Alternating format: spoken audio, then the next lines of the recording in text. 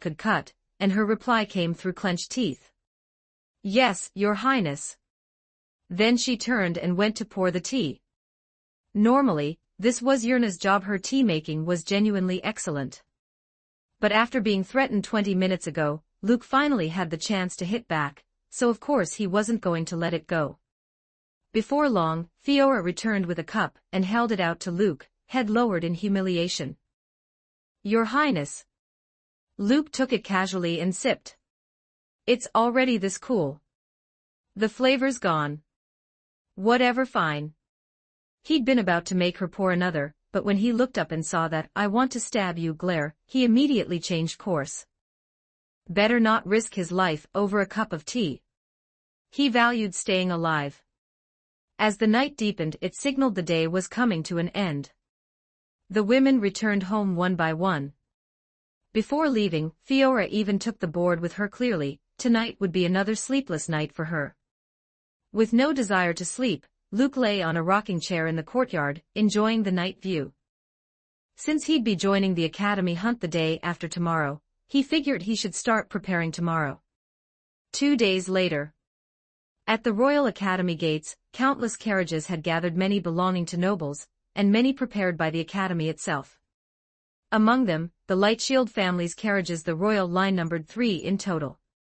Those 3 carriages were packed with supplies of every kind: food, drinks, entertainment, even rocking chairs and sun umbrellas. Compared to that, the other nobles' preparations looked laughable. Anyone who didn't know better would think he was going on vacation. In truth, Luke was going on vacation. Right now, he lounged comfortably inside the spacious carriage with the curtain lifted. Outside the window stood Miss Crownguard, looking like she was about to be separated forever. She wiped the corner of her eye and said tearfully, "With this parting, we may never meet again, Your Highness. Take care on your journey." Luke leaned out and flicked her forehead, speechless. "I'm just traveling for a bit." Lux held her forehead, still dramatic. "Don't worry. I'll take good care of the basement ice cream for you. And the Coke too. Go in peace." Yeah. Luke couldn't be bothered with this actress. He looked past her to Fiora behind and waved. "See you when I'm back." The convoy ahead had already started moving. Fiora nodded lightly and raised a hand in farewell. Since they were at the academy gates, Sona and Kahina didn't come, but they both knew Luke was only going out to attend an event. Soon, with Yurna snapping the reins, the carriage rolled forward. Luke was just about to drop the curtain when Lux, still in full drama mode, ran after the slowly moving carriage, trotting alongside it with an impossibly reluctant expression. "When we meet again, you have to be happy. You have to be blessed." Luke stared straight ahead, refusing to make eye contact with her. The carriage gradually sped up. Lux was left behind, doing her best to keep up until the distance widened, and all she could feel was helplessness. Tears glimmered again at the corners of her eyes, as if this were some tragic farewell for life and death. She couldn't hold it any more and cried out, heartbroken, "I want to go too." Watching Luke go off to enjoy himself felt worse than going to class. And she couldn't even imagine how she was supposed to survive the next half-month without Luke's cooking. Seeing Lux so upset, Fiora felt an echo of that emotion in her own chest. She just wouldn't show it like this. Fiora touched her stomach and sighed softly, only hating the fact that she was 1 year older than Luke. Otherwise, she could have joined this year's academy hunt too. As the royal carriage disappeared from view, she withdrew her gaze. Inside the carriage, Luke's mood was naturally excellent. For him, the next half-month was basically a vacation. Leaning back in his seat, he silently thought, check-in. "Congratulations, host, you obtained an intermediate side profession skill upgrade card." "Congratulations, host, you obtained a high-tier skill Divine Veil Technique." Detected learnable skill, Divine Veil Technique LV, 3, Modest Mastery. Luke's interest spiked. It had been a while since a check-in rewarded a high-tier skill, so he was curious about this one. The moment he confirmed it, a surge of information poured into his mind, and his proficiency with the Divine Veil technique began filling in, bit by bit. As the level rose from LV3, his presence pulsed strong one moment, faint the next. After a while, Luke finished digesting the information, opened his eyes, and a sharp gleam flashed through them. This skill was very good. It was an infiltration-type technique, perfect for situations where he needed to stay hidden. Stealth techniques had endless uses: assassination, protection, theft, concealment, escape. Across Runeterra, many experts were masters of hiding, and stealth skills were a core capability for powerful assassins. Even the royal guards previously assigned to protect Luke, the white-clad bodyguards, were experts in this field, rarely detected when they didn't want to be. But there were also people with exceptional perception, and those were often the bane of stealth users. For example, Luke. His sixth sense far surpassed ordinary people's. Most stealth tricks were useless against him. But this Divine Veil technique was extremely potent, powerful enough to avoid, to a certain extent, even those with heightened perception. By changing and regulating his breathing, it directly influenced the aura around his body and lowered his sense of presence. From the information, Luke also learned that at higher levels, it could even affect an enemy's vision. That was absurdly overpowered. If this skill reached max level, it could get infinitely close to true invisibility. Of course, it was only LV3 right now, so it could only suppress his presence and aura.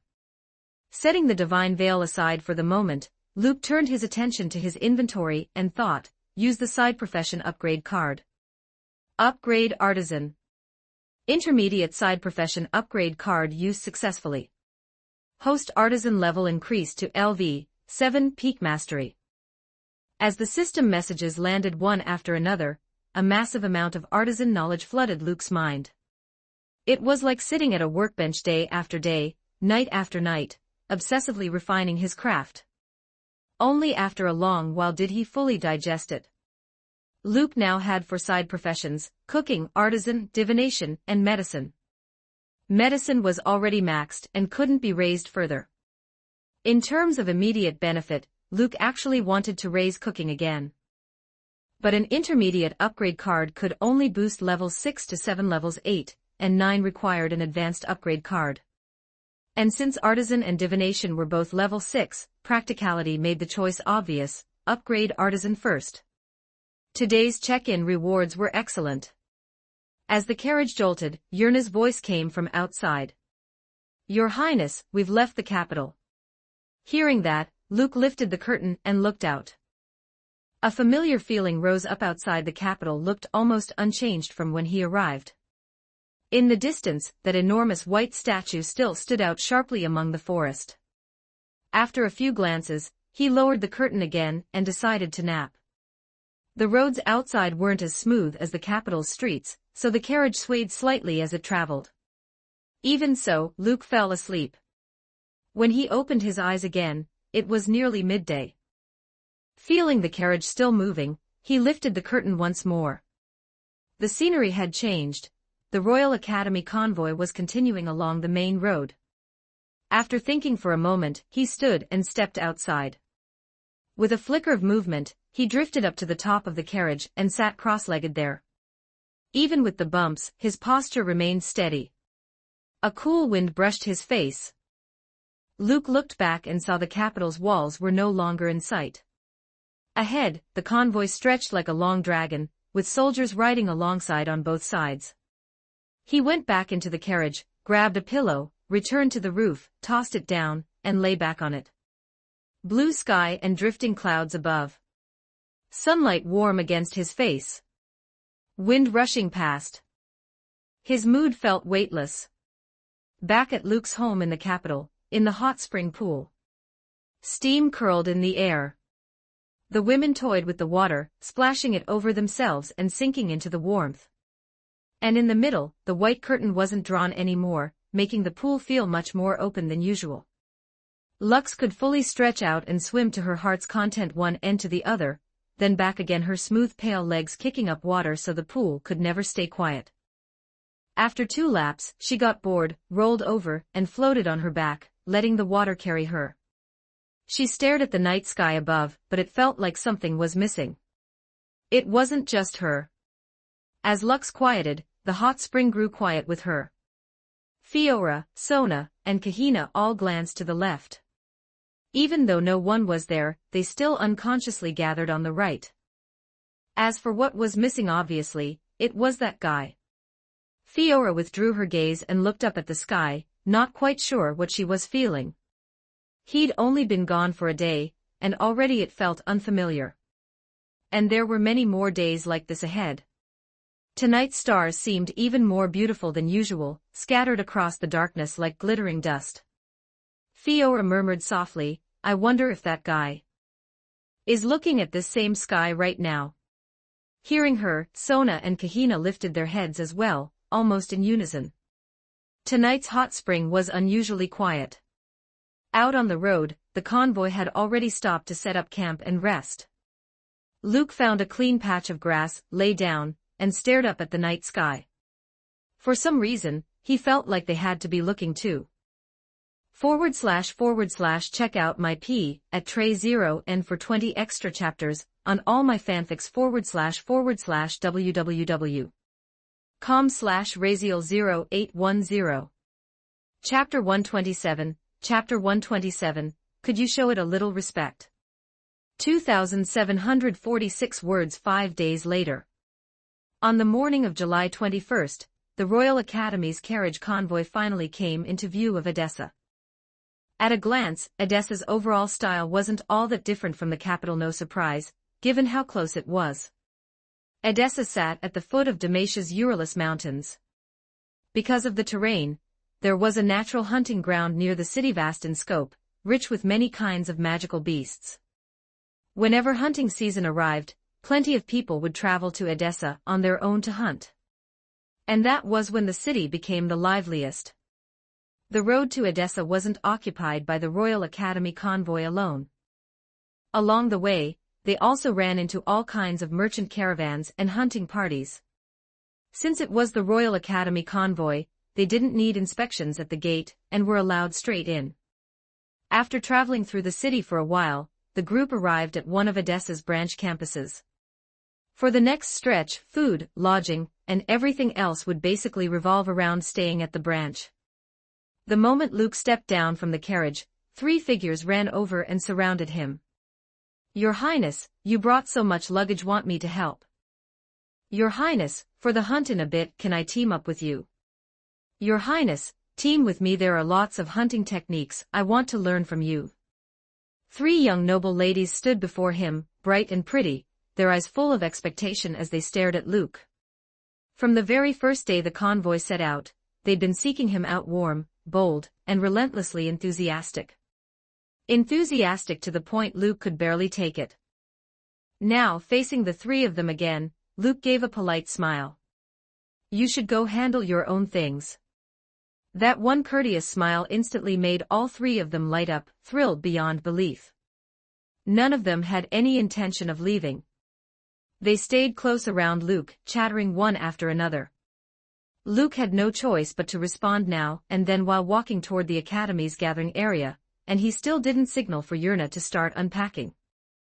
Suddenly, one of the girls accidentally leaned into him with a little yelp, as if she'd slipped, and grabbed Luke's arm to steady herself. She didn't let go. Her chest even pressed against him as she blushed and gave him an apologetic smile. "Sorry, Your Highness. I slipped." Luke smiled back gently. "As long as you're okay." Her face turned even redder, momentarily dazed by that dazzling smile. Luke used the opening to pull his arm free, and kept walking. The other 2 girls shot an annoyed look at the slipped one for trying to steal a march, then hurried after him. On the way, they kept finding ways to accidentally take advantage of him, creating little moments of physical contact here and there. Over these 5 days, that kind of thing had happened more times than Luke could count. Finally, once they reached the gathering area, the 3 girls behaved a little more. Luke breathed out in relief, but thinking about the way those 3 had been looking at him, he couldn't help thinking he couldn't stay at the Academy too long. If he stayed here a few nights, who knew what day he'd get ambushed after dark? Losing his innocence wouldn't be the worst outcome. Ending up with a marriage contract he couldn't refuse, that was the real disaster. To be fair, those three noble ladies were good-looking. Not a single one of them was ugly. But compared to Fiora and Lux, it was like comparing dust to the sky. Back in the capital, Luke was extremely popular among the girls. His face alone had absurd stopping power, and the royal status only added an even brighter halo. But at the capital's academy, he spent all day with Miss Crownguard. Lux was so dazzling she naturally blocked a lot of attention, so the other noble girls could restrain themselves. The moment they left the capital and Miss Crownguard wasn't there, everything snapped loose. In 5 days, Luke had resisted more temptation than he cared to remember. Now, once all the hunt participants had gathered, the instructor in charge announced, "Get ready. 10 minutes from now, we head to the hunting grounds." It seemed like the moment they arrived in Edessa, the hunting competition was about to begin. Still, the road here had basically been 5 days of rest, so there wasn't much reason to rest more. 10 minutes later, fully equipped, the academy team set out, and went straight to the forest entrance about 6 miles south of Edessa. Looking out, it was a dense, thriving woodland connected to towering mountain peaks. The quiet between the trees carried an unknown, almost ominous feeling. This was the natural hunting ground. And the competition would be held here. The instructor spoke with a stern expression. During the competition, cheating is strictly forbidden. Each of you will have a professionally trained ranger assigned to follow you. They are your judges. If you encounter danger you cannot handle and require the ranger to intervene, that will count as elimination. The rules were simple. Participants entered the hunting ground ahead to hunt, and the academy would award points based on the prey. Scoring also considered multiple factors: how intact the prey was, its rarity, its value, and its strength. There were 23 Royal Academy participants in total, including Luke. They were essentially the Academy's standout students. During the competition, their personal attendants were not allowed to follow them inside. Even Yurna, responsible for Luke's safety, wasn't allowed. If something truly went wrong inside something even the accompanying ranger couldn't control, then death would be real death. Of course, hunting itself never came without risk. Assigning a ranger as both judge and protection was already a significant mercy. Once the instructor finished explaining the rules, one ranger after another stepped forward in armor and was assigned to the participants. These people could be called rangers, mounted scouts, or recon troopers, a special kind of unit. They were responsible for gathering intelligence, the kind of troops known as the Eyes of War. Every ranger had undergone professional training. Large-scale battles were their weakness, but they excelled at fighting in the wild. Some even partnered with a bird companion, used for scouting and delivering information. "Good morning, Your Highness. My name is Quinn. From here on, I'll be accompanying you." A cool, crisp female voice suddenly came from behind Luke. He turned and saw a young woman in light armor bowing in front of him. Even under the armor, it was obvious she had a strong figure. Under her helmet, a few strands of brown hair fell along both sides of her shoulders. Her refined, striking face looked almost mixed heritage in its features, and her amber eyes were bright, steady, composed. She was even prettier than Luke remembered. The woman standing before him was the famed hero Demacia's wings, Quinn. Luke glanced upward and, sure enough, he spotted a blue-feathered eagle circling freely in the sky. Luke hadn't expected to run into Quinn here. He smiled and said, "All right. I'll be relying on you." Quinn was also studying the prince in front of her. His smile briefly caught her off guard. His handsome face and refined, gentle aura made it hard not to look twice. But she didn't let herself linger and quickly pulled her gaze back. "You may begin hunting whenever you wish." Luke nodded, then looked to Yurna and instructed, "Today, find a place for us to stay in the city. Somewhere quiet." Yurna nodded lightly. "Once you find it, just buy it outright." After giving the order, Luke headed toward the hunting ground without speaking further to Quinn. During the competition, participants weren't really supposed to chat with their rangers. Quinn also deliberately kept some distance as she followed behind him. Luke had only taken a few steps when he felt 3 scorching stares drilling into him. A bad feeling hit him immediately.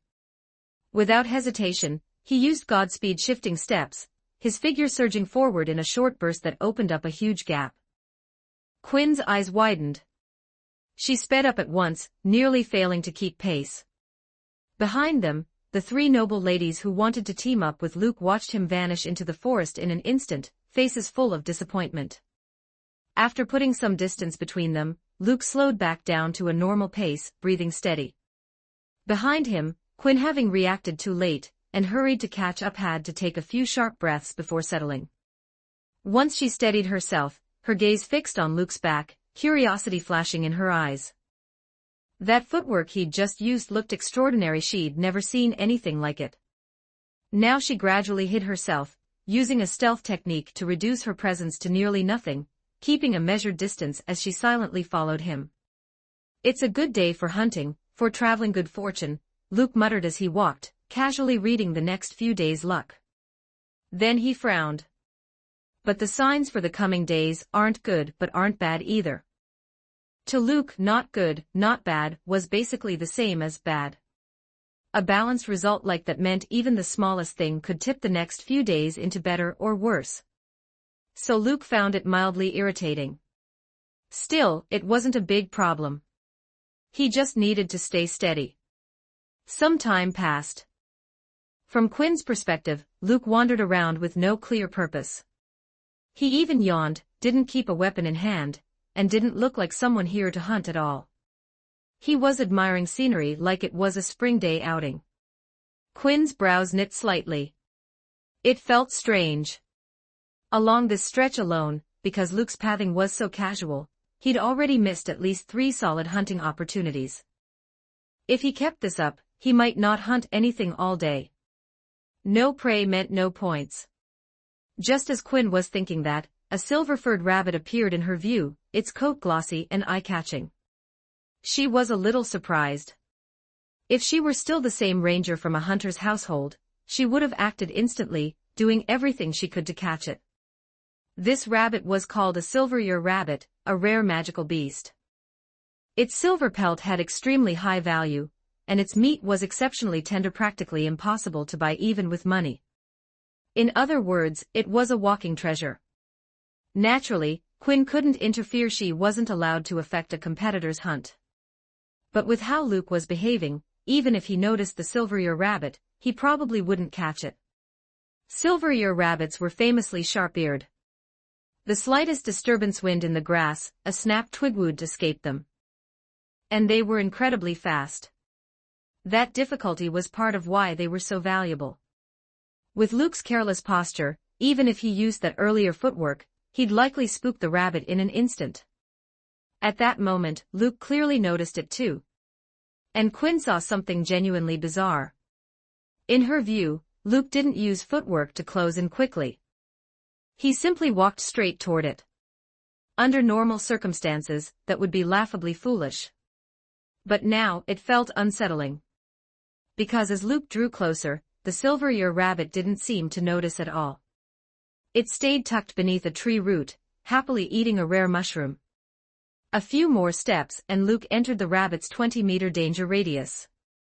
Silver-ear rabbits were extremely alert. 20 meters was basically where they should bolt at the first hint of trouble.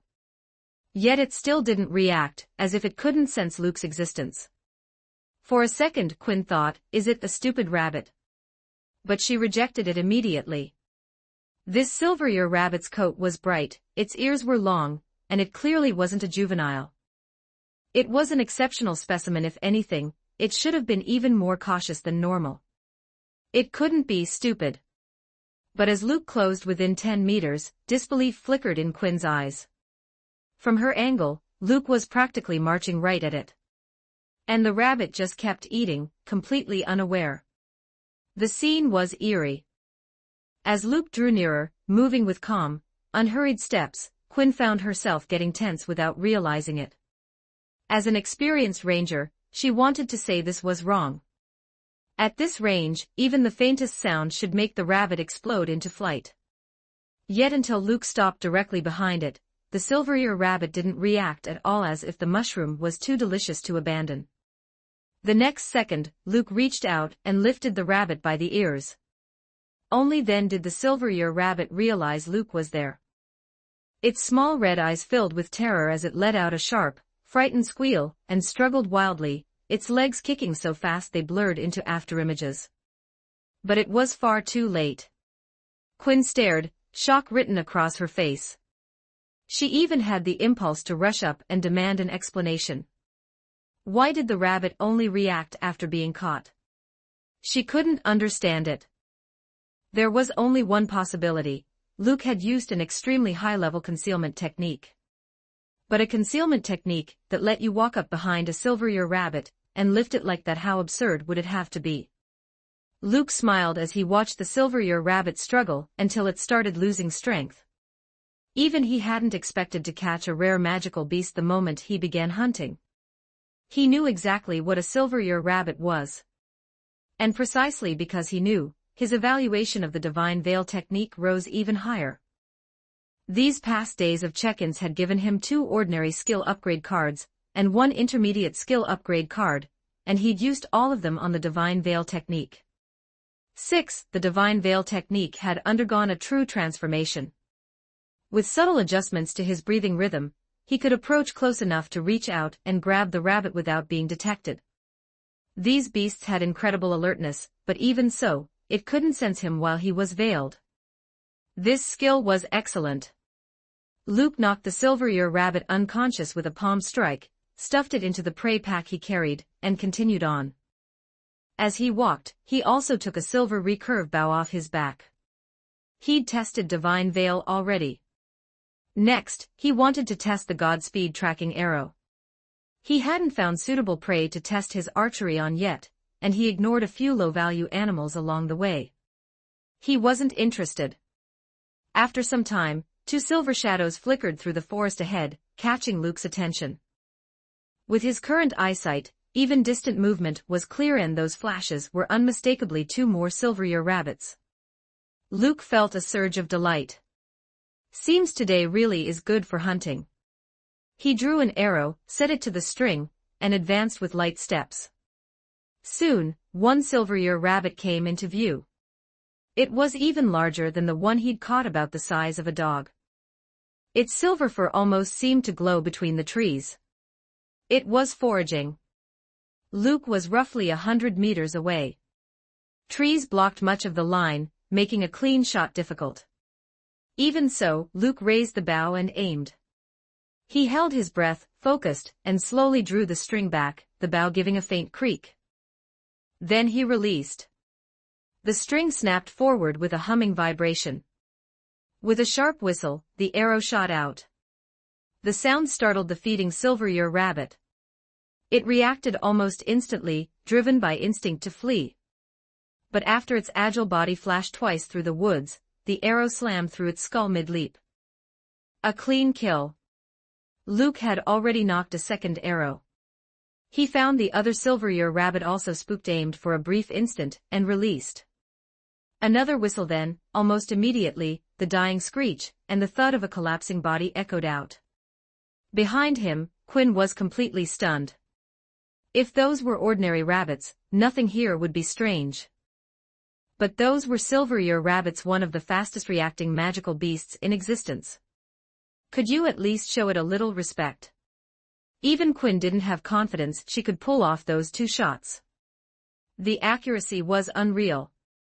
If Luke's first impression had been dangerously handsome, then over this stretch, he'd become something far more unsettling, mysterious, unfathomable. Just the few techniques he'd shown were enough to qualify him as a top-tier ranger. // check out my P at Tray 0 and for 20 extra chapters on all my fanfics / www.com/Raziel0810. Chapter 128, Chapter 128, Why Are We Grinding a Boss Out of Nowhere? 2665 words. Luke was quite satisfied with the effect of those 2 shots. The Godspeed tracking arrow, aim and it hits, fire and it lands wasn't an exaggeration. And that was only the effect at LV. It really was impressive. Luke put away his bow and walked over to the two silver-ear rabbit corpses, checking them along the way. The arrows had passed straight through their skulls, killing them instantly. The fur on their heads was badly damaged, which would reduce their value. But that didn't matter. Luke wasn't hunting for profit in the first place. He casually picked both carcasses up and tossed them into his pack. Then he continued forward. Along the way, he ran into a few more targets and solved them with arrows, almost always a clean one-shot kill. Watching from behind, Quinn couldn't help feeling a growing respect for the prince's archery. She specialized in ranged combat herself, so she could tell exactly how ridiculous Luke's accuracy was. Then her ear twitched, her keen hearing caught something. Heavy footsteps. The rough, thick breathing of a large beast. It was drawing closer, step by step. When Quinn followed the sound with her eyes, her pupils tightened and her brows pulled together. A massive gray-furred bear over 6 feet tall was crawling forward, slow and deliberate. Its limbs were short but powerful, thudding through the undergrowth. Each harsh breath sounded terrifying in the still forest. Its mouth hung slightly open, showing razor teeth. Blood dripped from its jaws, and the oppressive aura of a true predator slammed into the nerves like a warning siren. And on closer look, a pale gray-white layer of rock clung to the surface of its fur-like armor plating. A white rock grizzly. The name flashed through Quinn's mind instantly. This was an aggressive magical beast, highly hostile toward humans. It was already strong by nature, and that distinctive white rock layer fused to its hide massively boosted its defense. Its sense of smell was extremely sharp, and its hunting range was huge. Normally it could scent prey from over 100 meters away. But white rock grizzlies were supposed to haunt rocky terrain. Why was it in the forest? And with blood dripping from its mouth and that crazed, violent look in its eyes, it had clearly already killed something. No telling whether someone had died in its jaws. Worse, the situation right now was ugly. Even for Quinn, encountering a white rock grizzly in the wild meant extreme caution, playing for time, and prioritizing retreat. One mistake and you were done. Luke had clearly noticed the white rock grizzly approaching as well. His eyes sharpened, and his brow creased slightly. Why did a boss fight have to spawn out of nowhere? The next second, the feel of him changed entirely. His presence drew inward, his aura tightening, his sense of existence dropping to almost nothing. The grizzly definitely hadn't found him yet. Otherwise, with how enraged it looked, it would have charged immediately. A white rock grizzly wasn't guaranteed to stay out of forests anyway. This one proved it. As Luke adjusted his breathing rhythm, the divine veil technique took effect, and he slipped fully into a concealed state. The grizzly entered the 100-meter range, its hunting zone. Its eyesight wasn't great, but its nose could detect living creatures within that distance. Except now, even with Luke inside that range, it couldn't sense him at all. It kept moving forward as if nothing had changed. Luke stayed concealed while backing away. He wasn't interested in fighting this kind of beast.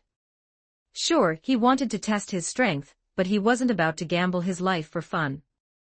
Too many people had died doing exactly that. Luke had no intention of becoming one of them. Once he reached a safe distance, he didn't hesitate. Godspeed. Shifting steps erupted. His body flickered through the trees like a leaf riding the wind. In just a few seconds, he opened a massive gap without slowing for even a moment. Seeing that, Quinn let out a small breath of relief. In her eyes, it was the smartest decision possible. Nobody wanted a head-on fight with a white rock grizzly. She started to follow Luke, and then, in the distance, the white rock grizzly suddenly reared up, towering nearly 12 feet high, and unleashed a thunderous roar that shook the forest. A savage gleam flashed in its eyes. It snapped its head toward Quinn's direction and lunged into motion. Its huge body smashed through trees in its path, the crashing noise deafening. In moments, it had closed an alarming amount of distance. Quinn's heart jolted. She didn't have time to think. She raised a hand and blew a sharp whistle, then sprinted full speed to the right. They were at least 200 meters apart, and she'd been concealed. The grizzly shouldn't have been able to detect her. But it was clearly coming for her. Above, a bright blue azurite eagle dove from the sky. Valor was large, powerful. His talons landed on Quinn's shoulder plates. With a violent beat of his wings, he tried to haul her into the air for an escape route. And then the situation exploded again. The white rock grizzly scooped up a tree it had just smashed down, bellowed, and hurled it like a spear. The trunk screamed through the air. Valor reacted fast, twisting aside, but the edge still clipped his wing. His body lurched, and he and Quinn crashed down together. Even though Valor fought to beat his wings at the last second, he still slammed into a tree with Quinn, barely stabilizing. Quinn ignored the pain and looked up at the grizzly closing in like a nightmare. She made the call instantly. Valor prepared to engage. Her experience told her that running now was no longer the best choice. As soon as she spoke, Valor moved as if he understood every word. He released his grip, his gaze razor-sharp as he locked onto the charging grizzly. One wing beat, he shot forward like an arrow. Quinn hit the ground and smoothly drew her crossbow, loading bolts in a flash. She fired several shots straight at the onrushing white rock grizzly. Her marksmanship was the result of years of training, and her crossbow was specially made. The bolts shrieked through the air, fast and vicious. She struck almost simultaneously with Valor. The azurite eagle's talons were like knives. As if venting the fury of being struck, he raked across the grizzly's spine mid-flight. A layer of white-gray stone chipped away, but it wasn't real damage. The grizzly's counterswipe missed, clawing only air. At the same time, several bolts hit the grizzly's body. Two sank into spots where the rock plating was thin, punching into flesh. Blood spilled immediately. The grizzly howled, snapping its head toward where the bolts came from, but it couldn't see Quinn. Valor kept striking, dragging its attention away. The beast's heavy body clearly struggled to deal with Valor quickly. But then its nose twitched. It turned its head, eyes flaring with malice, and suddenly charged in a new direction straight toward Quinn's position. Quinn's instincts screamed. She abandoned her hiding spot at once and tried to create distance.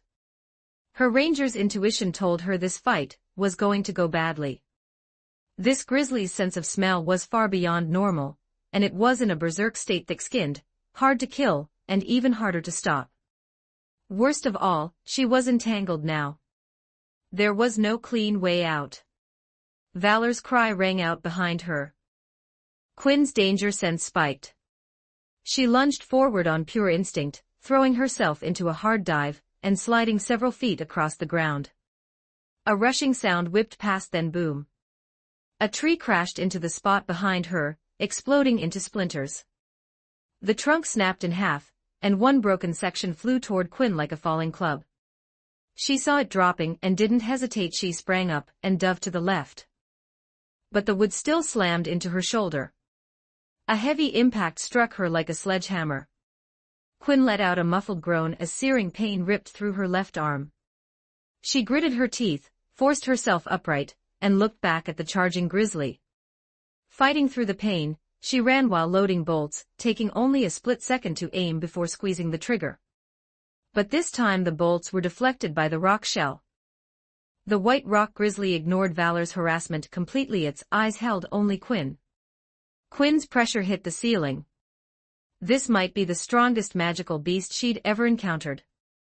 Stronger even than the tuskvore that had killed her brother back home. Even with her left arm screaming, she stayed calm. Her breathing was quick, but she fought to keep it controlled. A stubborn, unbreakable light flashed in her eyes. If she and Valor could kill that tuskvore, then they could bring down this grizzly too. But just as she turned and ran to open distance, Valor cried out again, this time with pain mixed in. Quinn turned and saw Valor had been injured. He must have taken a hit while desperately trying to draw the grizzly off her. Beautiful blue feathers drifted down from the air, and blood stained his wing as he beat it. Even so, he kept attacking, relentless. Quinn clenched her teeth, kept moving, and reached for more bolts. The distance between her and the grizzly was under 20 meters now. After clawing Valor, the beast seemed uninterested in finishing him. It didn't even care about the constant harassment. Its feral gaze was locked on Quinn alone. A sense of lethal danger surged through her. She didn't hesitate. She fired in a rapid burst, bolts pouring out like a stream. And it didn't matter. The grizzly bulldozed forward, ignoring the impacts. Its blood-dripping jaws were horrifying up close, and the stench rolling off it was so thick it made her want to gag. That near-death feeling back when she fought the tuskvore came roaring back. A wave of helplessness flooded Quinn's chest. If only I were stronger. A sharp tearing sound split the air. An arrow streaked in from the side and slammed into the grizzly's neck right where the rock shell thinned. Blood sprayed from the impact point. The white rock grizzly bellowed, ripped the arrow free with a claw, and whipped its head toward the shooter. Its savage aura surged, making it feel like the entire forest recoiled. Then, in the very next second, Quinn felt an even more terrifying pressure sweep over the battlefield. The air turned heavy, oppressive. The sharpness of it was like a blade laid against the throat. Quinn felt her breathing tighten. Even the berserk grizzly froze for an instant, stunned by that overwhelming sword intent. Its own aura, compared to this, was nothing. Quinn's eyes snapped toward the source. He had come back. He still held the bow in firing posture, and he loosed another arrow. Quinn didn't waste time staring. She immediately got up and created distance. Luke's arrow was still stopped by the rock shell. It penetrated somewhat, but the true damage wasn't huge. It was only LV-5, after all. Luke hadn't expected miracles. He lowered the bow and slowly drew a long blade from his waist. The moment the blade settled in his grip, his Wuju sword intent surged again, sharper, deeper, harder to measure. It made him feel unfathomable. At the same time, wind gathered around him. The usual lazy haze in his eyes vanished, replaced by absolute focus. Those clear eyes reflected the grizzly's massive form. Earlier, after he used Godspeed shifting steps to open distance, he'd assumed it was over. Then he heard that roar, stopped, and realized Quinn hadn't followed. A series of massive crashes followed, and he understood immediately something had gone wrong behind him. So he had no choice but to turn back. There wasn't time for explanations now. Shaken by the Wuju sword intent, the grizzly snapped back to itself and instantly locked onto Luke, charging straight at him. Luke inhaled slowly. The wind around him condensed further. And he chose to go on the offensive. He flickered forward in several rapid steps, closing on the white rock grizzly in an instant. His blade cut upward from an angle, wind clinging to the edge viciously sharp. The grizzly had barely lifted a paw when a sword mark split across the rock shell on its chest like cracked stone. Blood burst from the cut. In pain, it slammed its paw down with a heavy whoosh, but it didn't hit Luke. It struck only empty air. In the next heartbeat, another sword mark appeared across its paw. After two more swipes, the white rock grizzly howled in fury. Enraged, it rammed into a tree, smashed it down, then seized it at the middle like a club. It started swinging the trunk wildly as a weapon. The fact it could use its surroundings like that proved one thing: this grizzly wasn't stupid. Luke's eyes flashed. His blade moved with calm precision, cutting through the air in controlled arcs. The wind-wreathed sword gleamed cold. The grizzly swung harder and harder, yet the trunk felt lighter and lighter in its grip. It finally focused and saw the tree had been cut into several segments, crashing to the ground. The cut surfaces were disturbingly clean. A very human-like shock flickered in its eyes. When it looked at Luke again, there was caution mixed into its fury. Then the rage rose even higher. It went berserk, slashing at Luke again and again with massive claws. Behind them, Quinn searched for openings and managed to hit several weak points, bolts slipping into thinner plating and biting into flesh. But it only drove the beast more insane. Even injured, Valor joined the fight again, talons flashing as he kept tearing at the grizzly. Quinn watched Luke trading blows head-on with the monster, worry rising in her eyes. Luke, meanwhile, kept his breathing steady. His rhythm grew hotter, cleaner. It was his first time in a fight like this, and he was starting to find the flow. This was nothing like sparring with Fiora. Sparring meant holding back, avoiding real harm. Here, one mistake could mean losing an arm or a leg. Luke was using everything. The grizzly slammed a paw down. Luke slipped aside, then cut. A wind blade surged out, a curved slash of air that ripped forward like a scimitar. It struck the grizzly, and a gust exploded outward, whipping leaves and branches. At the same time, another sword mark carved into its body. Watching the beast pant heavily, clearly draining its stamina, Luke's eyes stayed sharp. In an instant, he unleashed all of his Wuju sword intent, compressing every strand of wind into his blade. Then he struck in a burst. Sword shadows flashed through the air, accompanied by a roaring gust that made the surrounding foliage crash and hiss. Crack, crack, crack, the grizzly's white rock shell shattered across its body. Its flesh could no longer withstand Luke's blade pressure. Blood sprayed. The white rock grizzly howled, then its enormous body finally gave out and collapsed to the ground. Quinn stared, momentarily dazed. A gust rushed toward her face, and in her vision stood Luke with his sword proud and still, an almost untouchable figure. The impact hit her hard. So strong. A strange light flickered in Quinn's eyes as she silently breathed the thought. By her judgment, Luke's strength was at least at the dauntless level, otherwise he wouldn't have killed a white rock grizzly this cleanly. Truthfully, she hadn't contributed much at all. It was practically Luke's solo victory. And Luke, looking at the grizzly's fallen body, gained a clearer understanding of his own strength. He'd spent about half his stamina. He still had plenty left. He couldn't help but think Wuju sword intent really did belong in real, deadly combat.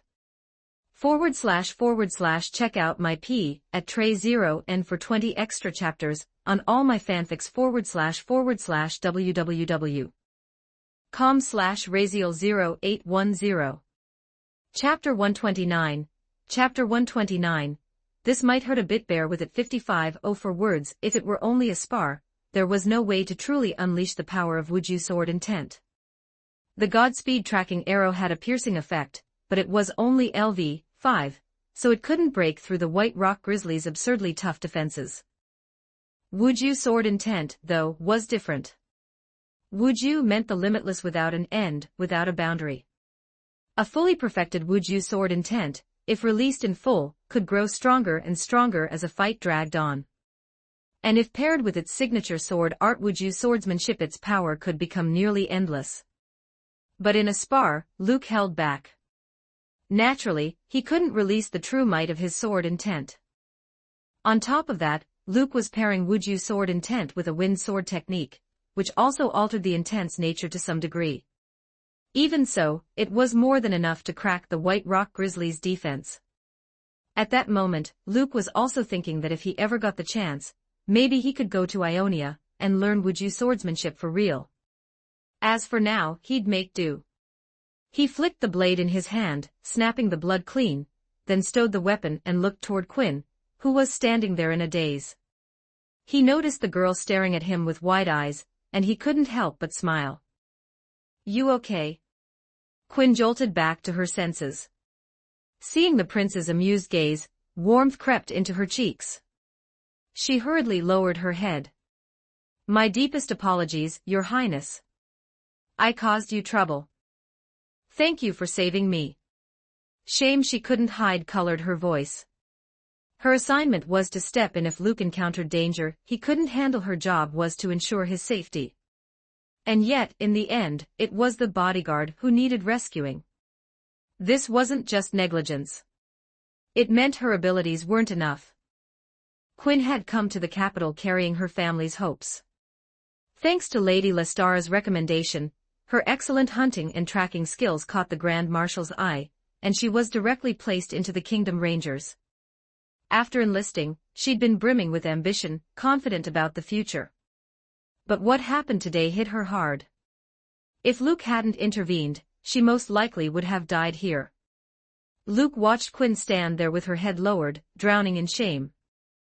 He walked over and said, "No one could have predicted that bear would suddenly go berserk. It's not your fault." Then he asked, "How did it even find you?" Even though he'd never encountered a white rock grizzly before, the one they'd run into today was clearly more savage and brutal than the records described. He'd assumed that with Quinn's skill, she could have easily escaped the bear's attack range. Something unexpected had to have happened for her to get pinned down. Quinn frowned as she replayed it in her mind. "At first I wasn't within its range of smell. But when I was getting ready to leave, it was like it suddenly caught my scent. It charged at me like it had lost its mind, but we were at least 200 meters apart." As a ranger, the distances she judged might not be perfectly exact, but they would never be wildly off. She'd thought 200 meters was safe, which was why she hadn't retreated immediately. But once the white rock grizzly locked onto her, in that tiny window of time, it closed a frightening amount of distance. And on top of that, it used the surrounding trees to its advantage. One moment of carelessness and Valor got struck. She was slammed into a tree as well. Hearing her, Luke grew thoughtful. It did seem strange. The record said a white rock grizzly's sense of smell reached about 100 meters, but this had clearly been beyond 200.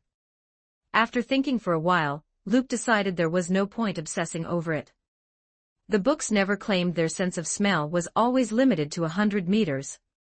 The books also said they generally appeared in rocky regions. That word, generally, was doing a lot of work.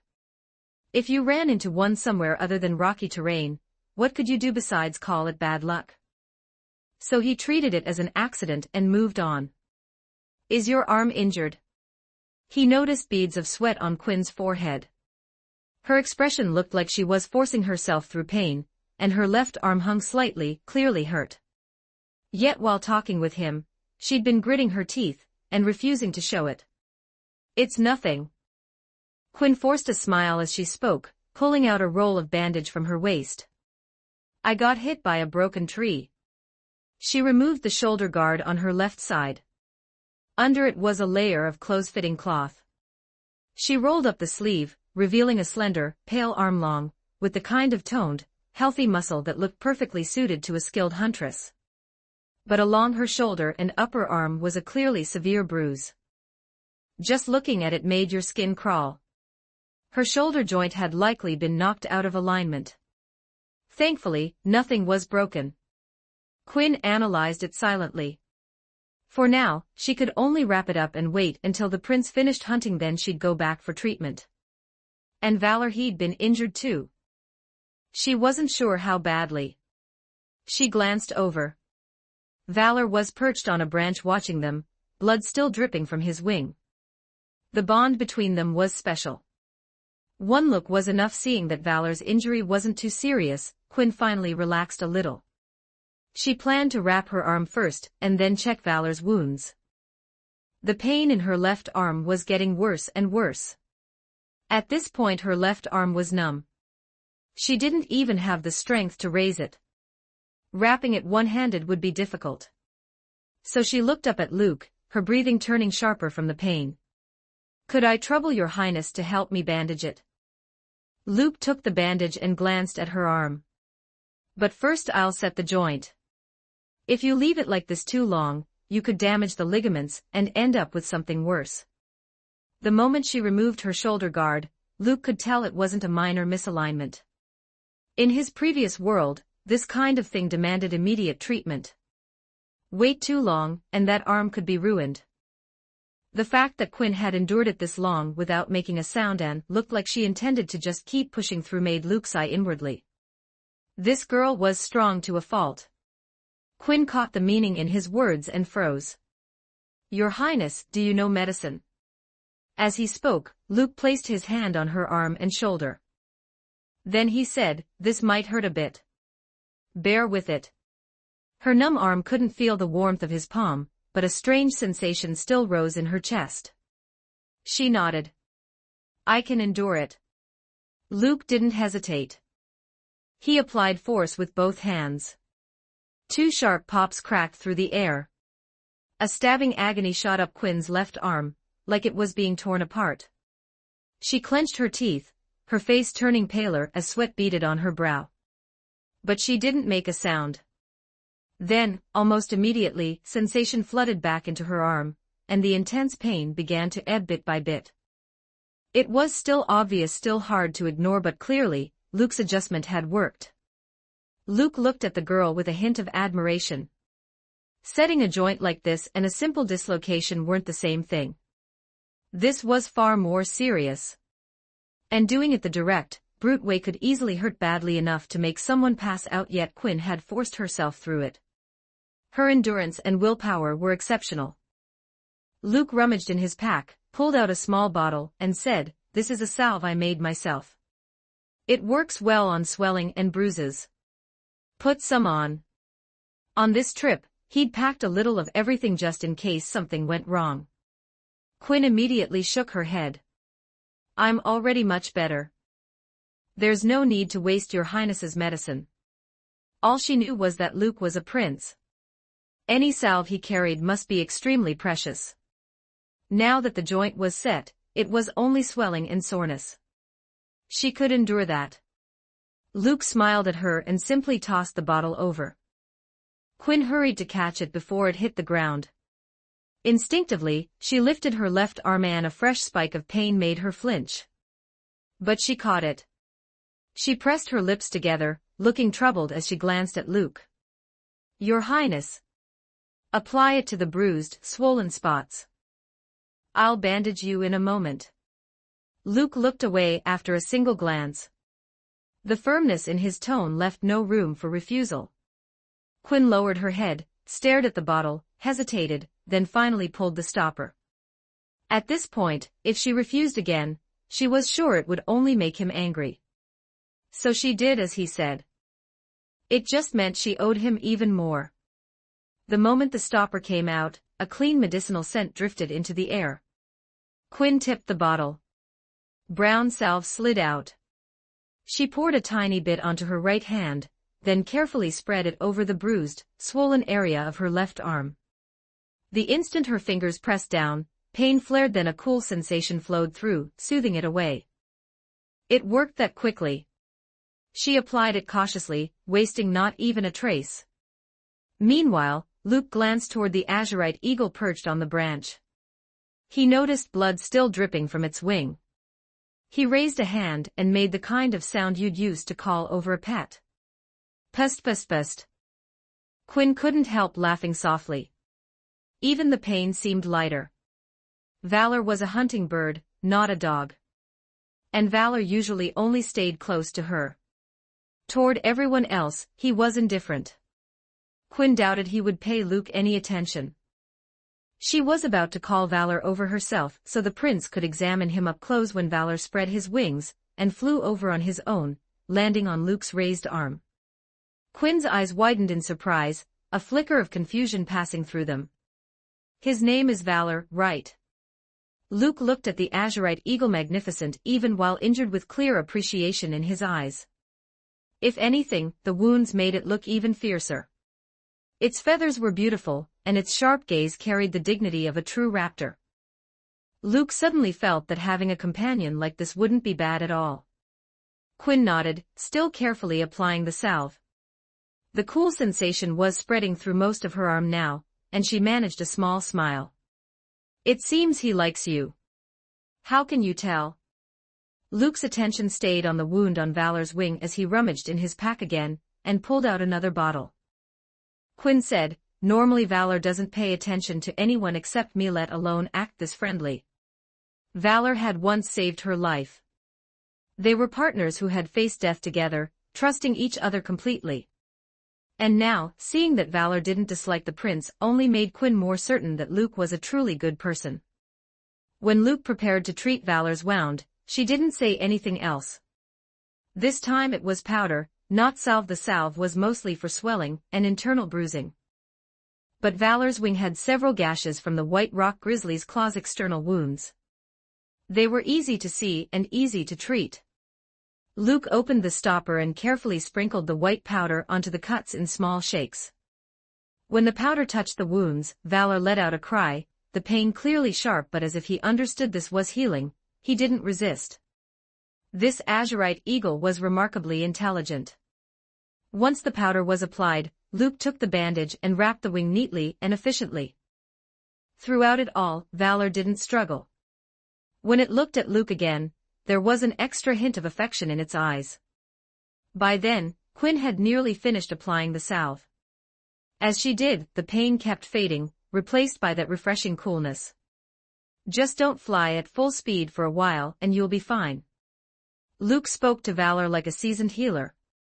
And Valor, as if he truly understood, dipped its head in a very human-like nod, then flapped its wings and took to the air in a low, gentle flight. It looked to be in a good mood. "Your Highness, your salve." Quinn sealed the bottle and returned it. Luke took it, tossed it back into his pack, and then began bandaging her arm. Watching the prince wrap the bandage around her left arm with practiced hands, his movements gentle, his expression focused, Quinn found herself staring, her mind drifting. "All done." Luke's voice snapped her back. She lowered her head in a hurry. "Thank you, Your Highness. If you ever need Quinn in the future, I'll do everything I can to repay you." Luke smiled at her. "I don't like in the future. If you want to repay me, do it now." Quinn froze. What could she possibly do right now to repay him? Her face flushed bright red. A certain kind of repayment flashed through her thoughts. While Quinn's mind spiraled, Luke said, "I haven't chosen personal guards yet. I've never found anyone I'm satisfied with, but I think you're quite good. Would you consider becoming my personal guard?" Only then did Quinn realize she'd misunderstood. Staring into Luke's clear, straightforward gaze, her face burned even hotter, though she also couldn't help feeling relieved. For a second, she'd really thought he meant that other kind of repayment. Catching the meaning of his offer, Quinn hesitated, her expression troubled. She lowered her head. "I'm already a ranger, and Lady Tiana has shown me great kindness." Tiana had given her recognition and opportunity. And Quinn's dream was to become an outstanding ranger. This wasn't only her dream, but also the dream her late brother had carried. But Luke had nearly saved her life, and right now she had no way to repay him. It left her painfully torn. Sensing her struggle, Luke smiled and said, "It's fine. Forget I said it. If there is." Quinn opened her mouth, wanting to say something, but stopped. There really wasn't anything else she could offer him. "Let's not talk about that." Luke smiled and changed the subject. "That took some effort. I'm starving." He began gathering branches and anything else that could work as firewood. Seeing that Luke didn't seem bothered at all, Quinn felt guilt twist in her chest. She sighed silently and, without a word, helped him collect fuel. As for Luke, he truly didn't care. Even if she refused him now, it didn't matter. Because Quinn was someone he absolutely intended to bring over. Quinn was rare talent. With a seer's eye, Luke could tell that in the future she would become Demacia's finest ranger. He hadn't chosen personal guards before, partly because it was annoying, but also because his standards were high. Mediocrity didn't interest him. Only someone like Quinn could catch his eye. A kid from an ordinary hunter family on Demacia's borderlands, rising to become the best ranger in the kingdom. You had to understand, she earned a title on par with Garen's. The might of Demacia, and Demacia's wings. Those weren't game nicknames. In the kingdom, they were real honors, real titles, true marks of distinction. That alone proved how extraordinary Quinn was. She was still a bit raw right now, but it wouldn't be long before she reached the very peak of the Rangers. So if Luke didn't find a way to pull her in now, once she gained more status, and that older woman valued her even more, it wouldn't be so easy. 10 minutes later, they had a campfire built. Luke took out a tinderbox, blew gently, and a spark bloomed into a flicker of flame. He lit the prepared tinder, and before long the fire caught properly, the flames rising higher and higher with occasional crackles. Lunch, naturally, was going to be good. Luke processed the white rock grizzly a bit to pause, plus a portion of fatty, marbled meat. He removed the fur and cut cleanly. His hands moved like a veteran butcher, every motion practiced and precise. Quinn watched him work, wanting to help but feeling like she'd only get in the way. So she sat by the fire instead, keeping an eye on it so it wouldn't die out. Another 20 minutes passed. Luke was basically ready. He lifted a flat stone slab he'd scrubbed clean, and set it over the fire. "Ever had stone-grilled meat?" he asked, chatting as he worked. Quinn shook her head. She'd only eaten roast meat. When she was out in the wild, she'd start a fire and roast the meat directly. The taste was never great. Sometimes she'd throw on a pinch of salt for flavor. That was how it always was. This cutting the meat neatly and searing it on a heated stone was something she'd never seen. And what Luke did next only left her more amazed. First he sprinkled a thin layer of water onto the slab. The moment it touched, it hissed into steam and vanished. Then Luke rummaged in his pack again and pulled out another bottle. Quinn stared, momentarily stunned. "Is that?" Luke grinned and nodded. "That's right." Quinn didn't say anything else. The oil was a rich golden color, clearly high quality. Luke opened the cap as if it were nothing, pouring a generous amount onto the stone to heat it. Once it was ready, he took out 2 more things, butter and herbs. The moment they hit the hot stone, a sweet, fragrant aroma rose into the air. Then Luke laid the sliced bear meat on the slab. It sizzled instantly. On the other side, he set down the 2 massive bear paws. When it was nearly done, Luke rummaged again and produced 2 more items. One was a prepared sauce. The other was a pepper and salt seasoning. Quinn was staring so hard she almost forgot to blink, eyes fixed on Luke's pack. She desperately wanted to ask, "How much is even in there? Does anyone really go out alone carrying this many seasonings?" As Luke seared the meat with easy skill, Quinn's nose twitched. A rich, irresistible aroma filled the air. Without meaning to, saliva pooled in her mouth. Watching the bear meat release waves of fragrance, she swallowed. It smelled too good. How could it smell this good? Quinn's eyes wouldn't leave the stone slab. Even Valor dropped to the ground, staring intensely. A few minutes later, Luke splashed water to kill the fire and said, "Wait 1 more minute, and it's ready." All that was left was to let the slab's residual heat finish the last step. Looking at the bear meat and paws, color, aroma, everything perfect, Luke felt his own appetite spike. White rock grizzly meat was firm and hearty, with little gamey stench, and it was also beneficial for the body. This was Luke's first time tasting bear. He took out 4 small eating forks from his pack, and handed 2 to Quinn. "Just eat. You'll be satisfied." As he spoke, he lifted meat from a bear paw. The paw meat was incredibly tender, cooked through by Luke's careful sear. With the fork, he easily pulled off a piece. While it was still steaming hot, he popped it into his mouth, sucking in air through his teeth, as if he were somehow stir-frying it in his mouth, and then he made a satisfied expression. Seeing his reaction, Quinn couldn't help wanting to laugh. And with the aroma in the air, she couldn't hold back anymore. Quinn wasn't used to utensils like this, but in the wild she'd often used sticks or a knife to handle hot meat. Even if her movements weren't smooth, she could still manage. She carefully brought a piece to her mouth. The moment she bit in, it was scorching hot. She reacted exactly like Luke, hissing as she breathed. But the flavor was so good she couldn't bear to spit it out. The sauce's fragrance blended with the fully cooked meat, spreading through her mouth. The sheer deliciousness made Quinn's cheeks flush with warmth. She looked almost entranced. After the first bite, she immediately took another. "Pretty good, right?" Luke asked with a smile. Quinn nodded rapidly, admiration written all over her face. She didn't even have time to answer properly. The prince wasn't just strong, he could even make food out in the wild taste this good. Without exaggeration, Quinn had never eaten meat this delicious. One bite after another, she couldn't stop. Normally, eating only meat should start to feel heavy and greasy, but this didn't. It only got better the more she ate. She forgot all about Valor, who was watching with desperate eyes. The poor bird flapped and cried out, growing impatient. Luke flicked a piece of meat into the air. Valor instantly launched, snatched it mid-flight, and swallowed it whole. He let out an excited, delighted cry. Valor ate quickly.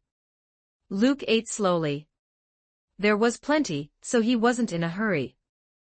Every so often he'd take a bite, and every so often he'd toss a piece up to feed Valor.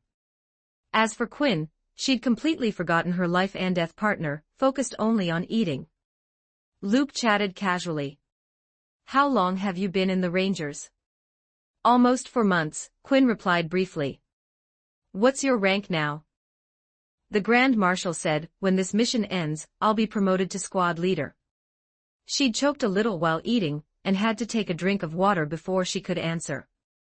After she answered, she went right back to eating. She really did come from an ordinary hunter family. She'd never tasted anything like this.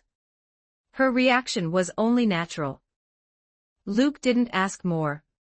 Watching her eat with that blissful expression, he fell into thought. Only 4 months and already about to become a squad leader. That pace wasn't normal. Most recruits entered the army and had to grind for a year or 2 before they even had a chance to move up. After this mission, Quinn's promotion speed in the Rangers would probably be like a rocket. So if Luke missed his chance now, the next time Quinn stood in front of him, she might not be an ordinary Ranger anymore. 15 minutes later, Quinn swallowed her last bite and finally relaxed, her whole body going loose with satisfaction. It was the best meat meal she'd eaten in her entire life. She even felt a strange sense of completeness, like she had no regrets. Luke chuckled. Then Quinn suddenly remembered something and immediately grew embarrassed. She looked at Luke. "I'm sorry, Your Highness, did I eat too much?" The bear meat had been so delicious she'd forgotten herself. She'd eaten a lot.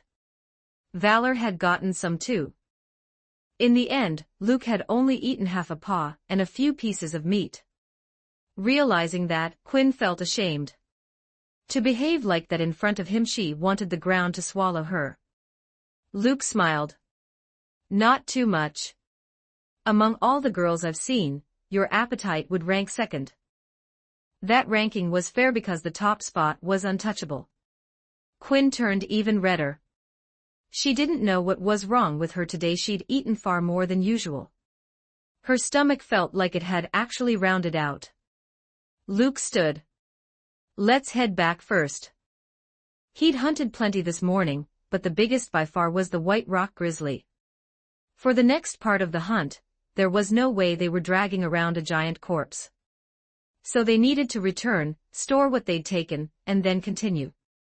Quinn nodded and stood too. Then she noticed something and froze. She flexed her left arm uncertainly. There was no pain at all.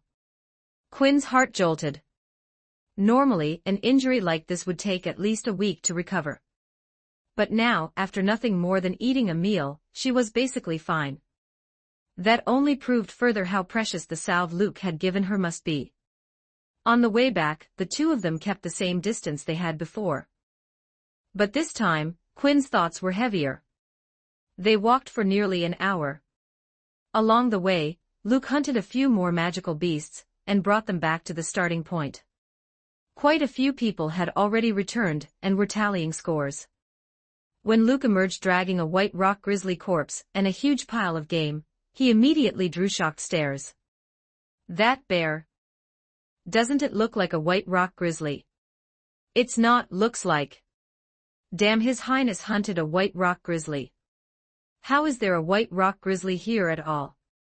Whether they were Royal Academy contestants returning from the forest or hunters about to go in, everyone started buzzing the moment they saw the corpse. Getting a white rock grizzly during this event was extremely rare.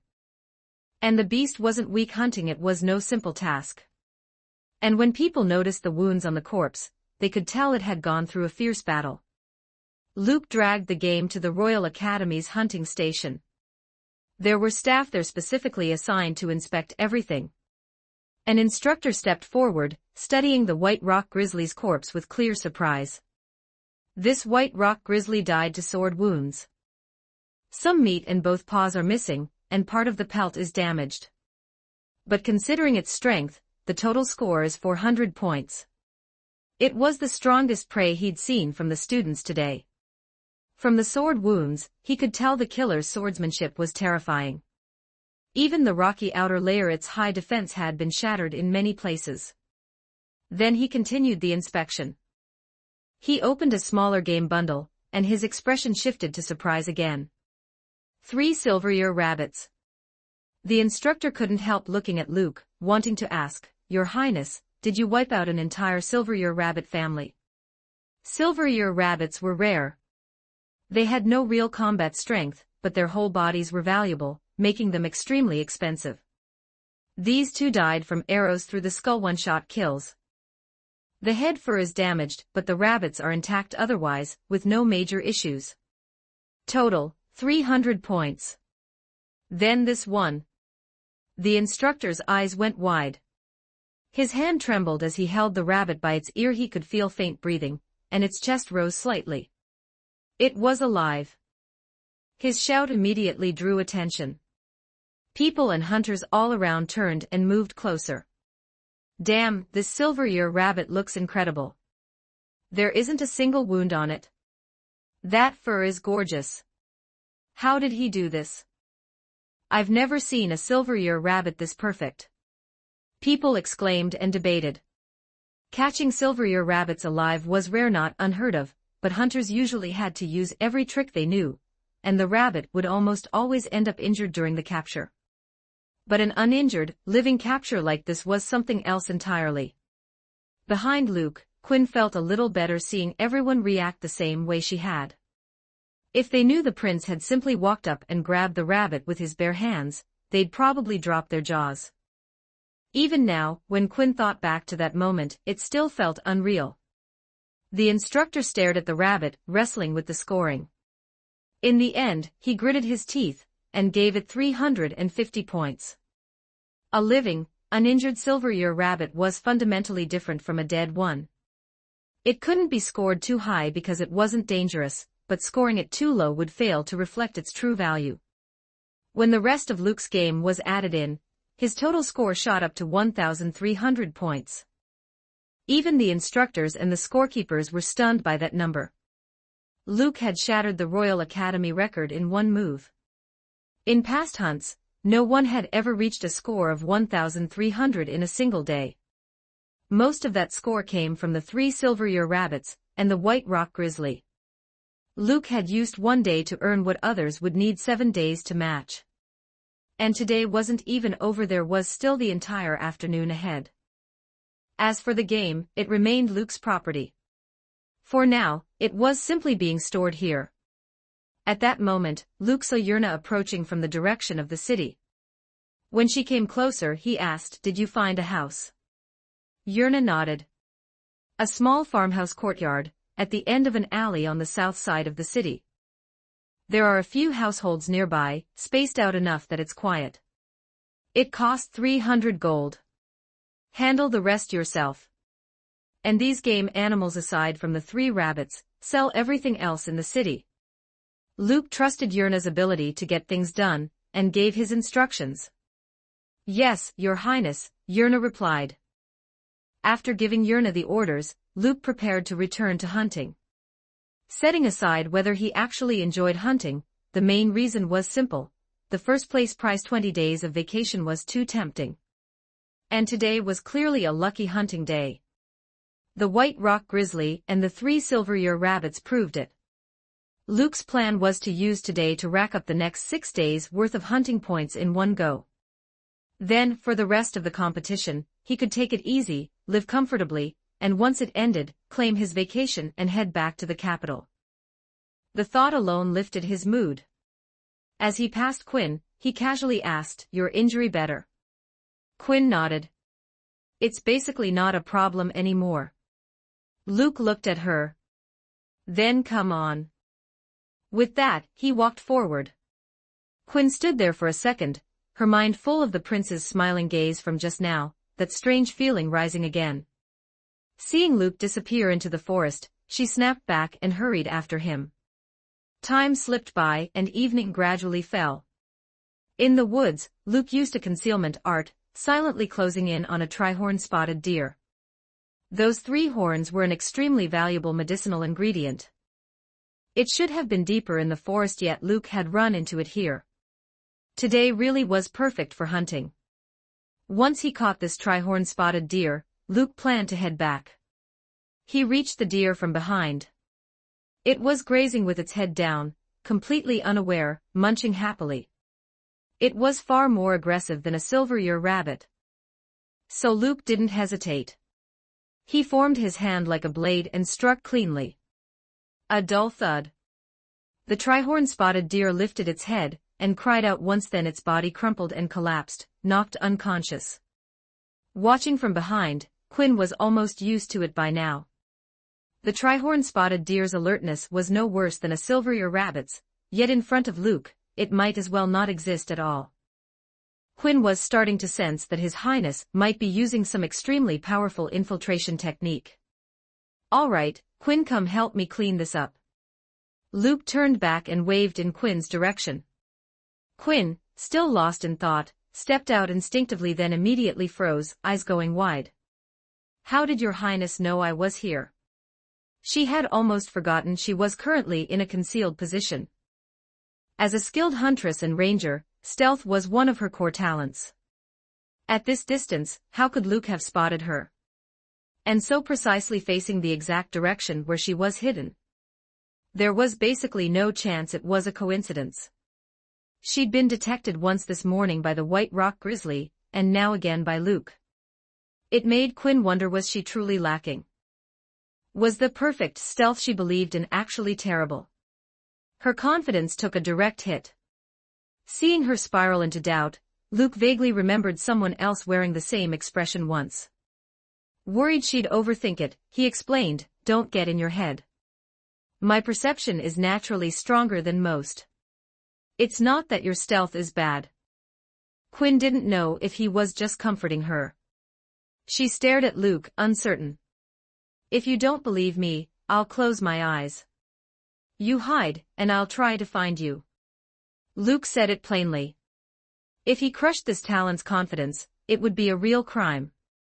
Quinn hesitated, then nodded. What had just happened really had shaken her. "You can start whenever," Luke said, closing his eyes. Quinn immediately retreated in silence. Not a sound. After a while, Luke sensed that the area had gone still, and he knew Quinn had hidden herself. He reached out with his perception, then didn't hesitate, raising his head to look toward a direction. // check out my P at tray 0 and for 20 extra chapters on all my fanfics / www.com/raziel0810. Chapter 130, Chapter 130, The Night Hunter Vein 2724 words. Luke's gaze rested calmly on the dense canopy overhead. In the fading amber of dusk, there was almost nothing to notice at first glance. But the Quinn hidden deeper within the leaves felt somehow that his eyes had pierced straight through the branches and landed on her. She couldn't hold back her shock anymore.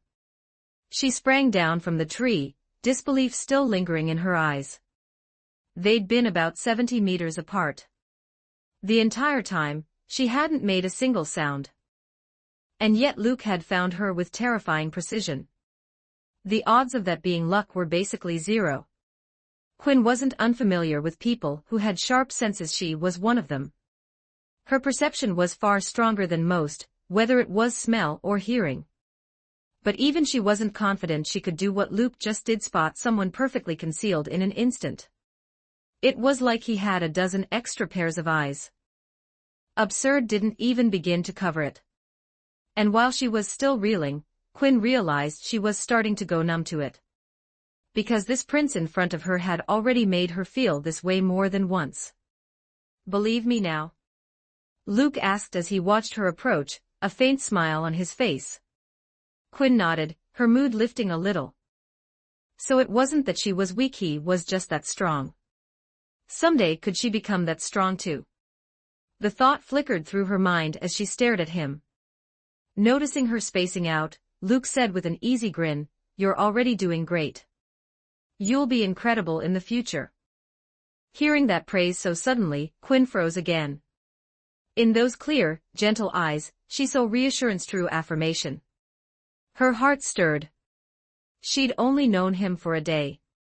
And honestly, her performance today had been a mess, yet he still recognized her.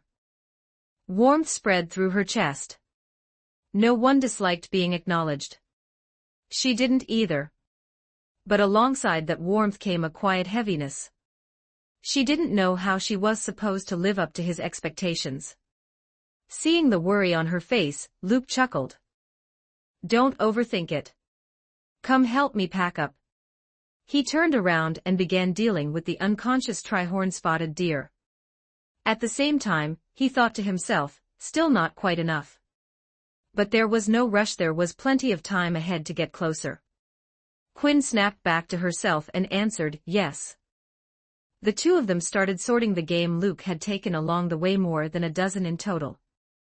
After cleaning and bundling everything, they split it evenly and prepared to head back. By then, the sun had sunk to the horizon, giving off its final lingering warmth. Night wouldn't be far behind. Halfway back, darkness had already fallen. It wasn't pitch black yet, no torches needed, and the path was still visible, but not a shred of sunlight remained. On the way back, if Luke ran into more prey, he'd still take it. Any points he could get were worth getting. Now, in the dim light, Luke used shadow concealment, inching closer to a bristleboro mole. The thing looked like a hedgehog. If you weren't paying attention, you'd swear there was no difference. A bristleboro mole's spines had decent value. They weren't on the level of a silver-ear rabbit, but for smaller magical beasts, it was still considered a rare find. A live capture was worth more points, so when it came to rare types like this, Luke usually tried to take them alive. But this time wasn't so smooth. Just as he was about to close in, a cool gust swept through the tree's crack and a branch snapped and fell. The bristleboro mole jolted instantly. It squeaked twice and bolted, fast as lightning. Luke had already used up all his arrows earlier that afternoon. Without hesitation, he activated Godspeed footwork and chased, his figure flickering between the trees. As he ran, he realized something: Godspeed footwork paired with shadow concealment had its own advantage. It meant he could move quickly while still in a stealth state. He chased for a while, but the bristleboro mole dove back into its burrow. At that point, Luke had no way to deal with it. He could only sigh at how ridiculously lucky the little thing was. Then, a flicker of firelight in the distance caught his attention. He looked over and saw someone had started a fire. Two silhouettes sat by it, tangled together, judging by their shapes, two women. Even in the dark, Luke's eyesight was excellent. He caught a vague glimpse of one woman's face, and narrowed his eyes. Curiosity got the better of him, and he shifted his steps, moving closer. Before he even reached them, he heard voices. "Vane, Vane. Don't fall asleep. Can you still hear me? Hold on a little longer. Almost done." One voice, mature, urgent, kept calling Vane's name. The other, weak and breathless, sounded like it could vanish at any moment. Soon, Luke had a clear view of them. The worried woman looked around 45, with gray-white hair. Her face was weathered by hardship, though traces of her old beauty still showed through. She wore a hunter's outfit and carried high-quality gear. The young woman in her arms was far younger, 18 or 19. Black hair, a delicate oval face, skin so fair it seemed to glow in the firelight. Her slim frame had developed beautifully. But right now her brows were drawn tight. Her complexion kept shifting between pale and flushed, pain written all over her. Her lips trembled white, as if she were freezing, yet at the same time, there was a fragile, pitiful softness to her. Her leather collar had come open, exposing a wide stretch of pale skin, and the undergarment beneath, making her look almost overheated. Her flat lower stomach was smooth and bright, with faint, athletic definition along her abdomen, normally a breathtaking sight. Except that beauty was ruined by 2 small puncture holes on the right side of her lower belly. From those wounds, black lines spread like ink patterns, like a spiderweb crawling across her pale skin, staining it heavily. It was an ugly, gut-twisting sight. Luke wasn't trying to peek. He'd simply walked up at exactly the wrong moment and saw everything. Now he was certain. The girl in the older woman's arms was the night hunter Vane. Different from his impression, prettier, and much younger. She looked poisoned, low groans leaking from her throat. "You have to hold on. If you pass out, the toxin will spread faster inside you." As she spoke, the older woman pulled out a small dagger. She held it over the fire until the blade turned red hot. Then she took out a bottle, some kind of dark gray-black liquid inside. She popped the cork and splashed it onto the glowing blade. Steam burst out with a sizzling sound, along with a sharp, choking medicinal stench. After that, she looked down at Vane and soothed her. "Don't be afraid. Just endure it." Vane let out a blurred, weak sound in response. The older woman slowly brought the dagger toward the puncture wounds, clearly intending to cut the area open and drain the poisoned blood. Watching that, Luke's eyelid twitched. He spoke up immediately. "If you do that, it won't help. You'll just torture her for nothing. You could even cause infection and other complications." A male voice suddenly coming from behind Fry startled, and her annoyed, wary gaze snapped over. "Who's there?" As she spoke, she raised a crossbow. The bolt gleamed coldly in the firelight, aimed straight at the direction of the voice. Then she saw him. A tall young man, strikingly handsome, standing there with a frown. Vane, hearing the movement, forced her eyes open and looked over through a haze. "I'm not here to hurt you. I'm just passing by," Luke said, raising both hands to show he meant no harm. Then he stepped forward little by little. The firelight lit his face, letting Fry see just how unreal his looks were. Most people judge by appearances. Seeing Luke's face, Frey's guard dropped significantly. And judging by his fine clothing, he likely came from money. "What did you say?" Fry asked. Even as she spoke, she couldn't help a flash of self-reproach. How had she been so careless she hadn't even noticed someone approaching from behind? Soon, confusion followed. Had she been so focused on Vane that she'd missed everything? If this man had meant harm, a simple sneak attack could have doomed them both. What she didn't know was that Luke had simply forgotten to drop shadow concealment, and in a situation like this, anyone would have a hard time noticing an approaching presence. Luke stepped closer and looked at the wound on Vane's lower belly. "Your method is wrong. You're trying to drain the poisoned blood from her body, right?" Fry nodded helplessly. "It's the only thing I can think of. The antidotes we brought don't work at all. I tried sucking out the poison, but it did nothing. I thought the only option left was opening a bigger cut." "The venom of a tattooed two-tailed snake really is hard to deal with," Luke said, his eyes shifting toward the side. Not far away lay a tattooed two-tailed snake that had already been killed. It was long and thin, nearly 3 meters, even though its body was relatively small. Its scales were a bluish-green, with patterned markings on its head. In death, its mouth hung open, revealing 2 fangs still dripping venom. This kind of magical beast was extremely poisonous and excellent at hiding. It usually didn't attack humans unless provoked. The venom of the tattooed two-tailed snake was the slow-acting kind. After being bitten, the victim first felt a numb itch at the wound. Not long after, pain would set in, and that's when tattoo-like lines would begin spreading from the bite. That was how the snake got its name. As the pattern expanded, the victim would start feeling alternating chills and heat, like a violent fever, then unbearable agony. Only when the tattoo pattern spread across the entire body would the victim finally die. Some didn't even make it that far; they died from the pain midway. At that thought, a strange glint flashed in Luke's eyes. Why would a tattooed two-tailed snake show up in the forest like this? This wasn't even its usual habitat.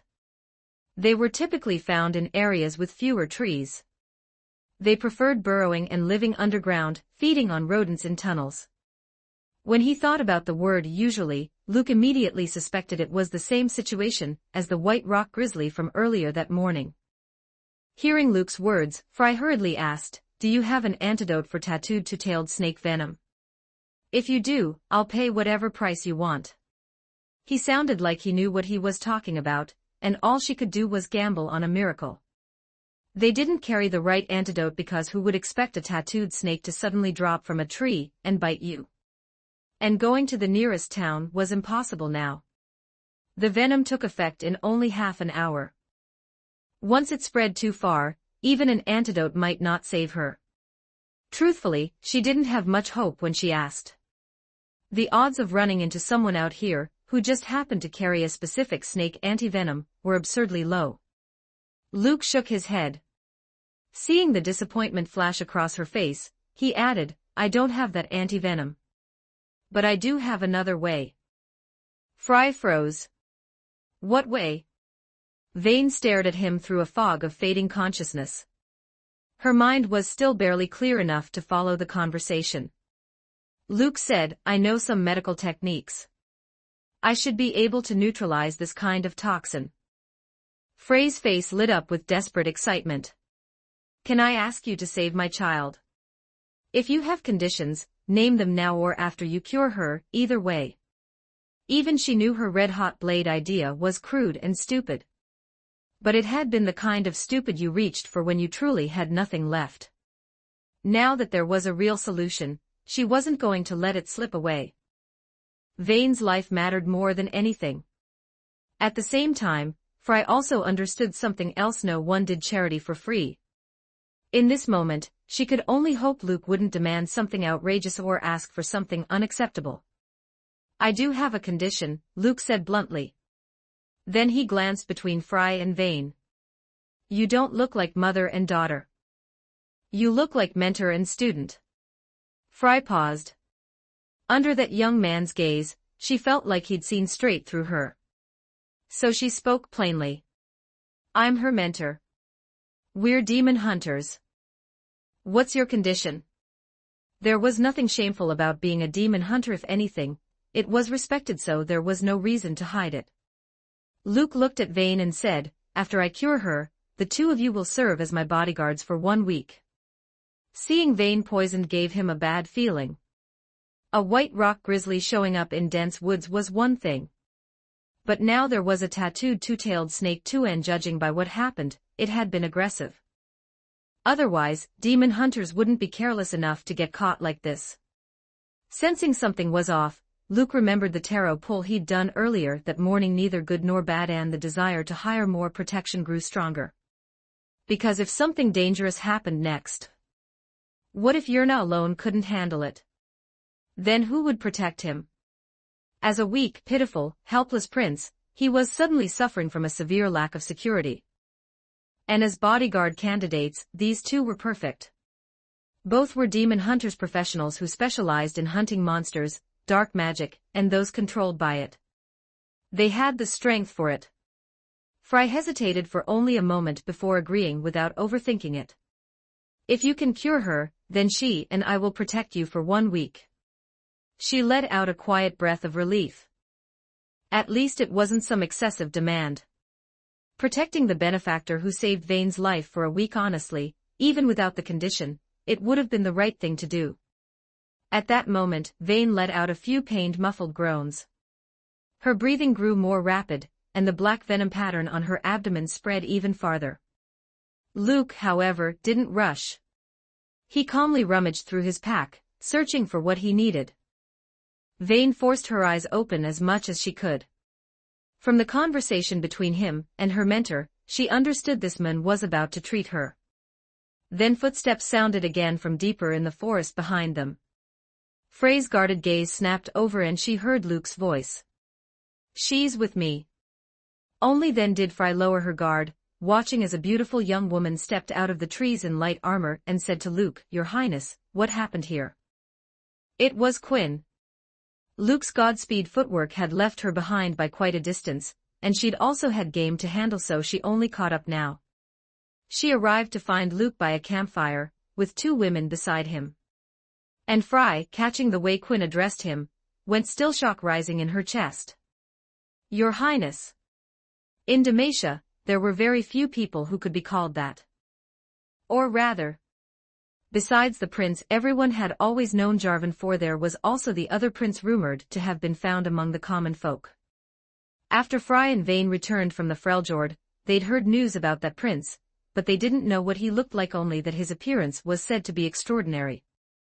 Now, looking at Luke's face and his fine clothes, that faint aura of nobility that he tried to keep restrained still shimmered like starlight. In her heart, Fry confirmed it. "You're the prince?"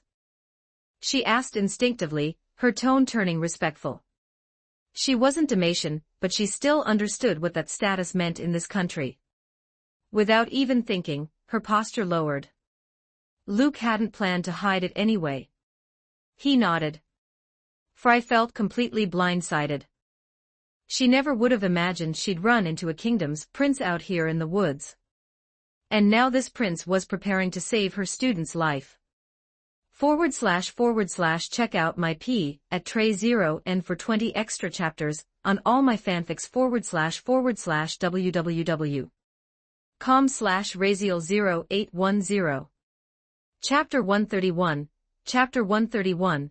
In the middle of summer, my hands and feet feel ice. 28-25 words.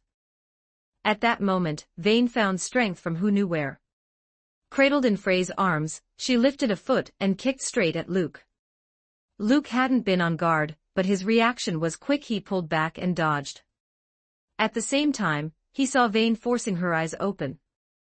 In those weak, black eyes fixed on him, there was nothing but disgust and fury. There was even a thin thread of hatred.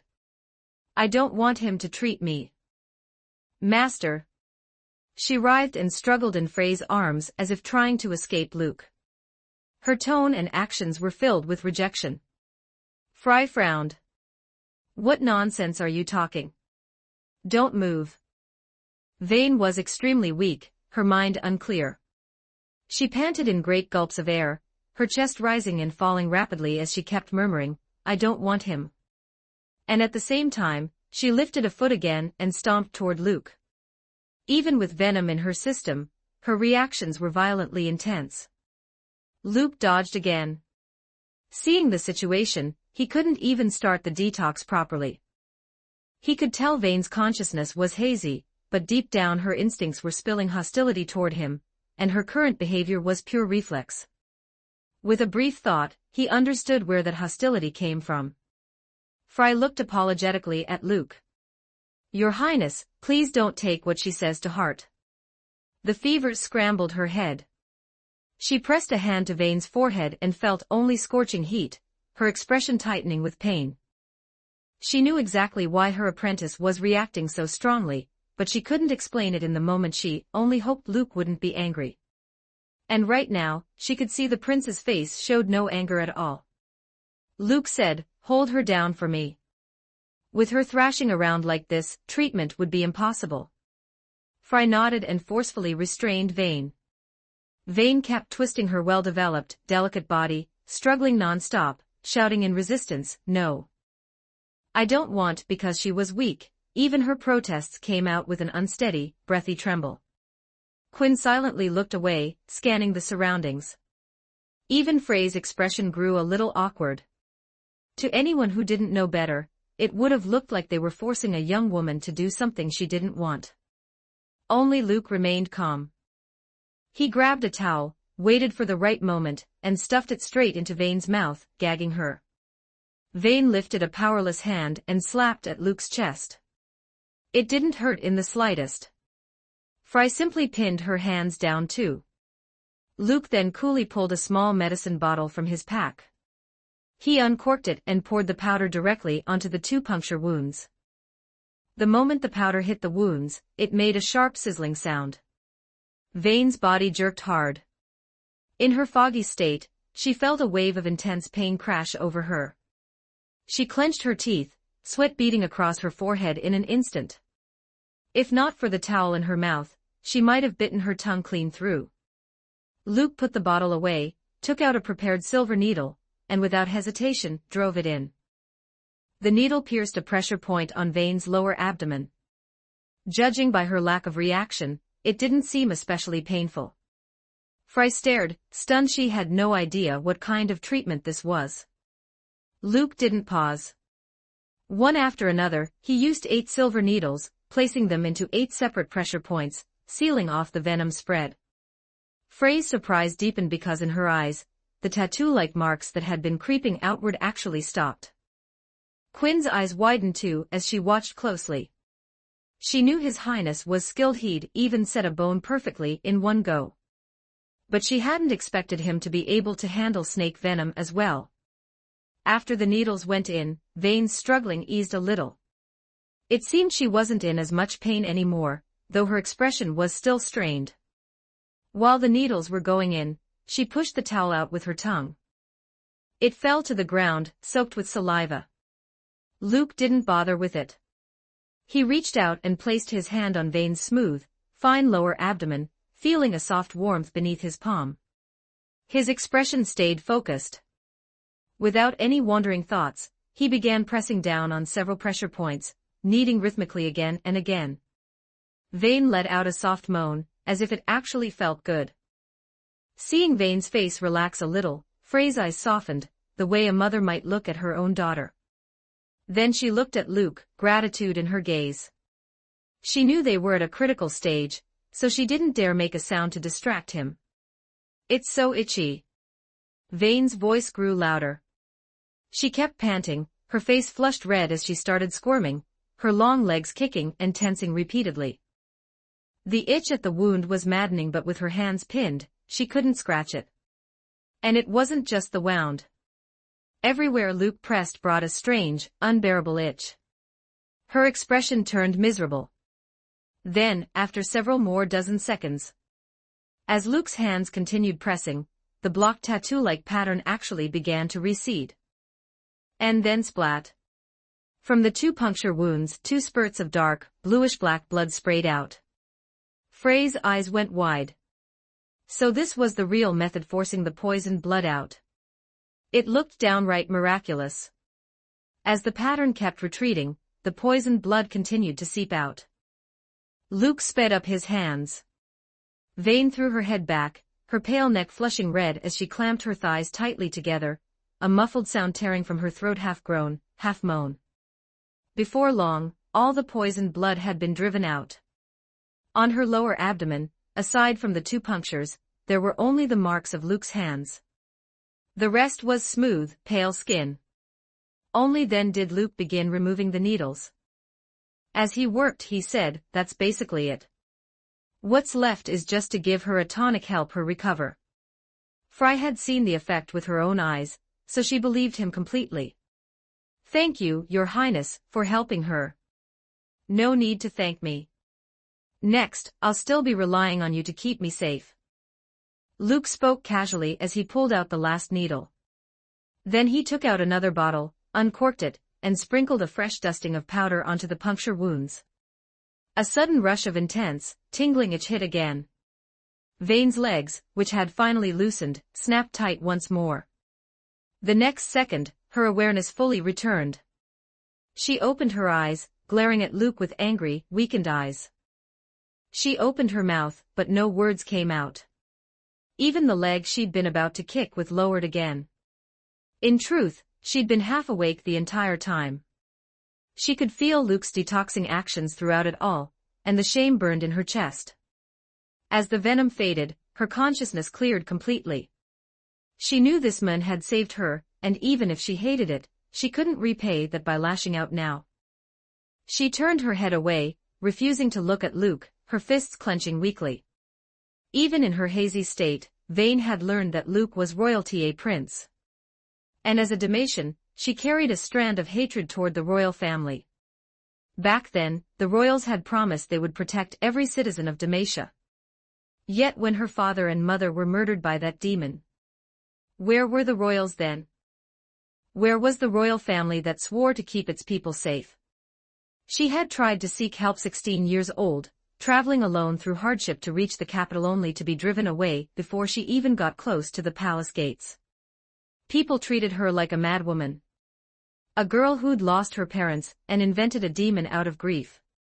They didn't want her nonsense reaching the ears of their wise king. Ridiculous. Those nobles who called themselves heroes, those lofty figures above everyone else, not a single one was willing to lend a hand.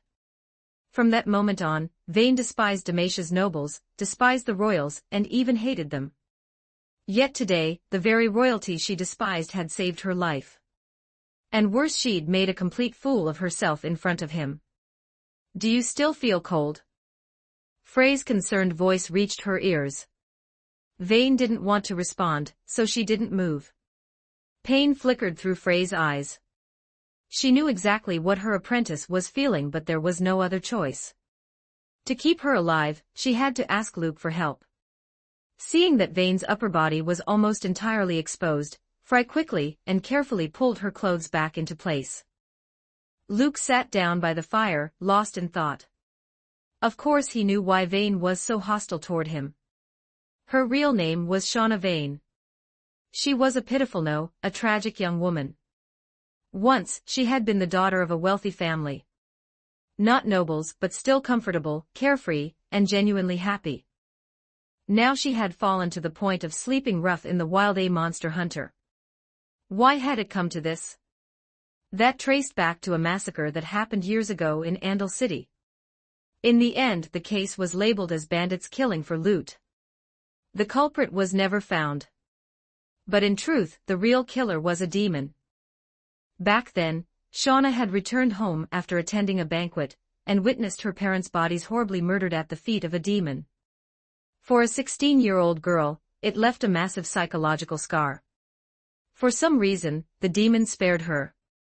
And the local authorities concluded that the killer must have finished the job and left before she returned. She tried to explain what she'd seen, but no one believed her.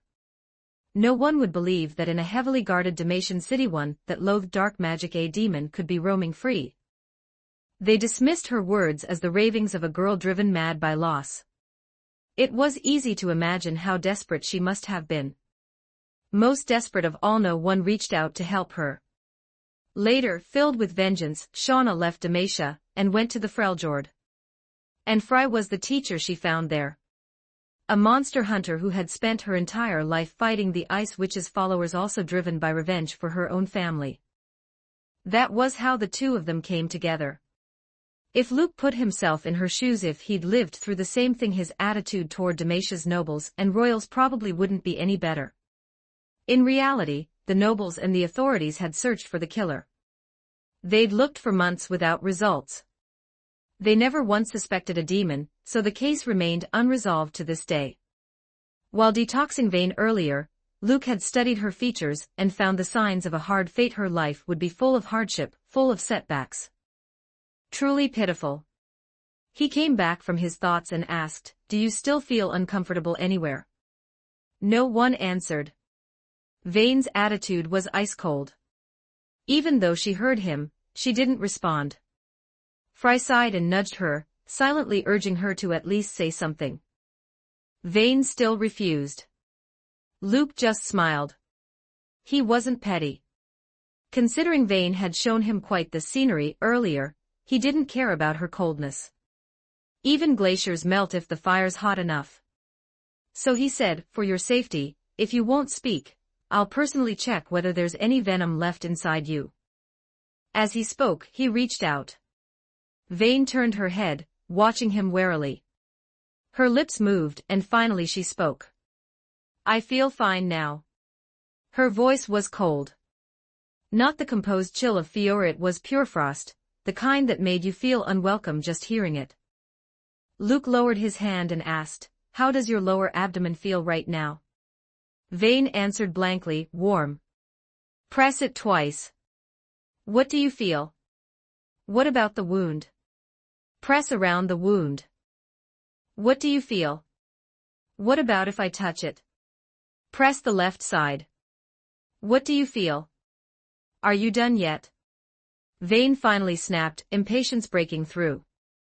She suddenly felt like this guy was doing it on purpose, asking again and again.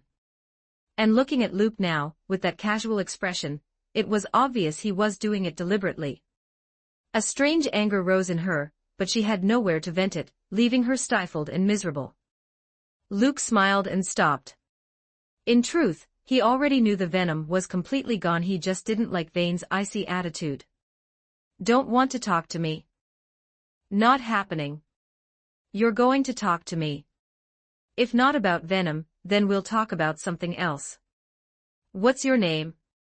Vane decided that question didn't deserve an answer and kept her mouth shut. Luke sighed, stood up and spoke to Quinn with a disappointed look. People are complicated these days. I go through all that effort to save someone, and this is what I get back. In the middle of summer, my hands and feet are freezing. What a cold-hearted world. Quinn even played along, nodding. Truly, Your Highness. Vane's chest rose and fell twice. Reluctantly, she said, My name is Shauna Vane. If Luke hadn't detoxed her, then even if he were the king himself, she wouldn't spare him a second glance. Getting her answer, Luke continued, How old are you? The more annoyed she got, the more he asked. Grinding her teeth, she answered, 19. 19 and still cuddling in your teacher's arms like a spoiled kid. Luke said it with a grin. Vane froze. When she looked up, she met Frey's indulgent smile. Only then did she realize she was still sprawled in Frey's arms in a posture that looked exactly like she was clinging and whining. She jolted, struggled upright, and stood quickly, glaring at Luke with angry eyes. I wasn't. Luke chuckled. You know what it looked like. Vane's nameless anger flared higher. She raised her voice. I said I wasn't. Luke spread his hands. You're mad. Vane felt so furious her chest might explode. She glared at Luke, speechless for a moment. No matter what she said, it would sound wrong. She clenched her teeth, thinking this guy was getting more and more unbearable. He clearly had such a handsome face, so why did everything he said make her want to punch a wall? Fry watched Vane fuming, then looked at Luke's calm face. It felt oddly fresh. This was the first time she'd ever seen her apprentice get completely shut down like this.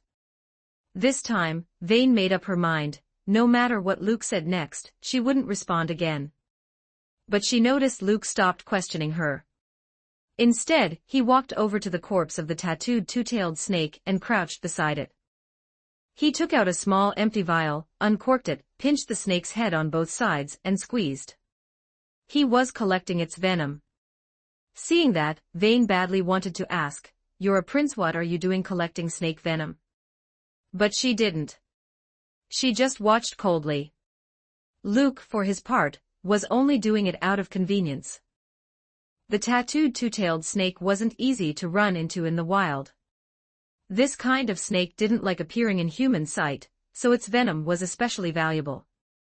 If it could be collected, there was no reason to waste it. Maybe it would be useful someday. When he finished, he stood, noticed Vane staring, and lifted the vial full of venom.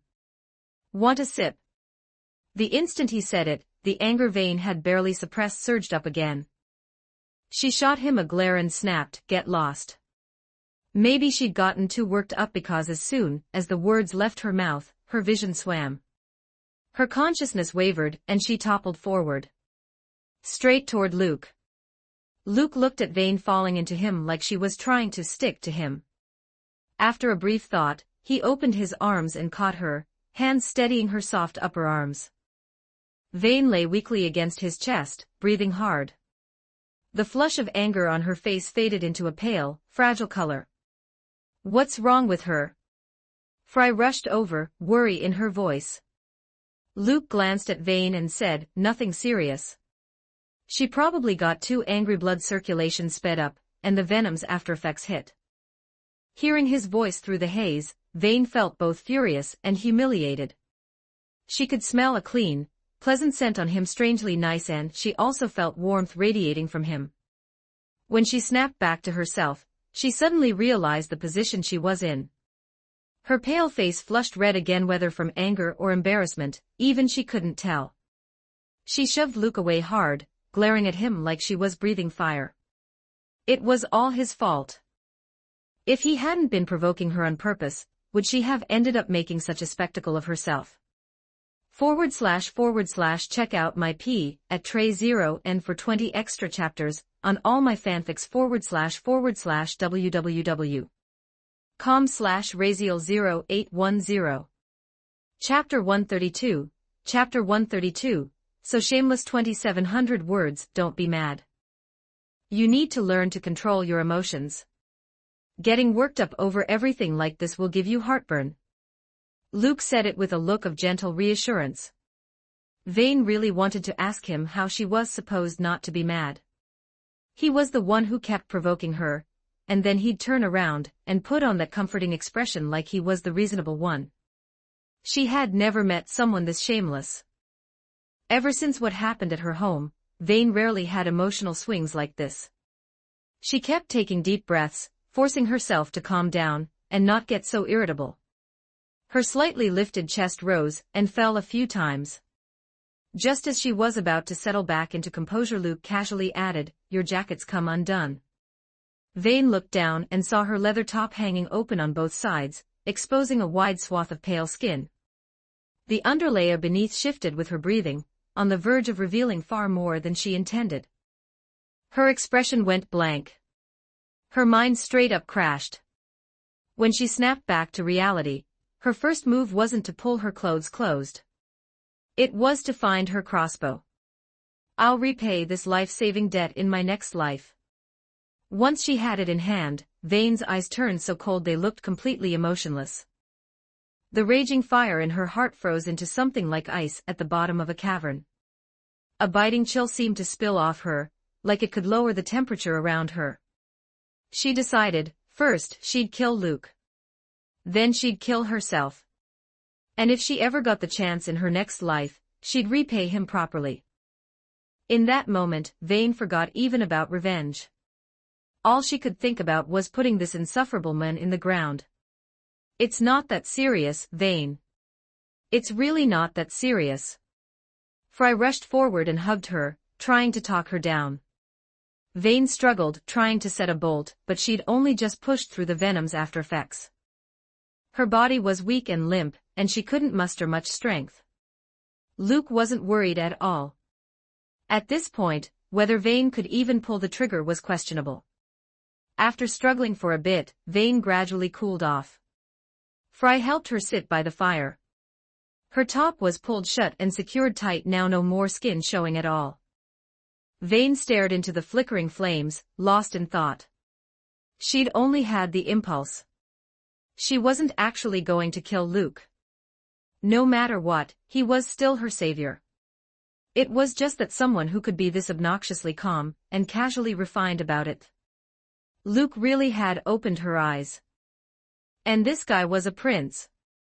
Was this what the royal family was like now? Was this country doomed? After sitting there for a moment, she heard that annoying voice again. "Rested enough. We should get moving." Luke stood and glanced at the sky. It was fully dark now. The academy exam group would camp out there, but Yerna Dewar was probably still waiting for him. Vane lifted her head and said coldly, "If you want to go, then go." "Why are you talking to us?" Luke smiled. "Because you and your teacher are my bodyguards now. You didn't forget what you agreed to, did you?" Fry had already started packing as she got up. "Of course not. Come on, Vane. Do you have some strength back?" Vane remembered too. She shut her mouth and stood, looking thoroughly unwilling. Just thinking about being stuck around this guy for days protecting him, no less put her in a foul mood. She could also guess why he needed bodyguards. With a personality this aggravating, if he didn't hire a dozen people to keep him safe, someone would have beaten him senseless sooner or later. It wasn't that she didn't want to repay him. It was that, in her view, there were plenty of ways to repay someone she didn't need to become his bodyguard.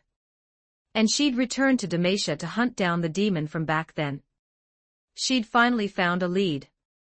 She didn't want to waste time. But Fry had already agreed, and Vane couldn't exactly overturn it. Quinn, hand the game over to them. Luke spoke up. There were plenty of animals he'd taken on the road now, there were extra hands to carry the load. Yes, Your Highness. Quinn answered immediately. Fry and Vane didn't object. Fry felt that Luke detoxing Vane was no different than saving her life. Combined with their prior agreement, helping out like this was only right. As for Vane, she was unhappy, but if her teacher did it, she had to follow. In her heart, she respected Fry deeply, whether it was for taking in a desperate girl in the Freljord, or for teaching her everything she knew about hunting monsters. And after years of hardship on the road, Frey's care had filled a space in Vane's heart that felt like family. To Vane, Fry was irreplaceable. They left the hunting woods. Outside, Luke found the academy staff and had the points tallied. In a single afternoon, the hunt had earned another 1,000 points. That made 2,500 in total, first place with zero pressure. Unless something went wildly wrong over the next few days, Luke's spot at number 1 was locked in. After the tally, Luke quickly found Yerna Doer waiting outside. She'd somehow bought a carriage. It sat off to the side, and she waited quietly. Then, Your Highness, I'll take my leave. Quinn stopped and spoke to Luke. Her assignment had been to accompany him during the hunt. Now that it was over, she needed to return to the Kingdom Rangers. Luke looked at her and invited, It's late. Come have dinner at my place before you go. I'll cook myself. Quinn was instantly tempted. She remembered the midday meat he'd grilled on the stone. She could still recall the aroma. His cooking was genuinely impressive. A few seconds later, she still shook her head. Thank you for the invitation, Your Highness, but I'll pass. The unit has food. She was afraid that if she ate another meal like that, she might truly not want to leave. From what His Highness had implied earlier, he didn't plan to hunt again for the next few days. So this goodbye might actually be a real parting. She would return to the Rangers. As for the debt she owed him, one day, she would repay it. Luke looked mildly surprised. Someone could actually refuse an invitation to his cooking. For a woman who didn't make a sound even while getting a bone set, Quinn's will really was iron. He didn't press it. All right then. Goodbye, Your Highness. Quinn watched him turn and climb into the carriage, and a faint reluctance flickered in her chest. They'd only spent one day together. She didn't even know where that feeling came from. She stood there, a little dazed, watching the carriage roll away. Valor, perched on her shoulder, gave a reluctant cry too, tilting his head as if asking why she'd refused. You wanted me to say yes? Quinn asked Valor.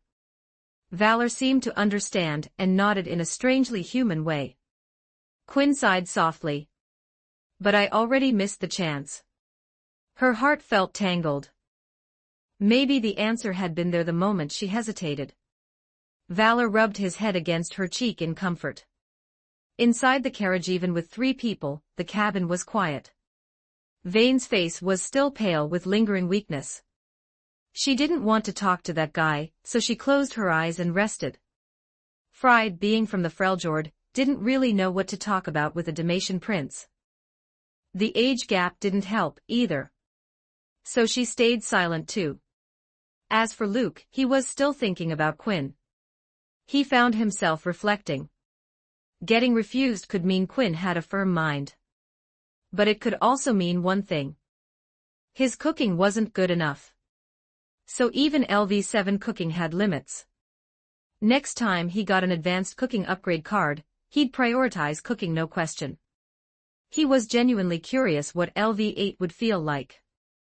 Before long, the carriage rolled into Edessa.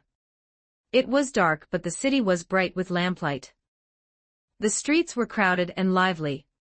After a bit more travel, they reached the place Yerna Doer had bought, somewhere quieter, with fewer people around. Just as she'd said, it was a small farmhouse courtyard. It didn't match the style of Luke's estate back in the capital at all, but the sight stirred a faint homesickness in him. Several low brick-tiled houses sat side by side, 5 in total. The yard wasn't big, but it was spacious enough to move around. A small tree stood in the courtyard, not very tall. Nearby was a rocking chair beside a patio umbrella, and a small table. There was also a little pond, still holding some water from the recent rain. It looked like Yerna had already cleaned up. The long-unused courtyard felt a little more alive. The environment was fine. Luke wasn't picky, he was only staying a few days.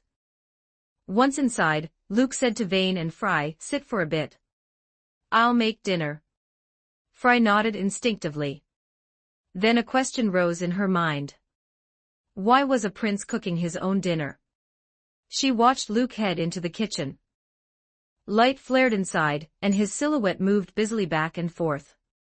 The two of them sat in the yard, unsure what else to do.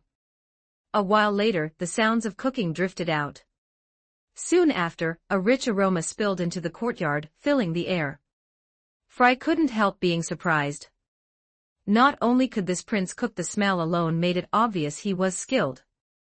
She glanced at Vane, her eyes practically asking, "Are Demacia's royals really like this?" Vane shook her head, staring toward the kitchen. Even though she hadn't been in Demacia the last 2 years, she still understood nobles.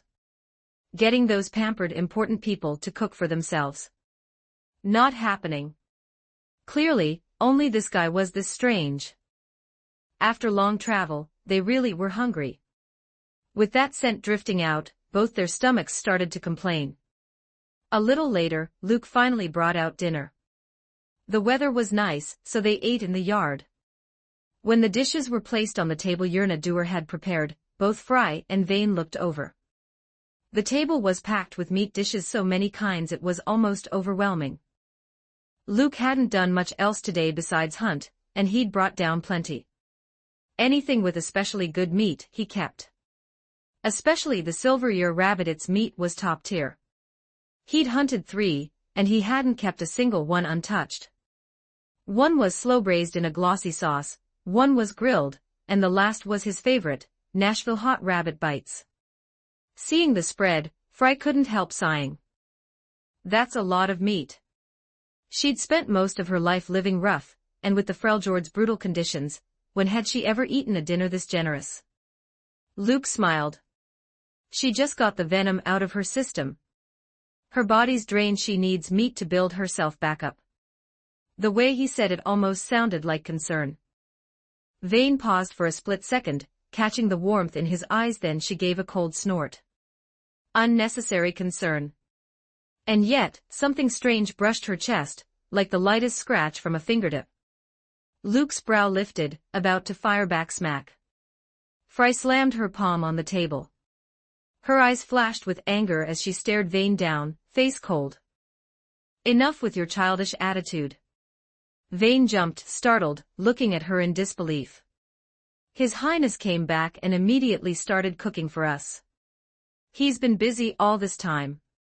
You don't have to gush with gratitude, but you do not get to say something like that. Apologize. Frey's voice was icy, and her expression was genuinely furious. Luke couldn't help looking at Fry again. All day she'd been a gentle, caring teacher. Now she was suddenly strict, like a different person. It made Luke think, Fry really was made to be a teacher. He'd been ready to snap back at Vane, and make sure she couldn't climb down from it. Even back in the capital, he didn't fuss over looks this much. Getting cold-shouldered after doing all this. What kind of logic was that? But Fry had cut him off and disciplined Vane first. That changed everything. Vane still hadn't fully recovered from the shock.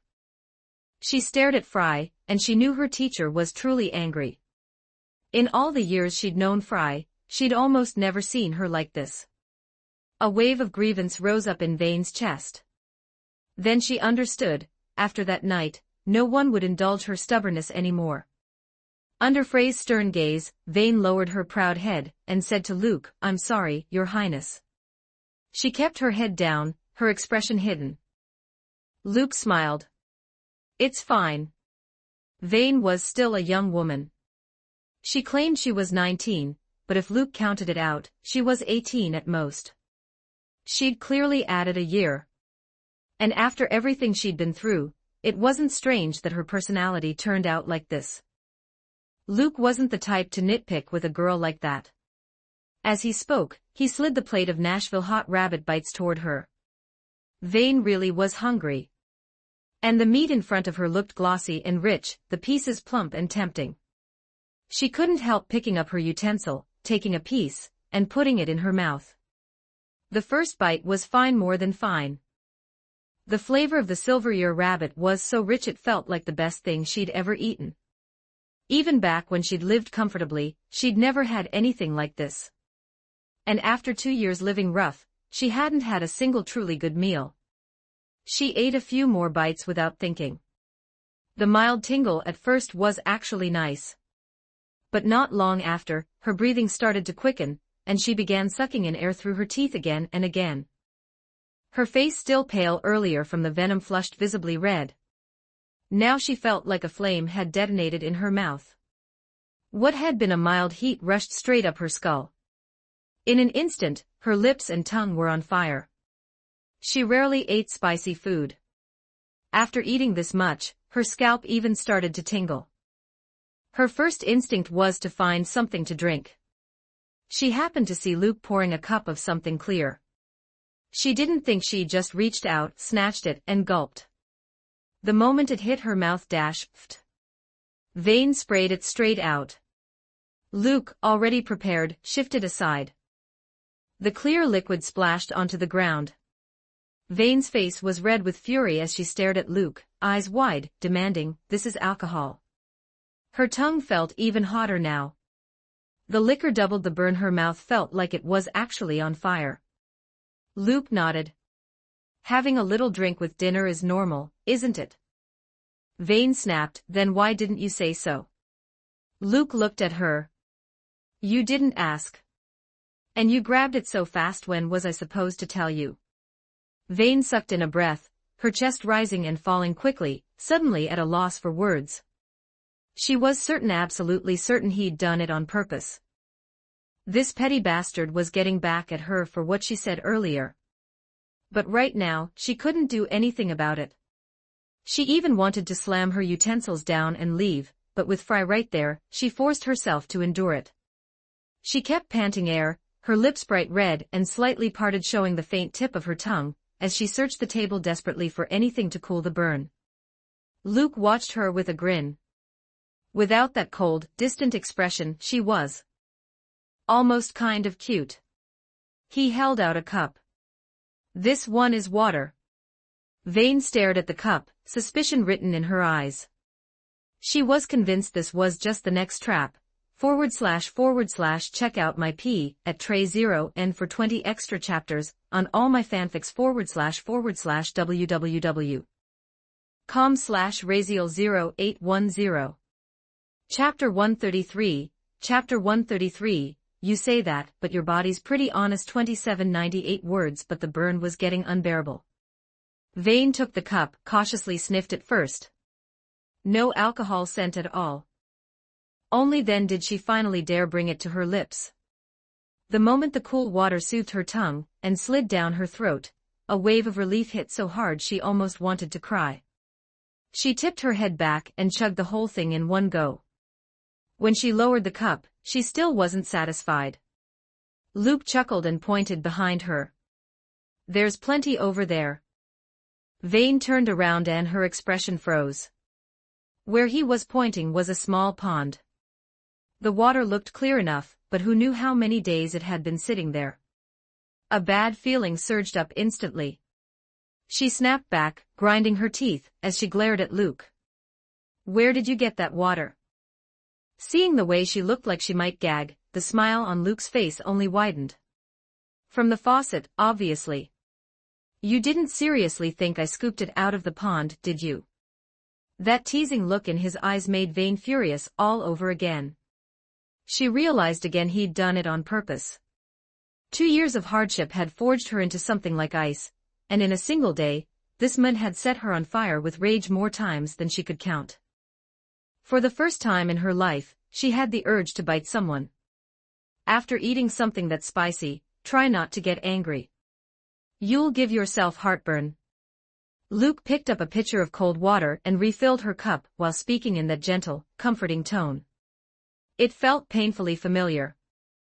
The person making her angry was him. What was he even pretending for?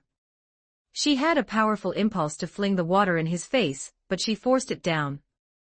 In her head, it felt like a tiny voice kept chanting, "Don't get mad. Don't get mad. There's no point getting mad at someone like this." After repeating it a dozen times, she finally smoothed her mood a little, though the fire in her chest still smoldered. Once the cup was full, she chugged again.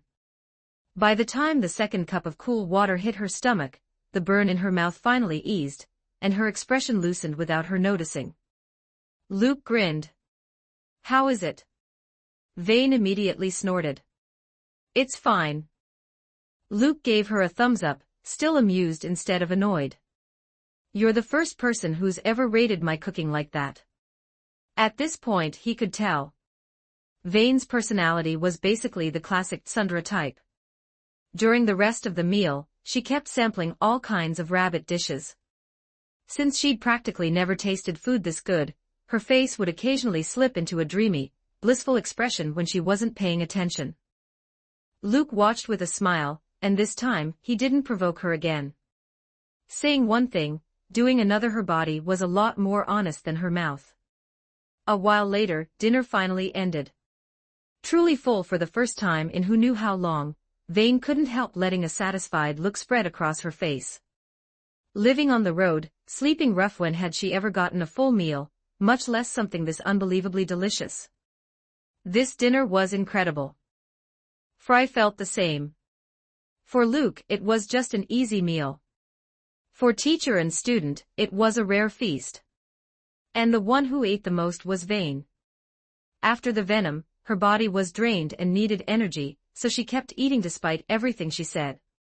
Her pile of bones was the biggest, picked clean until they were spotless.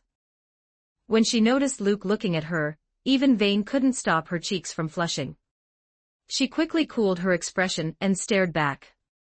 "What are you looking at?" Luke said, "Have you noticed your stomach's bigger?" Vane instinctively looked down and froze. Her lower abdomen really was rounder than usual. She instantly understood what he was implying. She felt embarrassed and annoyed, but strangely she didn't argue. Because she honestly had nothing to say. There was nothing to criticize about his cooking. Fry, aside from that initial outburst, had spent the rest of the meal watching the two of them with a soft smile. On the road, she'd already sensed something was off with Vane's mental state. In the Freljord, she'd been fine, but the moment they crossed into Demacia, something shifted. Maybe it was the closeness of her enemy that made her sensitive. As Vane's teacher, Fry knew exactly what she'd been through. But she hadn't found a good way to help Vane regulate herself. Luke's sudden appearance, though, had been a pleasant surprise. All afternoon, Vane seemed like she'd been angry non-stop. Yet Fry, who knew her better than anyone, could see it. Vane's tightly wound nerves had loosened a little without her realizing. Her expression had softened, too. Watching Luke smile there, Fry couldn't tell whether he was doing it intentionally or not. When everyone was basically done eating, Fry stood. "I'll wash the dishes." Vane stood up immediately. "I'll help you, teacher. You just got the venom out." Fry smiled at her, then looked at Yerna Doer. "Miss Yerna, you should rest too. For the next few days, I'll handle the cleaning." She felt that besides protecting Luke, it was only right to do a little more. She'd thought so even before dinner. After eating that meal, she was even more certain. Yerna Doer looked to Luke. Luke yawned casually. "Works for me." For him, it didn't matter who washed dishes because it definitely wasn't going to be him. Back in the capital, this job had always been handled by that duelist girl. He stood up, didn't bother with what was happening behind him, and walked over to the rocking chair near the small tree, then stretched out on it. The chair swayed gently. A full stomach, a quiet night, and the luxury of lying down. No matter how many times he lived like this, he never got tired of it. The bright moon hung overhead. Only a few stars dotted the sky. Switching cities to admire the night didn't really feel different. The only difference was that the person he used to watch it with wasn't here. In the capital. House Lauron. After dinner, Fiora went to the mansion's back garden. It was quiet, with only the sound of wind brushing through flowers. The flower bed swayed, and fragrance drifted across the garden. She sat casually on a stone bench and looked up at the night sky. For some reason, she suddenly thought at this hour, she should probably be washing dishes. Fiora hated that chore. Yet remembering it now, a small smile tugged at her lips. After the dishes, she would lie in the courtyard rocking chair, and the two of them would quietly share the night view for a while. It was an easy life, so easy that the old her had felt strangely unaccustomed to it. But now that he'd been gone for days, she found herself unaccustomed again. Even now, she still hadn't adjusted. People really were strange. Without knowing why, she found herself wishing the days would pass faster. With that thought, she stood and decided to go soak in the hot tub again. At the Crown Guard estate. Lux stared at the lavish dinner spread on the table, yet she let out a troubled sigh. Agatha looked up at her while eating. "What's wrong with you, kid? You've practically turned into a sighing machine these past few days. What is it, something you want to buy again?" Every mealtime, Lux kept sighing, and lately her appetite had dropped too. It was baffling. Life is just losing things, or walking toward the next thing you'll lose. Lux sighed again. Her usually bright, sparkling eyes looked dimmer now. Even with a feast right in front of her, she had no appetite. Agatha couldn't take it any more. With an annoyed huff, she grabbed a dinner roll and shoved it straight into Lux's mouth. Enough with the gloomy mood. Keep it up and I'm getting the wooden spoon. Lux's mouth was covered. She mumbled twice, then opened up, bit down, and devoured the roll in 2 quick bites. After that, she didn't dare be dramatic anymore and obediently started eating. Still, she ate without much enthusiasm. In her heart, she sighed again. When was that guy coming back? Across the table, Tiana smiled at Lux, seeing right through her and choosing not to say a word. Truth be told, even she kind of missed that brat after only a few days. After dinner, Lux hurried out of the estate, calling out, "I'm heading out." Elsewhere, at the Beauville family home. At the dinner table, Barrett and Lady Lestera noticed both of their daughters were distracted, eating without focus, clearly thinking about something. Lady Lestera's eyes turned thoughtful. She had heard that lately, both girls loved running off to see the prince. Don't tell her they were thinking about him. A mother knew. Barrett cleared his throat in a stern, authoritative way, snapping them out of it. When you eat, you eat. When you do something, you do it properly. He was a serious man. Outside, he wore a kindly face, but with his daughters he was strict. Yes, father. Kahina answered immediately and started eating with focus. But after 2 bites, her mind drifted again. Sona, the older one, didn't take her father's strictness seriously at all. Her thoughts stayed far away, her gaze fixed on the etwal she held. Right now, all she wanted was to speak with His Highness for a while.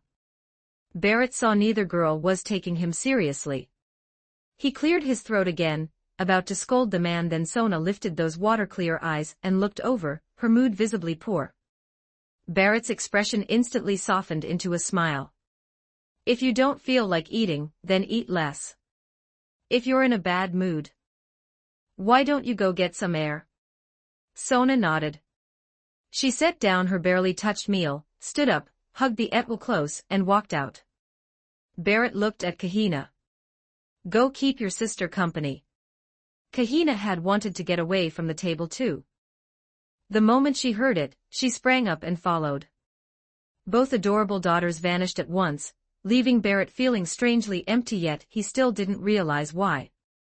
Lady Lestera watched her slow-witted husband with a look that said everything without saying anything, adding silently, "You'd better start praying now that your two daughters don't get swept off by the same man."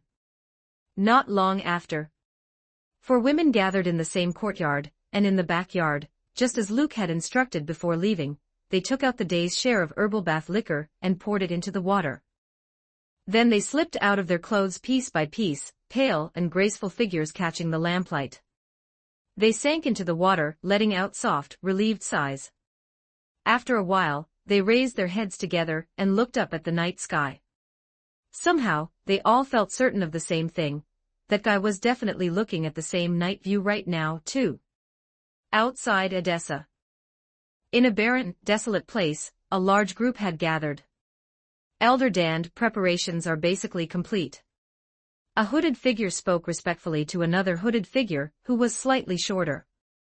"Are you certain?" Dan's voice was hoarse. In the emptiness of the wilderness, it carried an eerie chill. "This concerns the Shadow God. If there's even the slightest mistake, it's not something you or I can afford." Dozens of black-cloaked figures stood around them, faces grim beneath their hoods, with Dand at the center. The speaker bowed even lower, voice solemn. "Confirmed. Everything is in order. The Fated One has also arrived in Edessa." TCH. Dan let out a strange laugh that made people's skin crawl. "The Shadow God will not treat you poorly." The surrounding followers all bent forward, making the same gesture in unison. Dan lifted his head. Beneath the hood was a deeply wrinkled, aged face, eyes burning with fanatical faith. He raised an arm. The cloak slid back, revealing a withered, ugly, shrunken limb. Staring at the bright moon, his arm moved as if he were caressing the great Shadow God himself. He murmured, "Just wait a few more days, my lord. Once the blood moon arrives, I will welcome your descent into this world." At his words, the surrounding believers grew feverish with excitement. Bright moonlight poured into Luke's courtyard. The night was mild, with a soft breeze drifting through. After taking a walk to help digestion, Vane's belly had returned to its usual flatness. As the heavy meal turned into energy inside her, she could feel her strength lost to the venom had fully returned, even stronger than before. That unmistakable change made her guess at the reason. And like it or not, the image of that man surfaced in her mind. Once she finally quieted down, she looked over at Luke. He was stretched out on the rocking chair, his strikingly handsome face carrying a lazy, almost tempting ease. His long body lay there casually, and his loose formal clothes exposed a glimpse of skin without effort. In his hand, he held a small cup. His eyes were relaxed as he gazed at the sky, taking occasional sips of clear liquor. The scene looked like a painting. Even Vane's heart skipped once when she saw it. A strange thought slipped into her mind. If this guy didn't open his mouth, he was actually easy on the eyes. The thought startled her. She quickly shook her head and threw it out of her mind. She almost got fooled by his appearance. The moment she remembered what he was like underneath, irritation surged again. The view was nice. So naturally, she had to ruin it. She walked up and snorted. "You really know how to enjoy yourself." Hearing her, Luke turned his head and saw Vane's pretty face set in a cold scowl. He smiled. "Want to lie down too? Shame I only brought one chair. But we could make it work." As he spoke, he shifted a little on the already small rocking chair, deliberately making room. Vane shot him a sharp, offended glare. Of course he could turn anything into something that made her angry. But oddly enough, maybe she'd been provoked so many times today that she wasn't even as furious now. Luke lay back properly, turned his attention to the night again, took a sip, and said, "People should learn to treat themselves well. If you don't know how to enjoy life, are you going to spend every day making things harder on yourself?" Vane gave a cold laugh, looking down at him. "If you weren't a prince, you wouldn't have any of this." Luke didn't care. Setting aside whether that argument even holds, the world's uneven by nature. For me, whatever situation I'm in, that's how I'll live. Even if I weren't a prince, if I were just a farmer after a day in the fields, I'd still find ways to steal a little piece. Vane listened without commenting. She did envy that mindset a little. If she could be as open and easy as him, maybe things would be different. But she couldn't. Luke glanced at her. People are like a rope. If you keep it pulled tight all the time, problem after problem only makes it tighter and tighter until one day it snaps. So I think no matter what situation you're in, you have to loosen the rope sometimes. Like you. From the moment I met you, aside from those few seconds right after dinner, your body's been tense the entire time. His gaze swept over her without apology as he continued, and from what I can tell, you've been living like that for a long time. Vane didn't care about his eyes. Her face stayed cold. You talk like you really understand. But it's just theory coming out of your mouth. What could he possibly understand? That night 2 years ago, who knew her despair? All she had to do was close her eyes and she'd see it again, her parents' mutilated bodies, and the demon's smile. For 2 years, she hadn't had a single good night's sleep. Nightmares attacked her constantly. Like they were reminding her that the demon could come back at any time. She hadn't dared relax for even a moment. She wanted a reason to let herself breathe, but before vengeance was done, how could she?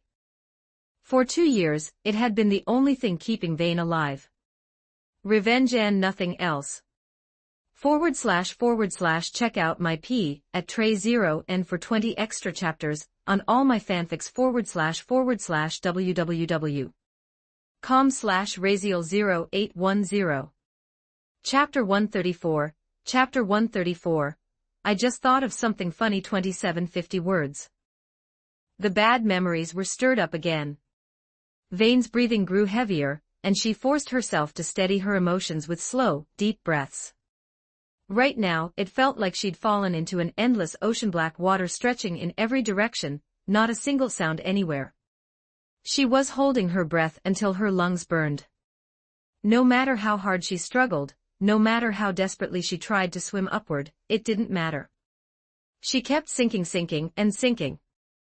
Maybe she would sink all the way to the bottom. Luke watched quietly from the side, feeling the crushing pressure rolling off the girl. He could tell the rope in Vane's mind was pulled tight to its limit, ready to snap at any moment. He might have perfect medical skills, but you could treat the body without being able to treat the heart. Right now, he didn't really have a solution. After thinking for a beat, he only held out the cup in his hand. Vane stared at the offered drink, blankly focused on it for a second, then, as if possessed, she took it. She didn't even care that Luke had already drunk from it, just tipped her head back and poured it straight down. It wasn't as harsh as she expected. It was sweet, with a clean, floral scent like apple blossoms, and a faint warmth that slid down her throat and settled in her lower belly. She didn't like alcohol. People said sometimes you could drown your sorrow in it. So back then, after that night, she'd found every bottle she could and drank without caring what it did to her, day and night, without stopping. She drank until she was sick drunk, until she was vomiting over and over. And whatever drowning sorrow was supposed to be, she never felt it. All she felt was worse sadness, deeper, pain sharper. After that, she hardly touched alcohol again. For revenge, she couldn't afford anything that dulled her mind. But tonight, aside from that accidental sip at the table when Luke handed her the cup, she drank anyway. One cup became another. The whole time, neither of them spoke. The only sound was Vane's stubborn swallowing, as she forced drink after drink down her throat. It was like some switch had flipped. She sat there, silent, drinking alone. By the time an entire flask was empty, warmth had seeped through her whole body. Her mind was clear, too clear, clearer than she'd ever felt. Completely different from any drunken haze she'd ever known. It felt like she'd stepped outside herself, and was looking at the world from another angle. Her heart settled with it. But the feeling came fast and left just as fast. Her vision swayed, and the intoxication surged up like a tide. Her legs went unsteady. Just as she was about to fall, someone caught her and eased her upright. Fry held Vane gently as the girl slumped against her shoulder, half asleep. Fry looked toward Luke. "Your Highness." "Thank you." She could tell Luke hadn't been trying to get Vane blackout drunk. He'd only used the moment to give her tightly wound body a rare chance to loosen. "Go sleep," Luke said, still stretched out in the rocking chair. The night wasn't that late yet, and he planned to keep watching the moon a while longer. Yerna should have the rooms ready. Fry nodded and guided Vane into one of the rooms.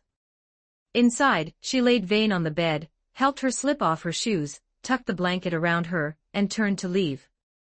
But before she could, her hand was grabbed. Vane had already fallen asleep, her small fingers clinging to Fry with surprising strength, a bright tear glimmering at the corner of her eye. Fry had never seen Vane look like this, like a frightened little animal. Vane was always cold-faced, always pretending she was stronger than she felt. Only now, when she finally let down her guard and vigilance, did she look more like a girl her age. In her sleep, she murmured, "Mom." Fry didn't move again. She quietly returned to the bedside, her eyes filled with the kind of tenderness you'd reserve for your own child. If her own child hadn't been killed by the Ice Witch Lysandra, then she would be about Vane's age now. Fry gathered Vane into her arms and softly hummed a lullaby from the Freljord. The fear on the girl's face gradually eased. The corner of her mouth lifted, almost like a small smile, and she sank into deeper sleep. The next day, July 22. Early morning. The sky was barely lightening when Luke, still in bed, heard noise from the courtyard, like someone was fighting. After a while, he slowly opened his eyes and stared off for a moment. As his mind cleared, the sounds outside still didn't stop. He sat up and headed out. The moment he opened the door, he saw Vane and Fry doing morning training in the yard. Vane was still wearing last night's outfit. It fit snugly, outlining her slim frame. She was just past 18, and her figure was already fully grown, curves clean and defined, her build compact and sharp. She kept pressing the attack, while Fry mostly stayed on defense, parrying and absorbing. Even this early, a few bright beads of sweat clung to Vane's pale face, and her breathing had sped up. Hearing Luke behind them, both of them stopped. Fry looked over and saw the sleep still on his face. Apology flashed across her expression. "I'm sorry, Your Highness. Did we wake you?" Luke nodded, dropped into the chair Yerna had brought out, took the cup she handed him, and drank a few sips of water. Seeing him this lazy and loose first thing in the morning, Vane snorted, swept him with a contemptuous glance, and said to Fry, "Teacher, let's go train outside." Fry bowed again to Luke. "My apologies, Your Highness." Luke yawned and waved a hand. "It's fine. I'm awake anyway. Keep going here." He wasn't that sleepy now. Sitting in the yard and letting the cool morning air wake him up sounded perfect. Since Luke said so, Fry nodded and looked to Vane. She set her stance. Vane rushed in immediately, closing distance with quick, flexible movements. Impacts thudded as she struck and Fry met her. Watching for a moment, Luke found it mildly interesting. Then he remembered he hadn't checked in yet today. So in his mind he said, "Check-in. Congratulations, host, you have obtained one special check-in card. Congratulations, host, you have obtained one max-level ordinary random skill card. Items have been stored in the system inventory. Please review and use them at your convenience." 2 system prompts rang out in a row. Luke's eyes flickered. Switching cities really did change the rewards. He remembered the system saying, when it first activated, that check-in rewards could vary based on location. Now that he was in Edessa instead of the capital, his first real check-in here had given him something that looked genuinely useful. He checked the special check-in card and understood immediately. Its function was simple: it would convert the next check-in into a special check-in. Special check-in rewards were naturally better than ordinary ones, so Luke found himself looking forward to tomorrow. Then he looked at the second reward, and his eyes brightened. A max-level combat skill. Right now, aside from his max-level medical skill, he didn't have any other maxed-out abilities. With a bit of anticipation, he thought, use the ordinary skill card. Ordinary random skill card used successfully. Congratulations, host, you have obtained the Ordinary Skill Combat Arts LV9, Back to Basics. Detecting a learnable skill. Learn now. The moment he decided, a flood of information poured into his mind. But unlike when he'd gained max-level medicine, his head didn't feel swollen, only a faint tingling spread through every part of his body, as if each cell was being reinforced, little by little. And his understanding of combat deepened rapidly. It felt like he'd studied it for years, training day and night, his body slowly adapting until it became natural. A short while later, he finished absorbing everything. Max-level combat arts meant he now had a full arsenal of close-range methods: wrestling, striking, grappling, joint locks, everything at a top-tier level. It filled the exact gap Luke had been missing. He'd collected plenty of skills, but close quarters, bare-handed fighting was the one thing he'd lacked.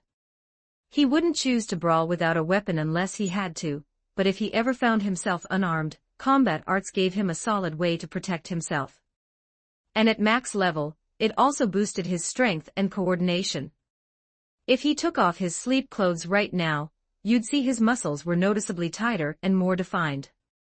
A free skill was a free skill. Luke wasn't about to complain. Once he'd dealt with the rewards, he turned his attention back to Vayne and Fry training. A minute ago, he'd thought Vayne's close-range fighting had something to it. But now, with max-level combat arts, watching her throw punches and snap side kicks, Luke couldn't help feeling like she had a bit of that wildly flailing street fight energy. The mental image made him chuckle. The laugh landed right in Vayne's ears mid-punch. She stopped, turned, and stared at Luke with a cold face. What are you laughing at? Because of the training, even her icy expression carried a faint flush now. Luke said, I thought of something funny. Vayne snorted. You only know how to laugh behind someone's back. She could feel that there'd been a hint of mockery in that sound. And somehow, first thing in the morning, this guy had already managed to annoy her again. But she didn't even want to deal with him. A prince, and he woke up this lazy. In her opinion, this country was doomed sooner or later. Fry smiled and looked at Luke. Your Highness, how do you think Vayne's fighting is? Luke considered it for a second. It's all right. Hearing him rate her, Vayne bristled. Teacher, why are you asking him? He wasn't much older than her. His fighting couldn't possibly be better. In this area, Vayne was confident. Before she turned 16, she'd grown up in a wealthy household and had never received formal training. She'd been a soft, sheltered girl. After her parents' brutal deaths, she'd decided she needed strength, she needed to become stronger. She'd wandered all the way to the Freljord, and after Fry took her in, she finally began training. In at most 2 years, she'd gone from a girl who couldn't defend herself to a demon hunter with real capability. Fry always warned her not to become arrogant just because of her talent. But that uncommon talent still pushed Vayne into a certain pride. So when Luke, someone her age, gave her a casual, it's all right, she felt annoyed and unconvinced. They'd only known each other a day, but from everything she'd seen, he was lazy, clearly not someone who spent much time training. Maybe he'd never trained at all. Sure, his medical skill and cooking were impressive, but that didn't mean he was strong. Otherwise, why hire her and her teacher as bodyguards? Fry spoke again. Your Highness, would you be interested in sparring with Vayne? I'm a little tired and want to rest. Luke didn't know what Fry was aiming for, but he'd just gained max-level combat arts and his hands were itching. He nodded. I'm interested. Fry smiled and walked closer. Luke stood too, preparing for a rare bit of morning exercise. Vayne didn't know why her teacher wanted her to spar with this guy, but she suddenly realized something. This was an opportunity. If she used it to teach him a lesson, that wouldn't be impossible. It was only sparring, after all. And accidents happened in sparring. If she accidentally hit a little too hard. That was unavoidable, right? She'd been sick of him for a while now. With that thought, Vane felt almost eager. Frey's expression turned serious. Use restraint. She knew Vane too well. One look at those eyes told her exactly what Vane was thinking. Frey had no ulterior motives. She simply wanted Luke and Vane to talk more. She suspected part of what weighed on Vane was how little time she spent with people her age. Since Frey had met her, Vane had always been alone, carrying that shadowed atmosphere. And as an older woman, Frey didn't share many common topics with Vane. Outside of training and hunting demons, there wasn't much conversation. So with a decent young man like Luke and several days still ahead of them, maybe this could help Vane's mindset. Hearing Frey, Vane sighed inwardly and forced herself to agree. I understand, teacher. I'll go easy on him. Luke's eyebrow lifted slightly. So she was looking down on him. That didn't sit well with someone who enjoyed showing off. And honestly, he also wanted to straighten this girl out a little. So Luke smiled at Vane. Let's play a game. Vane's face stayed cold. What are you trying to pull now? Luke said casually, go all out. If you can hit me even once, we'll call it my loss. What did you just say? Vane's expression darkened. Facing Luke's light, taunting look, heat rose in her chest. His face might as well have had the word mocking written across it. For someone as proud as Vane, how was she supposed to tolerate that? Want me to repeat it? Luke stood there smiling, not even taking a stance, his whole body full of openings. The moment the words left his mouth, a blur rushed forward. Vane threw a punch. Frey's warning was already gone from her mind. Right now she only wanted to smash that smug face. But her full power punch hit nothing. Luke, who'd been standing there, only took a small step back and the fist slid past empty air. Vane didn't think that first attack was hard to dodge. She stepped in again and whipped a side kick at him. Luke dropped into a flexible backward lean, her long leg passing close enough to brush the tip of his nose. Unfortunately for him, she was fully covered, so there was no scenery to speak of. One kick missed and she snapped another without hesitation, like she was showing off just how long her legs were. Normally, with Luke leaning back like that, it would be hard to avoid such tight pressure. But when her second kick still missed, Vane finally sensed something wrong. Her expression sharpened. This guy might actually have something. She didn't break her rhythm. She kept attacking, refusing to change the mindset she'd started with. She didn't believe two people could be in close range, and one of them could still never land a hit. But after 20 strikes, as her breathing turned rough and tight, Vane felt more and more that something wasn't right. Luke still looked too relaxed. A question rose in her mind. Every time, she felt like she was a hair away from hitting him, so why was it always a hair away? Luke opened his mouth with a provoking smile. Want to take a break? That tone made Vane's blood surge. She barked the word and lunged again. Watching from the side, Frey felt surprised. The person inside the fight couldn't see it clearly, but as an observer Frey could. And with her own experience, she could tell, Luke looked like he was dodging by the narrowest margins. But in truth, it was more like he was deliberately creating that illusion so Vane would keep chasing the, almost, burning through her stamina faster and faster. At this point, Frey was certain. Luke's footwork was far beyond Vane's. And after another dozen-plus attacks, Vane's stamina had noticeably dropped. Sweat beaded and rolled down her forehead, and she stared at Luke, breathing hard. Was it really possible that she couldn't even touch him once? Her pride wavered. She clenched her teeth and pushed harder. Her fists cut the air with faint whooshes, her long legs snapped with sharp sounds, her chest rising and falling fast. The harder she tried, the more obvious it became Vane was losing control, spending stamina without restraint. Luke, on the other hand, stayed effortless. His expression was casual, his movements light, slipping aside again and again as if the whole thing cost him nothing at all. // check out my P at tray 0 and for 20 extra chapters on all my fanfics / www.com/raziel0810. Chapter 135. Chapter 135. The number you dialed is out of the service area. 52:01 words. A little while later, Vane stopped again, panting hard. She'd been stubbornly refusing to believe it at first, but now she had to admit it. She really couldn't land even a single touch on this guy. Luke stood a short distance away, looking at Vane, face blank but forehead slick with sweat. He gave her a scornful look. That's it. It was only 2 light words, but to Vane, it hit like a slap. Humiliation surged up in an instant. Ignoring how little stamina she had left, she clenched her teeth and charged again. Only now, she had none of her earlier composure. Her punches were messy, her rhythm broken. One punch missed. She stared at Luke with stubborn defiance in her eyes. If you've got the guts, stop dodging and fight me head on. Luke almost laughed. You can't even touch me. Where do you get the confidence to think you can beat me if I actually fight back? Vane barked and went in again. Watching from behind, Frey's lips curved into a faint smile.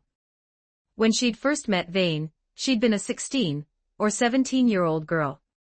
But even then, Vane rarely spoke, rarely smiled. Her mindset and personality were far older than anyone her age. Through their long journey, Vane had almost never shown strong emotional swings. That face that should have been bright with youth was often cold as ice, making people feel like they couldn't get close. Even Frey sometimes didn't know how to start conversations with her. Yet now, in front of His Highness, Vane had lost her composure again, and again, her emotions rising and falling so clearly you could see it. Most of it was anger, sure, but Frey still thought it was a good thing. It proved the girl's heart wasn't dead. And as Vane's strength had grown, her mindset had started to float a little too high. Letting someone her age teach her a lesson would help her see herself clearly. Want me to give you one hand? As Vane rushed him again, Luke actually did as she demanded. He stopped dodging and started blocking instead. While he spoke, he lifted one hand and casually caught her incoming fist. Anger flared in Vane's eyes. She held nothing back and attacked at full force. But after dozens of exchanges, she felt it again. Something was wrong. Luke wasn't dodging anymore, only blocking, yet that blocking made Vane feel miserable and suffocated. No matter how she attacked, it was like he'd already predicted it. He always moved first. It made her feel seen through. And he still didn't even look serious, while her stamina was nearly empty. He hadn't thrown a single real strike, and she was already close to collapsing from exhausting herself. Vane's pride teetered on the edge of breaking. But the more it crushed her, the more she refused to accept it. Even knowing she was running on fumes, she whipped out a full power sideways whip kick. She didn't notice her left foot had landed on a loose pebble. As her right leg snapped out, her left foot slipped. Sharp pain twisted through her ankle. Her whole body lost balance and pitched toward the ground. The sudden accident caught Vane completely off guard. Before she could react, she fell into someone's arms. A large hand steadied her at the waist, warmth spreading through her like a pulse so warm it made her lose focus for a split second. When her vision cleared, she saw Luke's eyes faintly amused, like he was barely holding back laughter. Honestly, this is the first time I've ever seen someone manage to trip and eat it while standing still. That one sentence blew away every other sensation. All that was left was embarrassment and fury flooding up. Vane's reason snapped clean in half. She tore herself free, glared at Luke, and attacked again without a word. This time, Luke didn't just block. He raised a hand, stopped her punch, and flipped his grip to catch her slender wrist soft with a hint of tenderness under his fingers. Vane clenched her teeth, and swung her other fist. Like a lamb offering itself to a tiger, that hand got caught too. Luke calmly pressed downward, then twisted with controlled force. Vane's body spun helplessly. In an instant, both arms were forced behind her back, pinned tight in one of Luke's hands. No matter how she struggled, she couldn't break free. The harder she fought, the more her shoulder and arms screamed with pain. Now she was completely helpless, caught in a reverse hold, unable to do anything. In that moment, Vane's confidence collapsed. She hadn't expected the gap between herself and Luke to be this massive. He'd only truly moved twice, and she was already pinned, unable to move, at his mercy.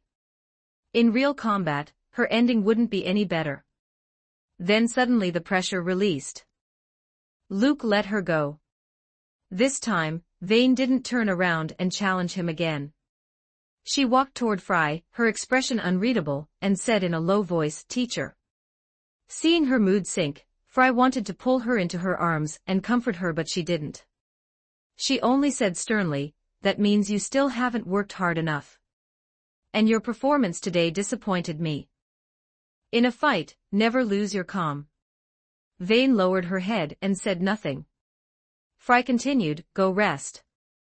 Later, do the close combat drills I taught you 10 extra sets." She was, without question, a strict teacher.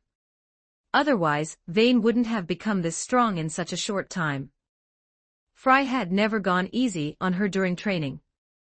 If Vane was going to face powerful enemies in the future, Fry couldn't afford to indulge her.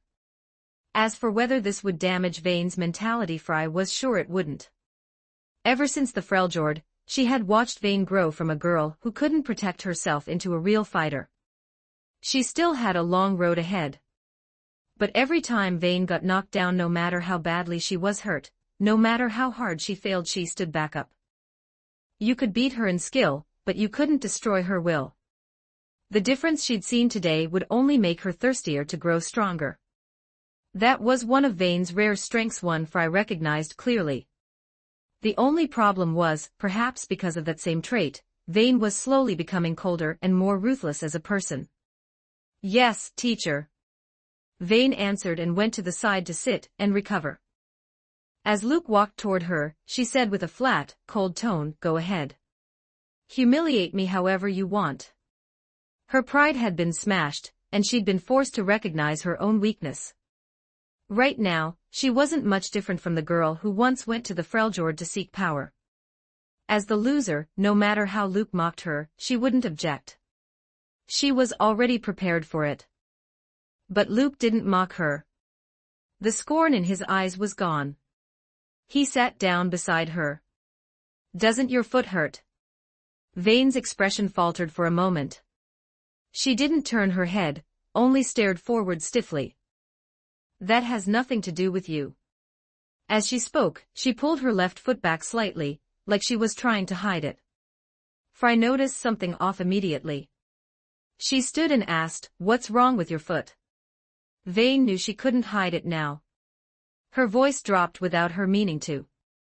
"I twisted it a little. It's fine." Back when she trained and sparred with Fry, she got hurt sometimes. She'd twisted an ankle before, too, and Fry would always treat it. But today, she didn't want to admit it. Even for Vane, hurting her own ankle while trying to hit someone else was humiliating. So even though every step hurt like hell, she refused to show it. She hadn't expected Luke to notice anyway. Why would he even catch that? Fry came closer, crouched, lifted Vane's lower leg, and tugged the fabric up a little. Her brow furrowed. "Were you planning to do the 10 extra sets I assigned you while carrying this?" A dark bruise had already bloomed around Vane's pale ankle, painful just to look at. If Luke hadn't pointed it out, Vane would have forced herself through the extra drills with that injury. How much would that hurt? And with Vane's personality, she absolutely would have done it.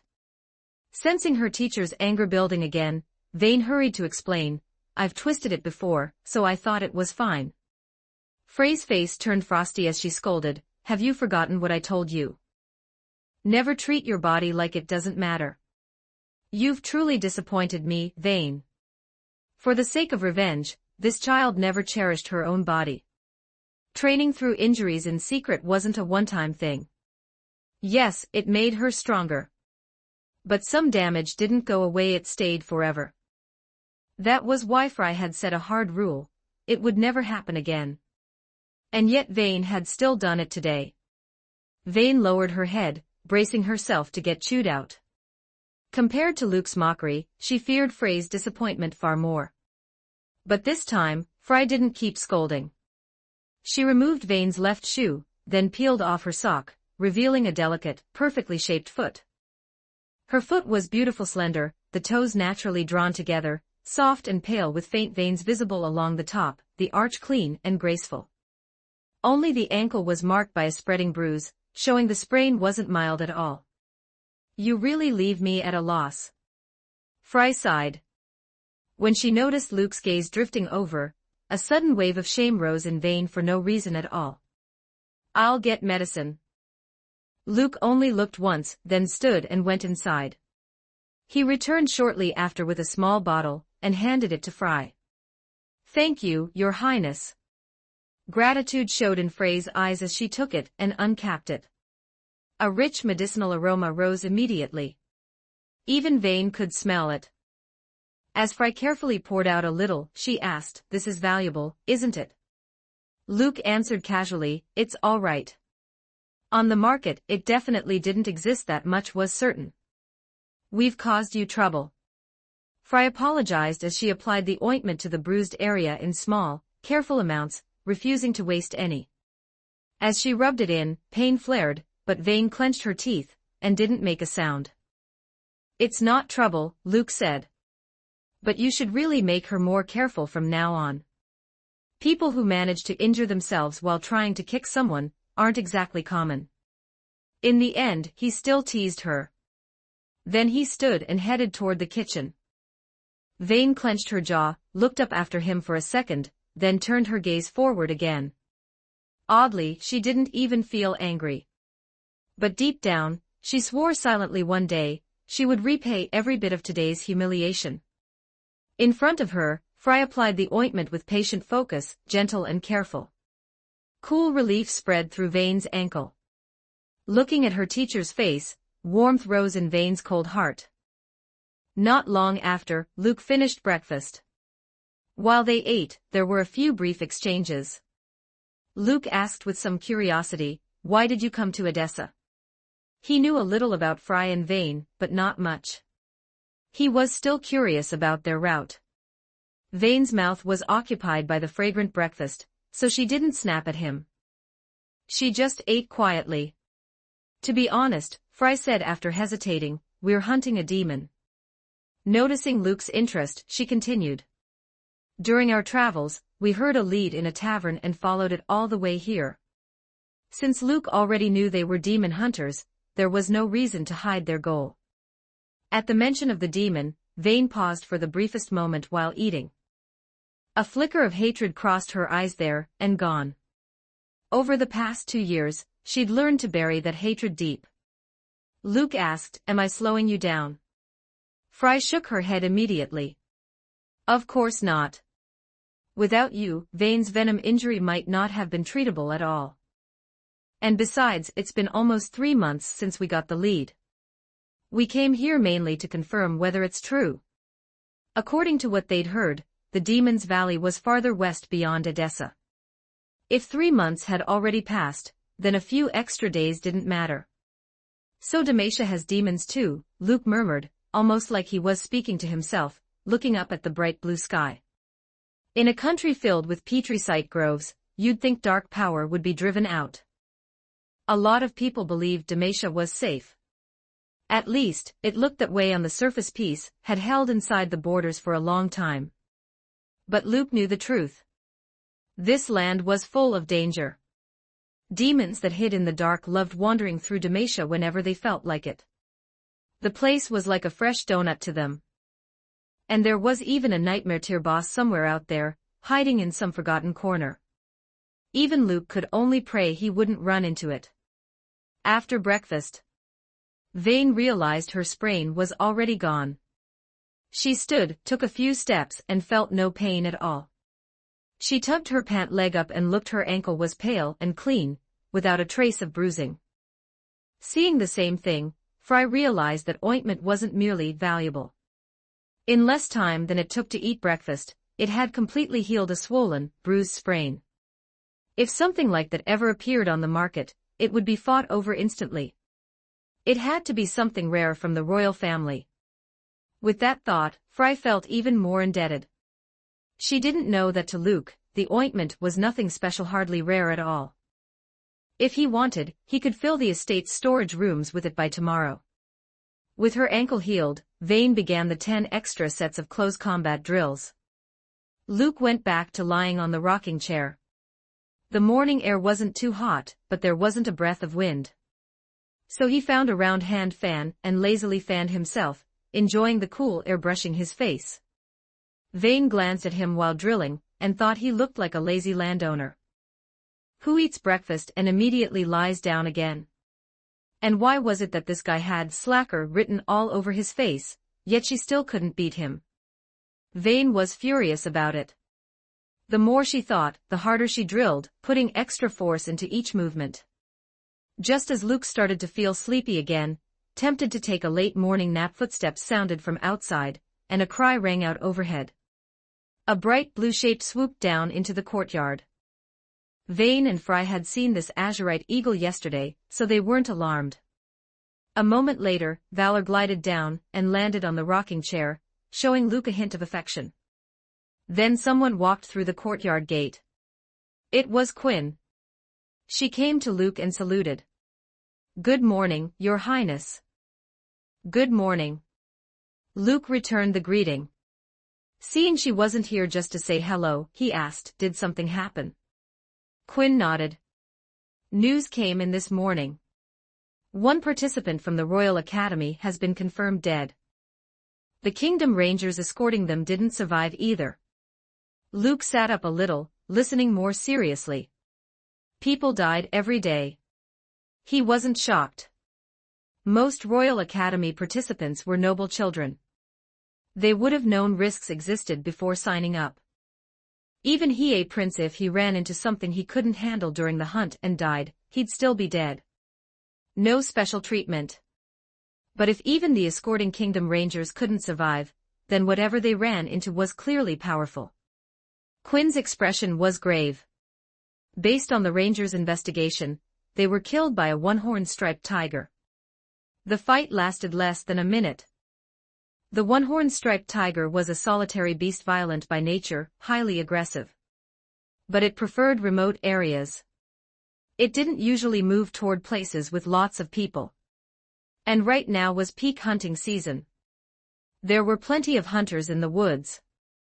A creature like that shouldn't have shown up. That was the problem. Luke thought for a moment. Another case like the White Rock Grizzly. This was starting to look like more than coincidence. The White Rock Grizzly that attacked them yesterday. The tattooed two-tailed snake that attacked Fry and Vane. And now this one-horned striped tiger. All three shared one trait, none of it matched normal behavior. A White Rock Grizzly should have been in rocky terrain, yet it was in the forest. The tattooed two-tailed snake preferred sparse woods and wasn't usually that aggressive toward people, yet it attacked Vane. And now this one-horned striped tiger, something that avoided crowds, showed up in a busy hunting zone. Once or twice could be explained away. But three similar incidents in the same day wasn't that simple. Yes, Quinn said, nodding. And it's not just us. A lot of people hunting have run into the same kind of situation. Luke nodded. Any conclusions yet? Still being confirmed. Quinn continued, I came to inform you that the Academy hunting competition is temporarily suspended. And also, if you don't have to, it would be best not to go into the hunting zone. I understand. Luke nodded again, then asked a few follow-up questions. Once he confirmed the suspension wouldn't affect his points or ranking, he finally relaxed. After reporting, Quinn bowed slightly. I'm going with the unit to investigate the cause, so I'll take my leave now, Your Highness. Luke smiled at her. Be careful. Feeling his concern, warmth flowed through Quinn's chest. She nodded seriously. She didn't linger. Quinn left quickly. Luke lay back down and fanned himself again, but this time the sleepiness was gone. He suddenly remembered the task that older woman had assigned him. Something about going to a place called Kerr Village to investigate. Now that he'd thought of it, there was no point dragging it out. He might as well go take a look. He didn't have anything else to do, anyway. Decision made, Luke stood from the chair and said over his shoulder, "Get ready. We're heading out." Fry and Vane didn't ask questions. They started packing mostly gear and supplies. As for Yerna Dewar, she acted like usual. She didn't seem to have much to prepare. Luke changed into something easier to move in, and the group set out together. Kerr Village was about 10 miles south of Odessa, roughly 16 kilometers. Not too far. Luke had originally planned to take a carriage the whole way. But after asking a bit, he gave up and decided to walk instead. South of the city was Mountain Trail. Trying to take a carriage on that route would rattle the wheels apart.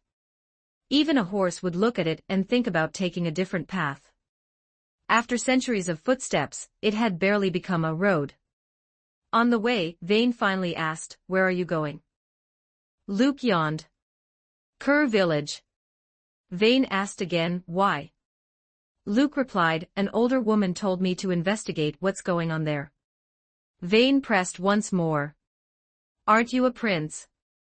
Princes still have to run errands." Luke noticed she was talking more today than yesterday. He glanced at her with a smile. "That's what I thought too." Apparently, she didn't.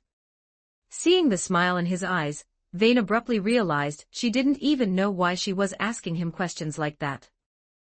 Her pretty face turned cold again. She gave a small nod, stared forward, and stopped talking. Luke watched her go back to her persona, amused. On the road, there were occasional bits of idle conversation. After a full 2 hours of walking until the sun rose higher, and the air started to warm, they finally saw a small man-made path. At a bend in the road, a sign pointed the way, marked, "Kerr Village." Following the direction, they reached the village entrance. 2 yawning soldiers stood on either side, leaning lazily like they were half asleep. At a glance, the village was fairly large, stretching along the mountain line, probably a few hundred households. When Luke reached the entrance, one soldier asked lazily, as if going through the motions, "Who goes there?" "Luke Light Shield." Luke stated his name, and showed the Light Shield crest. "Luke Light Shield." The soldier glanced at the crest, muttered the name, then jerked as if struck by lightning, and snapped to attention, saluting hard. "Greetings, Your Highness." The other soldier heard it and startled awake instantly, saluting just as sharply. "Greetings, Your Highness." A few nearby households heard the commotion and peeked out curiously. Luke waved a hand. "Take me to the village chief." "Yes, this way." The soldier didn't ask about the 3 people behind Luke. He turned and led them forward. "The second prince is here. He really is as good-looking as the rumors say." "Why is he in our village?" "No idea." "Is he here about Chiz and the others going missing?" Kerr Village's villagers clearly didn't know what a prince looked like. Big shots like Luke almost never came here. So the chatter spread fast. As voices rose, more doors opened, more people came out. They kept to the sides, carefully watching Luke's striking face, but no one dared approach him. In their eyes was that instinctive distance ordinary people kept from the powerful. Luke gave them a warm smile and a casual wave. People instantly felt like a spring breeze had swept through them. Goodwill surged toward the prince, and their excited whispers grew louder. Vane flicked a glance at Luke and snorted inwardly. He really knew how to sell that face. If these villagers knew what he was like in private, a genuine menace, they'd probably feel very different. A thin, middle-aged man came running from the distance, out of breath. He had brown hair parted down the middle. He stopped in front of Luke, wiping sweat as he bowed respectfully. "Greetings, Your Highness. I'm the village chief of Kerr Village Ander." "Rise," Luke said casually. "I already received word you were coming. Please, follow me." Ander wasn't surprised at Luke's arrival. He straightened as he spoke. When he saw how noisy the crowd was, Ander waved them off sharply. "What are you staring at? Go back home. Don't bother His Highness." The villagers scattered instantly, everyone hurrying away. The soldiers returned to the entrance. Ander brought Luke to the village office, which was just his house. "It's a bit small," Ander said awkwardly as he led them inside and dragged out a few wooden chairs with backrests. "I hope you won't mind. It wasn't a wealthy village." Luke didn't care. He sat down easily. "I heard people outside saying someone went missing." His hearing was good. Even in the noise, he'd caught the word missing. And judging from the way people talked, it wasn't just one. So unless something unexpected was going on, this was probably what he'd been sent to investigate. Ander sighed as he poured tea. "3 people have gone missing from our village. One named Chase. One named Saul. One named Ben. The first to disappear was Chase nearly 20 days ago. He was our village drunk. Sometimes he'd go to Edessa to pick up odd jobs, earn a little money for food and booze, and he wouldn't come back for a day or two. That morning, he left early, already reeking of alcohol. A full week passed before we realized he'd been gone too long." Ander steeped cheap tea leaves in a pot and poured in hot water as steam rose. He continued, "Chase had a lover in the village. She went to Edessa to look for him, but she couldn't find him at the places he usually worked. That's when we knew something was wrong, so we reported it to the city authorities. They searched around Edessa too and found nothing. In the end, they decided maybe Chase got drunk one night, wandered out of the city, and died somewhere in the jaws of a wild beast. The case was closed without answers." He placed several cups on the table and poured one for Luke first. But not long after that, people realized Saul also went missing. Saul was a shoemaker. He traveled back and forth between the village and the city, scraping together a hard living. Sometimes he came home late. Sometimes he didn't come home at all. Not long after Chase disappeared, Saul's wife, Renee, noticed her husband didn't return one night. She panicked and came straight to me. Because of what happened with Chase, we reported it immediately. But Saul was truly gone. He hadn't stayed at any of his usual taverns. No matter how we looked, we couldn't find him. Then Ben vanished 10 days ago. Again, someone noticed he was suddenly missing. Again, the authorities sent people.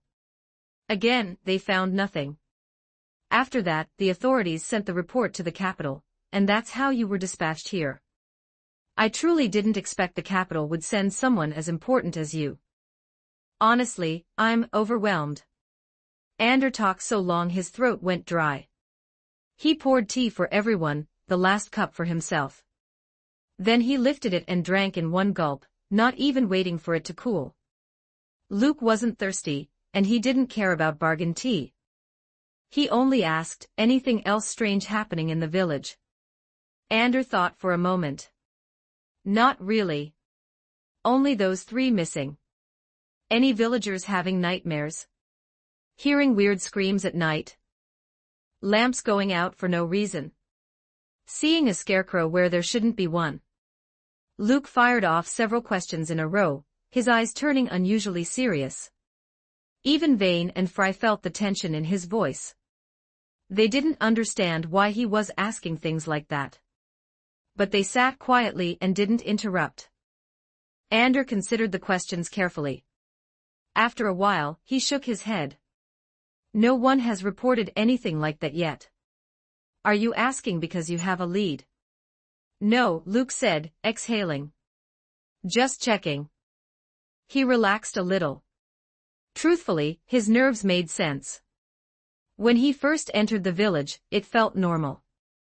But the moment he heard about unexplained disappearances, he thought of something he really didn't want to deal with. If even one of his questions had gotten a yes, he would have turned around and walked right back out. He had no intention of stepping out of the starter zone, and immediately facing an endgame boss. But from the look of it, that wasn't what this was. Ander watched Luke's face and asked carefully, "Your Highness, what will you do next?" "Our village will fully cooperate. People are terrified right now. They don't even dare leave their homes. If one person went missing, maybe it was chance. But 3 people vanishing within 20 days? That wasn't chance anymore. Something was causing it." Luke thought briefly, then stood. "Take me to the missing men's homes first." The city had already investigated, and they'd found nothing. Luke probably wouldn't find much either. He wasn't sure why that older woman had sent him. Maybe she just didn't want him lounging around. That miserable older woman. "This way," Ander said, rising quickly and leading the way. The group left the house and went outside. Ander first took them to the home of the first missing man, Chase. The drunk's house wasn't big, but it was clean and empty. Someone had clearly cleared it out. He didn't leave anything behind. Luke asked after searching the place and finding nothing personal. Ander explained, Chase wasn't well off. Whatever he earned went into food and drink. He's been gone so many days he's probably met a bad end. So we cleaned the house up. Luke withdrew his gaze and walked out. Next one. Before long, they arrived at the second missing man's home. Saul's. The door was closed. Ander knocked. "Renee, are you home? His Highness is here to investigate your husband's disappearance." Not long after, the door opened. A middle-aged woman stood there, pale-faced, hair messy, grief written into her features. Her eyes were red like she'd cried recently. "Please." She stepped aside and let them enter. With her husband gone, she'd clearly been hit hard. The house was cluttered and chaotic, like it hadn't been cleaned in a long time. "I'm sorry, Your Highness," Renee said anxiously, afraid he might be displeased. I didn't know who I was cleaning for anymore." As she spoke, she started hurriedly clearing a chair so Luke would have somewhere to sit. Ander sighed, unable to say much. Saul's disappearance had robbed this home of its pillar overnight and robbed this woman of everything. "No need," Luke said, signaling her to stop. Then he asked, "Did your husband have anything he always carried with him?" Renee stopped. The question pulled her into memory. After a long pause, she nodded, went to a wardrobe, opened it, crouched down, and carefully pulled out a pair of leather shoes. "These were his favorite," she said, holding them like something fragile. "He always said they kept him safe on the road. And then, the one day he didn't wear them." Her voice broke. She brought the shoes polished to a shine over to Luke. As she spoke, tears spilled down and she started to sob. Luke took one shoe and stood there with it in hand. Vane and Fry didn't understand why he was suddenly holding someone else's shoe. But they still didn't ask. Because at that moment, Luke was searching his system inventory for a tool. The truth was, when he heard "missing," an idea had immediately come to him. He had once obtained a Godspeed tracking decree. If you gave it an item the target always kept on them, it could lock onto the target's current location. But the item had to be something truly constant. Wearing or carrying it for a day or two wasn't enough. If Saul loved these shoes this much, then they qualified. Luke offered the shoe to the Godspeed tracking decree, and in the very next instant, something in his mind snapped, like the connection had been severed. Like making a call and hearing a message on the other end, "The number you have dialed is out of the service area." Luke immediately realized Saul might have switched channels. In other words, he might already be gone. He set the shoe down. Looking at Renee watching her cling to him with desperate hope, Luke hesitated. He didn't know if he should tell her what he'd just learned. In the end, he didn't. He still hadn't confirmed what "missing" really meant. "I'll investigate his disappearance with everything I have," Luke said quietly. "No matter what the result is, I'll give you an answer." A glimmer of hope seemed to appear in Renee's eyes. Through tears, she said, "Thank you, Your Highness. Even without knowing the outcome, she was already thanking him. In her mind, someone like Luke would keep his word. Because whether her husband was alive or dead, she needed an answer. // check out my P at tray 0 and for 20 extra chapters on all my fanfics // www.com/Raziel0810. Chapter 136, Chapter 136, Damn it, my handsomeness has nowhere to go. 4969 words after leaving Renee's house, Luke and the others headed to the home of the third missing person Ben. Ben was a hunter in the village. He went out now and then to hunt, had no wife and no children, and after leaving 10 days ago, he never came back. His disappearance at least sounded somewhat plausible. Hunting was dangerous work. If something happened out there, there wasn't much anyone could do. Inside Ben's home, plenty of beast pelts and bones hung on the walls, like trophies from his own hands. Ben was an old hunter with tons of wilderness experience. We never imagined something would happen even to him. Anders sighed uneasily. Maybe it's just a coincidence, but 3 people vanishing within 20 days. Everyone in the village is terrified. Luke looked around and noticed a recurve bow hanging from a wall hook. It had clear signs of use, obviously Ben's regular weapon. So Luke submitted the bow to the Godspeed tracking decree. The result was still the same, out of service range. Which meant this hunter was probably dead too. He put the bow back where it belonged and walked outside. Everyone followed, totally confused. None of them understood what he'd just done. Your Highness, did you find anything? Ander asked carefully from behind. Luke shook his head. Missing person cases were the hardest. Too many unknowns, and now every lead had snapped. The only thing he could confirm was that all 3 missing people were already dead. As for whether their disappearances were unrelated accidents or connected, there was no way to tell. A case like this, honestly, even Columbo himself might not be able to crack it. Anders sighed again, his expression saying he'd expected as much, but he didn't look disappointed.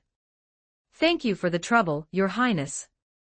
People from the city came 3 times, and it was basically the same as you. There just aren't enough clues, no one can make a call. They were walking along the village street when Frey's expression suddenly turned strange, like she'd smelled something. Her brow furrowed hard. There's the scent of dark creatures. Vane instantly went on alert. She didn't doubt her teacher for a second. Luke turned toward Fry, about to ask Aaah. A piercing scream packed with terror and pain shattered the quiet of Kerr village, loud enough to ring across the streets. The sudden incident startled everyone. Luke and the others sprinted toward the sound. When they arrived, they saw a woman collapsed on the ground. Her neck was drenched in blood. The light in her eyes was fading by the second, her body jerking in weak spasms. She clearly didn't have long. There's a monster. Carly got attacked by a monster. She's going to die, someone save her. Villagers who'd rushed over were all pale with fear, and the sight of the woman's condition only made it worse. No one knew what to do. And then a shadow that looked half-human, half-beast vaulted over the village wall and vanished into the forest, fleeing at terrifying speed. In that short moment, it had already covered more than 100 meters.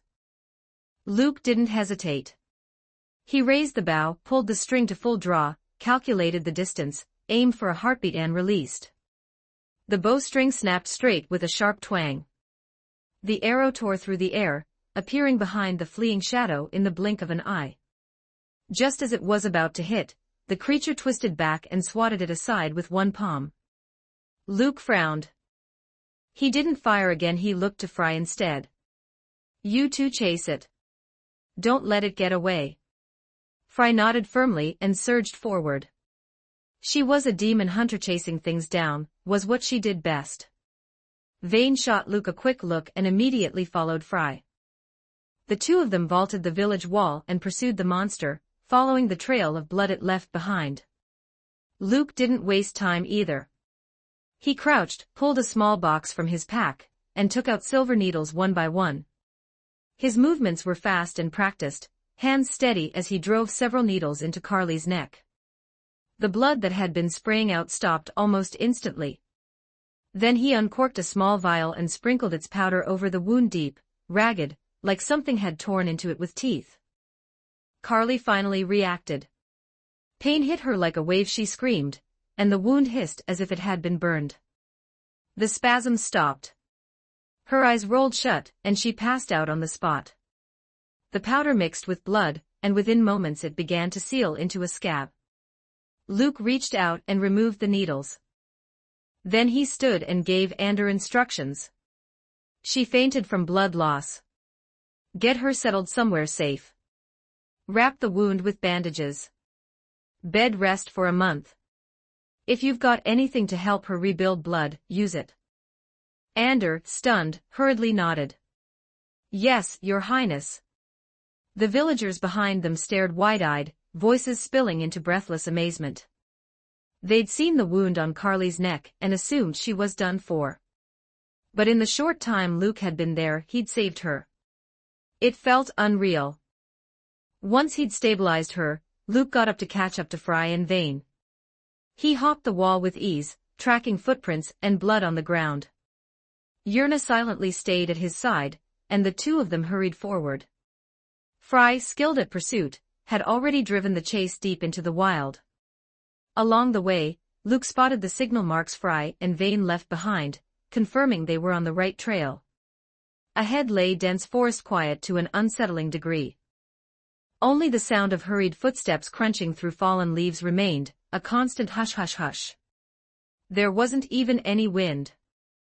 As time passed, Luke pressed deeper into the woods. Before long, he and Yurna regrouped with Fry and Vane. They'd stopped the chase. Fry was crouched low, frowning as she inspected signs on the ground. When she saw Luke, she rose and said, "The scent gets messy here. I can't separate it cleanly." Luke glanced around. The atmosphere felt inexplicably grim, too quiet, too wrong, as if the forest itself was holding its breath.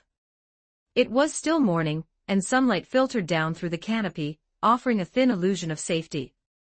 Thin enough to tear. After a moment he asked, "What was that thing earlier?"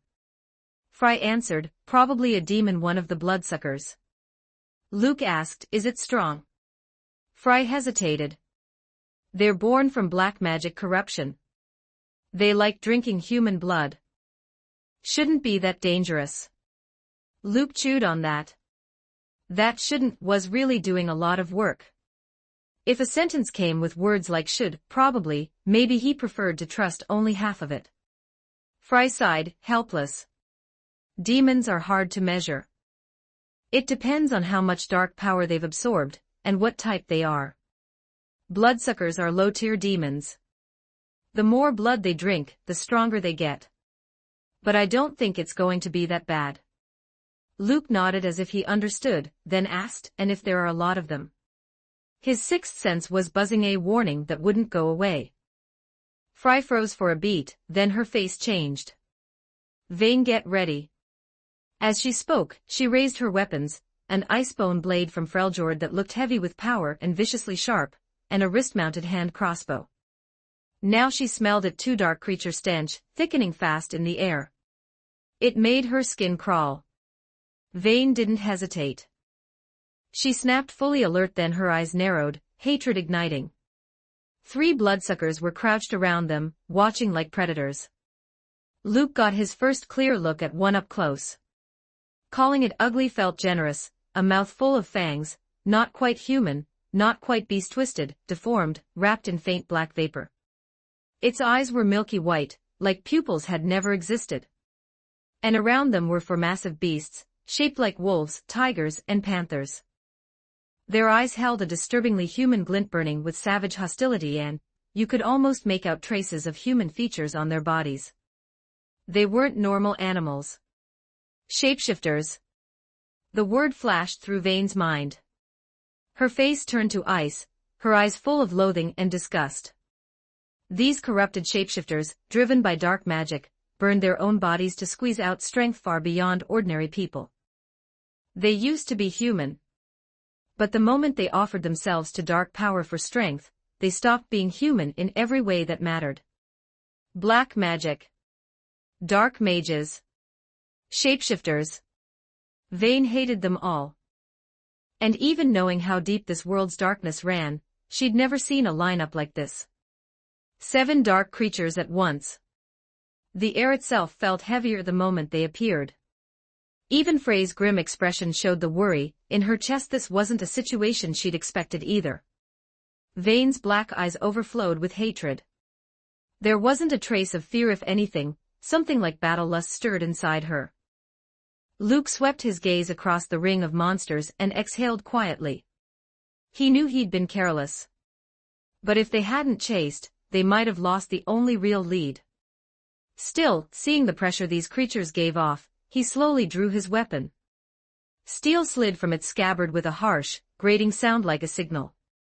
All 7 dark creatures opened their mouths and charged. The fight exploded into motion. Several rushed straight for Luke, feral eyes locked onto him like he was dinner, fangs flashing. Fry and Vayne fired bolts immediately, but they couldn't move to shield Luke. 2 monsters split off and pounced at them, forcing them to respond. That left 5-5 bearing down on Luke. He truly didn't understand it. Was being handsome really that attractive to monsters? Damn it, my irresistible good looks have nowhere to go. The 2 fastest were already within 5 meters, launching their strikes, and the figure beside Luke moved. Yurna stepped calmly in front of him. A cold glint flashed in her hand as she slashed a bloodsucker's swinging arm. Blood sprayed.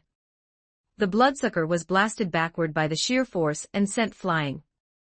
Only then did Luke realize, at some point, Yurna had drawn a black short blade, wickedly sharp.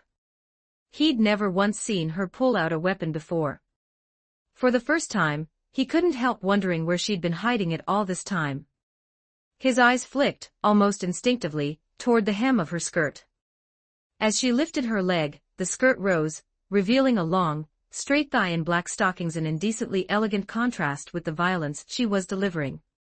Her other leg snapped up, and the next instant, she drove a kick into a shapeshifter's chest. Bone cracked. The shapeshifter's body launched backward, slamming into a tree hard enough to nearly split it. The sight was jarring. Her dazzling maid uniform clashed violently with the brutal efficiency of her movements. In an instant, she'd handled 2 creatures that posed immediate threat to Luke. Fry and Vayne both flinched in shock.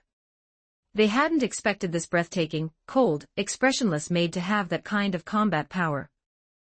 Yurna lowered her leg and stood at Luke's side, and the dark creatures actually hesitated, wary, unwilling to rush her all at once. Her amethyst eyes held not the slightest ripple of emotion. Her delicate, icy face remained perfectly blank. To be honest, this was Luke's first time seeing Yurna fight too, and even he was surprised.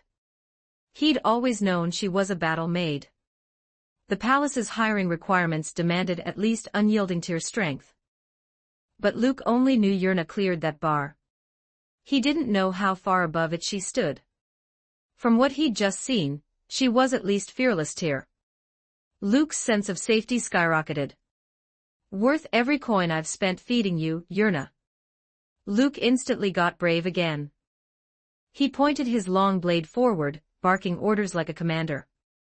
Yurna ate a lot, and she'd never missed a meal since following Luke. On top of that, she drew a 50 gold weekly salary. Finally her paycheck was doing something. Yurna didn't hesitate. She drove off the ground and charged the remaining dark creatures head-on. Her black short blade, already stained with blood, gleamed coldly, somehow looking even sharper now. The 3 dark creatures roared and met her charge. They collided in a blur. Yurna's combat power was terrifying, but taking 3 at once still put pressure on her. Even so, she didn't show a hint of emotion. Luke couldn't step in to help her, because the 2 monsters she'd knocked away had recovered and were lunging back at him. The shapeshifter's chest bones were shattered. If it were human, it would be dying. But it could still move, and it had become even more frenzied. The bloodsucker looked almost fine. The gash on its arm was already starting to close. As a demon born from dark corruption, damage from ordinary weapons was reduced. Holy aspect weapons hurt it far more. Now the two of them moved in from front and back, trying to clamp Luke in a pincer. But with only two, Luke didn't panic. He swept his long blade. Wind tore through the forest, whipping leaves into a storm. Then Luke moved. His figure flashed forward, straight at the shapeshifter. Wind intent coiled around his blade, and over it Wuju sword intent layered in, compressing inward at his will, restrained and plain. But when he struck, a long cut opened across the shapeshifter's chest, and blood burst out in a spray. It howled in agony. Shapeshifters were once human, and even after transforming, they still retained human awareness, though most of it was drowned by a craving for slaughter. Luke didn't hold back. After the first slash, a second strike followed seamlessly. Cold light flickered, and the blade took its throat cleanly. The scream stopped mid-syllable. A deep cut opened across its neck, neat as a single red line. Its head wobbled and dropped to the ground. Movement behind him. Luke slipped sideways and widened distance. The bloodsucker's attack missed, and it snarled with irritation. Then it did something vile. It pounced onto the severed neck and began drinking the blood pouring out. The demon's body wrapped in black vapor swelled almost instantly, growing thicker, stronger. And its wounds visibly began healing faster. "You really don't waste anything," Luke muttered, scalp prickling. He charged without hesitation. His blade came down, and sweeping blade burst out as he dashed in, refusing to let the bloodsucker keep growing. Bloodsucker demons lived up to their name. The more blood they drank, the stronger they became. Luke just hadn't expected it to drink its own allies' blood too. Absolutely no standards. The bloodsucker sensed the incoming slash and leapt wildly aside, landing behind Luke, low to the ground on all fours. Its mouth was coated in blood. In those cloudy white eyes, you could actually see rage boiling. At the same time, Fry and Vane's situation wasn't great either. Fry had enough room to handle a bloodsucker on her own. Her icebone blade hacked again and again, carving real damage into the monster. But the thing was tough, thick hide, stubborn flesh. She couldn't finish it quickly, and worrying about Vane almost made her lose focus and get clipped. On the road from Freljord to Demacia, they'd run into two dark creatures, but those fights were different. Fry would lead the offense, Vane would support from the side, and the two of them would work together against one target. Today wasn't like that at all. This forest was packed with darkness. With her lack of real combat experience, Vane had been forced to fight one alone. And she wasn't afraid. She was unervingly calm.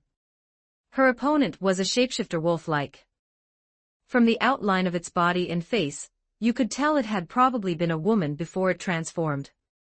Corrupted by dark power, shapeshifters weren't human anymore. Fry had told her that once.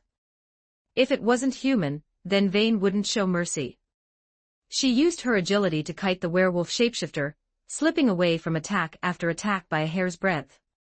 At the same time, she fired holy water-soaked silver bolts from her wrist crossbow, each hit making the creature howl. Effective. Vane's black eyes sharpened, confidence rising. Silver bolts hurt shapeshifters more too. As more and more bolts stuck into the monster, blood slicked its body, and its face twisted in pain. Vane felt herself getting excited. She raised the crossbow again, aimed for its head, and went to pull the trigger. Click. Out of bolts. Vane glanced down. In the next instant, the shapeshifter, realizing the same thing, let out a furious roar and surged forward, faster than before, lunging right into her space. Vane didn't freeze. The claws came down. She retreated instantly, dodging the strike. The monster snapped at her. She flicked her right hand down her pant leg and drew a short dagger, barely catching its fang-filled maw before it could clamp shut. After blocking that bite, Vane broke away, her expression darkening. She realized her mistake. She hadn't managed her silver bolts. She'd fired too many too fast. Plenty hit, but none were decisive. A shapeshifter's strength far exceeded a human's. Letting it drag her into close quarters was a massive disadvantage. And right now, no one could help her. She had to create distance, but the shapeshifter stayed glued to her. With every narrowly avoided, nearly fatal strike, Vayne felt herself getting more excited. Every cell in her body seemed to sink into the fight, trembling with adrenaline. And as that excitement rose, power began surging through her from everywhere, all at once.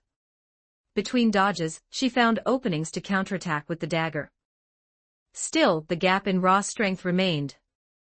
One mistake and she was slammed to the ground. That female werewolf face roared inches from her. Two claws pinned her shoulders. She couldn't move.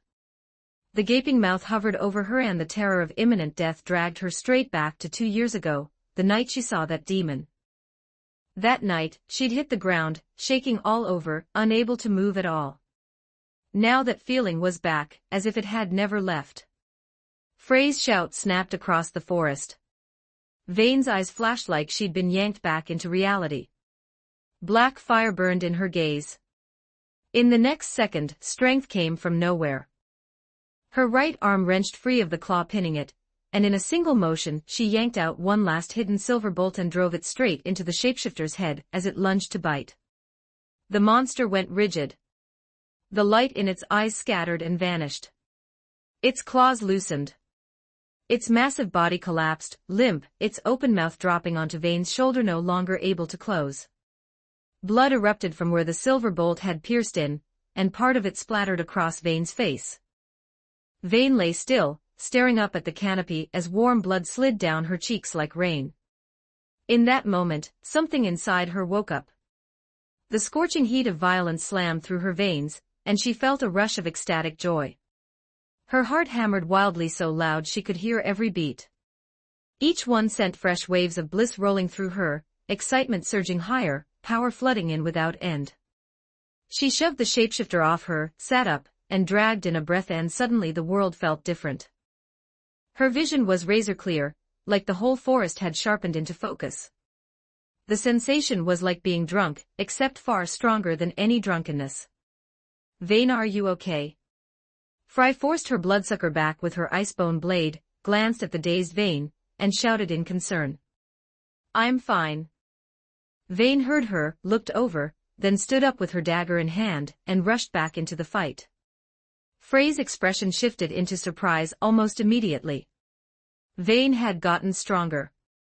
Her face was cold and steady, and as she fought alongside Frey, the two of them cut the bloodsucker down in short order. Teacher, did you see that? I'm stronger. Vayne stared at the fallen bloodsucker, the thrill rising again. She turned to Frey with bright excitement.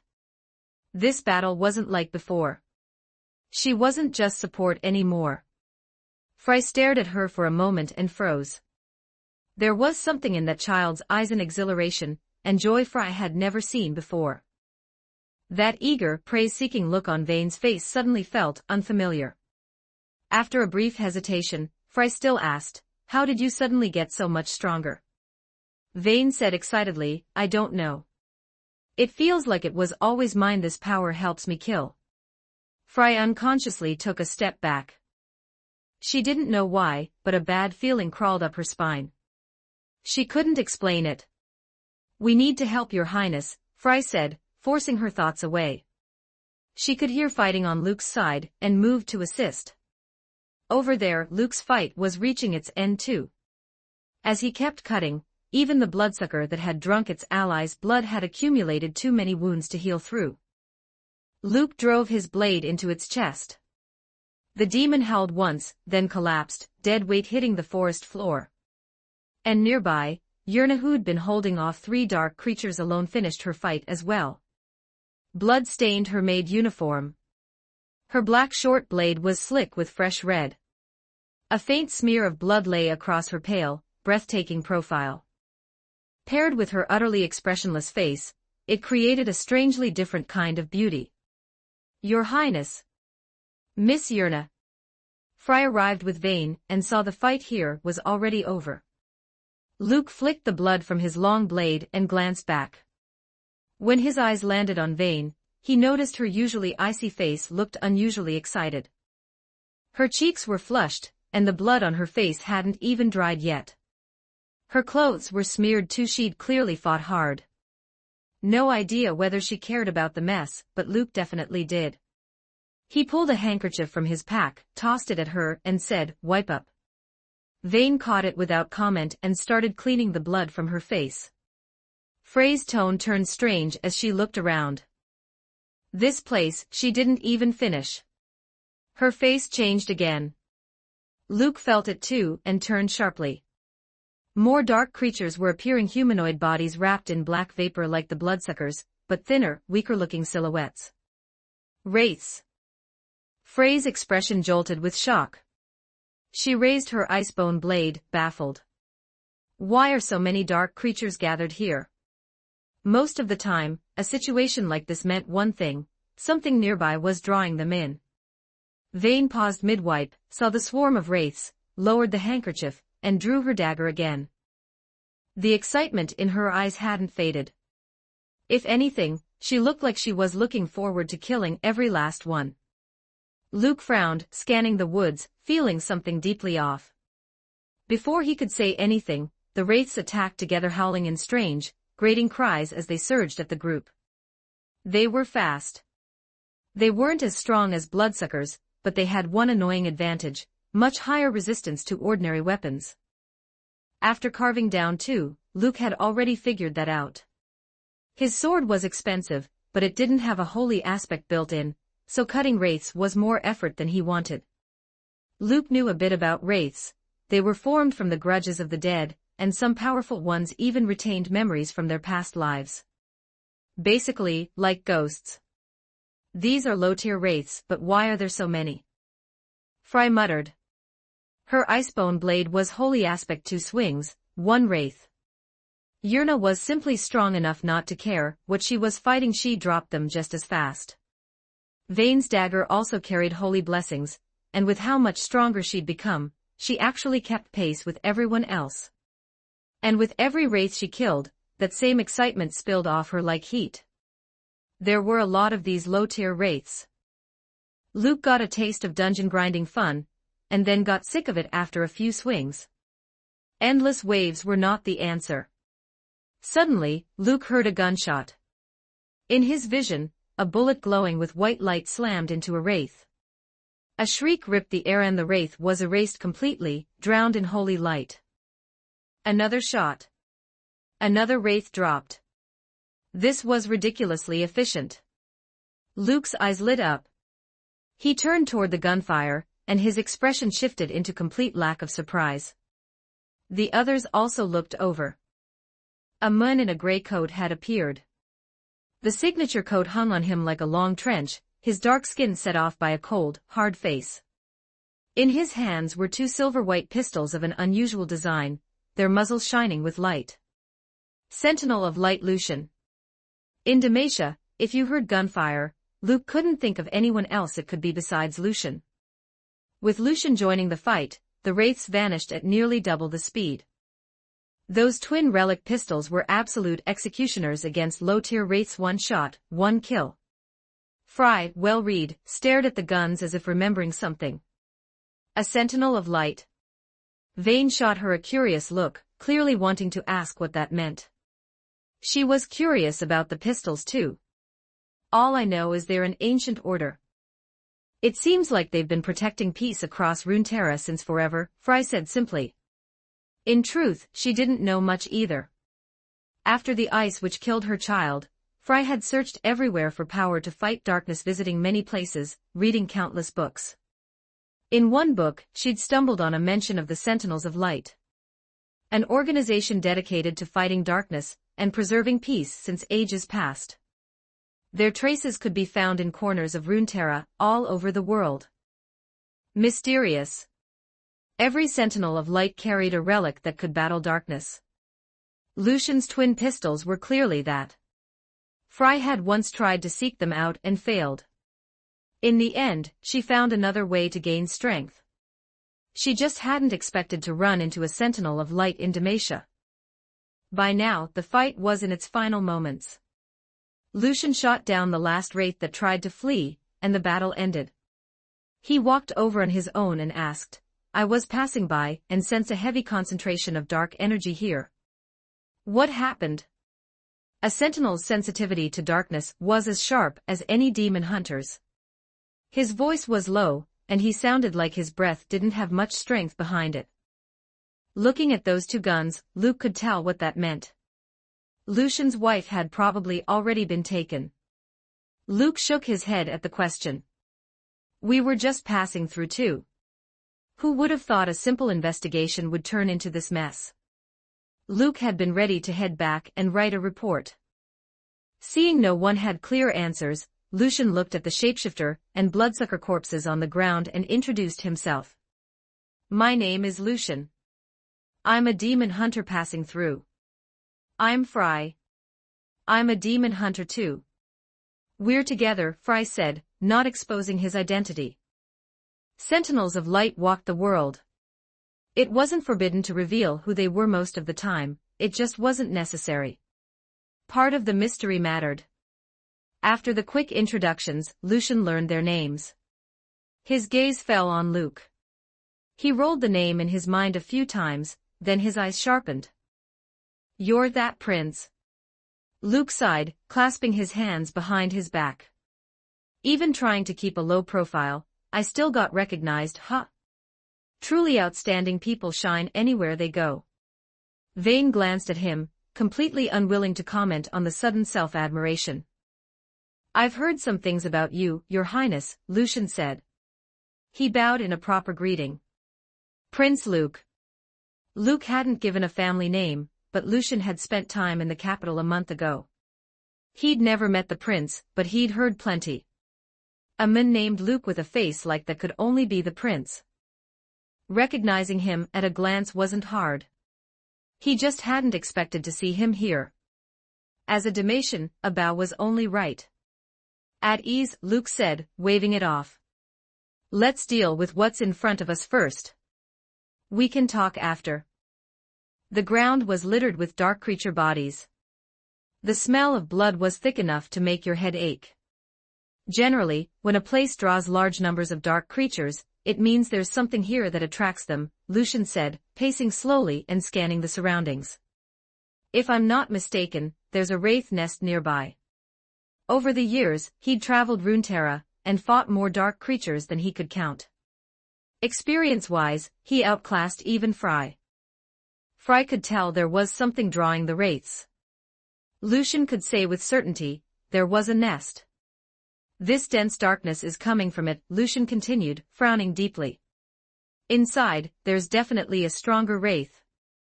If I'm right, it's at a critical stage of transformation. The dark energy in the air was intense, dangerously so. We have to stop it fast, Lucian said. Otherwise, I don't know how many people will suffer. Fry agreed, but she still asked for Luke's decision. What do you think, Your Highness? Luke considered it and asked, if we go back and call for help, is there time? If this was true, then the 3 missing people from Kerr village might be connected to that nest. Luke's current plan was simple, go back, bring people, and flatten the nest. Why should this tiny group grind an unknown difficulty dungeon? He just didn't know enough about dark creatures to judge properly. Lucian shook his head. Wraiths don't stay in one place forever. Once it finishes transforming, it'll go hunting elsewhere. If we leave now, we won't catch it in time. // check out my P at Tray0 and for 20 extra chapters on all my fanfics // www.com/Raziel0810. Chapter 137, Chapter 137, Never thought I had what it takes. 4,841 words.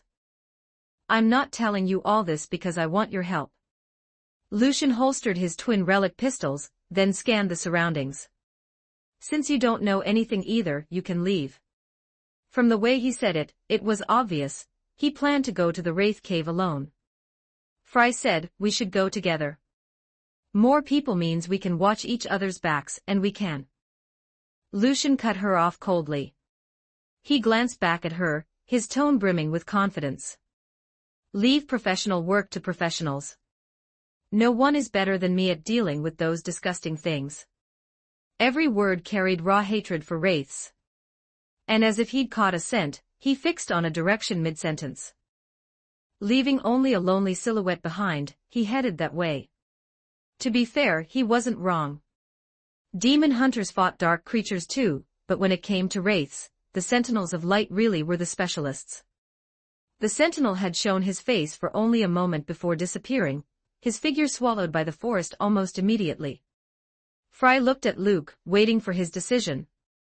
Even if he says that, we've already come this far. We can't just quit halfway, Luke said, meeting her gaze. He had no intention of retreating. He might be lazy, but he wasn't that timid. And he still had an investigation on his shoulders. The reason 3 people vanished from Kerr Village still wasn't clear. If he left now, they'd probably lose the last thread of a lead for good. So whether he liked it or not, they had to go grind the boss in that wraith cave. Then do we chase him? Fry asked. That sentinel clearly doesn't want to travel with us. She could tell what Lucian meant. If he didn't want them tagging along, it would be awkward to force it, yet he seemed like the only one who could find the cave. Then, after a long stretch of silence, Vane suddenly spoke. Maybe I know where it is. Follow me. She picked a direction different from Lucian's and started walking. Luke glanced at her from the side and noticed something about her felt. He couldn't put a finger on it. She just looked a little more like the Vane he remembered, the bespectacled Vane, except she still wasn't wearing those glasses that hid her face. The 3 of them followed Vane for a while, and sure enough, beneath the roots of a massive tree, they found an entrance leading down into a cave. Even Luke, whose sensitivity to darkness was fairly weak, could feel the black aura seeping out of it. Fry shot Vane a puzzled look, clearly asking how she'd known. Vane answered under that questioning stare, I can feel a black thread pulling me here. In her eyes, thick black vapor was pouring out of the cave, and one thin strand of it had guided her straight to this spot. Fry stared at the entrance without speaking. She could feel Vane's changes today. Her strength had jumped for no apparent reason, and now she'd awakened an unnervingly sharp sense for darkness. For a moment, Fry didn't know whether that was good or bad. Vane getting stronger should be a good thing. There was no reason to overthink it. With that thought, Fry didn't ask more. She simply said, let's go in. She took the lead. After a quick check to confirm the entrance was safe, she slipped inside. A moment later came the sound of sliding, then landing. Not long after, Frey's voice echoed up from below. All clear. Vane went in next, then Yurna, then Luke. The instant Luke entered, the bright daylight behind him vanished, replaced by darkness, so heavy he could only make out vague shapes with his far better than human vision. The entrance connected into the roots of the giant tree above. Tangled roots formed a steep chute. He slid down it, and below, there was light. Fry had already lit a torch. When Luke landed smoothly, Fry was handing a second torch to Yurna. Vane was reloading her wrist crossbow with bolts. The bolts still had blood on them. She'd clearly pulled them straight out of the bloodsuckers earlier. The bolt tips had been treated with holy water to counter dark creatures, and they were expensive. Of course she was going to reuse them.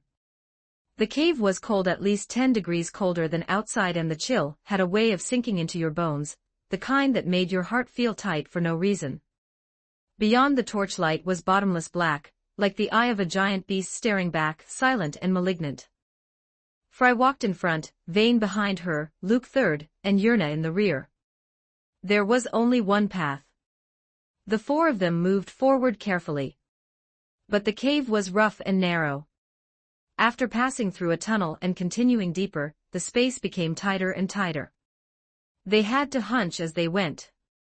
Eventually, it felt like crawling through a square, duck hands and knees on the ground, inching forward. The torchlight flickered. Vane wore leather pants, and she was barely a meter ahead of Luke. From Luke's angle, all he could see was the leather hugging a fully developed, lifted curve, swaying as she crawled left, right, right. And yet Luke had absolutely no appreciation for the scenery. He was silently praying Vane wouldn't pick this exact moment to fart. After about 100 meters, the space finally widened. One by one they stood, dust falling off their clothes. At that moment, Vane glanced at Luke. Her black eyes held something unreadable. Then she looked away. The four of them examined their surroundings and realized they'd reached what looked like a fork for different paths, each disappearing into darkness. Faint, muffled gunshots echoed from one of the passages. No surprise Lucian was in there. The fighting sounds intense, Fry said, looking at Luke. Do we go help? But before Luke could answer, the instant her words fell it was like a switch flipped. From all four tunnels, pairs of red eyes lit up at once. The next second, wraiths poured out of every passage, starving and shrieking as they surged forward. The four of them snapped into combat mode, drawing weapons without hesitation. The fight detonated immediately. There was no time to worry about what shape the sentinel was in. First, they had to clear these lesser wraiths. Except they didn't stop coming. Wraiths flooded out endlessly from all four tunnels. Then Luke felt an unmistakable sense of danger crawling up his spine. Goosebumps rose. Every hair stood on end. It was rare. And every time it happened, it meant one thing: something bad was about to hit. Link up with Lucian now. Luke made the call instantly. Sticking together was the best option. As he spoke, he didn't hesitate. His long sword whipped hard, and a wind blade tore out, forcing a path open through sheer violence. Wraiths on the line died or were ripped apart. Then Luke burst forward, heading straight for the passage where the gunfire came from. The others followed immediately. The cave paths were brutal, like climbing a jagged mountain, with no flat ground anywhere. And with wraiths constantly surging at them, it took serious effort, but they finally fought their way through. And sure enough, on this side, the battle was just as vicious. Lucian was nearly surrounded. His twin relic pistols blazed with holy light, burning every wraith they touched into nothing. Even so, he kept firing while retreating, his expression dark and unstable. The sheer number of wraiths in this cave had clearly exceeded even his expectations. Over here! Luke shouted, slashing again as he did. This chamber was huge, dimly lit, only weak firelight and strange stones in the walls that gave off a faint glow, just enough to keep shapes visible. And because of that, the wraiths here were unlike anything outside, easily 10 times more. Plus, Luke's group had drawn more wraiths along the way without even realizing it. Looking at it now, it was a black sea, packed so tightly it made your scalp tingle. The ghost wails scraped at the ears. The oppressive atmosphere was suffocating. The wraiths' pitch-black bodies radiated a terrifying hunger. The darkness here was thick, fierce, like it wanted to swallow them alive. Lucian had already noticed the commotion. When he saw Luke's group, his expression didn't change, but he adjusted his direction, carving his way toward them. Before long, they finally met up, the ground littered with wraith remains dissolving into gray smoke. Frey's icebone blade swung relentlessly. Yurna's short blade harvested wraiths with chilling efficiency. And Vane's silver bolts purified wraith after wraith, and she sank deeper into the pleasure of slaughter, growing more exhilarated by the second. All filth in this world. All these vile things. They all deserved to die. Her face flushed from excitement, her heart racing.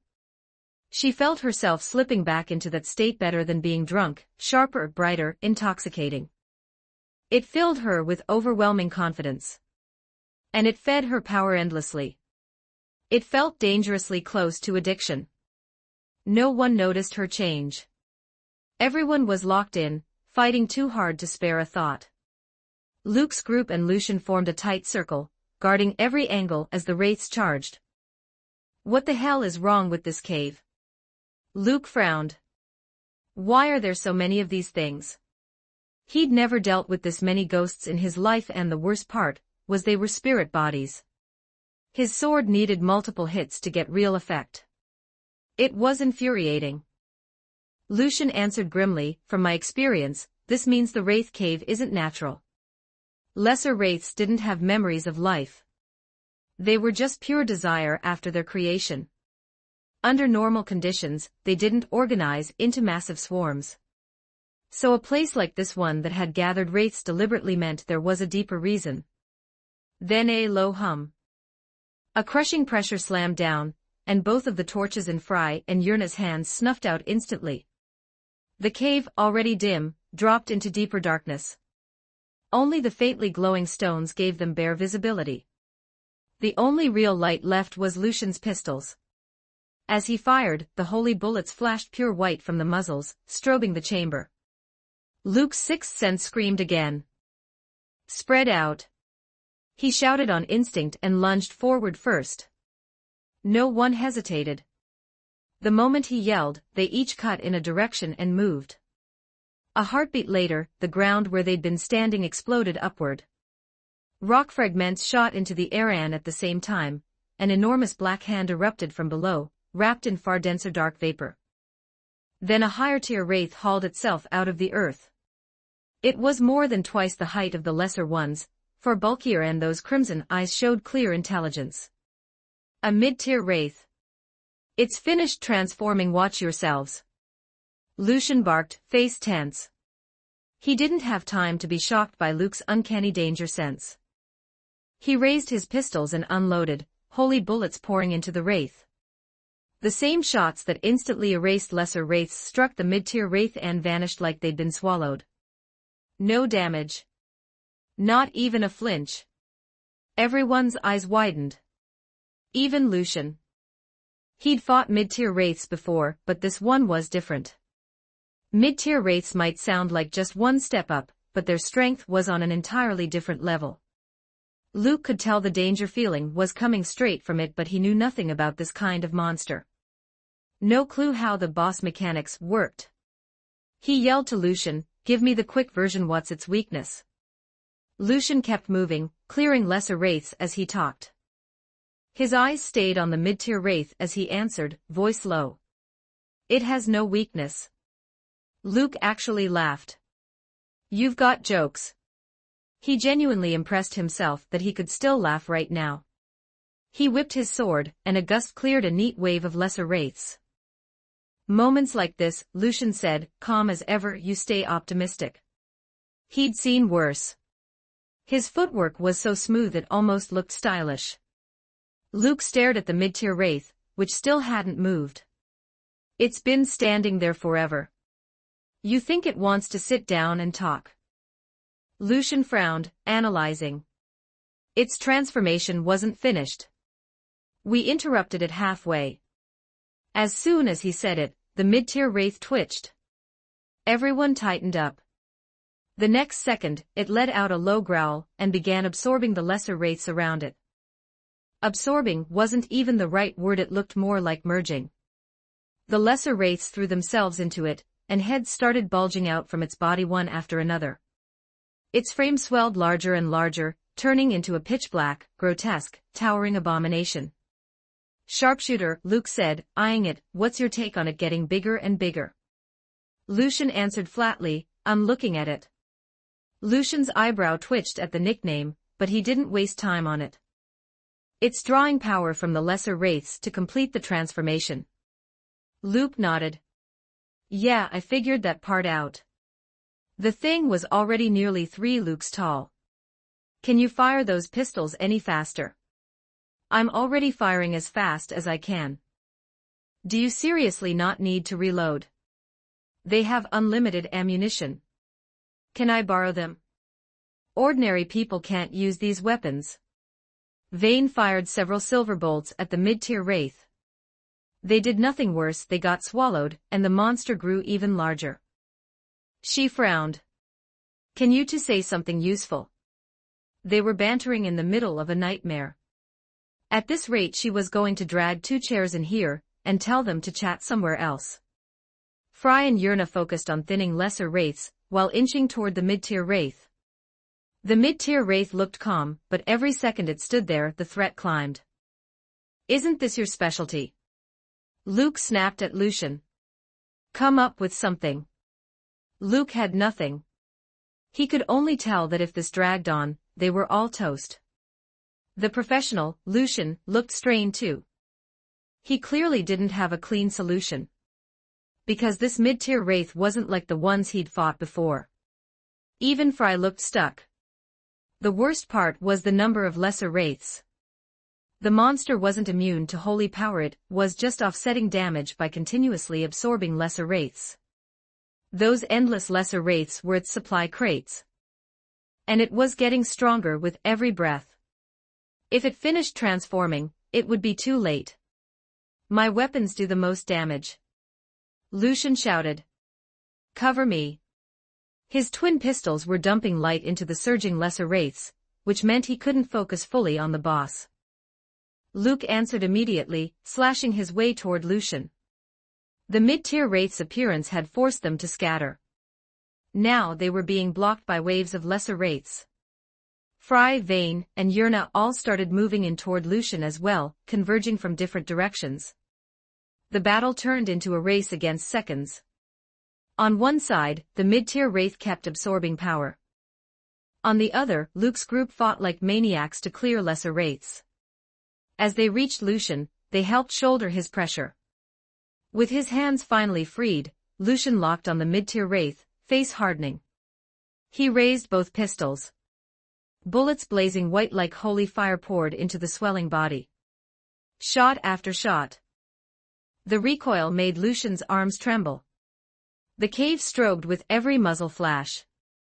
And the flood of holy bullets finally matched the wraith's absorption speed, canceling it out. Its transformation, effectively stalled. We've got a shot. Lucian grit out, sweat beading on his forehead. He didn't spare even a blink, both pistols still spewing cleansing light. In theory, if they wiped out every lesser wraith, the transformation would collapse. But with this many, who knew how long that would take? It would be cleaner to kill the mid-tier wraith outright. Luke kept swinging beside him, and noticed Lucian's face going pale. The sweat only got worse. A stalemate. Then a low vibration rolled off the mid-tier wraith.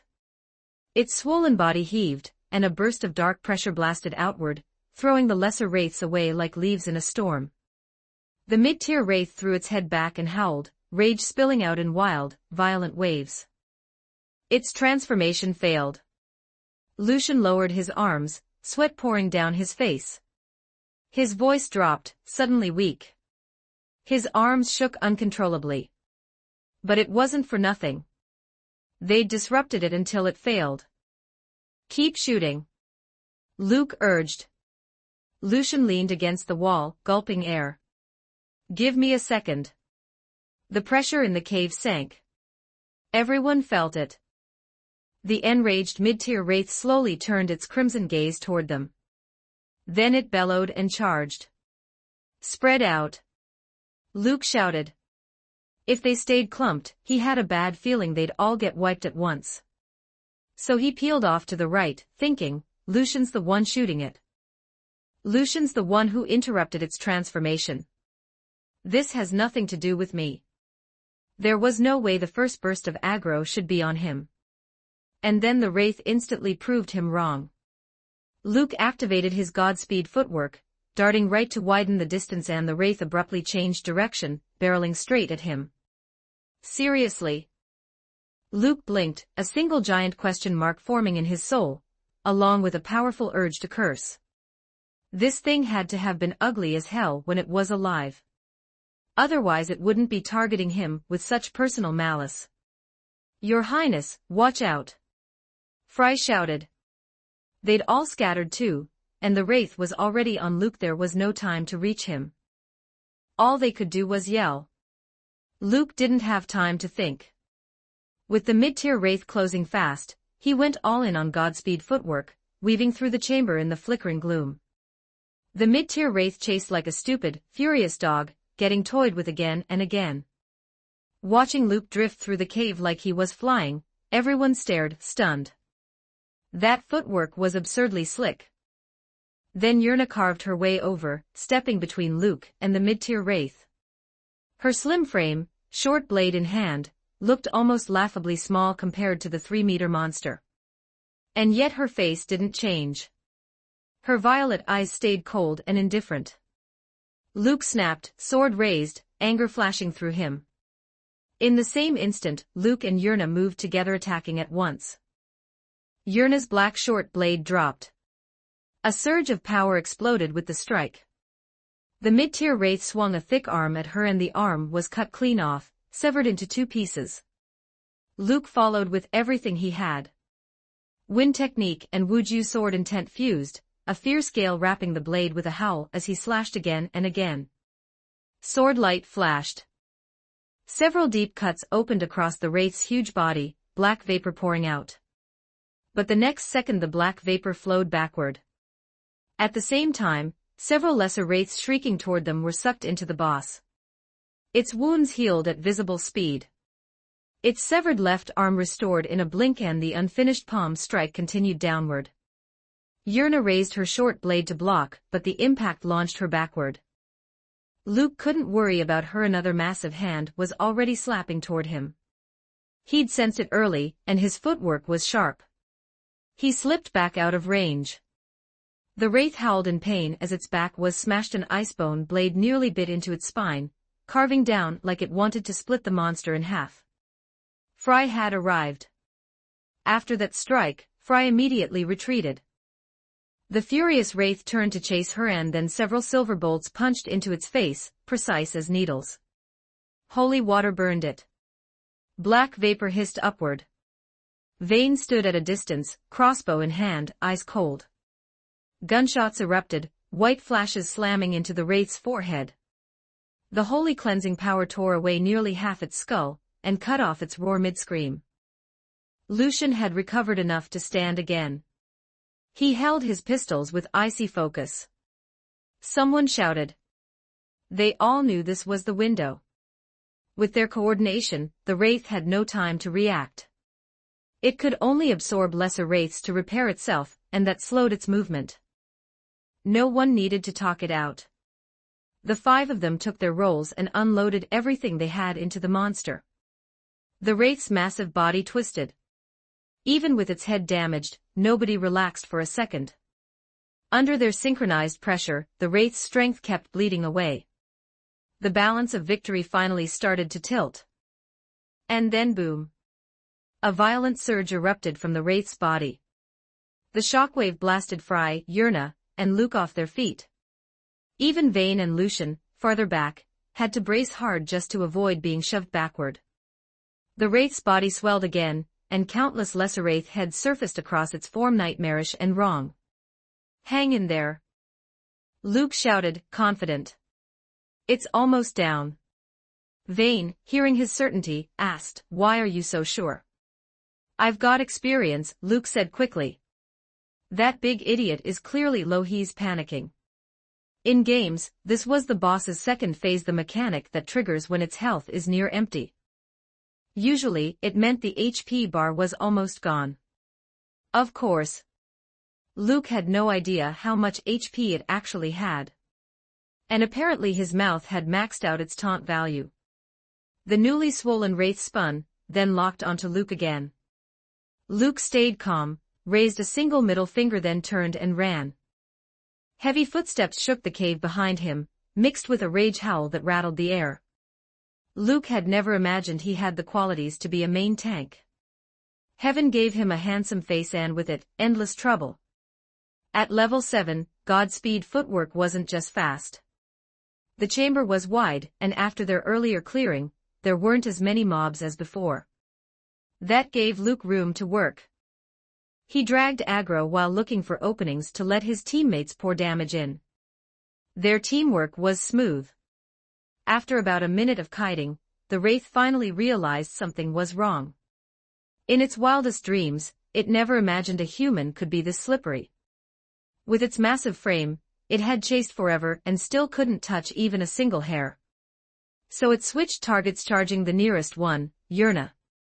Everyone had expected it to try something like that. What they hadn't expected was how strong it had become. Yurna was probably the strongest in the group. And even she felt the pressure from this hulking mid-tier wraith.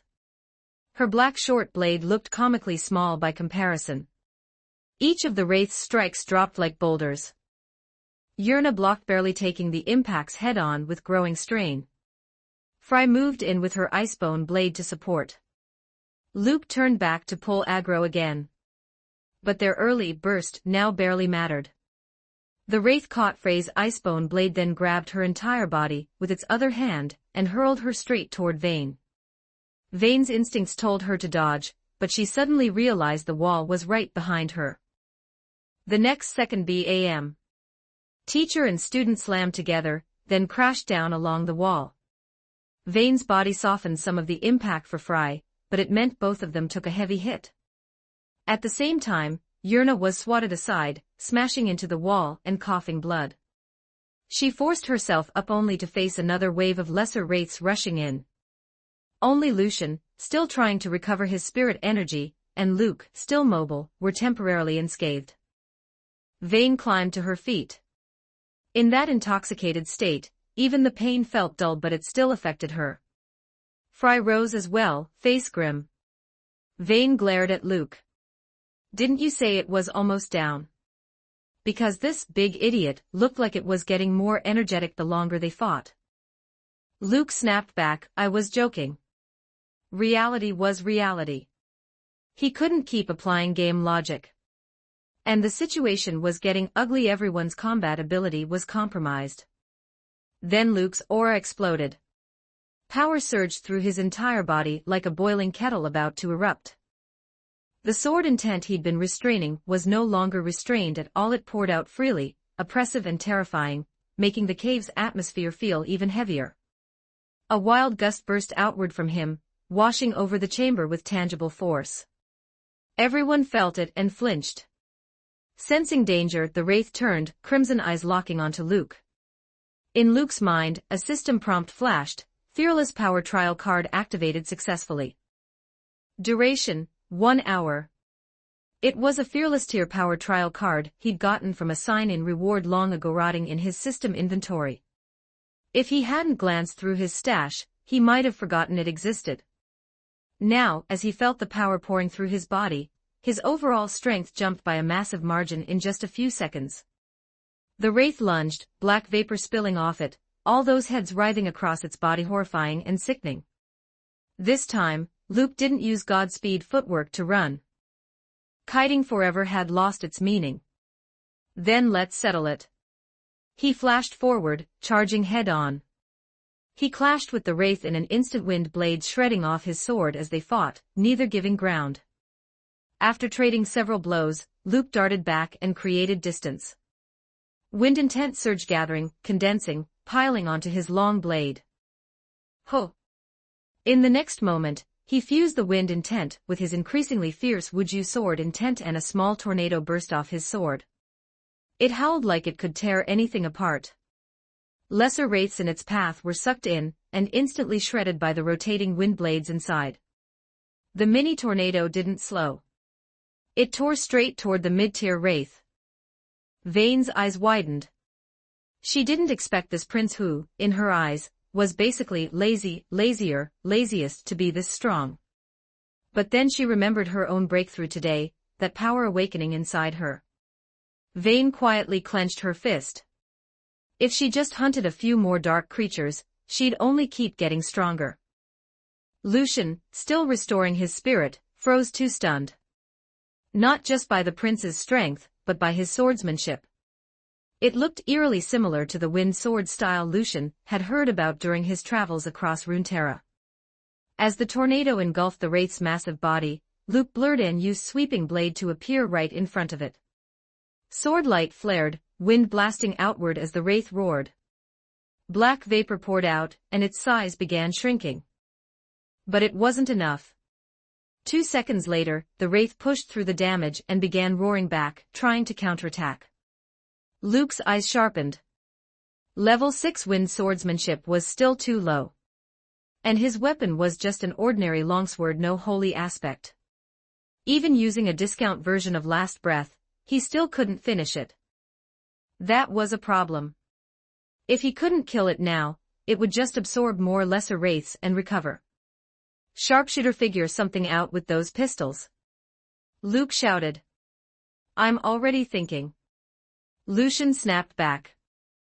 The moment Luke's tornado hit, Lucian had already raised his pistols.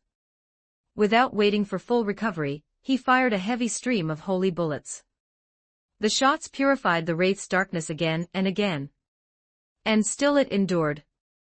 Then it suddenly spun, snarled, and ignored Luke entirely, charging Lucian. Lucian's gut dropped. He started moving, footwork agile, still firing as he retreated. But he'd already burned a lot of spirit energy. The bullets were losing intensity. The wraith's palm slammed into him. The sentinel gear blocked about half the damage, but claw marks ripped open, blood spraying, and Lucian was launched, rolling across the ground several times before stopping. One relic pistol flew from his hand. Lucian spat blood, pain ripping through him, vision blurring. The wraith raised its claws to finish him. Whoosh. A silver bolt flew in and stabbed into its forehead.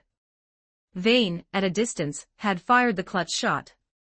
The wraith snapped its head toward her and lunged. Vane would have been erased if it reached her, but her face stayed cold and steady, even in the crushing dark. Luke flashed in between them. The wraith's aggro snapped back to him, sword and claws colliding again and again, neither able to immediately overwhelm the other. But Luke knew, this couldn't drag on. The cave kept producing lesser wraith's fuel for the monster. If it recovered fully, it would only get stronger. Were they really about to wipe here? That thought flickered and Luke felt something under his foot. Lucian's relic pistol. A bold idea hit him. Luke burst forward with a heavy strike, wind blasting the wraith back. Then he stepped, hooked and kicked. The relic pistol popped up off the ground. Luke caught it, aimed it at the towering wraith and dash. You're insane. You can't use. Lucian tried to stop him, voice urgent, but the cave exploded in an eye-searing flash of white light. Lucian's urgent expression froze, swallowed by shock.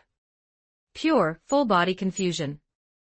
// check out my P at tray 0 and for 20 extra chapters on all my fanfics // www.com/Raziel0810. Chapter 138. Chapter 138.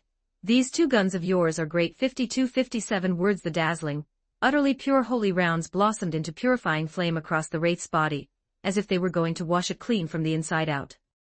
Seeing that, Lucian went completely slack-jawed. Every sentinel of light had a relic weapon of their own, holy armaments that naturally countered darkness. When darkness was born into this world, the sentinels rose with it. This ancient order had, since time immemorial, dedicated itself to preserving peace across Runeterra and fighting back the forces of shadow. But becoming a sentinel was never something just anyone could do. The entry requirements were so harsh that, through the long river of history, the Sentinels remained a mysterious organization known to very few. To join, aside from those born with the right temperament, you needed talent far beyond the average person and an unshakable resolve to stand against the dark. In other words, if you didn't meet the requirements, you simply couldn't use the relics. Before today, only one non-member had ever successfully fired a Sentinel relic weapon: Lucian himself. It had been his father's relic, which had ended up in his hands by sheer chance. When the person he loved and he himself were in mortal danger, he'd forced out a single shot of light. Because of his father, Lucian had already known about the Sentinels. And with her return, he'd come to understand even more about what they were.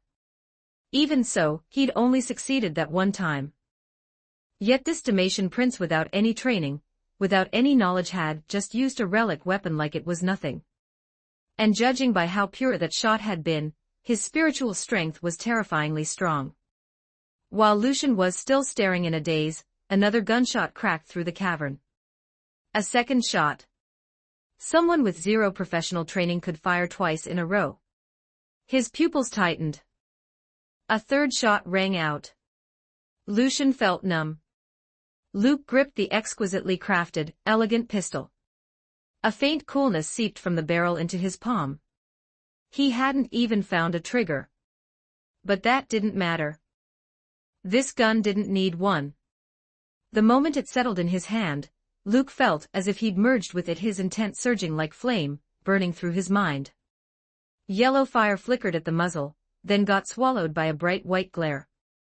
The two lights fused into a single radiant round that tore toward the wraith. The fourth shot. Four heavy blasts of light punched into the creature, nearly boring clean holes through its massive frame. Its hulking body staggered back for full steps. But in the next second, those wounds sealed shut as it sucked nearby lesser wraiths into itself. The wraith opened a fanged maw, trying to unleash a furious roar at Luke. A gunshot answered instead. Purifying light slammed straight into its mouth, turning the roar into a howl of pain. Luke felt a thrill spark in his chest. His willpower was at the fearless tier, which meant the rounds he fired carried that same weight.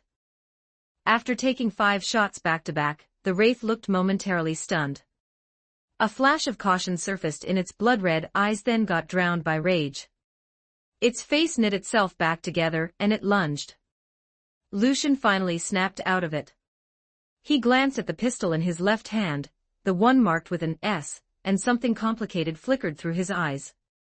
This was the only thing his beloved had ever left him. Before today, he'd never allowed anyone to even touch it. But right now, he didn't have the luxury to hesitate. Having made his decision, Lucian suddenly hurled the pistol toward Luke and shouted, "Use this." Luke caught the second relic pistol cleanly. It was smaller, sleeker, even more graceful, like it belonged in his left hand. He raised both pistols, sighting the raging wraith charging him, and a cruel smile curled at his mouth. "I've been sick of you for a while now." In the next heartbeat, both muzzles erupted, streams of pure, radiant rounds pouring out in a relentless barrage. Holy firelight flooded the entire cave, turning it bright as day.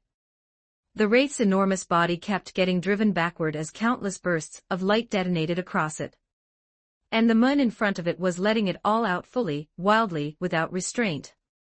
Vane and Fry both stared, spellbound. Lucian's arm hung limp at his side. Watching that scene, his expression turned even more complicated. For some reason, he couldn't shake the feeling that Luke handled those 2 pistols more naturally than he ever did. It sat wrong in his gut. If Luke had only had one gun before, he'd only been able to suppress it. But now, with twin pistols in hand, he'd truly begun to purify. Even as the mid-tier wraith kept absorbing lesser wraiths around it, every freshly healed wound was immediately devoured by another burst of light. Roar. Its body blossomed with countless points of radiance. With a final, unwilling scream that shook the entire cavern, it dissolved into purifying flame. The remaining lesser wraiths around them, as if they'd lost their spine, instantly broke into chaos. That didn't change their fate. By the time the last wraith was cleansed, sweat was pouring off Luke's forehead. He looked drained, both pistols smoking lightly at the muzzles. But his expression? Pure satisfaction. Swords, knives, none of it felt as good as 2 guns that actually worked. Luke couldn't help thinking, if we'd done this from the start, wouldn't this have ended ages ago? Of course, ordinary pistols didn't do this. Once the rush faded, Luke realized that ammo was his mental power. That whole torrent of shots had burned through a lot of it. Still, with the cave finally quiet, Lucian pushed himself off the ground and walked over, grimacing through the pain. "Give me my guns back." Luke turned, not reluctant at all. He handed them over with an easy grin, still savoring the feeling. "Those 2 guns of yours are amazing." "Lucian." He took the pistols, glancing up at them. The metal still held the warmth of Luke's palms, and the chambers were faintly hot from the sheer volume of fire. For some reason, hearing that line made him feel like something was. But he couldn't put his finger on what. So he holstered them and changed the subject. "Do you know about the Sentinels of Light?" Luke replied, "I know of them." By then, Yerna, Vane, and Fry had also come over. After the battle, all 3 looked exhausted. Even Vane felt like her adrenaline had overshot its limit. "Let's get outside first," Luke said. The cave was too cold, too bleak. After a quick check to make sure no one was critically injured, he decided they could talk once they were out in the open. They nodded and headed for the exit. On the way out, they didn't need to take the path they'd come from. They simply followed the tunnel Lucian had used to enter. After walking for a while, a thin line of light appeared ahead. A little farther, and they finally emerged. It was already afternoon. After being trapped in that grim cave for so long, stepping into the sunlight felt like someone had scrubbed the dark out of their lungs. Luke began checking everyone's injuries. None were light, but none were catastrophic either. Lucian had taken a rake from the wraith's claws, several long gashes across his lower back. His sentinel outfit was torn open, blood seeping through. On the road, Luke had already used healing powder to stop the bleeding. Even so, thin strands of black mist still leaked from the wound. Luke didn't have a solution for that. According to Lucian, it was foul corruption from the wraith. Weak minds could be infected by it, becoming agitated and losing their reason. But for someone like Lucian, tough, fearless, and steady, it clearly wasn't doing much. Fry had taken a direct heavy hit, then got hurled into Vayne, making them collide hard. Vayne took the brunt of the impact against the wall, so her back had suffered a nasty shock. Teacher and student both had internal injuries to varying degrees. Yurna had been thrown twice and spat blood. Her clothes were intact, so she likely had no external wounds. Luke, thanks to quick footwork, hadn't been hurt at all. But he'd fired so hard that his mental power was drained, his head swimming like he'd just gotten carsick. After running through the mid-tier mantra for mental spirit power a few times, the dizziness eased. Luke had brought plenty of medicine salves and powders for both internal and external injuries, plus a few rarer things. He rummaged through his bag, took a few pills from a stoppered vial, and handed one to each of them. These pills promoted blood flow, reduced bruising, restored stamina, eased internal injuries, and did a whole lot more besides. They were far more expensive than the salve and powder. Yurna didn't react much. The other three nearly went cross-eyed from how bitter it was. "Yeah, it tastes awful," Luke said lightly. "Swallow it anyway." Vayne frowned. The moment the pill hit her mouth, that explosive bitterness flooded her tongue. And it was dry, no water, so it didn't go down easily. It was like being tortured non-stop. She looked at Luke and couldn't help asking, "Have you actually tasted this stuff yourself?" Luke replied casually, "I'm not injured. Why would I randomly eat it?" "I really suggest you try it sometime," Vayne muttered, forcing it down. A warm heat rose in her stomach almost immediately, flushing her cheeks. The pain in her back eased on the spot. The effect surprised her. No matter what, ignoring the taste, his medicine hit like a hammer. Fry and Lucian felt the same, but before they could even process the relief, the bitterness clogged their mouths and noses so badly that breathing felt harder. This pill. It was something else. If they had a choice, they never wanted to eat it again in their lives. Vayne thought she was good at enduring hardship. On her journey to Freljord, she'd been battered by misery more times than she could count. But today, a single tiny pill made her realize she'd been naive. There really were things in the world that could taste this bitter. "If I'm ever hurt, I'll try it," Luke said with a chuckle. Watching them grimace like this after they'd faced a life-or-death fight, without flinching, put him in a strangely good mood. He'd made these himself.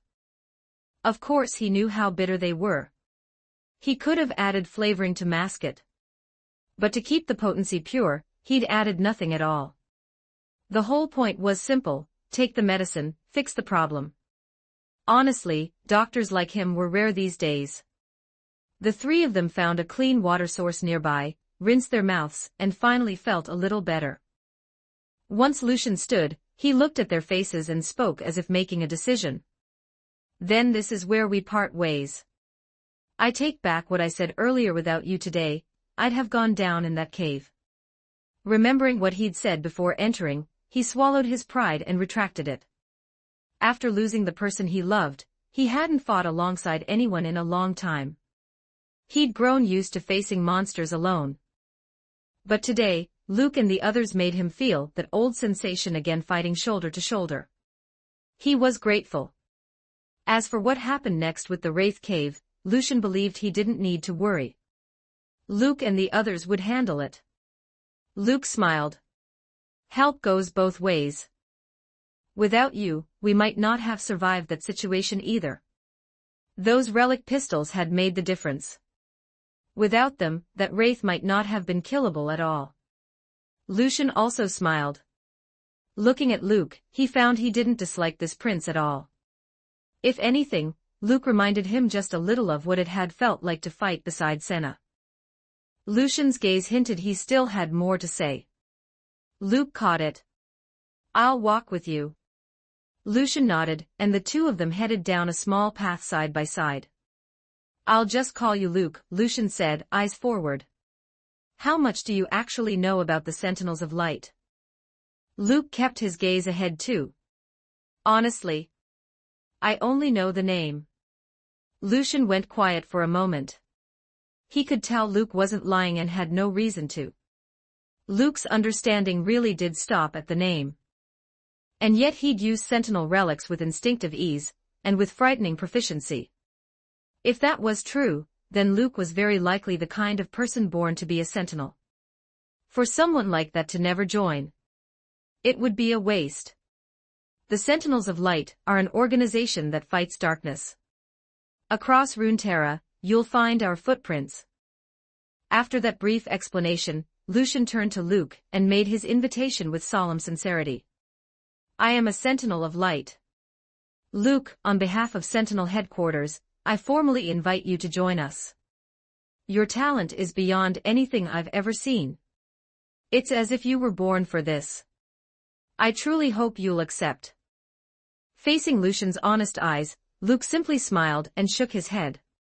I can only thank you for the invitation. Lucian wasn't surprised at how quickly he was refused. He sighed with a wry smile.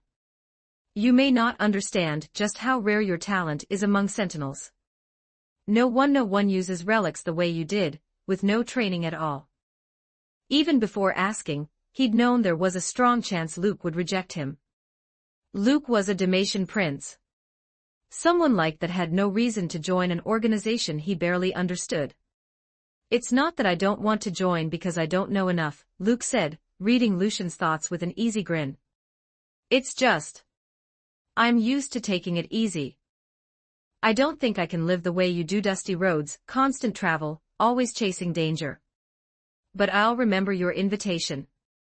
Maybe one day, when I'm ready, I'll come looking to become one of you. As someone with knowledge of what was to come, Luke did understand the Sentinels. The organization wasn't a problem, and in the future, it would matter a great deal. Crossing paths with them had always been part of his plans. He just hadn't expected to meet Lucian today, of all days. Or to end up using those twin pistols by accident. The real point was the pistols. Thinking about it that way, Luke had to admit, maybe he really did have what it took to be a Sentinel. But joining now? No chance. He'd only just started enjoying a few comfortable days. Then that old woman sent him out to investigate some village, and he'd ended up exhausted like this. And looking at Lucian, weathered, worn thin by the road, Luke could already picture what his own life would become if he joined. Pure self-inflicted suffering. So, obviously, he was going to keep living comfortably. Hearing that, Lucian laughed, looking into Luke's clear eyes. He offered his hand. As long as you're willing, the doors of the Sentinels of Light will always be open to you. Being able to use a relic was itself a screening test. Those with evil in their hearts couldn't wield holy power. That much was absolute. So with Luke, who had used the relics, as if he'd been born for them, Lucian felt he could trust him enough to share certain things. They'd fought together today, nearly dying side by side. Lucian already considered the prince a friend. Luke reached out as well. When their hands met, there was nothing more that needed to be said. Take these, Luke said, producing 3 medicine bottles and handing them over. You might need them later. 2 are topical, 1 for internal injury, 1 for external. You don't need much each time. Just a little. And these pills, you already know what they do. Luke could produce these in bulk. They were expensive, sure, but he clearly wasn't short on money. And considering he'd gotten to enjoy himself with Lucian's twin pistols, he figured 3 bottles of medicine was a fair, nice meeting you gift. I'll take them. Lucian didn't refuse. He'd felt their effects firsthand. For someone constantly fighting in danger, this medicine would help a lot. As a return gift, Lucian pulled out a silver-white object shaped like a shell and placed it in Luke's hand. Keep this. What is it? Luke asked, curious. Lucian said, think of it as a sentinel token. It can help you sense nearby sentinels of light and it lets nearby sentinels sense you. It represents the sentinel's goodwill. If someday you decide you want to join, but I'm not there, you can use this to find other sentinels. He saw Luke as a friend and also as someone perfectly suited to become a sentinel. But with the hatred he carried, Lucian didn't know if, after they parted, he would ever see this prince again. With this token, Luke would have a better way to find him. And if Lucian wasn't alive by then, Luke could still find other sentinels, people who could guide him. Lucian wore a light smile as he said it. But Luke saw something in his eyes, an acceptance of death, as if the men didn't fear it nearly as much as most would. Luke couldn't help feeling a deeper respect. He'd always respected people like this, people who did what he couldn't, people who took risks without hesitation. They guarded the world, throwing themselves forward without flinching. Luke tucked the token away and spoke with rare seriousness. I'll keep it safe. Then I'll leave you here, Lucian said, stopping. He turned, giving Luke one last look. Ahead was a fork. One road was wide, warmly sunlit, bright and open. The other was a narrow shadow path, thorn-choked, untouched by sunlight. Take care, Luke said. You too, Lucian replied, turning away. He walked down the shadowed path, alone, yet his solitary back carried a stubborn, unwavering resolve.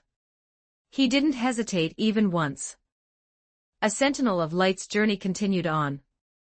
He would keep fighting in places no one ever saw. At 3 p.m., Luke, Vane, Fry, and Yerna returned to Kerr village. Ander and the villagers, who had been waiting the whole time, saw how battered the group looked, like they'd just survived a brutal battle, and worry rippled across their faces. Your Highness, are you all right? Ander stepped forward, bowing deeply, openly anxious. His eyes swept over the 4 of them. Strangely, Luke looked the cleanest, no dust, not even a smear. Compared to him, the other 3 looked like they'd crawled out of a nightmare. Their once clean clothes were coated in grime, dotted with dried blood. Even their posture seemed affected. A little hurt, but nothing serious, Luke said, without humor this time. Did you notify Edessa? Ander nodded immediately. As soon as you went after them, I sent people to Edessa to request support. Luke was satisfied. That bloodthirsty demon has already been dealt with, Luke announced, calming the villagers when he saw their terrified faces. You don't need to worry. The villagers erupted at once. As expected of the prince. Even something that dangerous got taken care of. Then we're safe. Ben and the others, were they attacked by that thing? People began guessing whether the village's 3 missing residents had been taken by the demon. Luke didn't explain further. Anything he said now would still be speculation. To confirm the truth, they'd need a more thorough investigation. Because the trip had taken so long, it wasn't long after they returned that a commotion stirred outside. When they went out, they saw a large unit of soldiers arriving from the direction of Edessa, around 300 in number. At the head was a sharp-looking young woman, who made people look twice. She wore a full suit of gleaming plate armor. Her shield rode on her back, her helmet hung at her waist, and a long black braid fell over her shoulder. She stood ramrod straight. Paired with that silver-bright armor, any hint of girlish softness vanished. Her face was fair and strikingly clean-cut, and her dark eyes shone with a soldier's resolve. She stopped in front of Luke. Standing tall, she clenched her fist to the left side of her chest and gave a perfect military salute, then introduced herself in a clear, crisp voice. Your Highness. I'm Cytherea, reserve of the Dauntless Vanguard, stationed in Edessa. At ease, Luke said. As he studied the girl about the same age as Vane, and Quinn, something thoughtful flashed across his face. Not a hero perhaps, but in spirit, close enough. If he had to be honest, she was absolutely a talent on par with Quinn. In the Dauntless Vanguard's evaluations, she was the only one to ever match the record Garen had once set. Now she'd already joined the Dauntless Vanguard as a reserve and apprentice member, who could be called in to fill openings in the main unit at any time. That made things tricky. If she were just a normal soldier like Quinn had been, Luke might have tried to recruit her into his personal guard. But now that she had a powerful commission, recruiting her wouldn't be easy. Cytherea was also sizing up the prince. His looks genuinely caught her off guard. He really was, like the rumors said, exceptionally good-looking. Sharp brows, bright eyes, refined features, and a calm, gentle air that made people feel at ease. She withdrew her gaze and spoke again. Your Highness, I'm here to assist you in hunting down the demon. Please give your orders. Luke set those thoughts aside. Recruiting her could wait. Like with Quinn, it would take time. So he said, the demon's already been eliminated. But there's also a wraith cave that hasn't been fully investigated. We're heading there now. Yes, Your Highness. Cytherea answered, turning to signal for her unit to follow. Half an hour later, they reached the wraith cave. It looked exactly the same as when Luke and the others had left. On the way, after seeing the corpses of the bloodthirsty demon and the shapeshifter, Cytherea could already imagine what kind of brutal fight had happened here. But she didn't realize something even more shocking was waiting inside. Torches were lit one by one. With 300 soldiers following behind Luke, the unit entered the cave. Even though time had passed, anyone with keen senses could still feel the lingering evil in the air. It raised goosebumps. Cytherea felt it immediately. Her eyes swept the shadows, and it seemed like darkness clung to every corner. Her hand settled on the sword hilt at her waist as she stayed alert. When they reached a wide, open chamber deeper inside, both she and the soldiers behind her burst into stunned noise. Before, the light had been dim. Now, with everyone holding torches, the space was bright enough to see clearly. They could all feel it, a filthy, foul presence. The wraiths were gone, but the corruption remained.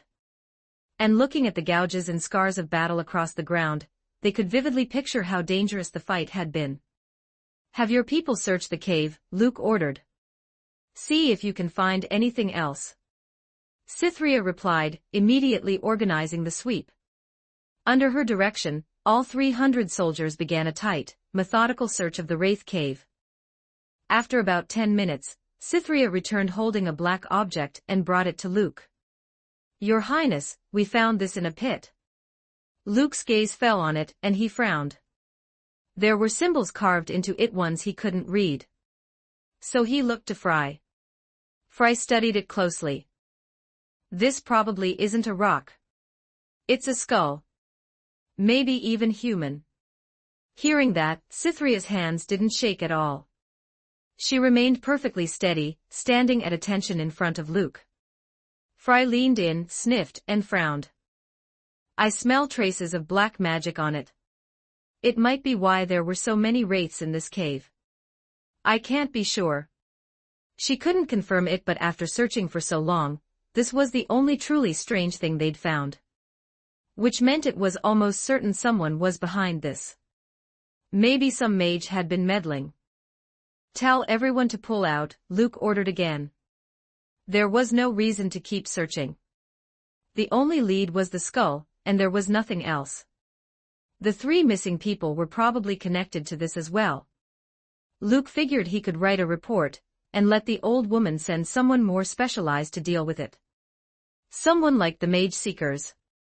So the unit withdrew from the cave, passed through Kerr village to Tal Ender. The investigation was ongoing, and then returned to Edessa.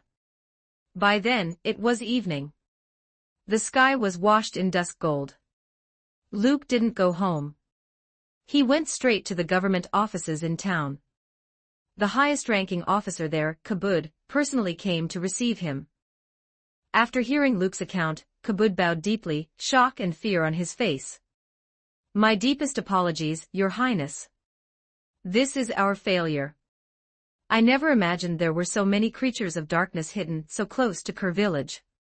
In Edessa, up to 50 people go missing every year. At least 3/4 of them die in the jaws of wild beasts. When Kur village filed their report, I didn't take it seriously. I only sent 2 men to look around nearby. His expression was tense. He clearly realized how serious this was now, and he laid everything out honestly. The truth was simple, he hadn't cared. He'd done a token patrol and left. With so many people vanishing every year, 3 villagers disappearing in a row didn't seem like a major incident. Kabud just hadn't expected that behind those 3 missing people, there would be something like this. Now, if he didn't confess and admit fault first, the consequences would be even worse. Luke looked at him, expression flat. Telling me this afterward is useless. It doesn't undo your negligence. Luke didn't care about Kabud's excuses, but Kabud had already said them.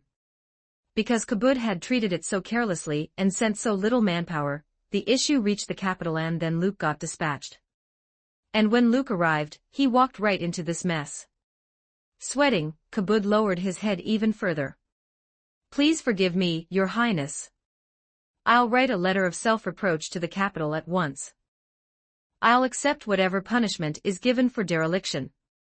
Having forced the prince to take such a risk, punishment was inevitable. It was only a question of what the capital decided to do to him. Leave, Luke said coldly.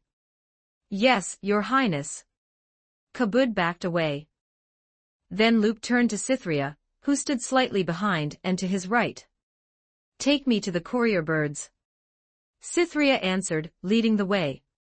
She brought him to the communications room. Demacia still used written letters for intelligence and reporting, but they had a magical beast known as courier birds that made things far more efficient.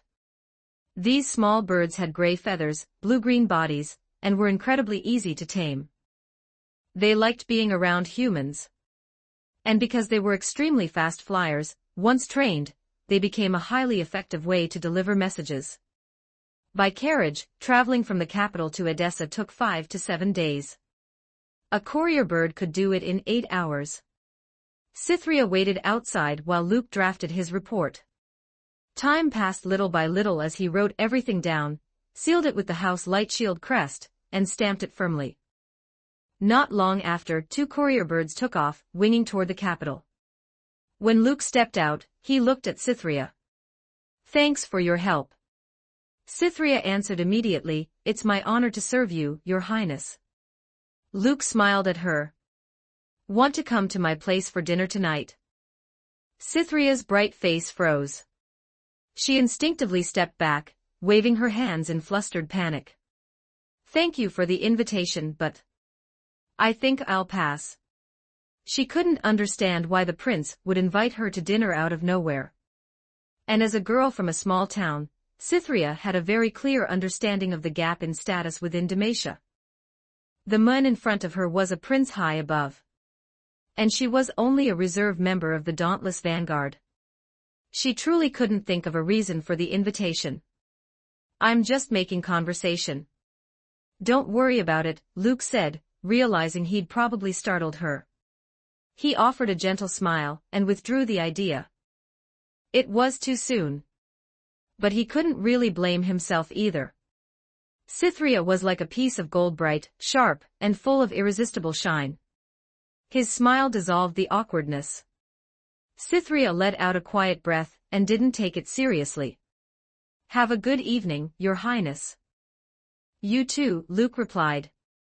At the government office entrance, Luke raised a hand, ready to leave when he suddenly spotted a familiar figure approaching. The woman across from him also paused, slightly surprised. Your Highness. It was Quinn. She hadn't expected to see Luke here, and surprise showed on her face. She'd spent the whole day outside the city investigating issues in the hunting grounds. She'd only just gotten back.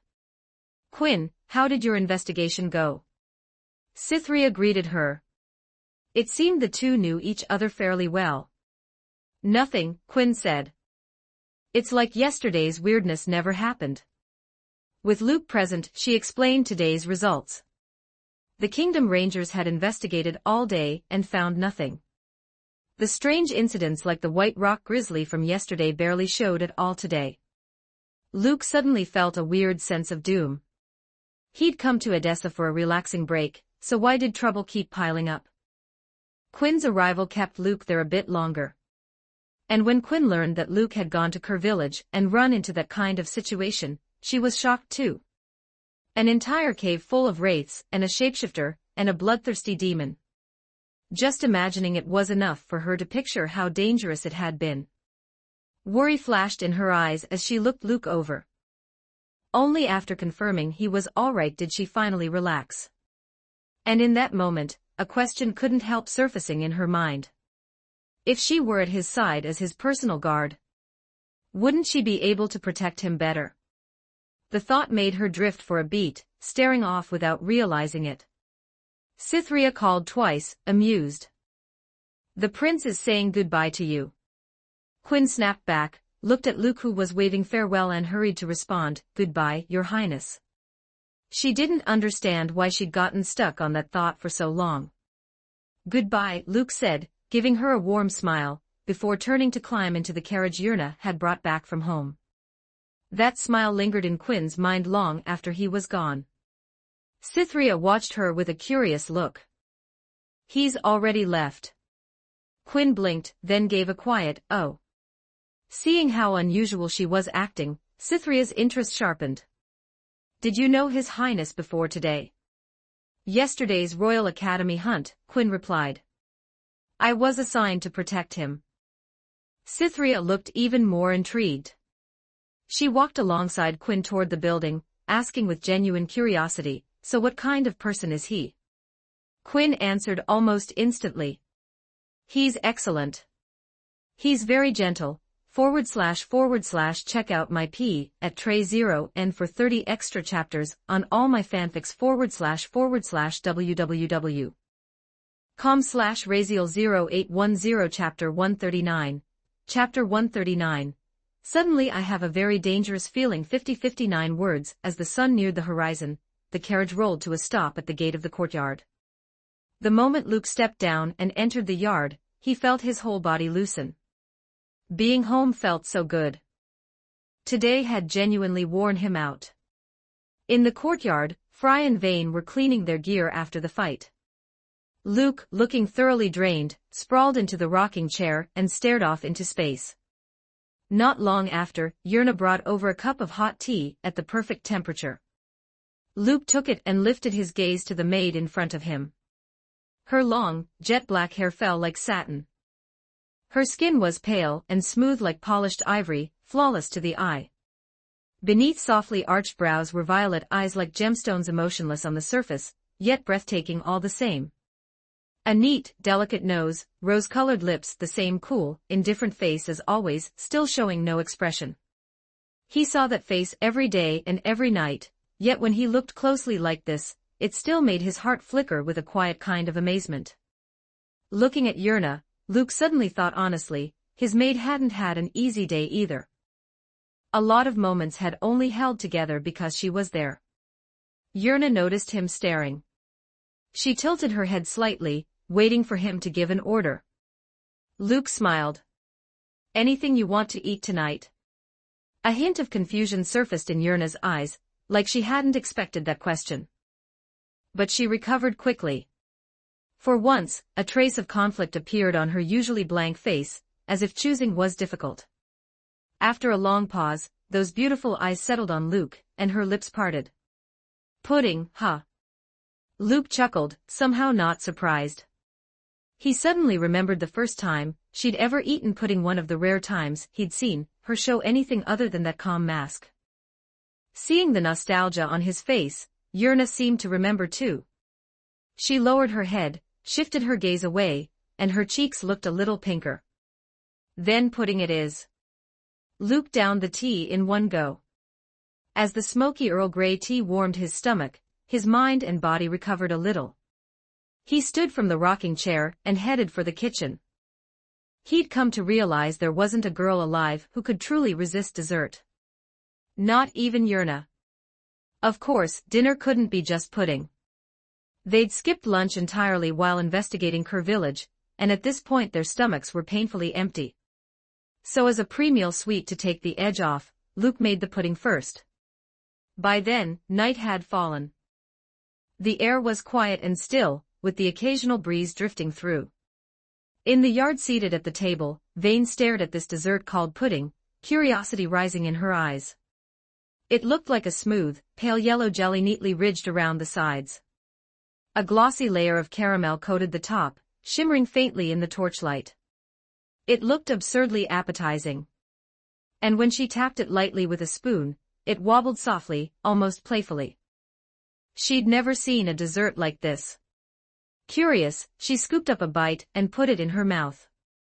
Instantly, sweet, silky flavor melted across her tongue. A satisfied look spread over her face. In that moment, it felt like her body and soul had been healed. After that first bite, she couldn't stop.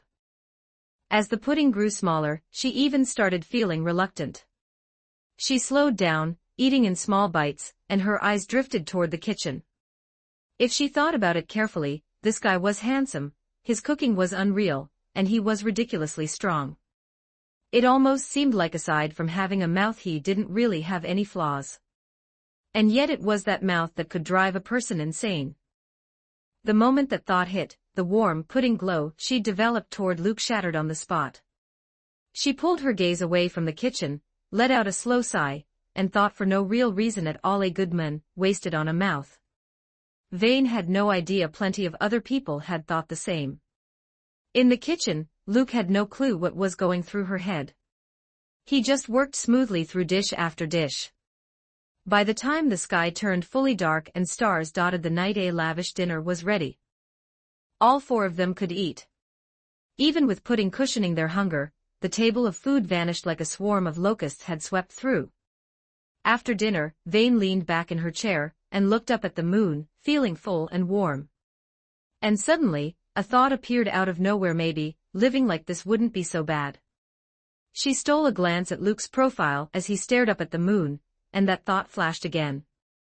It startled her so badly she almost flinched. A second later, her thirst for revenge tore it to pieces. She cursed herself in her head. Just because she'd had 2 comfortable days, did she really think she deserved to relax? Not until her vengeance was done. Not until the debt was paid. Watching his face, Vane suddenly felt like she'd been corrupted by him. There was something strange about Luke, some kind of effect that infected anyone who got close. People started relaxing. Getting lazy. Their hearts grew quiet. None of that was inherently bad. But Vane didn't need quiet. Look at the moon tonight, Luke said, lounging in his chair, eyes faintly bright. He pointed up at the chunk missing from the moon and laughed. Doesn't it look like someone took a bite out of it? Vane glanced up once and snorted. Childish. Then she stood and walked off without another word. Luke watched her back, confused. He hadn't even said anything to make her mad today, had he? Vane returned to her room with the faint air of someone fleeing, exhaled slowly, and the look in her dark eyes hardened into resolve. Until her revenge was complete. She couldn't allow herself to be influenced. Thinking of the sudden surge of power she'd gained today, Vane clenched her fist, vengeance burning in her eyes.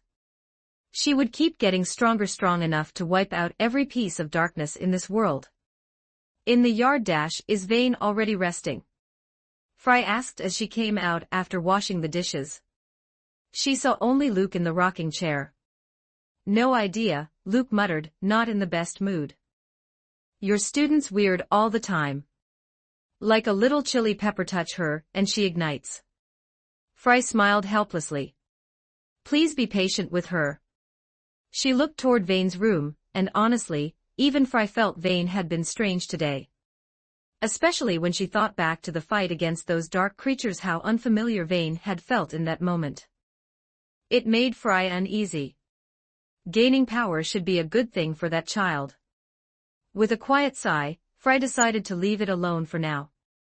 Maybe she was overthinking. It wasn't that late yet, so Fry returned to her room. That left Luke alone in the yard, the only one still moon-watching. Yurna had never cared about things like this. Luke's body, exhausted from the day, didn't want to move at all. He even thought about just falling asleep right there. Late at night a letter arrived at the Crown Guard estate. Tiana had only just returned from working at the palace. When she saw the light shield seal on the envelope, she immediately took it. She went into the sitting room, opened it, and found 2 letters inside. One was addressed to her. The moment she read the first line, a smile flickered in her eyes. So it really was that boy writing. She kept reading. To my respected aunt. By the time you read this letter, I'm probably already asleep. Today was an unusually exhausting, grueling day for me. Of course, I'm not emphasizing that on purpose because for me, being a little tired, suffering a little, is all in service of completing your mission better. It's just my back is aching and my waist is sore, and I don't know when it'll stop. I really don't mean anything by it. I just wanted to tell you how I've been. Also, you very nearly would have never seen me again. Tiana's smile faded. Her brows drew together, and she continued. Kerr Village has had 3 people go missing. We didn't find their remains, but I can basically confirm they're dead. That's not the important part. The important part is what I'm about to say. Not long after we arrived in Kerr Village, a villager was attacked by a bloodthirsty demon. When it saw us arrive, it fled immediately. We pursued it and discovered it had led us to a place where dark creatures were massing. There were 3 bloodthirsty demons and 4 shapeshifters, plus a cave full of wraiths. Inside, we encountered a mid-tier wraith that was in the middle of evolving. After a fierce battle, we barely scraped out a win. During the follow-up search, we found traces of black magic in the cave. What happened here may be tied to a dark mage, but at present we've lost the trail. By now, maybe you've already shed tears of worry for me. But Aunt, I want to say I'm fine. You truly don't need to regret your decision. I only took a few tiny injuries after the fight. Roughly 3 ribs broken, 1 leg bone broken, plus some trivial internal injuries. I only spat up a little blood, that's all. I can handle something this small. This mess has nothing to do with your decision. In the end, it's because I'm too weak. It's just that at this point, I honestly don't know how to keep investigating. Maybe you should send someone more capable. Like my brother. Or those mage seeker lords who love wearing masks and acting cool. Seeing the letter is like seeing the person. It's been days. Have you missed me? Because I've missed you. Also, I wish you good health. Your beloved nephew Luke. July 22, 679. When she finished, Tiana's face was hard, her eyes flashing. Yes, the boy exaggerated in obvious places, but Tiana could tell the real danger had probably been even worse than what he'd written. So Kerr Village truly had become something serious. That many dark creatures. If she'd known it would be this kind of incident, she honestly might not have sent Luke at all. Thankfully, he'd survived and dealt with it. Holding the letter, she could practically picture his state as he wrote it. Not once did he openly say it, but between every line she could read, I don't want to do this anymore. I want to slack off, please replace me. Tiana rubbed her brow and clicked her tongue, half annoyed, half resigned. Maybe she really should swap someone else in to investigate further. After a day like that, the boy had to be exhausted. Her original plan had been to let him see the world a bit. After an experience like this, he'd gained enough lessons already. Pushing too far could backfire. Stopping here was probably best. Just then, a door opened on the second-floor hallway. A young crown guard lady in pale pink pajamas stepped out, yawning. eyes sleepy, probably headed to the bathroom. She noticed the living room light still on and looked over groggily. Aunt Tiana, are you reading a letter? Yes, Tiana answered.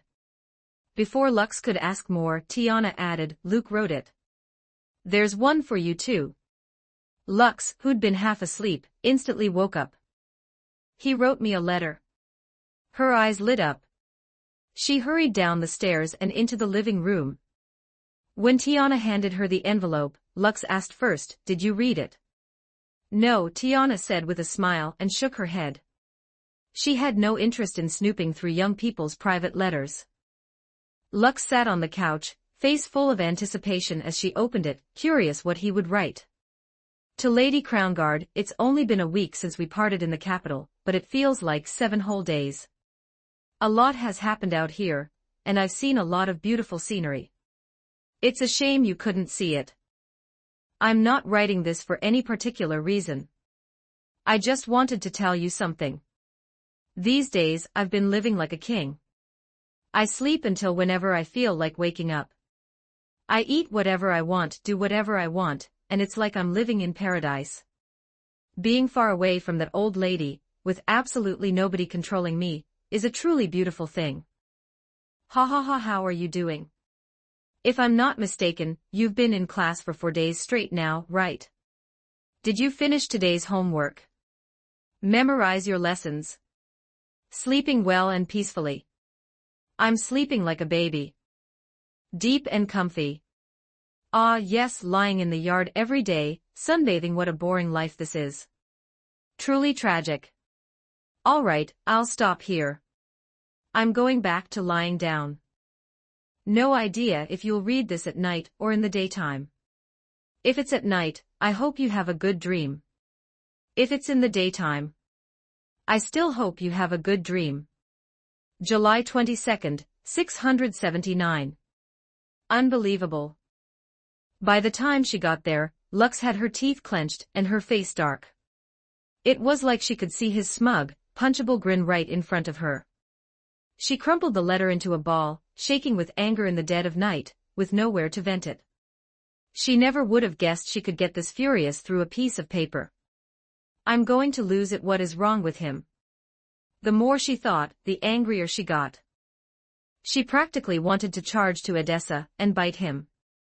After reading that, how was she supposed to have a good dream? Just imagining how carefree his life was made her feel wildly unbalanced. She should never have read it. Seriously, if she knew it was from him, why couldn't she resist? From inside a bedroom, an annoyed voice snapped out. What are you screaming about in the middle of the night? Lux jolted, shrank her neck, and didn't dare say a word. And that just made her angrier. All his fault. If he hadn't written this stupid letter, she wouldn't be getting yelled at by her mother. Tiana, standing nearby, smiled faintly. She didn't even need to read the letter to know Luke was provoking Lux on purpose. Lux had zero sleepiness left. She glanced at Tiana, thought of something, and quickly smoothed the crumpled letter back out. Then she handed it to Tiana with a sweet smile. Aunt Tiana, you should read it too. I'll pass, Tiana said, waving her off. It's not written to me. Lux insisted. He mentions you. You should. That made Tiana curious. Luke had written her a separate letter full of aunt this and aunt that, all respectful, all flattering. Tiana wanted to see what he dared call her in someone else's letter. So she looked down, a faint smile still on her face. And as she read, the smile vanished. Her gaze locked onto the words "that old lady," and wouldn't move. Lux could practically feel Tiana's anger meter shooting straight up.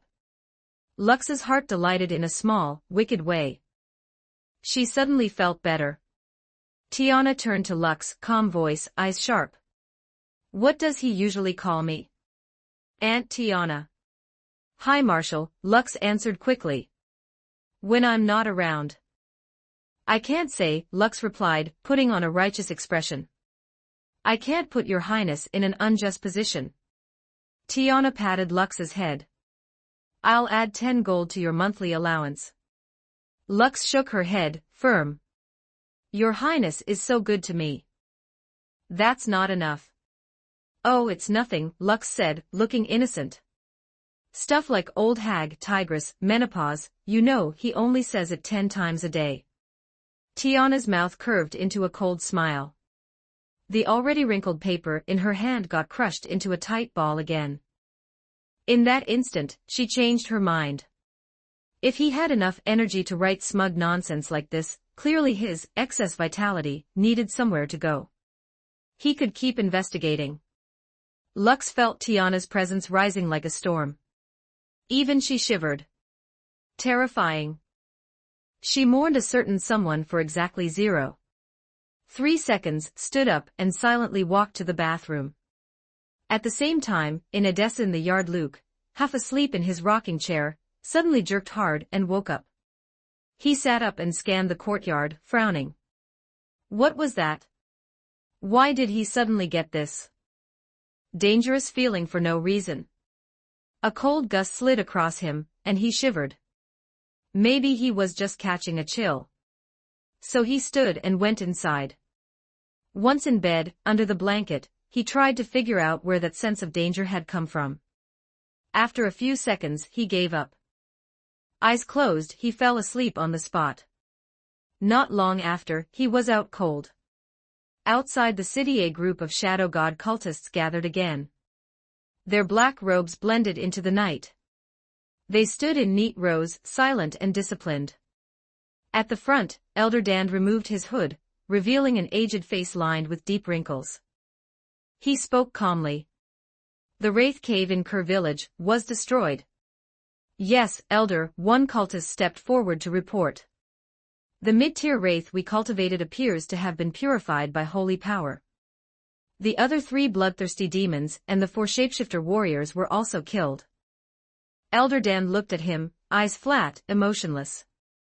So the plan failed. Those simple words made the cultist jolt. He hurriedly bowed even lower. Many unexpected variables occurred. From what I observed, the Fated One has a powerful protector at their side. There were also 2 demon hunters traveling with them, and even a 5th person, who wielded purifying power, but I couldn't identify or locate them. I see, Elder Dan said, voice turning colder. The entire atmosphere sank. No one dared breathe too loudly. The reporting cultist trembled, like he might drop to his knees. Elder Dan glanced at him again and spoke as if granting mercy.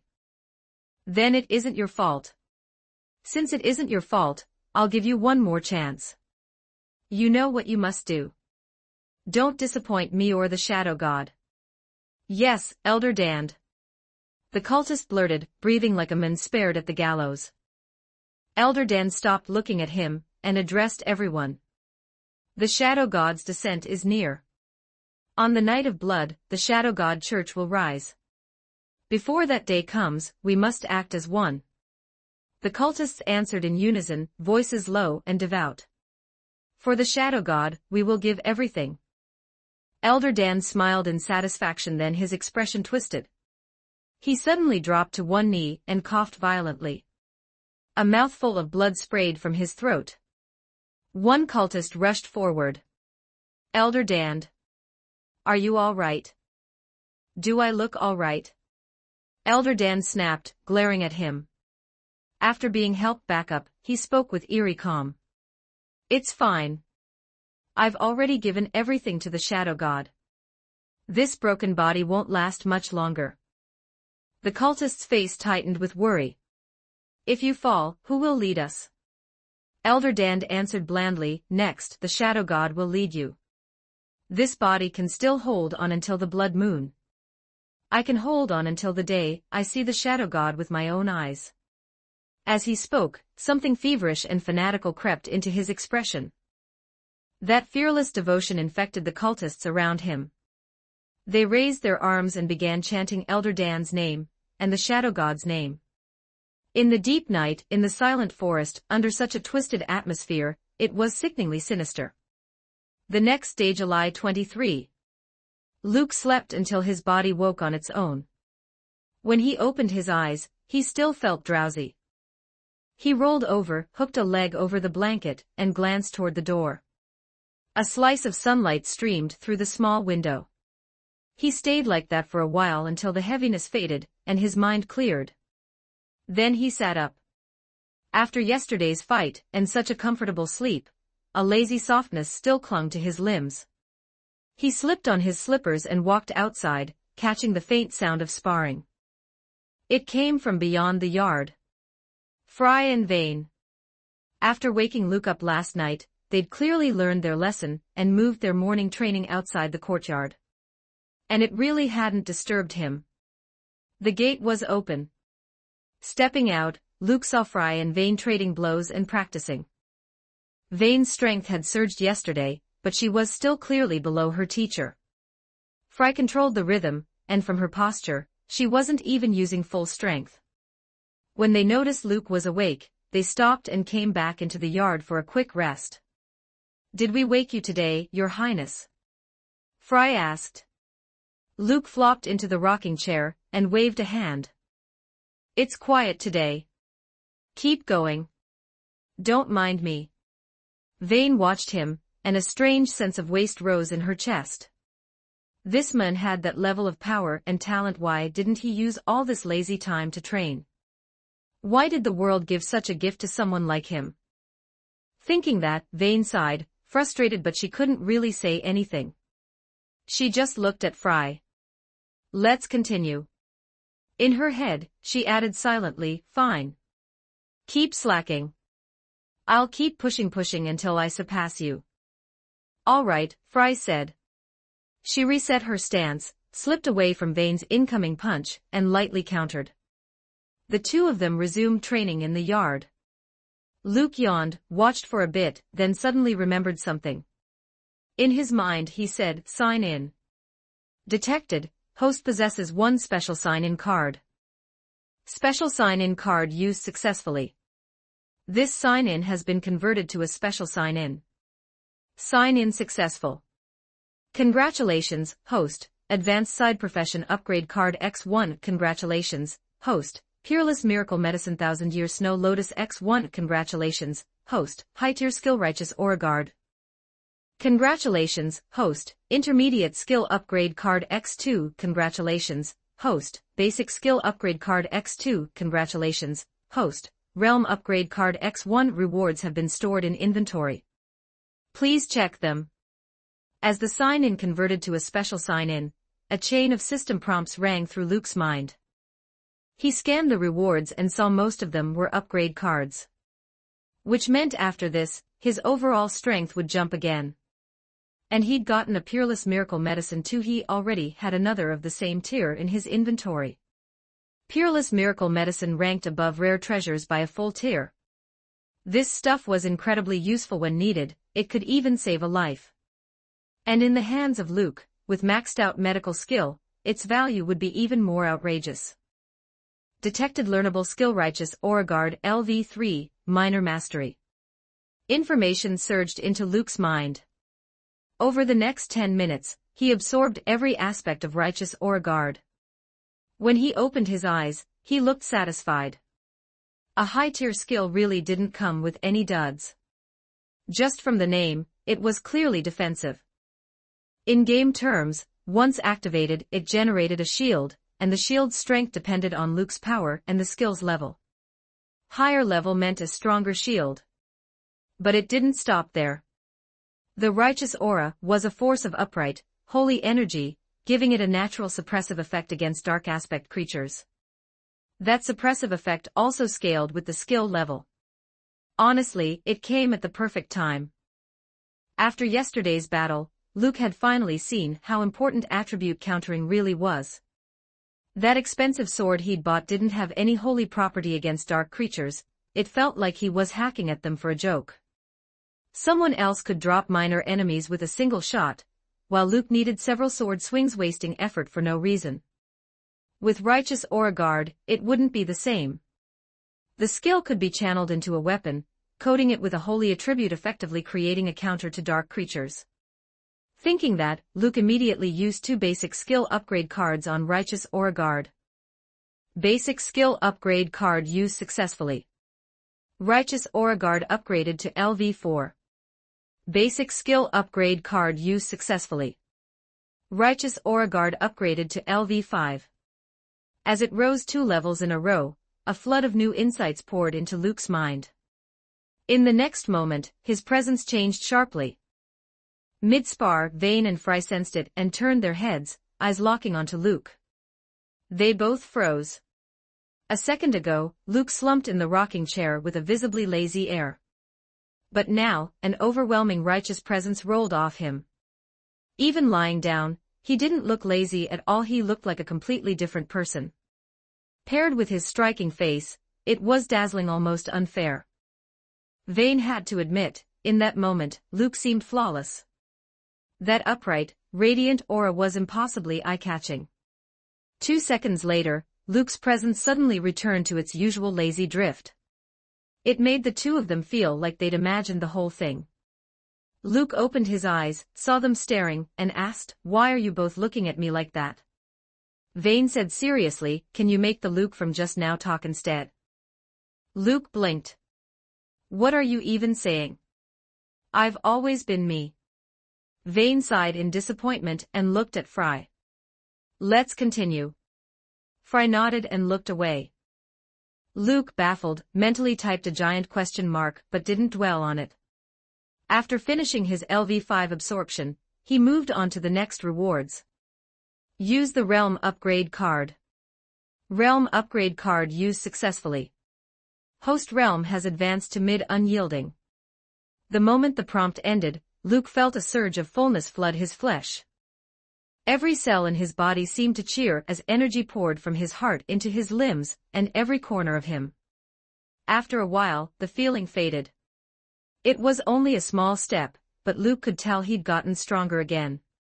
He lay back peacefully, glanced at Fry and Vayne training non-stop, and felt the steady power in his body. A grin tugged at his mouth. Getting stronger without trying. This felt amazing. System, upgrade Wind Fury Swordsmanship. Intermediate skill upgrade card used successfully. Energy poured into Luke's body. The wind around them suddenly grew stronger. A rushing, constant howl rose, and Luke sank into a strange, profound state like he was in some endless place, swinging a sword again and again, feeling the wind again and again. 2 years. 3 years. As if time flowed endlessly, and each passing moment made his understanding deeper. Once a skill passed LV5, every increase was a massive change. When Luke's comprehension reached a threshold, a powerful gust exploded outward from him, sweeping across the yard. The sudden wind broke the rhythm of Fry and Vayne's sparring. They both turned their eyes to Luke again. A visible gale was spiraling around his body, circling him with a low roar. Luke sat in the center with his eyes closed, sharpness radiating from him like a drawn blade. Both of them widened their eyes. "What is he doing?" Vayne asked, not understanding. Fry searched her knowledge and guessed, uncertain. "Your Highness may have entered a state of sudden enlightenment." Vayne blinked. Enlightenment about what? As she spoke, she felt the wind brushing past her like the edge of a blade sharp enough to prickle her skin. "If I'm not mistaken, sword intent," Fry said, still not completely sure. She was a shaman from Freljord. She didn't truly specialize in blades. But based on years of traveling Runeterra, she could roughly confirm Luke was comprehending sword intent right now. Vayne immediately thought of the wind-controlling sword art Luke had used yesterday. So this was likely the sword intent of that technique. Sword intent, she knew what it meant. For swordsmen, it was something extremely important. And that made a question pop into her head. In her memory, Luke hadn't done anything. So why could he just lie there and comprehend sword intent without lifting a finger? The wind around Luke gradually softened. The gusts dying off returned to normal, and then faded entirely. Wind Fury Swordsmanship upgraded to LV7. Wind Fury Sword Intent, Minor Mastery, has been automatically comprehended. Luke opened his eyes, looking extremely satisfied. Noticing Fry and Vayne staring again, he said, "Sorry. Keep going." They resumed training, but this time both of them were distracted. People were jealous creatures by nature. Even knowing Luke's talent was absurd, seeing him gain sword intent while lying down still felt unbalanced. Especially for Vayne who, without realizing it, had begun treating Luke as the goal she needed to surpass. How was she supposed to catch up? This guy was cheating. Luke didn't notice their mood. He continued in his mind, system, upgrade divine concealment. Intermediate skill upgrade card used successfully. Divine concealment upgraded to LV7. Compared to the spectacle of Wind Fury swordsmanship hitting LV7, divine concealment's upgrade was plain and quiet. No dramatic wind, no display of anything, Luke's presence dropped lower and lower until it almost felt like there wasn't even a person lying there. As his understanding deepened, Luke couldn't help feeling conflicted. Honestly, having this skill put him at a disadvantage. Because he was too handsome. Even if he hid his presence perfectly, he couldn't hide the way his face naturally drew attention. People like him, walking down the street, were destined to get stared at more than everyone else. What a burden. After indulging in 2 seconds of shameless vanity, Luke looked at the final reward and felt delighted. The advanced side profession upgrade card he'd been wanting was finally here. Without hesitation, Luke thought, system, upgrade cooking. Advanced side profession upgrade card used successfully. Cooking upgraded to LV8, transcendent mastery. In an instant, even more culinary knowledge flooded Luke's mind. As time passed, his cooking climbed to a level that was essentially unmatched across Runeterra. Even at only LV8, he stood at a height no one else could reach. To avoid arguments, the higher the cooking level, the more additional bonuses it provides. // check out my P at Tray0N for 30 extra chapters on all my fanfics / www.com/Raziel0810 Chapter 140, Chapter 140, How can someone's fingers write something so cold? 2750 words. Luke was intensely curious about what upgrading his cooking would actually do. So he didn't keep lounging. He got up from the chair and headed into the kitchen. It was 7 a.m. In the kitchen, Luke moved quickly but his expression stayed relaxed. Back in the beginning, getting him to cook even a single meal had been harder than killing him. But after doing it long enough, after it became habit, he realized he actually liked it. A quiet life where he could find little things to do at his own pace. Sure, the sleep, eat, sleep again lifestyle wasn't bad at all. But life needed seasoning. Otherwise it got bland. By 8:20, breakfast was finally ready. Out in the yard, Fry and Vayne caught the smell of warm porridge drifting from the kitchen, and the longer they trained, the hungrier they got. They exchanged a look. Without a word, they stopped sparring in perfect sync, sat at the table and waited. For some reason, today's breakfast smelled especially irresistible. Not long after, Luke brought everything out and set it on the table. He'd made 3 different hot drinks and porridges, an 8-grain breakfast porridge with dried cranberries and raisins, a hearty Otan multigrain soy drink, and a pumpkin and pear millet porridge. For the main plates, there were pulled pork and sausage rolls, spiced beef and carrot wraps, crystal steamed dumplings, a homemade chicken dumpling soup, and honey butter toasted bread. The spread looked absurdly lavish, fragrant, colorful, and almost too pretty to eat. Visually, it was like art. Every piece looked carefully crafted. Vayne always felt Luke was at his most charming in the exact moment he set dish after dish onto the table. And every time, she couldn't help thinking, if this guy had less of a mouth, he'd be perfect. The 4 of them sat down. A sharp eagle cry cut down from the sky. Luke looked up and saw a blue shape streaking toward them. He lifted his arm, and a heartbeat later, Valor landed neatly on his forearm. "You really know how to show up on time," Luke said, teasing him. He grabbed one of the dumplings and tossed it high into the air. Valor waited patiently as it arced, then snapped his wings open and shot upward. In the blink of an eye, he caught the dumpling just before it hit the ground, swallowed it, and circled above them, calling out in delight.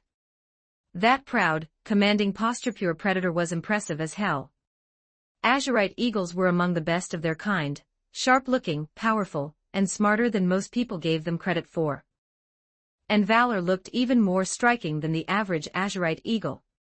Supposedly he was only 2 years old, barely even past the start of his growth. His future was wide open.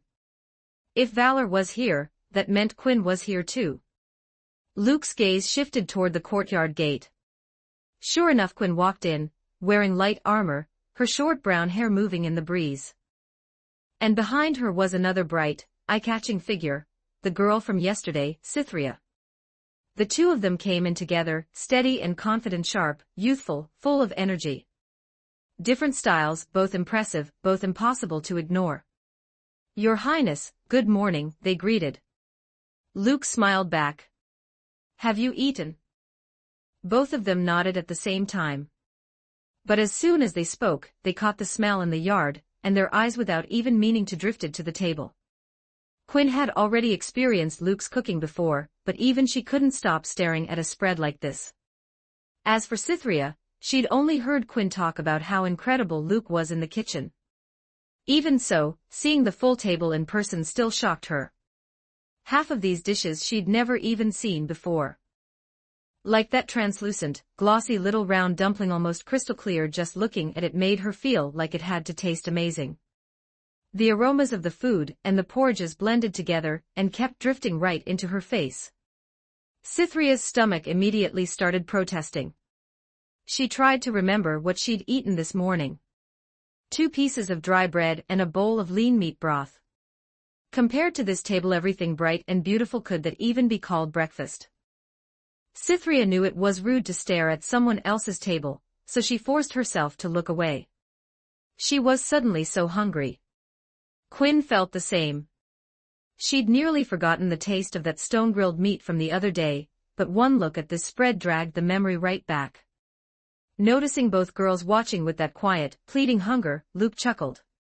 "Sit down and eat a little more. I made too much anyway.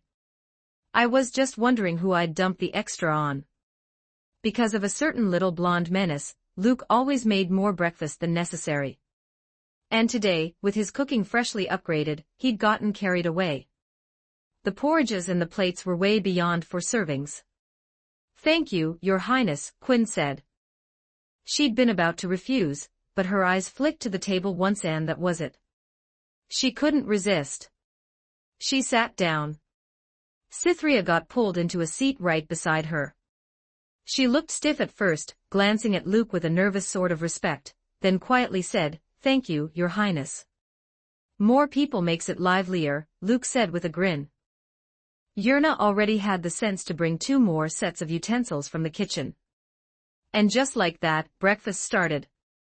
Quinn had never stopped thinking about that stone-grilled meat, so she immediately reached for one of the pulled pork and sausage rolls. But she didn't eat it right away. She noticed Cytherea still looked a little tense. When she saw Cytherea's eyes lingering on the crystal-steamed dumplings, Quinn smiled and served her one. Cytherea looked at the dumpling that landed in her bowl, glanced at Quinn, then carefully picked it up with a fork. Steam still rose from it, so she blew on it a few times, judged it safe, and then out of pure respect for food put the whole thing into her mouth in one bite. Her cheeks puffed out instantly, making her look oddly cute. The moment she bit down, Cytherea covered her mouth in a panic. Juice burst out, savory, rich with meat and mixed with the soft, tender wrapper. As the flavor spread through her mouth, it felt like her heart was melting. A look of pure happiness bloomed across her face. Color warmed her pale cheeks, and with that dazed, blissful expression, she looked bright and alive. Then she suddenly realized her reaction might have been too much. She quickly glanced around the table. No one was watching her. Everyone was focused on the food. Only His Highness looked over with a gentle smile. Luke asked. Cytherea nodded fast, her face still faintly red, but she smiled openly. "It's incredibly good." Luke smiled back. "Then eat more." Cytherea lowered her head, thinking to herself, Quinn was right. His Highness really is gentle. Not long after, she relaxed into it. She started eating seriously, no longer as stiff and self-conscious as before. And Quinn, Fry and Vane all realized something at the same time. Today's food was ridiculously good. Not that it had ever been bad, never. But today it was different. The flavor was somehow like it hit deeper. And with such a huge spread, nobody even had time to talk while eating. For Vane and Fry, still annoyed from earlier, the breakfast was a small kind of comfort. The food vanished fast. Watching them eat with that kind of satisfaction, Luke looked pleased. As a cook, seeing people enjoy what you make gave you a heavy, warm sense of accomplishment. And Luke could tell, after cooking hit LV8, everything he made tasted richer. That thought made him wonder if he ever got cooking to LV9, would his food start glowing? Before long, the breakfast was completely wiped out. If 4 people had been a bit too much, then 6 people plus 1 eagle made it perfect. Even though Quinn and Cytherea had already eaten before arriving, they still ate almost as much as Fry and Vane. Afterward, the girls all wore the same satisfied, content look. Cytherea felt how full she was, like her stomach had been completely packed with the prince's breakfast. She looked up, a little dazed, at the bright blue sky overhead. And thought, she'd really been treating her stomach poorly. So food like this existed in the world. It was like Luke's breakfast had cast a spell. Once they finished eating, everyone sat there with soft, peaceful expressions, not wanting to move at all. For a brief moment, all the chaos in the world had nothing to do with them. Of course, that state didn't last long. Cytherea blinked, trying to remember why she'd come here in the first place. A letter from the High Marshal. Her thoughts snapped back into place. She stood up, looked at Luke, and got to business. Your Highness, the High Marshal's reply arrived from the capital. She also issued additional orders. As she spoke, she pulled a letter from her pocket. Luke's eyes lit up. He took it, and with a hopeful feeling, slowly opened it. Luke, you little brat, I received your letter. Your suffering, your exhaustion, I saw it all. You worked hard on this investigation. I'm very pleased. Please keep working hard a little longer, and see this investigation through. July 22, 679. The letter was short. But after reading it, Luke practically manifested 3 giant question marks in his soul. What did she mean? Keep working hard and investigate it thoroughly. What did that even mean? He'd sold his misery so hard in his letter, and it did absolutely nothing. How can someone's fingers write something so cold? Luke was so mad he wanted to slam the letter onto the ground. That old hag, this was straight up targeting him. He'd whined, he'd begged, he'd flattered, he'd practically performed, and all he got back was one icy sentence. Was her heart made of iron? Luke genuinely couldn't understand it. Cytherea watched him turn pale and visibly furious, and she cautiously spoke. Your Highness. Luke exhaled and asked, what's the old hag's order? Cytherea immediately understood who old hag meant, and couldn't help admiring Luke's courage. Calling Tiana that out loud took guts. Then she said, the High Marshal's orders are this: due to Officer Kabud's negligence, you will temporarily take over Edessa's affairs. You will command the city's forces: 6,500 city guards, 500 kingdom rangers, and 50 dauntless vanguard reserve fighters. We will fully cooperate with you in investigating the missing persons cases, and the Wraith Cave incident. Also, starting today, Quinn and I will remain at your side to protect your safety. Luke's expression turned thoughtful. Tiana temporarily assigning Quinn and Cytherea to him was good news. If he had to keep investigating, borrowing Edessa's resources was necessary. Otherwise, with just a maid and Fry and Vane tagging along, he'd be stuck digging for answers until the end of time. If the old hag wasn't going to let him slack off, then Luke would solve this fast. So he moved immediately. He went straight back to the government offices. Edessa's previous top official, Kabud, had already been punished for negligence. 2 ranks down now, he was just a regular officer. Apparently he was a descendant of a minor noble line. His ancestors had once been granted a barony, and the title had been passed down to him. He'd fought for generations plus years of his own grinding to reach the position of Edessa's garrison commander. This demotion basically meant his career was over. And honestly, he had nobody to blame but himself. When Luke saw him again, Kabud looked unchanged.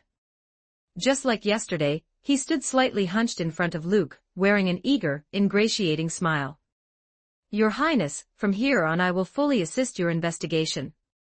Please give whatever orders you wish." Luke glanced at him sideways, didn't answer, and moved on. He quickly summoned the city's officials to meet. In the meeting room, Luke sat at the head position with several pages of written reports in hand. He skimmed a few lines, saw a mess of numbers and text, and tossed the papers aside. Then he asked, "Who's the deputy garrison commander?" A middle-aged man in noble clothing stood. "Reporting, Your Highness. I am Deputy Garrison Commander Dichi Shore." Luke looked at him and said directly, "From now on, you'll handle the city's day-to-day affairs in Kabud's place." Managing an entire city sounded like a headache just thinking about it. Luke only wanted to finish this investigation as fast as possible, and then get out. As for the city's chain of command, if the top slot was vacant, you just move the next person up. The city wasn't going to stop functioning. Dichi's eyes flashed as he realized what this meant. He couldn't hide his joy. "Yes, Your Highness. This prince might be in charge of Edessa for now, but he would eventually leave." Kabud, the only boss above him, had been removed.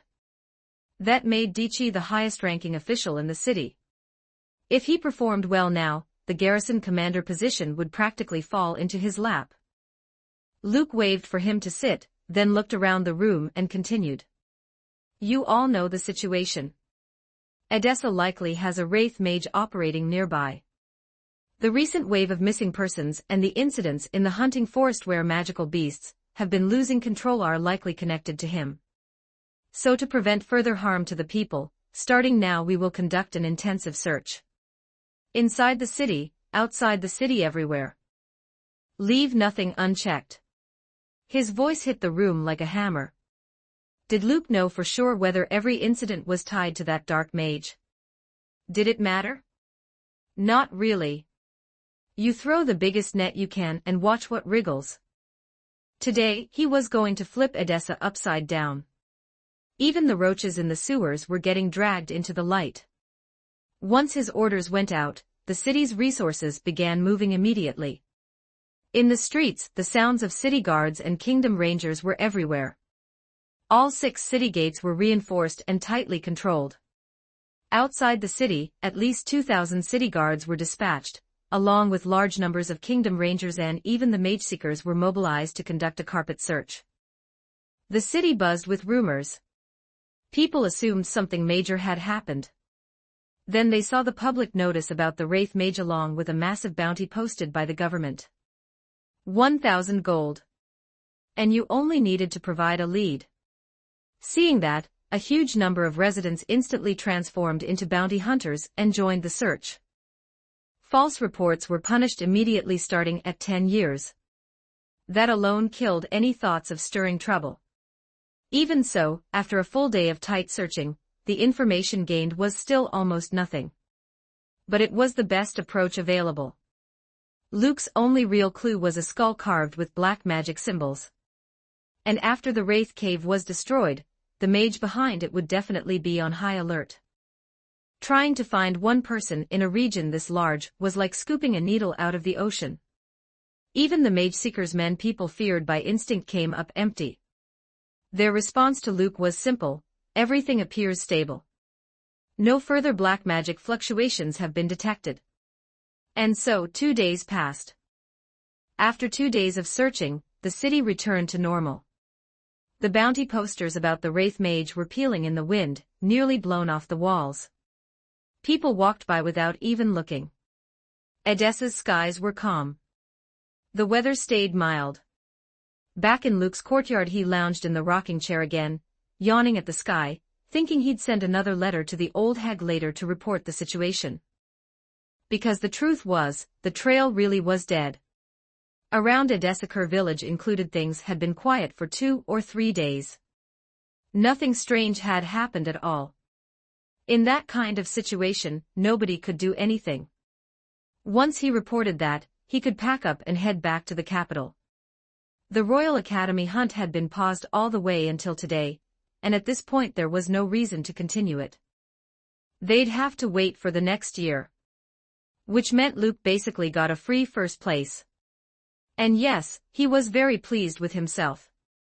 // check out my P at Tray0 for 30 extra chapters on all my fanfics / www.com/Raziel0810 Chapter 141. Chapter 141, damn it, our home got robbed. 53-57 words. Luke was lying in the courtyard, and his mind drifted back to the sky he'd read while moongazing last night. Not in the dramatic, storybook way like I watched the heavens and saw a comet falling, or a brilliant star scattering to earth, or the North Star flaring like some prophesied king was about to rise. Luke wasn't that kind of seer. He couldn't read all that. But he could tell one thing clearly, something abnormal was going to happen tonight. An abnormal phenomenon, meaning some strange sight that didn't match the usual rhythm of the world. A lunar eclipse. 2 moons hanging in the sky at the same time. That sort of thing. He didn't know which one it would be, but over the past few days, he'd done a ridiculous number of tarot-style pulls, and none of them had come back clean. It gave him a bad feeling. Luke trusted his instincts more than most, so right now he'd already made up his mind, he wasn't stepping outside. Not today. Not tomorrow. If he could help it, he wasn't leaving the house at all. He lay back in a rocking chair, staring up at the clear blue sky. Letting his thoughts ripple and drift like patterns on water, loose, idle, unbothered. In the courtyard, Vane, Quinn, and Cytherea trained on their own, not bored at all, and not getting in each other's way. Now and then, someone would suggest sparring, and they'd trade blows to sharpen their technique. Luke had watched them a bit these past days. Among the 3, the strongest was Cytherea. She was already a dauntless vanguard trainee, and even at baseline she had that elite soldier foundation. After her came Quinn and Vane. At first the 2 were close, but after just 2 days, Vane had started pulling ahead. Ever since they returned from the Wraith Cave, it was like someone had flipped a switch inside her. Her strength increased every day. Vane drowned in that sensation, getting stronger, getting sharper until she couldn't let it go. And as she did, her personality grew colder, prouder, more isolated. The others had started noticing it over the past 2 days. It was a change Vane herself hadn't realized. Your Highness. Fry dragged over a chair and sat beside Luke, eyes on Vane as she spoke. Don't you think that girl has been a little different lately? Luke cracked one eye open, glanced over and snorted. She looks down her nose at me now. That girl had gotten more and more distant lately, more and more aloof. The feeling she gave off was like she was slowly peeling away from the world itself. Fry smiled helplessly, then sighed, her gaze complicated as it lingered on Vane. 2 years together, Fry could feel Vane's changes more clearly than anyone. And because of that, unease had been building in her chest. As time passed, that unease only grew. In the beginning, she wasn't like this, Fry murmured. Back then, she was just a stubborn girl who wanted power. Her eyes softened with memory, recalling the day in the Freljord when she first met Vane. If I beat you, you take me as your student. A face blanched by wind and snow, but stubborn beyond reason. Even trembling in the freezing storm, Vane had stood her ground. In her eyes, Fry saw the same thing she carried: hatred, burning and unextinguished. It was like looking at her own past. And if Vane truly had the power to beat her, why would she need a teacher at all? Fry didn't know why, but that day also alone she accepted Vane's condition. So the challenge began. 3 times. No matter how many times she lost, Vane never once considered giving up. Moved by that persistence, or maybe just worn down by years of loneliness, and the desire for someone beside her. Fry finally agreed to take her in. She boiled hot water, helped Vane wash away the grime of the road, treated her wounds, and formally accepted her. Back then, Frey's body and heart were both consumed by revenge. Her mind was nothing but one goal: kill the troll and avenge her child. And in that same period, Fry overlooked something. 16-year-old Vane's trauma was heavier than Fry's, deeper, darker, more entrenched. From that very first day, the seeds for Vane's current personality may have already been planted. When Vane helped Fry kill the first troll, Fry recognized her talent and began training her harshly, pushing her, demanding more. She taught Vane everything she knew. But in the process, as a teacher, Fry never guided Vane the right way. Instead, she drilled a single concept into her: only by discarding pointless feelings can you become truly strong. To gain power, Vane did exactly that. In 2 years, her heart turned colder and colder. By the time Fry realized that method was wrong, the girl had already locked her own heart away. And Fry couldn't open the door anymore. When Vane asked to return to Demacia to hunt the demon for revenge, Fry agreed. But after they arrived back in Demacia, Vane's changes became even more obvious. Fry didn't know what to do. And over the past few days, she'd realized Luke was impressive. So maybe, just maybe, he had a solution. Lying in the rocking chair, listening to Fry talk, Luke yawned, rolled slightly, and said, "I've known her for 4 or 5 days. What do you think I can do?" Then he added, "If anyone can untie the knot, it's the person who tied it. If you're the reason she became like this, then the fix has to start with you." Luke understood Frey's worry. He'd noticed it too. Ever since the Wraith Cave, Vane had been turning more and more into the ruthless night hunter he knew. From what he'd observed, Fry really was a great teacher when it came to making Vane stronger. But the problem was right there too. Outside of training, those two had almost nothing to talk about, so Vane grew quieter and quieter. Recently it was a bit better, because the courtyard was lively, and Quinn and Cytherea, girls around Vane's age, could actually speak with her. And occasionally, Luke could annoy Vane so badly her emotions spiked hard. But before they met these people, Luke could already picture the road those two walked together. Just like Fry said, at first she didn't notice.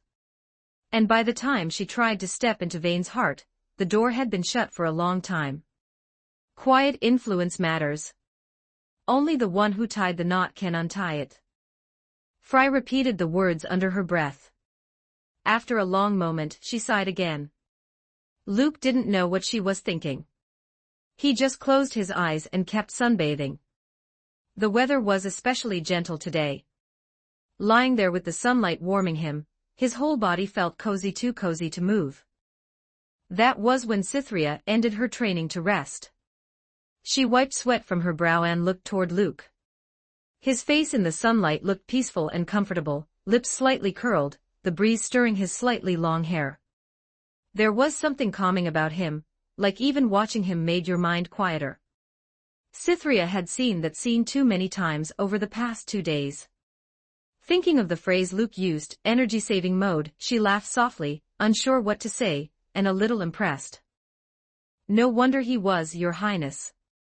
Other than cooking and eating, he'd been lying in that chair for 2 straight days. And if nothing happened, he looked like he could keep lying there forever. Around noon, after they finished lunch, Luke hadn't been back in the chair long before hurried hoofbeats shattered the courtyard's calm. A white-armored soldier entered and reported, "Your Highness, Kerr village sent a request for aid. They say a demon attacked." All the women in the courtyard looked over immediately. Luke opened his eyes, sat up, took the letter, and read. Before long, his brow furrowed. It was from Ander, the chief of Kerr village.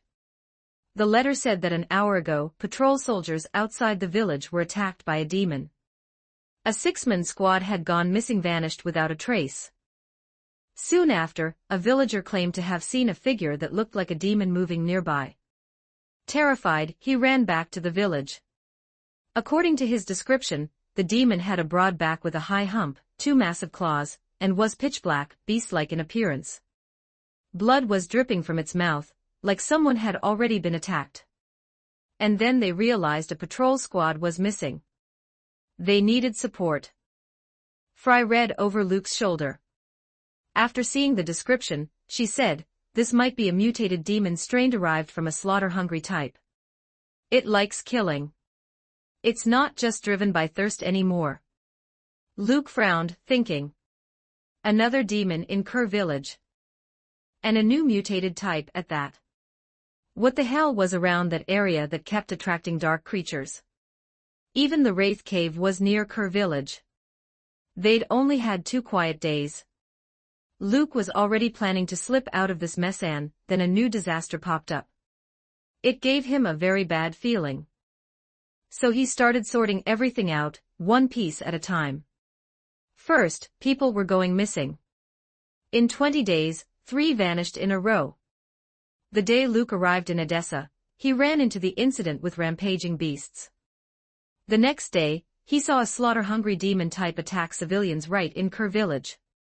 When they pursued it, they ran into a total of 7 dark creatures, those slaughter-hungry ones and shapeshifters together. Then came the endless wraiths. Then the skull carved with magical runes inside the Wraith Cave. Luke tried the skull with the Godspeed tracking decree. The result, it didn't meet the requirements, so he couldn't trace the person behind it.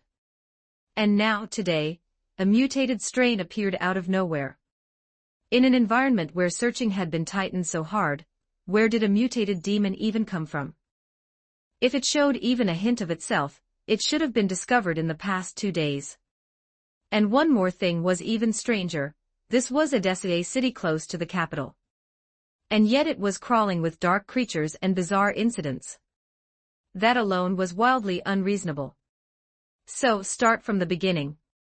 20 days ago, the first missing person, a drunk.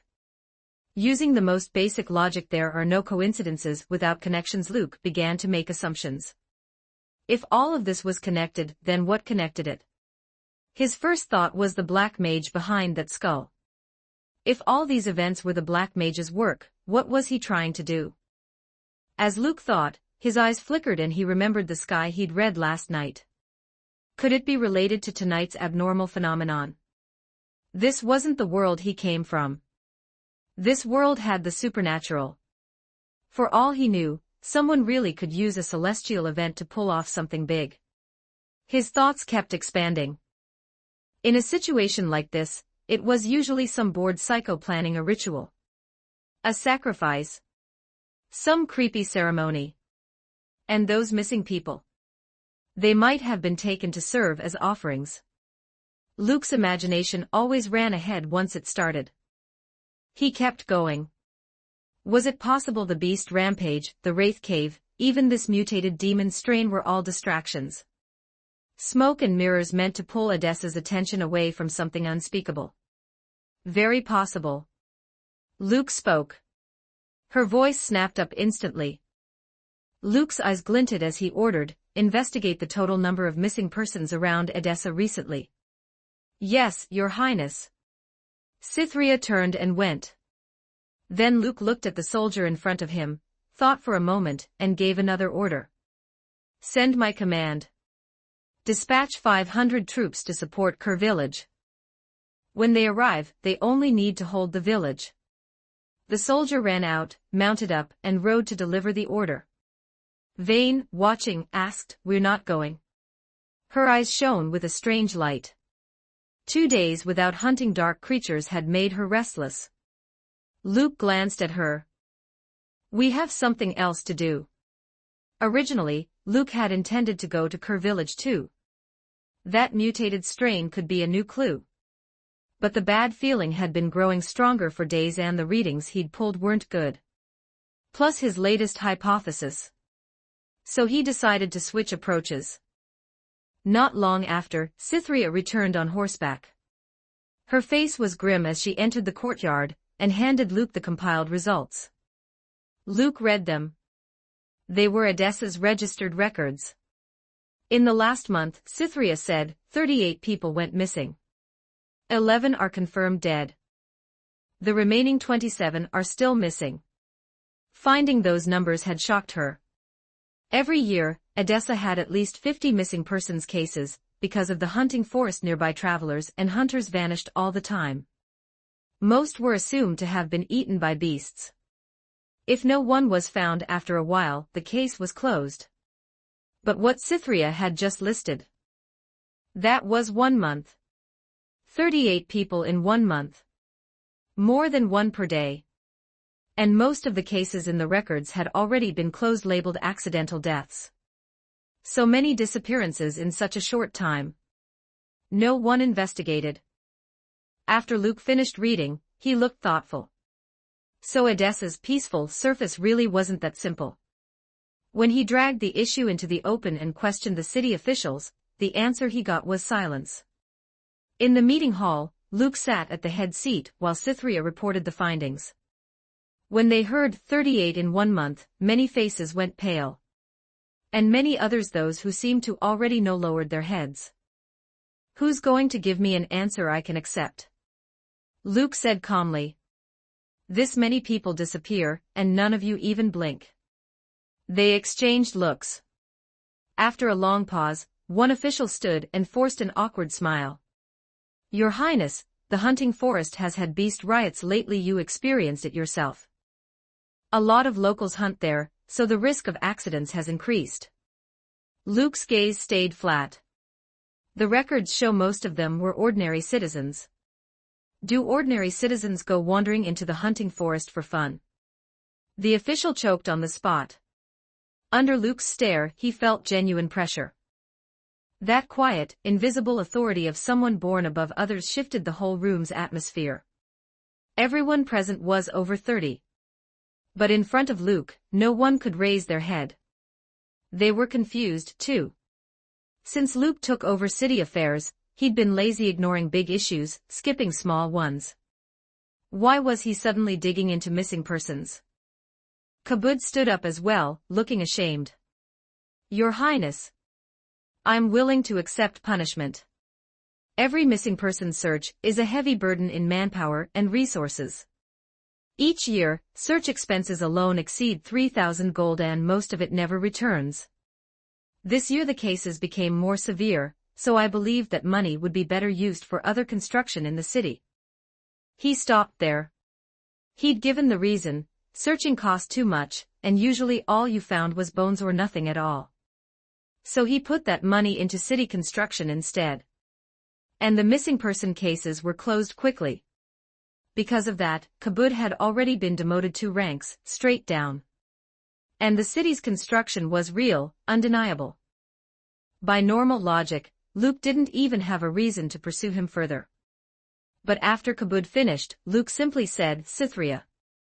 Cytherea answered instantly and went out. A moment later, several squads of soldiers flooded in with shackles, and began arresting every official tied to the missing person cases. Kabud's face changed. He stared at Luke, confused. "Your Highness." Iron cuffs were clamped on his wrists.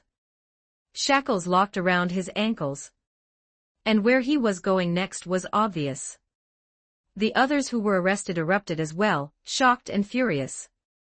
Sure, they hadn't handled the cases seriously, but did that deserve this? Luke didn't bother explaining. "Detain the relevant personnel for now. We'll interrogate and assign responsibility later. Take them away. Guard them properly." Kabud's eyes flashed with defiance. "This is abuse of authority. We have no reason to be detained." To the remaining officials, Luke's actions looked like pure arbitrariness, power used on a whim. The questions were answered, but he still threw people in chains. The ones still standing free felt their stomachs twist. Luke watched the shouting officials get dragged out, then left the meeting hall without sparing the rest another glance. On the way, Cytherea followed behind him and asked, after thinking it over, "You believe someone among them is involved?" Luke nodded, still thinking. Kabud's answer wasn't wrong, but it also didn't explain why disappearances had spiked. Of course, that part wasn't even the key. 38 missing in 1 month, that was already on paper. And that was only the recorded cases. How many weren't recorded at all? In a normal year, you could chalk it up to bad luck. But right now, there was also an unknown black mage hiding somewhere. Luke's job was to uncover the truth, and he had no lead, so he decided to freestyle. He was the type to do whatever came to mind. Missing persons felt suspicious, so he didn't care who complained. He treated them all like suspects first. Then he pushed forward with a new approach. "Cytherea," Luke said, handing her the records. "Bring the families of the missing people here. Tell them to bring personal items, anything the missing person carried often." "Yes, Your Highness." Cytherea didn't understand, but she obeyed immediately. "Quinn," Luke added. "Go help her." The two women left. Luke waited quietly in a hall. Before today, he hadn't even considered investigating Edessa's total number of missing persons. He also hadn't thought to connect all of those disappearances to the Black Mage. But now too many coincidences had happened at the same time. At that point, maybe they weren't coincidences. Luke had to think bigger. Half an hour later, 8 family members stood before Luke. Out of 27 families, only 8 could be found. The rest weren't in the city. Among them were people missing siblings, missing children, missing husbands or wives, even missing elderly. Only 3 families belonged to hunters.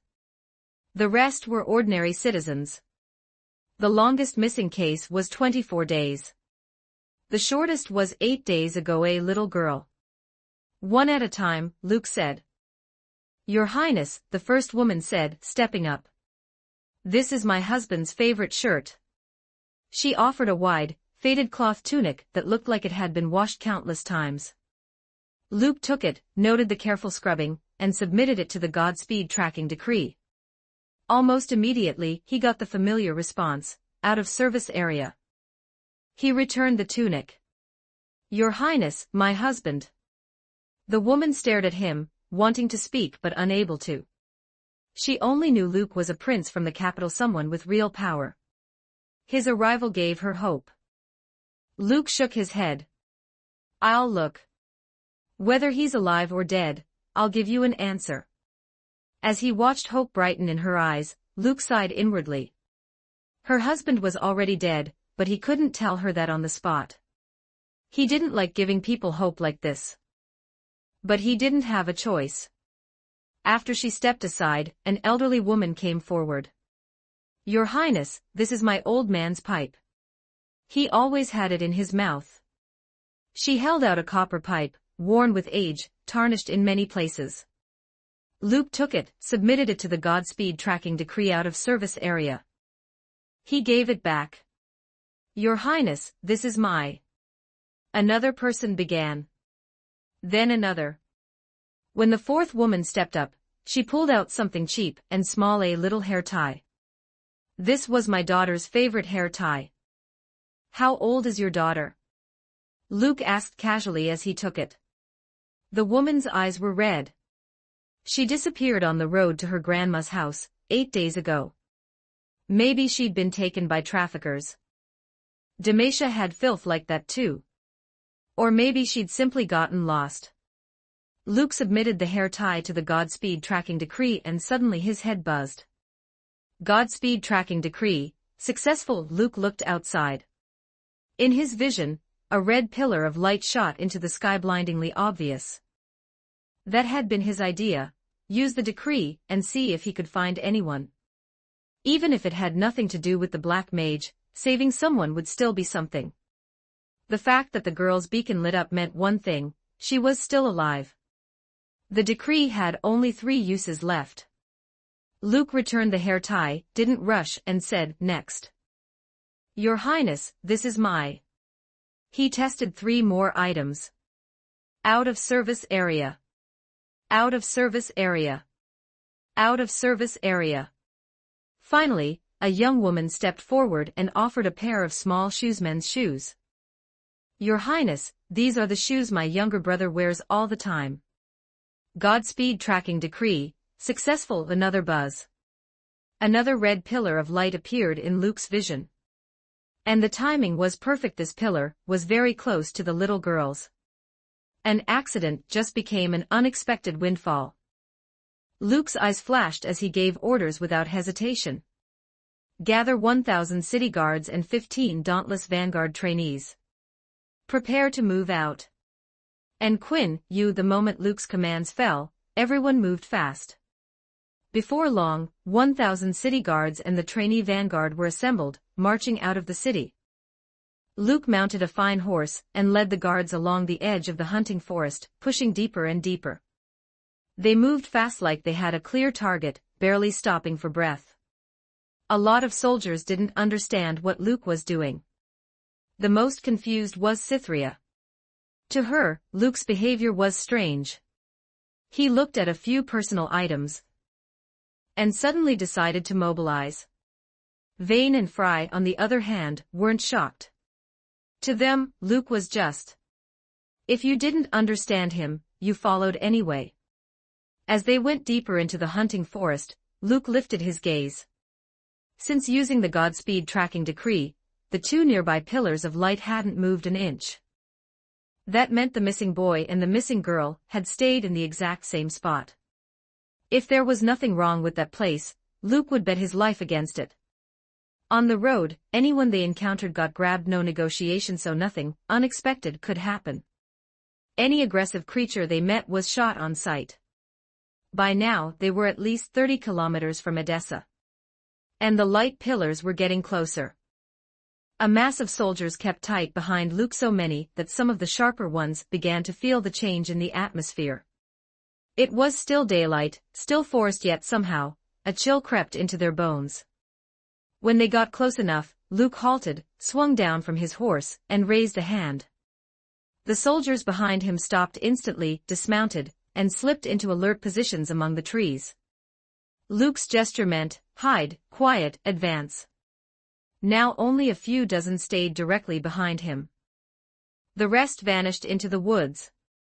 With over 1,000 riders, the noise was too huge. Going farther like that would spook anything ahead. Luke didn't know what waited at the pillars. Maybe it was just two traffickers. Luke was curious what their faces would look like when 1,000 city guards closed in around them. They advanced again. And then suddenly something changed.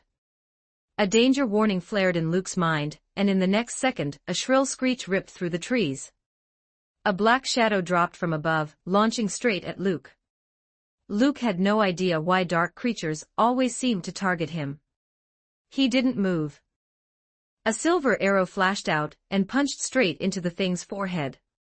The creature shrieked once and died instantly. Cytherea lowered her bow and walked toward the corpse. Vane lowered her crossbow, genuinely startled by Cytherea's reaction speed. Less than a second had passed from the creature's appearance to its death. And Cytherea's shot had been perfect, fast target, pinpoint weakness. Cytherea crouched, checked it, then turned back. Your Highness, low-level demon. Luke stepped closer and looked. It wasn't like the slaughter-hungry type. It looked more like some twisted bird, grotesque and wrong. And the fact it appeared here proved one thing. The area near the pillars was contaminated. Then Luke felt it again. Vane looked up too. Fry tensed. There's more. Not even 2 seconds later, more black shadows appeared in Luke's sight. Just like that day outside Kerr village in the trees. This time there were even more, over a dozen. Black mist curled around their bodies, their eyes gleaming with savage intent as they stared at Luke. And among them stood a human figure in a cloak, his face barely visible. He looked at Luke and the few dozen soldiers behind him, like he hadn't expected this. Didn't think you'd deliver yourself to me, the cloaked man sneered. With more than a dozen dark creatures beside him, he showed no fear at all of Luke's tiny group.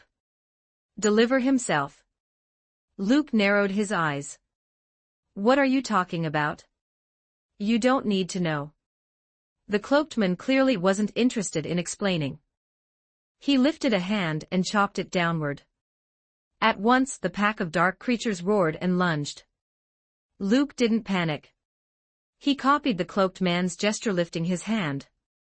Behind him, the few dozen soldiers raised their bows.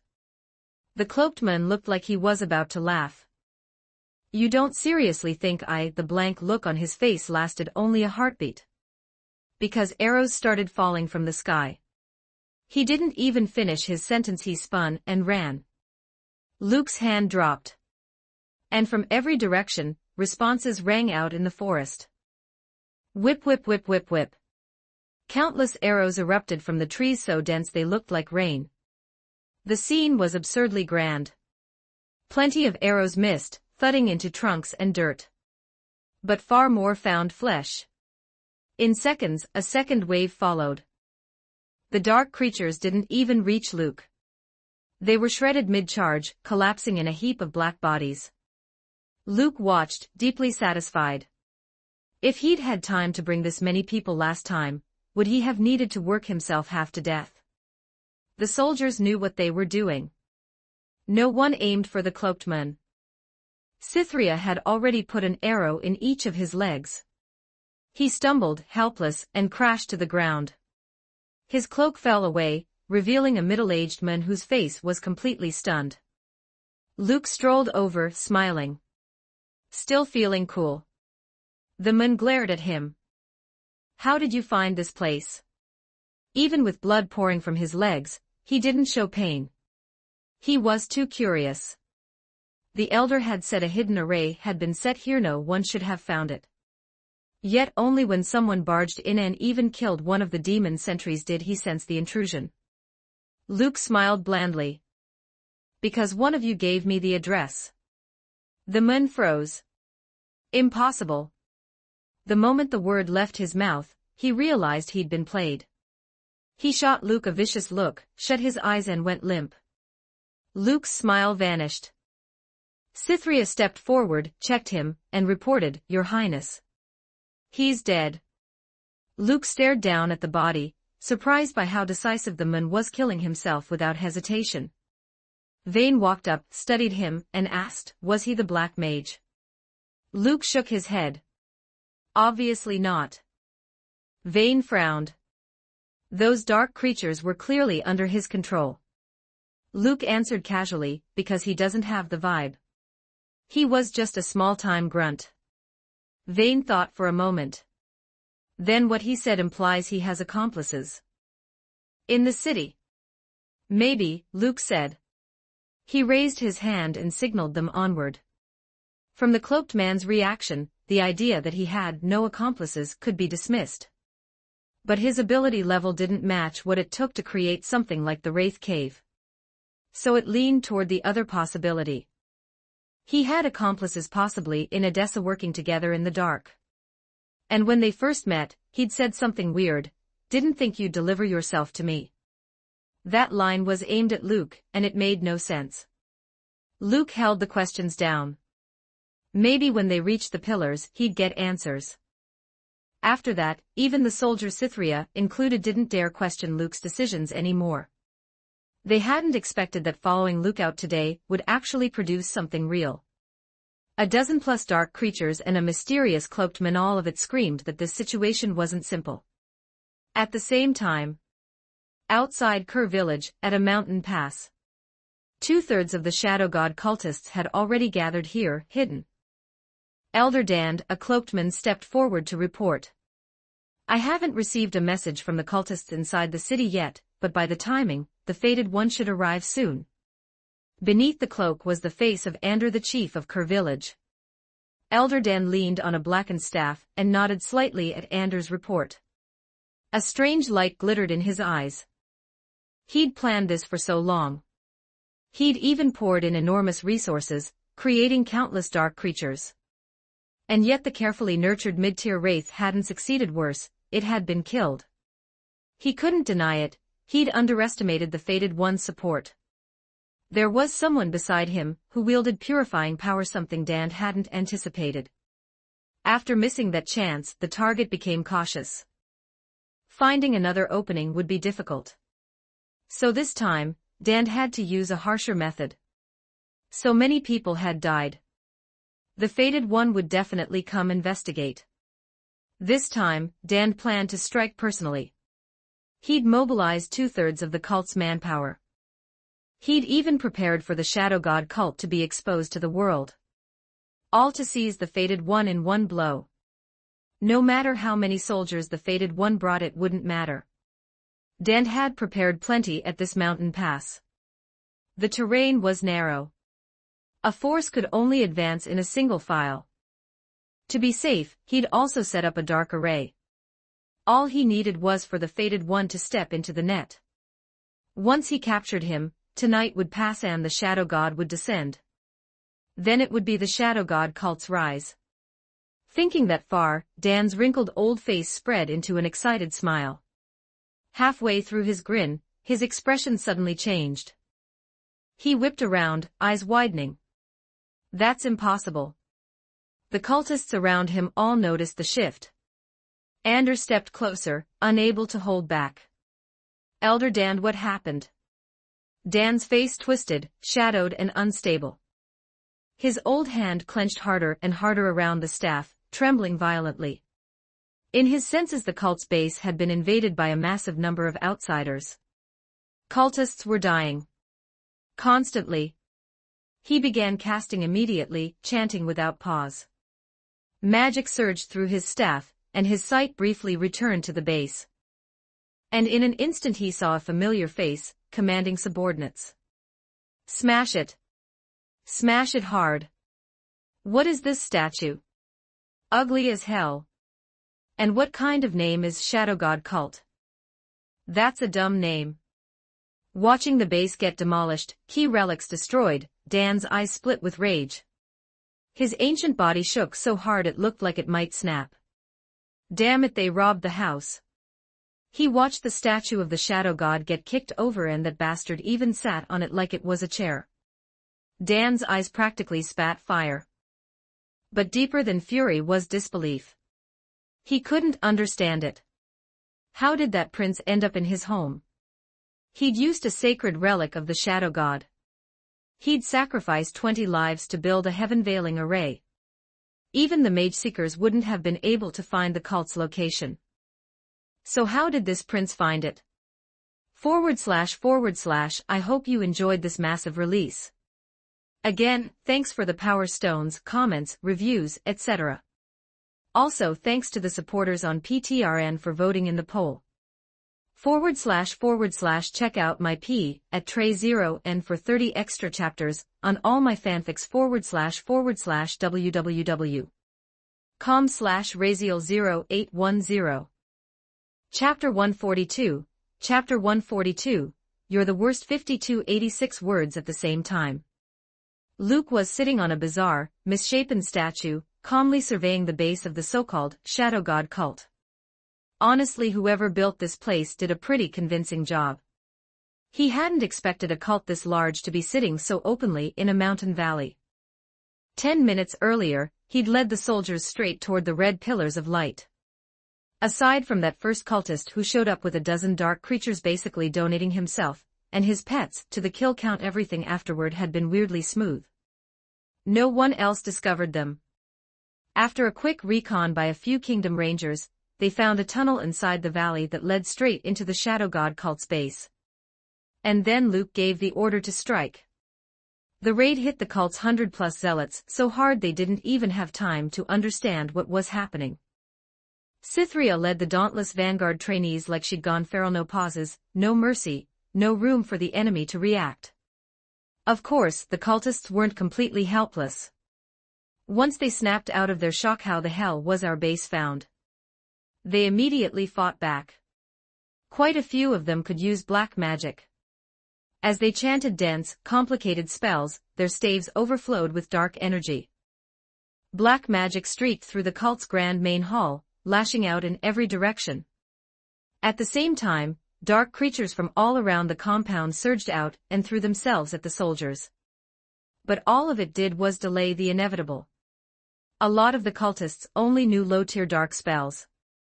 Still, there were a few in clearly higher-ranking robes, and the black magic they used was on another level. Their combat power didn't look weak. They held for a moment. Then they got crushed anyway. Under the combined beatdown from the vanguard trainees, Cytherea was leading, plus the sheer weight of the soldiers. Those leading dark casters were suppressed and killed quickly. Once the front-line cult mages died, the rest were just trash. They scattered, focused only on fleeing, but they didn't even know where to run.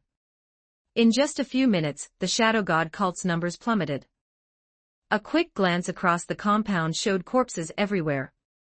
Blood sprayed across stone and pillars, making an already sinister place look like a nightmare. Vayne joined the battle. Her silver bolt punched through a cult mage's skull without hesitation. The wet, sharp sound of the bolt piercing bone followed by the splatter sent a jolt through her chest. In the next second, her blood felt like it was boiling.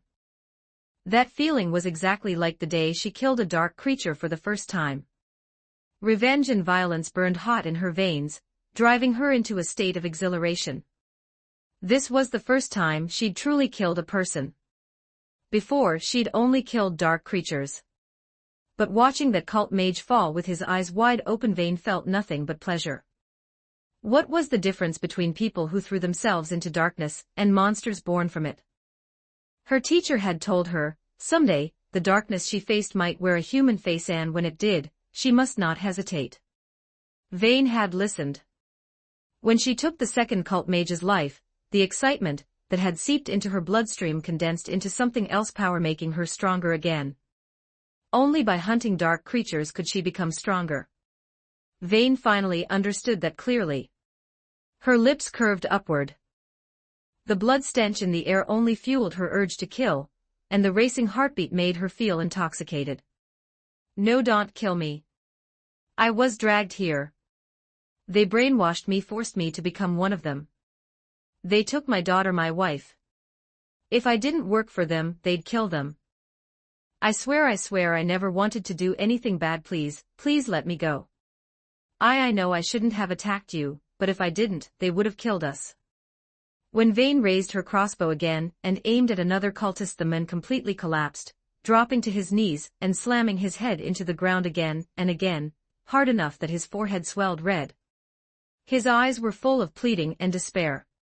He'd lost all control of his expression. Liquid ran from his eyes and nose, his whole body shaking uncontrollably, and a dark wet patch spread across his pants. Every movement screamed the same thing: I don't want to die. But Vayne only stared at him with cold eyes, finger resting on the trigger. Do you think he deserves to die?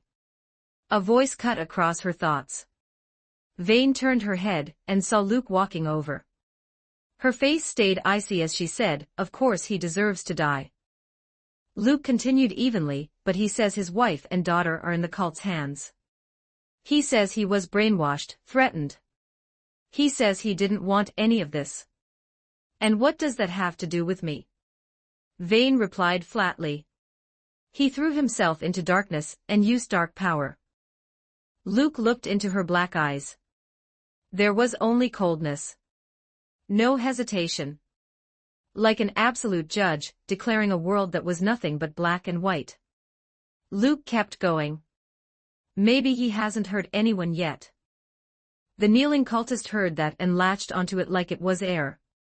I've never hurt anyone. They kept me as low-level labor inside the cult. Ever since they dragged me here, I've never even left. Luke glanced at Vayne. First off, Vayne said, still unmoved, a cultist's words aren't exactly trustworthy. Second, even if it's true, black magic eventually corrodes the mind. He just hasn't hurt anyone yet. Who told you that? Luke asked. Books, Vayne said, and my eyes. As she spoke, she shifted her crossbow back on target, lining it up with the cultist again. The man nearly screamed. Don't kill me. I swear I haven't hurt anyone. I know where the kids they kidnapped are. They sent a lot of people out today. I wanted to get those kids out. Just now I didn't even mean to hit you. I aimed my spells at the walls. Vayne paused again. Luke stared at the man for a beat, then said, lead the way. The cultist looked like he'd been handed his life back. Ignoring his soaked pants, he stumbled to his feet. This way, follow me. He led them into a hidden passage. With the base in chaos and no one watching him anymore, he moved more confidently, though his back was hunched and his body still shook. Soon, he brought them to a cramped opening in a dark corner barely big enough for children or animals to crawl through. He leaned close and blew 3 short whistles into the hole. Fear made the sound thin and unsteady. But something inside answered. A little girl crawled out first, filthy from head to toe, painfully thin, her eyes so weak they looked unfocused. Then 2 more kids followed, both around 4 or 5, just as skinny, like they'd been hungry for a long time. "You're here. Can we get out?" "Who are they?" The 3 children showed no fear toward the men at all, but when they saw Luke and Vane, they immediately shrank back, terrified. Like they were afraid Luke and Vane were with the cult. The first girl, the one glowing faintly, was one of the children Luke had been tracking. The men forced a strained smile at the kids. "They're here to take you home. If you stay with them, you'll be safe." "Then what about you?" one child asked. "We go together," another whispered.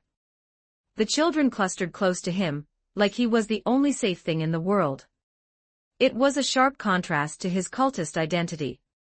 The men didn't answer them. He turned to Luke with a bitter smile. "With what I can do, I could only bring these 3 out. I didn't know how to leave this place. I was trying to figure something out, and then you arrived." Luke looked at Vane, returning to the earlier question. "So what if he didn't hurt anyone and he even saved people?" Vane watched the scene. For a few seconds she said nothing. Then she stubbornly met Luke's eyes again. "It doesn't change the fact that he threw himself into darkness." "He was forced," Luke said. Vane snapped. "What does that have to do with me?" Her emotion spiked suddenly. She raised her voice at Luke, hatred spilling out as she shouted, "Anything connected to darkness deserves to die." It sounded less like she was arguing with Luke and more like she was injecting herself with a dose of certainty, repeating it to stabilize her own heart. In her world, there was no gray. Anything connected to darkness was evil. Everything deserved extermination. Luke stared at her eyes and said, "Then what about me? One day, maybe I'll choose darkness for power too. Do you think I'd be controlled? Do you think I'd do evil things? Or do you think I should die as well?"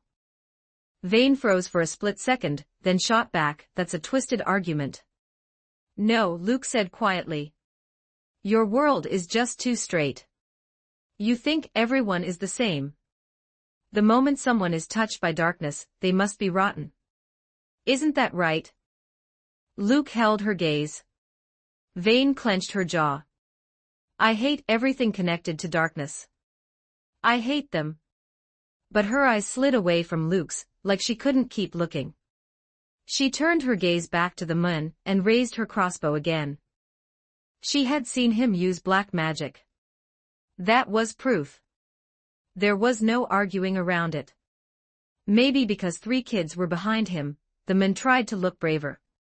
His shaking stopped, and he closed his eyes, strangely relieved. He'd said everything he could. He'd done what he could. If that still wasn't enough to escape death, then let it come. No matter what, at least the children were safe. A faint smile appeared on his lips. That smile stabbed at something inside Vane. Her face hardened. She aimed the crossbow at his forehead. All she had to do was pull the trigger, and the sharp bolt would steal his life instantly. This time, Luke didn't stop her. He didn't interfere. Time stretched thin. Inside Vane's head, a voice appeared whispering at her ear. The voice got louder and louder, until it became unbearable, until her frustration boiled over and she couldn't take it anymore. A trigger pulled. A bolt launched. The silver bolt buried itself in the stone wall.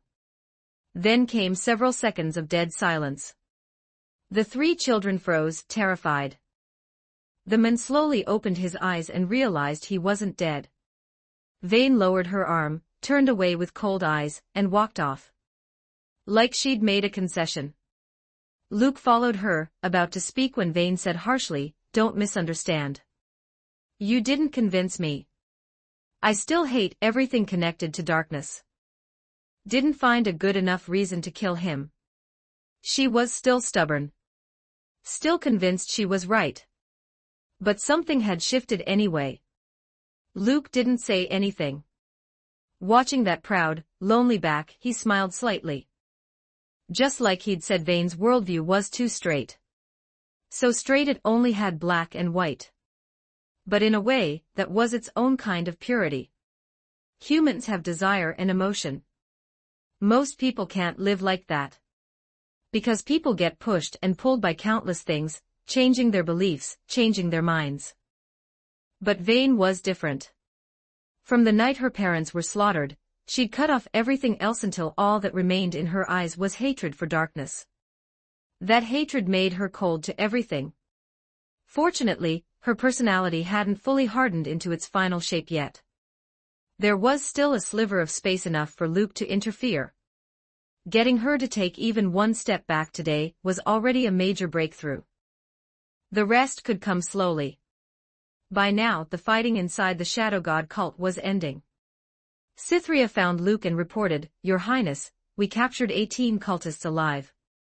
We also found 16 civilians. They abducted 3 of them children." Luke nodded. "Our people." "No deaths," Cytherea replied. "Some soldiers have injuries of varying severity." "Evacuate the wounded first," Luke said. "When we return, rewards by merit." Cytherea turned and left to carry it out. Then the rescued civilians were brought forward. The man who had led Luke and Vane here spotted a woman and a child in the crowd and shouted, suddenly frantic. The woman and child saw him and froze. Then the man forgot everything else, ran forward, and hugged the woman tightly, then lifted his daughter, pressing his face against hers over and over, tears overflowing at the corners of his eyes. Seeing that, Vane felt like her eyes had been stabbed. She looked away. The rescued people, once they realized they were safe, finally broke crying openly, one after another. "How many people like you were abducted and coerced?" Luke asked the man. The man thought, then shook his head. "I don't know. I've been here 2 months. Before I was dragged in, there were already others like me.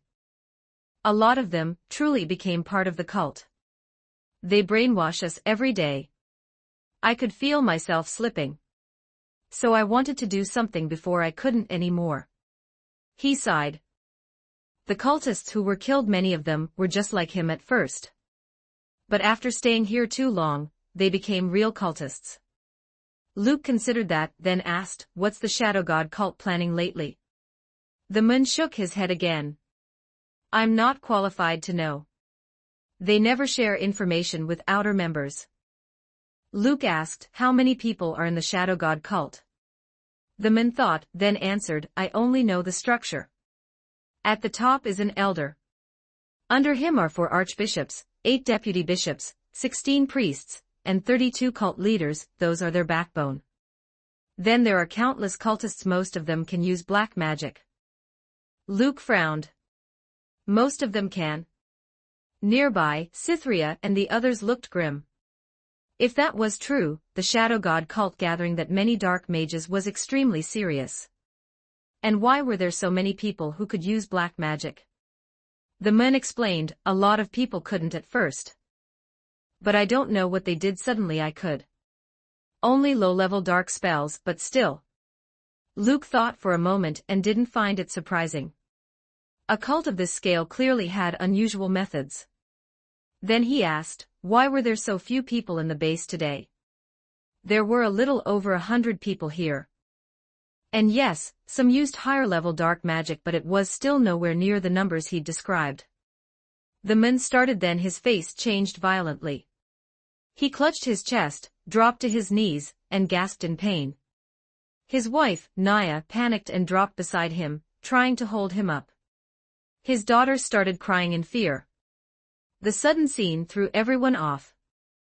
Cytherea and the others immediately tensed, scanning the surroundings. But the force stopping the men from speaking didn't seem to come from around them. Dor looked like he knew he was going to die. In front of his terrified daughter, he forced a smile through the agony. Then he looked at his crying wife and moved his lips, like he was saying something. I'm sorry.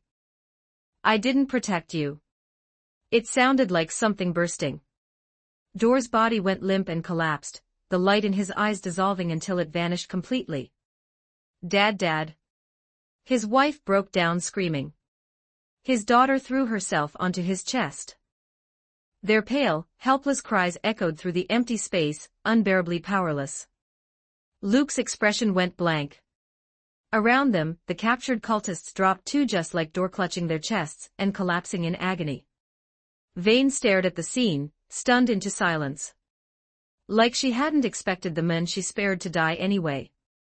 Cytherea checked them quickly, then reported with a dark expression, "Your Highness, they're all dead. Cause unknown."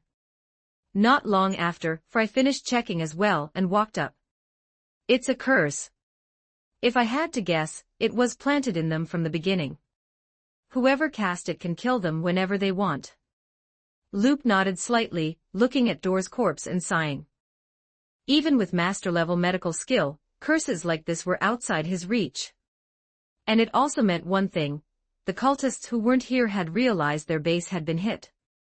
Luke looked at Cytherea and gestured toward the rescued civilians. "Assign some people to escort them back." Cytherea turned and ordered, "Nori, Torva, take 100 men and escort the civilians back to the city." 2 trainees stepped out immediately. "My lord." Naya forced herself to stop crying and said through sobs, "Can I bring my husband back with us?" She wanted to take Dor's body. "You can," Luke said and allowed it. After the soldiers began withdrawing, the remaining people started searching the Shadow God cult base thoroughly, not missing a single corner. When Luke and the others reached one area, the stench hit them, thick blood mixed with rot, and everyone's face turned ugly. A massive pile of them. Men and women, old and young. Many had been drained completely, reduced to dried husks. A lot of them stared wide-eyed, dead without closing their eyes, faces twisted in pain. It was horrifying. They kept investigating. Before long, they found several blood pools, dark red blood sitting there, still not dried. The heavy metallic stink in the air was so thick it made people want to vomit. This blood had clearly been drawn from those bodies. No one knew what the Shadow God cult intended to do with it. No one knew how many innocents they'd murdered by now. The sight only deepened everyone's hatred for the cult and urge to wipe them out with their own hands. Elsewhere. That damned prince. Elder Dan's face was pale as he stopped chanting, his eyes filled with hatred and rage. When he shifted his sight back again, he saw an outer cultist trying to leak information. So he didn't hesitate. He cast a spell and simply cursed every cultist still inside the base to death. Killing that many followers of the Shadow God with his own hands pained him deeply, but he still did it. He had left behind 1 archbishop, 3 deputy bishops, 6 priests, and many cult leaders. Those were the cult's backbone. Now they'd been ambushed and wiped out by the prince, and his soldiers cleaned out in one sweep. For the Shadow God cult, it was a catastrophic loss. And the base held countless important items and supplies. Most important of all, the sacrificial offerings he had prepared for so long to welcome the Shadow God's descent. From this moment on, they were gone. Just thinking about it made Dan's chest ache so badly he could barely breathe. It was almost the same as saying that everything he'd prepared had become meaningless. And there were only a dozen hours left until the blood moon. That damned prince. Dan nearly ground his teeth to dust. He never imagined that everything he'd prepared would be ruined by a bug he thought he could crush whenever he wanted. His throat suddenly tasted sweet. He coughed, then spat a mouthful of blood. His body fell backward. A cultist rushed forward to support him. "Elder, don't lose heart. Even if we lost the base, with you leading us, we can rise again sooner or later." "Rise again? Like hell." Dan looked at him, but didn't say it out loud. He slowly straightened up in silence, eyes filling with a crazed darkness. He had at most 2 days left to live. To welcome the Shadow God's descent, he had given almost everything. And now all of it was about to be destroyed by that prince. 40 years. 40 full years since he first received the Shadow God's revelation. For 40 years he had prepared for this day. He had received the Shadow God's blessing and gained powerful strength. In those 40 years, he searched for the Fated One while building the Shadow God cult, recruiting followers, and stockpiling power in the dark. He didn't know why the Shadow God demanded that preparations be made in Demacia, a kingdom that suppressed magic. But it didn't matter. He survived 40 years. He even nearly got wiped out once, yet he endured. And he built the Shadow God cult into what it was today. At first, he never truly thought he'd find the Fated One. Because for the Shadow God to descend, the prerequisite was finding the Fated One and using the Fated One's body as a vessel. And it required an endless source of fresh blood. 8 adult men's limbs. 6 adult women's skin. 4 children's hearts. And the most crucial part, the Fated One's body, or blood. Meet those conditions and during the blood moon, the ritual for the Shadow God's descent could begin. And the condition for the Fated One was absurdly strict. It had to be someone who had died once, then resurrected. How could anyone even find a person like that? But Dan never expected the Shadow God to send him a revelation telling him the Fated One had appeared. Finding the Fated One meant the Shadow God could descend into this world and lead them toward a beautiful future. For that, Dan sacrificed his lifespan to search for the Fated One. And the Fated One was none other than Demacia's second prince. And just so happened not long after, the blood moon was approaching. And at that exact time, the prince left the protected zone. Everything seemed to be unfolding exactly as Dan dreamed. Long-term use of forbidden power had reduced his lifespan to almost nothing. But that didn't matter. As long as he held out until the Shadow God descended, the Shadow God would grant him infinite life.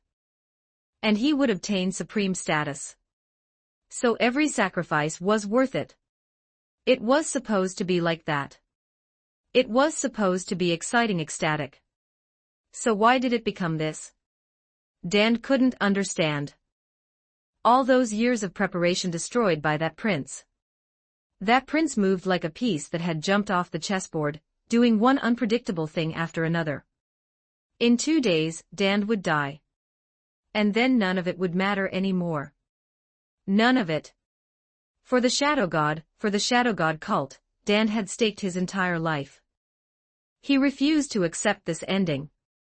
He would not allow it. He could feel the life slipping from his old body. Thought after thought flashed through him, and his eyes filled with hatred and madness. If he died, he would have nothing. So it had to succeed. Even if he had to throw away the cult, every ounce of his 50 years of work, he would still do it. Elder, don't lose heart. Elder, steady yourself. You have to lead us forward, lead us to the Shadow God. Even if we failed this time, we can try again. Around him, cultists watched Dan stand motionless and called out anxiously. Dan snapped back to himself. The wrinkled face returned to calm composure. He looked at them and said, "Who told you we failed?" The cultists fell silent. The base was wiped out. The preparations were gone. How was that not failure? Dan spoke evenly. As long as I'm not dead, we haven't failed. Preparations are just preparations. The blood moon hasn't passed yet, there's still time. The cultists' faces lit up, reinvigorated. One archbishop couldn't help asking, "But how do we approach the Fated One now? He's in the city, heavily guarded. And after discovering our base, he'll be on high alert." "That isn't a problem," Dan said, baring his teeth. A cold, sinister aura rolled off him. The wrinkles on his face twisted under the grin, making him look even more grotesque as he swept his gaze over everyone. "Now is the time for all of you to offer everything to the Shadow God." The cultists' stomachs tightened with unease. Like they already knew what was coming. Our preparations cannot be wasted. And those believers cannot die for nothing. Dan raised both arms high. His sleeves slid down, revealing two withered, dried arms as he shouted, "Do not be afraid. Do not panic. Even the chosen are only sleeping temporarily. After the shadow god descends, he will grant you eternal life and endless power." His eyes burned with fanatic devotion. Pulled by his fervor, the cultists grew excited too, each one feverish, worshipful beyond reason. In every pair of eyes was devotion to the distant, unreachable shadow god. Luke returned to the city with the soldiers. They'd seized a lot from the shadow god cult. Anything valuable was already being handed off to specialists for inventory and sorting. Besides that, they also found various records and materials about the cult, plus scrolls and books etched with black magic. After returning, Luke saw Quinn waiting, just as he'd ordered. Quinn stepped forward to report, "Your Highness, we didn't find any suspicious persons." But Valor caught an unidentified messenger bird. It seemed to be carrying a letter toward Kerr village. She pulled a letter from her coat and handed it to Luke. Luke opened it, scanned the contents, frowned, then passed it to Fry. Fry looked at it twice and shook her head. "I can't read it either. It's probably their coded writing. The characters were crooked and strange. It was clearly transmitting something. But decoding it would be difficult. It felt like a cipher, something like Morse code, meant only for people trained to read it." "Did you track down who sent it?" Luke asked. Quinn shook her head. "They were careful. We couldn't find the sender." Luke immediately ordered Cytherea, "From this moment, seal the city gates. Entry only, no one leaves. Search the city thoroughly for suspicious persons." Cytherea answered instantly, spun her horse, and rode off at full speed. Quinn looked at the mountain of items Luke had brought back. Even after hearing what happened, she still couldn't hide her shock. From the soldiers who returned earlier, she'd learned the details. She never imagined a massive cult had been hiding in a valley this close to Edessa. And it had gone undiscovered for so long. Who knew how many people they'd harmed during that time? If Luke hadn't intervened, the cult might have continued indefinitely. No one knew when it would finally be found. How could a cult that large hide under a city's nose for this long? Quinn was also curious how Luke found them in the first place. But then she thought, the prince was already incredible. Finding a cult almost didn't seem strange anymore. As for the real reason, Fry had a good guess. On the way there, she hadn't noticed it. But once inside the cult base, she started to feel it. The cult had probably been using a wide area concealment spell, one that interfered with people's perception and sight. The stronger the spell, the deeper the interference. Given how large the base was, the spell's level had to be high. And yet, to Luke, it had been as if it didn't exist at all. That was absurd. Fry thought back to everything since meeting this prince. The more time passed, the more mysterious he felt. Too many things about him didn't make sense. Naturally, she didn't ask how he found it. She didn't need to know. There was something else too. After returning from the cult, Vane became even quieter. Since coming back, she'd been staring off at the scenery outside, as if lost in thought. "Vane," Fry said softly, walking up. "What are you thinking about?" But the moment she got close, Vane suddenly wrapped her in a full-body hug. Fry flinched, stunned, staring down at Vane in her arms, not knowing what to do. They had relied on each other for 2 years, but they rarely did anything this intimate. Fry asked hesitantly, "What's wrong?"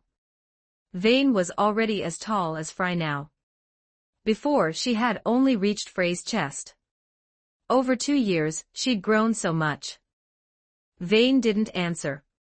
She just rested her head on Frey's shoulder, breathing in her scent, feeling the warmth of the woman who had been like a mother to her for these 2 years. Before this, Vane's mind kept replaying door collapsing inside the Shadow God cult. His wife and daughter's cries pulled her back to that night 2 years ago, the night she lost the 2 people she loved most in the world. Now, holding Fry, the turmoil inside her slowly quieted. She whispered, "Teacher. You're the only one I don't want to lose." Fry froze slightly, then hugged her back, feeling the way Vane clung to her like a child. Warmth rose in Frey's chest, something she hadn't felt in a long time. I won't leave you, Frey whispered. Hearing that, Vane's lips curved. She knew her own heart. She respected Frey the way she would have respected her mother. Without realizing it, Frey had become family. The person she trusted most in the world. The only place she could rely on. She let herself feel that family-like bond, but soon, a tearing pain rose inside Vane again, like an old wound being ripped open. A kind of suffering that had tormented her day and night. And now it was getting worse. She didn't know what she was worried about. She didn't know what she was afraid of. She didn't know where the unease came from. She tightened her arms without thinking. Frey felt the anxiety in the girl's grip and soothed her gently. It's okay. Seconds passed. Listening to Frey's heartbeat, the pain in Vane's chest gradually faded. She released the hug, looked up at Frey's face, and smiled, eyes shining. I feel a lot better. Frey's expression softened. She smiled back. Then I'm going to train, Vane said. Frey nodded. Vane turned away, her gaze hardening into resolve. She wasn't the little girl who needed affection anymore.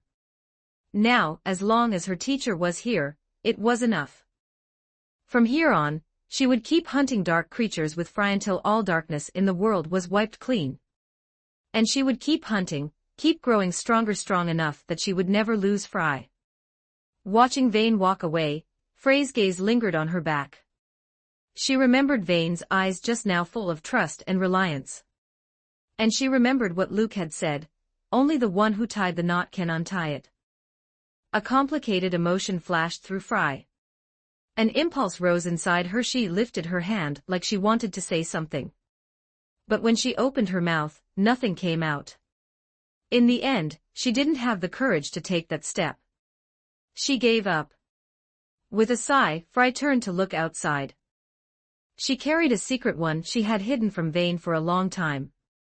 At first, she hadn't cared. But as her bond with Vane deepened, the moment she wanted to confess, she no longer knew how to begin. Frey saw Vane as her child. Vane's presence had filled the cracks in Frey's heart, healing her wounds.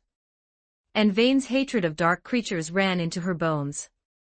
So the deeper Frey's love grew, the less she knew how to speak. She was terrified. Terrified that if she told the truth, she would lose this child. So she kept it buried. And if she could, she wanted to bury it for the rest of her life. // check out my P at Tray0n for 30 extra chapters on all my fanfics / www.com/Raziel0810 Chapter 143, Chapter 143, well damn, so you're a Runeterra gourmet, huh? 2560 words. A quiet room. Sun poured in through the windows, tinted faintly yellow like the glow over a late-season cornfield spilling across the floor. Luke sat calmly at a long table piled with documents seized from the Shadow God cult. He rarely cared deeply about any one thing. But the appearance of the Shadow God cult had shaken his usual laid-back mindset. Because as someone who knew the script, he hadn't even heard of this so-called cult. So for once, he put in a little effort to figure out what the hell was going on. Shadow God, an eternal, undying deity, all-knowing death god, supreme being at the top of all things. What kind of bullsh? Luke forced himself to finish reading the cult's wall-to-wall praise of their shadow god. According to these writings, Cliver was omnipotent, an absurdly powerful god. Unfortunately, Luke had never heard of him and he nearly laughed. They talked him up like some unstoppable god, but odds were he was just some dusty backwater trash deity nobody cared about. Runeterra had plenty of things Luke didn't know. His understanding of this world was limited to what he'd read back when it was only text on a page. But after arriving in Runeterra, the world stopped being words and became flesh, blood, and unknowns. On a planet like this, almost anything could happen without it being strange. After all, Demacia was only one corner of one continent. Luke flipped through the material for a while and confirmed the obvious. The Shadow God cult was absolutely trying to bring their so-called Shadow God down into Runeterra through some kind of method. As for why this shadow god Cliver didn't just descend directly, there were obviously restrictions. Gods, these conceptual beings that exist through mortal worship and belief. Luke was confident they were real. Somewhere extremely far from Runeterra, there was a domain known as the Celestial Realm. That was where gods lived. The Judicator and the Winged Protector worshipped by Demacians supposedly came from there. And supposedly, a small minority of Demacians also believed in a third divine figure, the Veiled One, but because her worship was so niche, her presence in the long river of time had grown fainter and fainter. Luke didn't know what the Celestial Realm was truly like, but as far as entering Runeterra from there, he only knew two routes. The first was finding a chosen one. When someone climbed that mountain hidden above the clouds, Mount Targon, they would become chosen, and the celestial beings would grant them power. The chosen would become an aspect's host, bearing power that descended from the heavens, in existence almost impossible to match. But gaining power that way also meant the celestial being could not interfere too directly with Runeterra's natural course. It remained, in essence, an observer.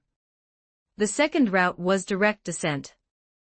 There was a well-known figure tied to this, the Starchild Soraka. She was born of the stars, a true celestial being. And yet even she, to enter Runeterra directly, had to abandon her divinity and shape a mortal body, enduring constant agony because a human vessel could not truly contain such overwhelming power. At the same time, her strength would be drastically reduced. Even so, after witnessing Runeterra's disasters and suffering, she still chose to descend without hesitation. If a being as powerful as Soraka had to face limitations like that, then a nobody like Cliver, a god Luke had never even heard of, had no chance. If he tried to descend directly the way Soraka did, he'd probably get erased in the process. Otherwise, if he really had that kind of power, he wouldn't need human apostles to do his dirty work. So it was clear, this thing was trying to minimize the cost of descending through some special method. Luke just didn't know what that method was yet. None of the documents here explained the cult's exact plan. But from their behavior, Luke could roughly guess the shape of it. He kept reading. The Shadow God cult had existed for 40 years. During that time, it stayed extremely low profile, expanding quietly in the dark. So why had it suddenly become so bold, pulling so many stunts practically within sight of the capital? Luke suspected the reason was him. His existence had clearly triggered a butterfly effect. Which made sense. If he hadn't awakened in the body that had died from jumping off a cliff, then this kingdom wouldn't even have a second prince. From the moment he set out for the capital carrying his mother Meli's keepsake, the path of this world had already changed. Most of these records didn't contain much direct information about the Shadow God cult. Instead, they were packed with secrets the cult had gathered over the years: demons, dark creatures, black magic, and mentions of ancient, mysterious places. Luke read with growing interest. For the next stretch of time, it felt like he'd stumbled onto scandal after scandal, juicy, fascinating, impossible to look away. One entry in particular caught his eye, a description of demons. It claimed there were 10 entities in this world that stood above all demons, top-tier horrors, the highest class. There was very little information about those 10. Even the Shadow God cult only seemed to know that 10 terrifying existences were out there. But beneath those 10, the cult knew more about the second tier of demons. These demons had titles. They had true names. But very few beings could actually know those names.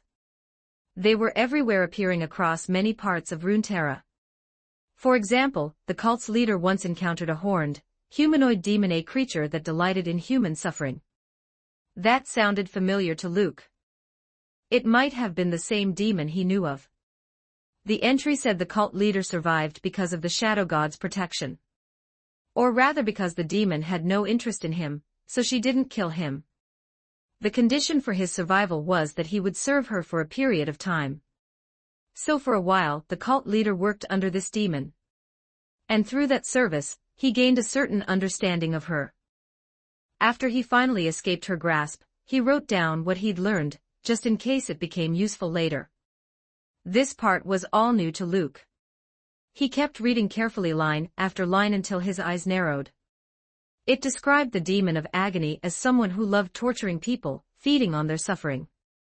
Her methods varied wildly: physical torment, mental torment, emotional torment.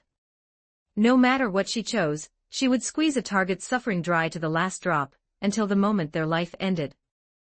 She was a predator who loved to toy with prey until the very end. And in her mind, prey came in tiers. Low-tier prey weren't even worth tormenting. She called them expired food, and she wouldn't touch them. The next tier up she called cheap bread, bland, disappointing, but still not quite worth throwing away. She'd give them a little attention. Above that was quality cake. She especially loved prey of that tier, savoring them slowly. And above even quality cake was the highest tier of all, candy. Sweet beyond compare, something she loved keeping in her mouth, slowly dissolving it. Luke read that and could only think one thing. So she was a Runeterra foodie, huh? He kept going. The demon of agony's torment methods changed based on the prey tier.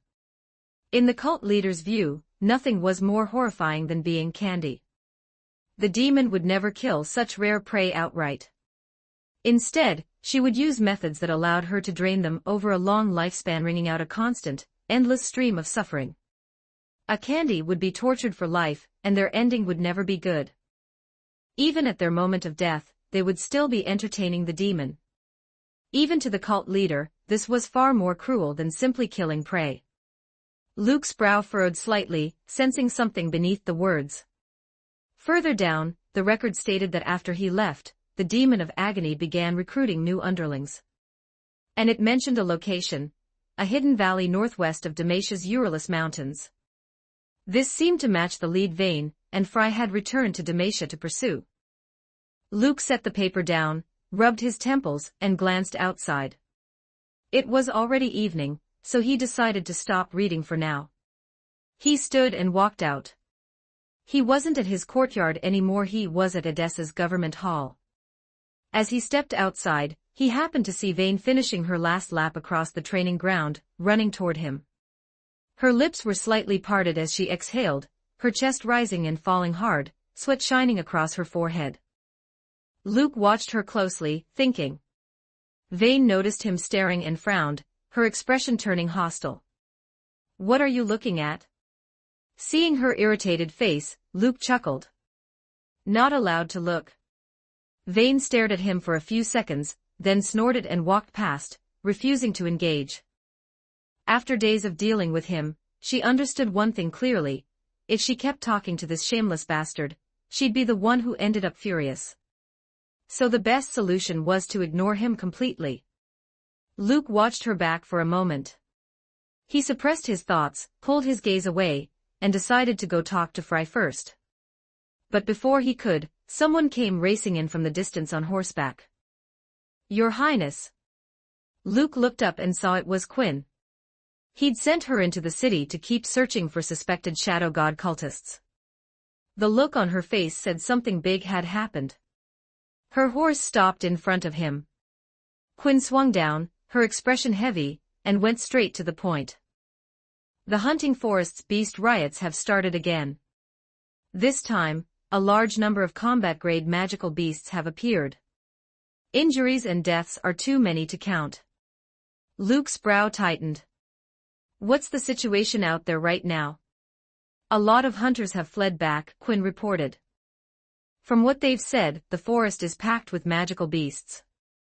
As she spoke, more people came hurrying over, shouting before they even arrived. "Your Highness, something huge happened outside the city. The hunting forest beast riots."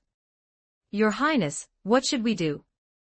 They stopped in front of Luke, panting, local officials and nobles, all rushing over the instant they heard the news, faces tight with panic. Whatever was happening outside Edessa had clearly spiraled. And Quinn's expression didn't soften. Based on experience, she gave her assessment. "If I'm not mistaken, within the next few hours, a beast tide will hit." "A beast tide?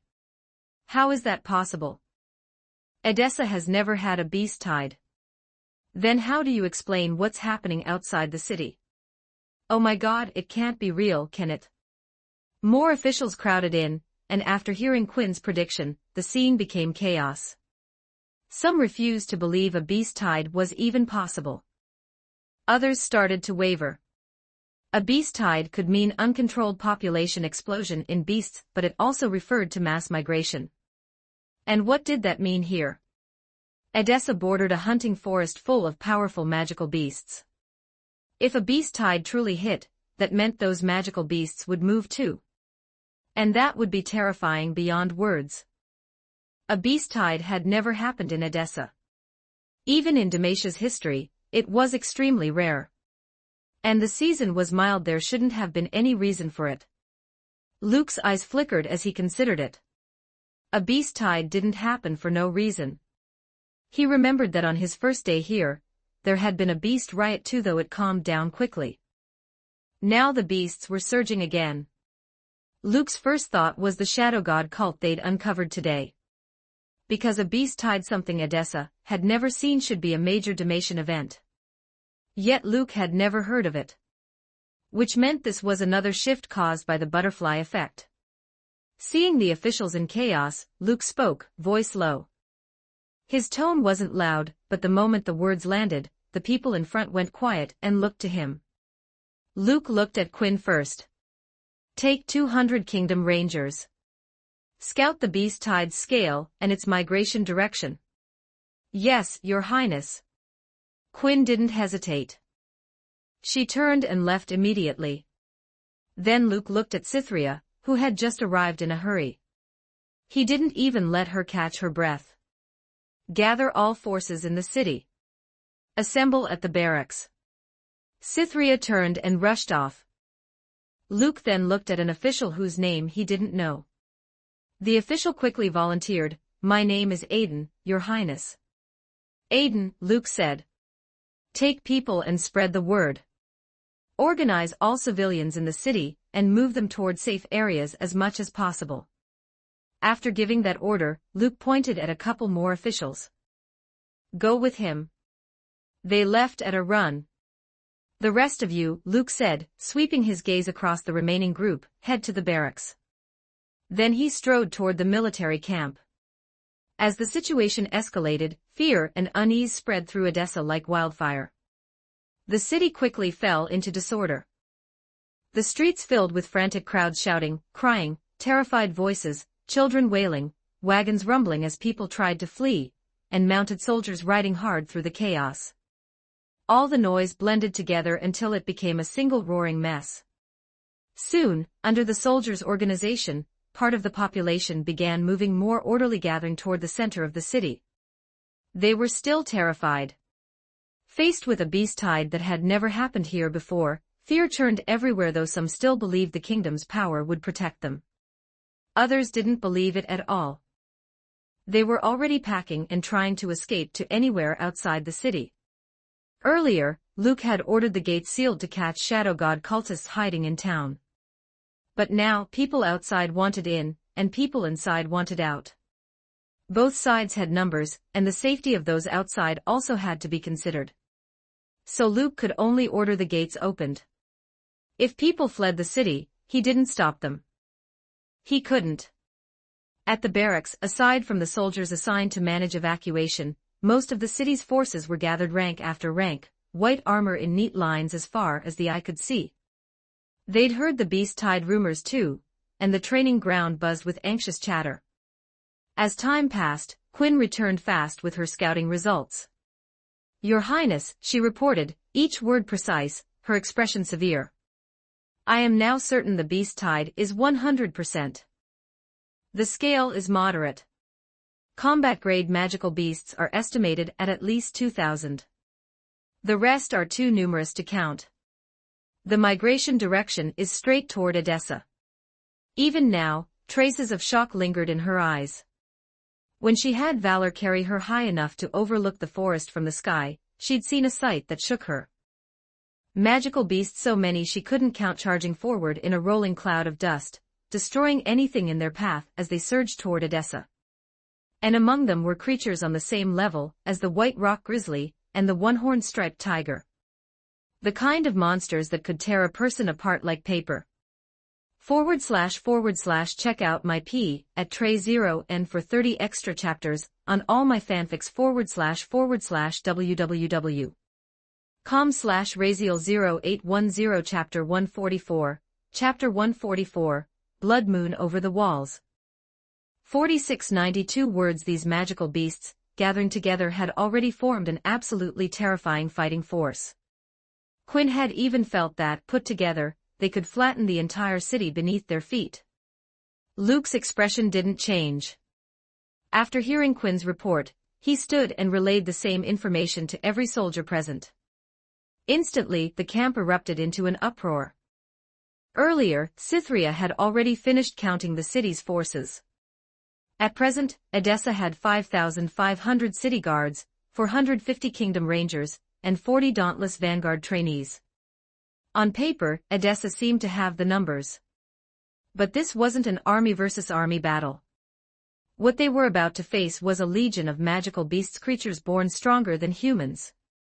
As the soldiers buzzed with noise, Luke raised a hand and calmly swept his gaze across them. He didn't say a word, yet within a few seconds the men below gradually quieted down anyway. Then Luke spoke loudly. "A beast tide is coming for us. A harsh battle awaits. A natural disaster is unavoidable. All we can do is stop it before it reaches us. The more dangerous the moment, the more we must stand together. Right now, tens of thousands of civilians in this city rely on us to protect them. For their sake, we hold the line until the last moment, no matter what. I will fight beside you. For Demacia." For warriors like these, he didn't need to give some long, elaborate speech. Even facing a catastrophe Edessa had never seen before, not one soldier down there showed fear. For Demacia. Luke raised his arm, and the soldiers roared back as one. The shout rolled over Edessa like thunder. There wasn't much time left until the beast tide arrived. Luke immediately began assigning forces. Edessa had 6 entrances. 2 of them faced the direction the beast tide would arrive from, so those had to be reinforced heavily. Luke ordered Quinn and Cytherea to each take 2,000 troops to hold those 2 main gates, with 15 vanguard trainees assigned to support the fighting at each. The other entrances were given 500 soldiers each to prevent surprises, each commanded by 3 vanguard trainees. Once everything was positioned, they began other preparations. On the city wall, Luke stared silently toward the hunting forest. Even with distance still between them, he could already feel a restless agitation in the air. Along the wall stood soldier after soldier, bows in hand, faces stern. The sun had set and darkness was thickening. Fires burned at multiple points along the wall to provide light. Everyone watched the same direction. In a moment like this, no one could avoid feeling the pressure. Tension spread like smoke. Luke glanced once toward the capital and muttered, "Hope it's in time." 20 minutes later. A deep buzzing rumble rolled in from far away. As it grew louder, the ground began to tremble lightly beneath their boots. Then, from the forest, a vast black shadow surfaced. What burst out of that shadow was a stampeding mass of frenzied beasts, terrifying in momentum. Their roars stacked together into something deafening. They churned up dust so thick it looked like it swallowed half the sky. Like a living wave, they surged forward, and the closer they came, the harder the earth shook. Even hardened soldiers on the walls couldn't help widening their eyes in shock. There were too many. This looked like far more than Quinn's estimate of 2,000, just a dense, endless carpet. "Prepare for battle." Luke roared. "Prepare for battle. Prepare for battle." The shout echoed down the wall, and every soldier snapped into a fully focused fighting stance. The beasts drew closer. In the face of a legion of massive magical beasts, everyone felt their own smallness in their bones. But no one flinched. Luke lifted his bow, eyes icy, picked out one that was roaring the loudest, and drew the string to its limit. Then he released. The silver arrow became a streak of light, and in full view of everyone it punched straight through a beast's skull. The creature dropped, but the beast tide was too huge for one death to matter. Its body was trampled into mush as the stampede ran straight over it. Still, Luke's clean, decisive shot raised morale. Stop the beast tide. Defend Edessa. As the beasts entered range, the wall's archers raised their bows without hesitation. Whip whip whip. In the next instant, a storm of arrows rose into the night and fell onto the beast tide, announcing the battle's beginning. Inside the fortifications, massive pre-prepared ballistae were already aimed. Their heavy bolts launched, each one nearly guaranteed to take a beast's life. The tide didn't slow. The smell of blood only made them more violent. Luke loosed arrow after arrow. He didn't miss, not once, and still the sea of beasts kept coming. When the beasts closed further, Edessa's preparations kicked in. Hundreds of fire arrows streaked down, igniting the oil that had been set. Flames exploded to life, lighting the night. Some beasts shrieked as they burned, but many more charged straight through the rising wall of fire as if it wasn't there. A minute later, the beast tide finally reached the base of the wall. Savage roars shook the air at point-blank range. But the towering wall halted their advance, at least for now. The heavy gates were sealed tight, taking hit after hit from the beasts' bodies. And then from the sky, hundreds of birds descended. They dove at the soldiers on the wall, attacking while the archers fired below. Everyone's heart jumped. Were flying creatures migrating with the beast tide too? There wasn't time to think. A beast tide itself was already unnatural. Luke raised his bow and started shooting the birds out of the air. Your Highness! The gate's about to break. A soldier rushed up with the report. Luke looked at the tide. Among the mass were truly powerful beasts. Together their impact was like a siege engine ramming the gate. The gate took blow after blow, and it finally began to fail. Luke moved toward it and shouted, "Hold your positions." Then boom. The gate burst open with a crack, the gap tearing wider and wider as beasts flooded in like madness. Behind the gate, 2,000 soldiers were already braced, faces solemn. Staring at one snarling beast after another, none of them showed fear. Inside the city were tens of thousands of civilians with no combat ability. If this line broke, it meant tens of thousands would be torn apart by the tide. The slaughter would be unimaginable. So they could not yield. The fighting erupted instantly. The 2,000 soldiers formed an unbreakable defensive line. The front rows were heavy shield troops, their massive shields locked together. Demacia's resources were rich, and the kingdom produced a metal called Demacian steel armor, and shields forged from it were nearly unbreakable, and weapons made from it were devastatingly sharp. Those shield troops were like a solid wall, a second gate. Even strong magical beasts couldn't punch through easily. Behind them, rows of ranged troops fired continuously into the beasts pouring in. The beasts wouldn't retreat. The soldiers wouldn't retreat either. A brutal, grinding defense had begun. Quinn's 2,000 had been conservative. Looking at the beasts at the walls now, the number was far beyond that. When one gate couldn't be broken quickly, the tide spread outward. Soon, another report arrived. Your Highness! South Gate is under attack requesting support. North Gate is under attack requesting support. The tide was shifting toward the weaker gates. Luke immediately ordered 1,000 troops pulled from the main gate forces, split and sent to reinforce both sides. Then, as time passed, Your Highness. The rear entrances are under attack requesting support. More requests followed. Even the back gates were being hit. If you could widen your view, you'd see it clearly. Edessa was surrounded on all sides by frenzied magical beasts. At this point, calling it migration was a lie. This was a siege. And now Luke was certain. This wasn't a natural disaster. This was man-made. And it was almost certainly the Shadow God cult's work. To drive a beast tide of this scale, what kind of power did the cult actually have? Luke didn't waste time thinking. He ordered another 1,000 troops redirected to reinforce the two rear entrances as well. Edessa, being a central city, had many entrances because people came from every direction. Now those entrances became attack points.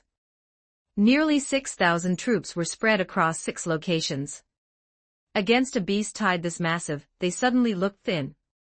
And the soldiers holding the gates also had to endure flying beasts attacking from above. The front shield line was beginning to show signs of strain. Luke immediately shouted, "Spread out. Form squads, fight as units." At his command, the shield troops broke into 10-man teams, forming a new style of defense line. But with the second gate broken apart, beasts slipped in deeper, lunging at any human they saw. Luke drew a long blade. A dozen soldiers stayed at his sides protecting him while fighting with him. Quinn, Cytherea, Fry, Vane, and Yurna were all contributing their strength in the defense. A half-horned rhino charged Luke, huge enough to crush him into the dirt. Luke gripped his sword, gathered wind into the blade, and released a powerful unrivaled sword intent. As the rhino closed, Luke swung with everything he had.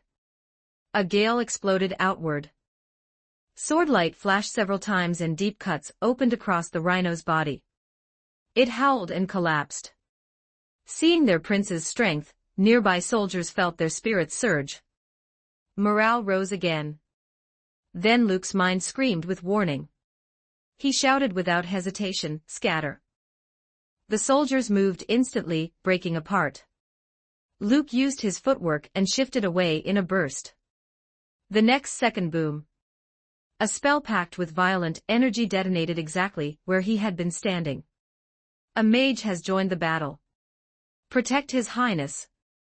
The air reeked of magic. It was unmistakable. Soldiers cried out and started scanning for the caster.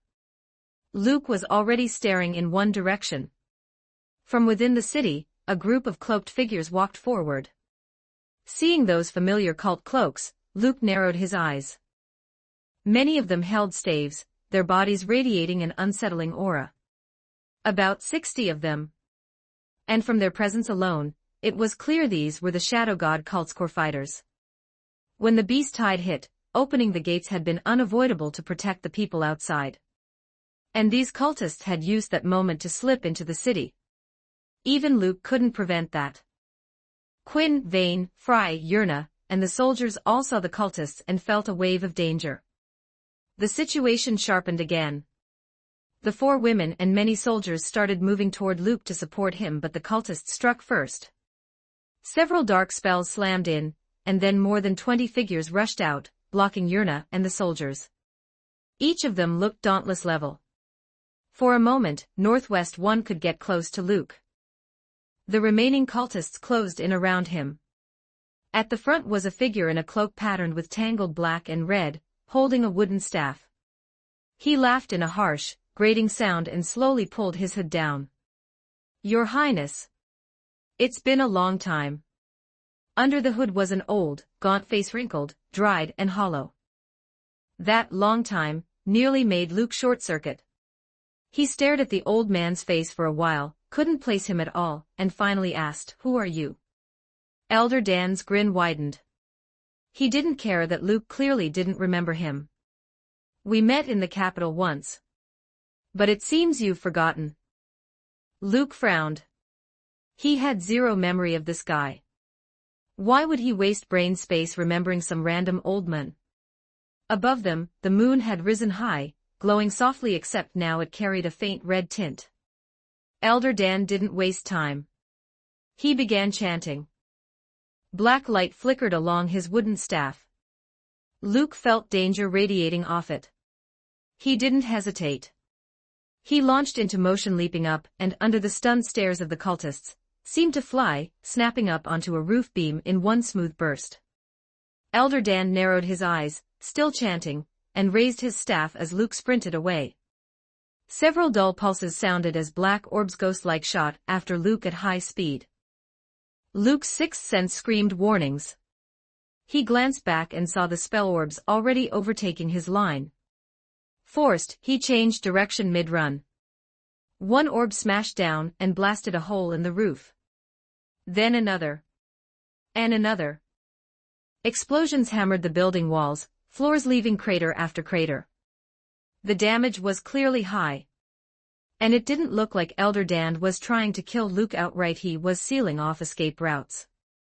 More cultists surged in again, trying to box Luke in. Nearby, city soldiers and Yurna's group tried to push through for support, but beasts and cultists tangled them up. They couldn't break free. Worse, those beasts seemed able to recognize targets.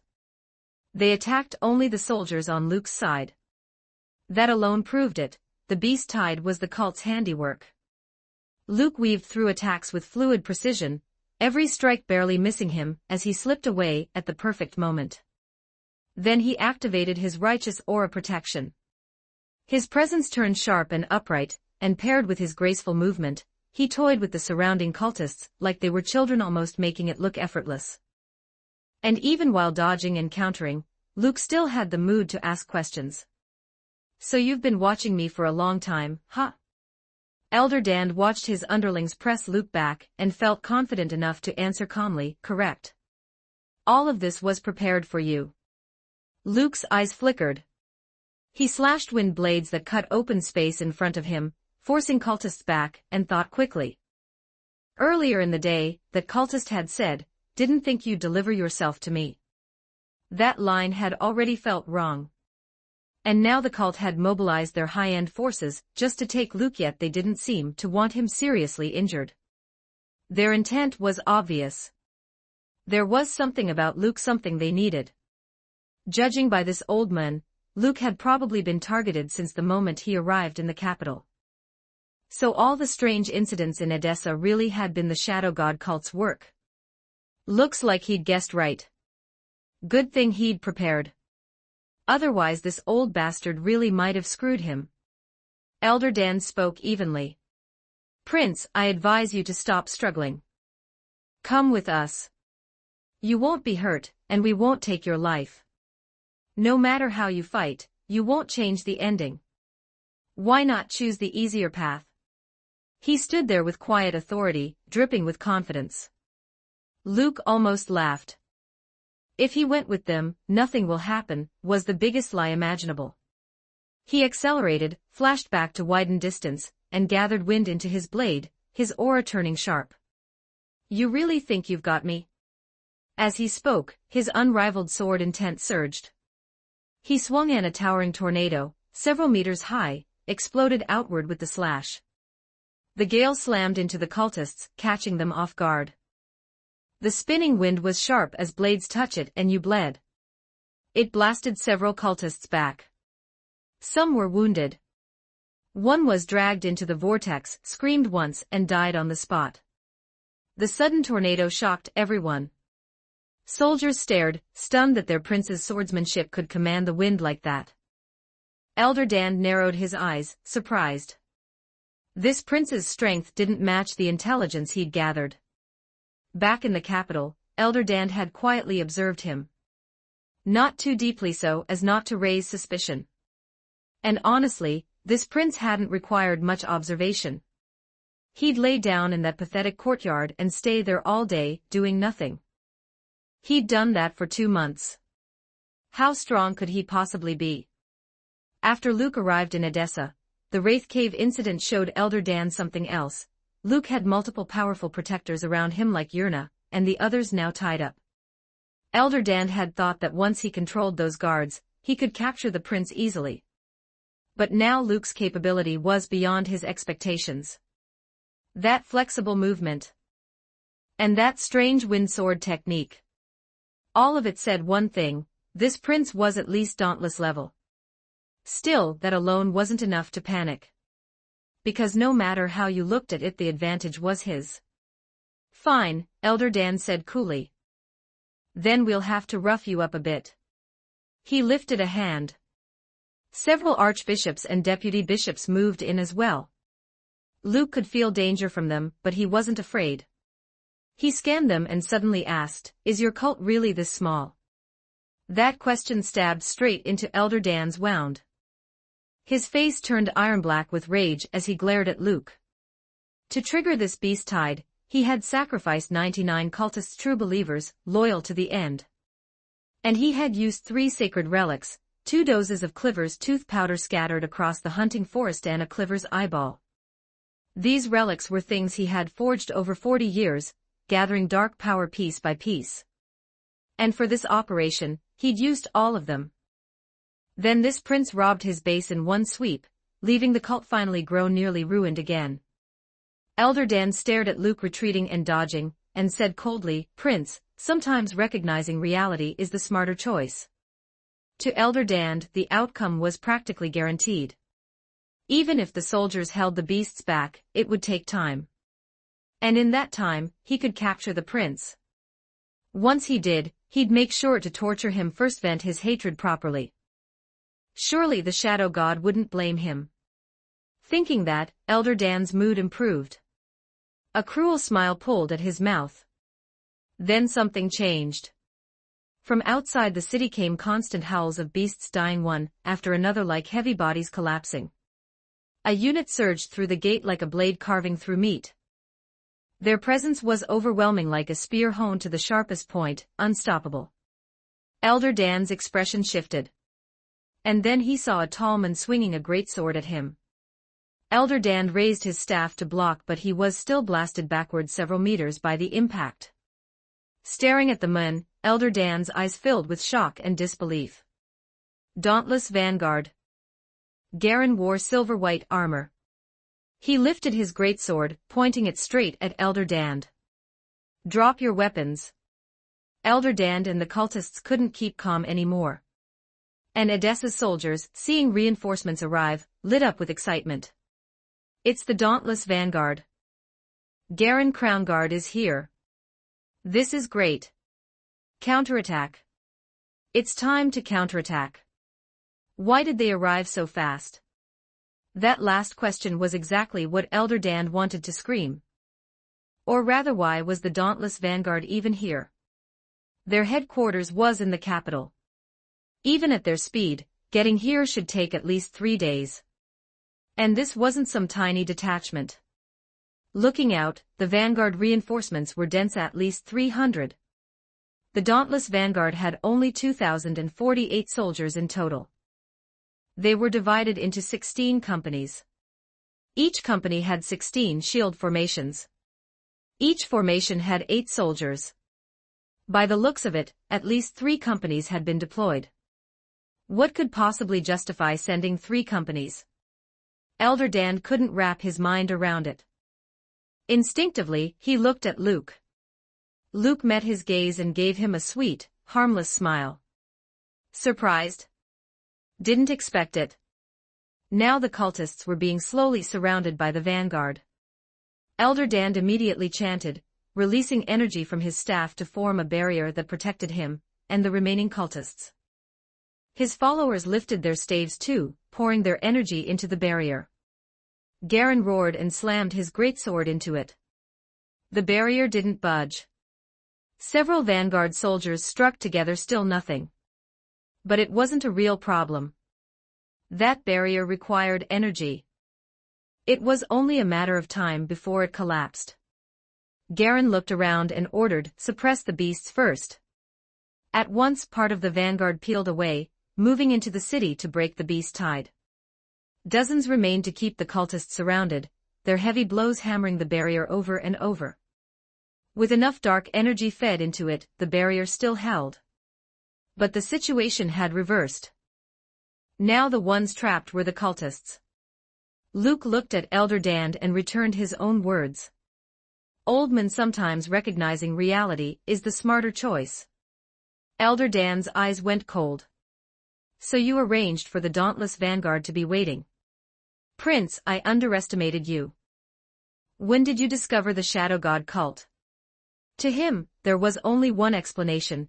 Luke had discovered the cult long ago, and hidden the vanguard here in advance, setting a trap to wipe them all out. Luke answered, "This afternoon." Elder Dan clearly didn't believe it. "Impossible. If you only learned of us this afternoon, how could you set an ambush?" Luke looked genuinely puzzled. "You're the ones who came to me. I figured I'd invite the vanguard out here for a little vacation, and you picked the perfect timing to start trouble." "Worked out great." Elder Dan froze. Luke didn't seem to be lying yet. That made it worse. If Luke hadn't known, then why the hell would he call in this many Vanguard soldiers? Elder Dan didn't believe it, but he believed even less that the cult could have been exposed. He'd hidden for years without being found. How could some lazy prince calculate everything so perfectly? His thoughts churned until he suddenly said, 3 days ago the Wraith Cave. If Luke wasn't lying, that had to be it. Luke called them here because of the Wraith Cave. Luke nodded. Elder Dan blinked again. Didn't you already eliminate it? For a cave already cleared and a black mage, you mobilized 3 companies of the Dauntless Vanguard. Every Vanguard soldier was elite at minimum Dauntless level. And you called 3 companies for a single cave. Elder Dan couldn't understand it. Luke smiled. Because I didn't feel safe.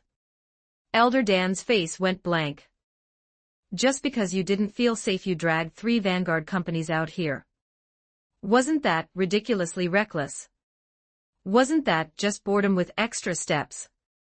Elder Dan suddenly felt his mind falling apart. None of this prince's behavior made sense.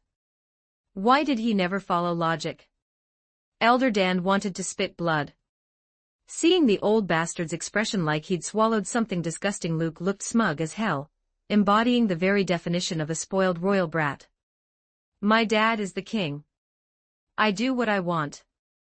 Honestly, Luke had originally wanted to call in half the Vanguard. At the start, he truly hadn't known this cult existed. When he first arrived in Edessa, the readings he'd pulled gave him a bad feeling, and the sense of being watched was strange. Then the Wraith Cave incident made it obvious something was wrong. A city this close to the capital shouldn't have been hiding a Wraith Cave of that scale without it being purged. That alone screamed problem. Even after Luke destroyed the wraiths in the cave, he still didn't feel safe. From a foreknowledge perspective, he could tell the situation wasn't that simple. At first, what worried him was the scarecrow fiddlesticks. As far as Luke knew, the first of the 10 great demons was sleeping somewhere in Demacia, and could wake at any time. That was why Luke felt unsafe. Later, the carved skull proved there was a black mage behind things. From Luke's perspective, even if it wasn't fiddlesticks, anything capable of creating a wraith cave like that was a serious threat. So the moment he got back to the city, he wrote 2 letters. One was a request to replace personnel, sent to Tiana. The other a precautionary request went to the Dauntless Vanguard commander. Leviticus Vanguard soldiers were the best of the best. If you gave them the problem, you could sleep easy. Luke's original plan was to let the Vanguard handle it once they arrived. But before they did, he uncovered the Shadow God cult. And this old man chose to make his move at the perfect time, right before the Vanguard arrived. So there was no helping it. This was basically begging Luke to rack up achievements. Luke's mouth curled with satisfaction. And seeing that smile, Elder Dan's chest flooded with irrational rage. He was about to explode. He had sacrificed so many followers. Was he really going to lose because of something this stupidly simple? Absolutely not. A gust swept through the city. The sky's abnormal phenomenon finally manifested. The moon, normally pale, became stained with deep red. Red light soaked the world, turning everything eerie. The blood moon had arrived. Blood-red moonlight poured down into the barrier, bathing Elder Dan and his cultists. He immediately felt energy surge inside him, power blooming. At last, he could support himself until the blood moon. Of course he dared to assault Edessa directly. He had prepared for this. Everyone around, including Luke, felt the change inside the barrier. Prince, this isn't over. Elder Dan's voice rose, excitement sharpening it. Madness crept into his eyes as he lifted his staff high and began chanting a harsh, incomprehensible spell. Dark energy spiraled out, forming twisted patterns like writing etched into the air. Then a cultist beside him collapsed. Then another. Then another. Dozens fell. Something seemed to be torn from their bodies and poured into the spell. With Elder Dan's release, the barrier exploded outward, an energy shockwave that hurled the surrounding Vanguard soldiers back. Even Luke, at a distance, felt the force like a giant hand slamming into him, driving him back several steps. Luke stared at the bodies on the ground and understood, this old man was using some kind of sacrificial magic. No hesitation, he sacrificed his own people instantly. At the same time, under the blood moon's red glow, the besieging beasts became even more violent, even stronger. In the sky, hundreds of flying magical beasts surged deeper into the city toward where the civilians were gathered. Using that opening, Elder Dan led his remaining followers in a rapid retreat out of the city. "Stop the flyers first," Luke ordered immediately. Garen nodded at once and took his men after the airborne beasts. If those enraged flyers were left alone, casualties would be inevitable. Meanwhile, Luke used his footwork and went after Elder Dan. Yerna, Vane, Fry, Quinn, and a dozen vanguard soldiers followed. "Prince, you can't stop me." Elder Dan's body was coated in red-black energy. Without even chanting, he flung a spell orb back at Luke. Luke flashed aside, then surged with power and slashed. A tornado roared out again, racing straight for Elder Dan. Elder Dan raised his staff to block, and the sheer force made him secretly shocked at Luke's strength. Then Luke stepped in and struck again. Elder Dan, using only his body, was actually able to keep up with Luke's assault. That wooden staff blocked strike after strike. But as Luke's unrivaled sword intent sharpened his speed and power, pressure piled up fast. Elder Dan suddenly shouted. A burst of force detonated through the staff. The wood couldn't bear it. The staff snapped in half.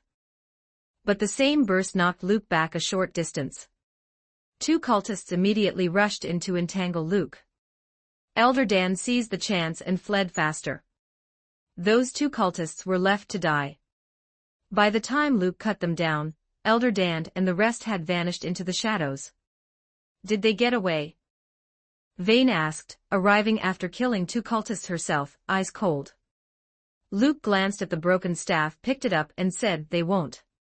Not long term. For now, we go back. We deal with the beast tide first." The beast tide still wasn't fully resolved. Luke wasn't willing to chase with only this small group. But with the reinforcements, even the Blood Moon's boost didn't turn the tide back into a true crisis. More than 300 dauntless vanguard soldiers spread across multiple directions. Working together, they finally brought the beast tide under control. // check out my P at Tray0 and for 30 extra chapters on all my fanfics // www.com/Raziel0810. Chapter 145. Chapter 145. Such a proper country, why does it have such? 23 words after the beast tide battle, the city did a full count. Because the soldiers held their positions and successfully endured until 3 companies of the dauntless vanguard arrived, no one died in the defense of the city. And among everyone, the person with the greatest credit was Luke. As Edessa's acting governor, his calm command stabilized morale. That was the real reason the troops didn't collapse mentally even in the face of a beast tide of that scale.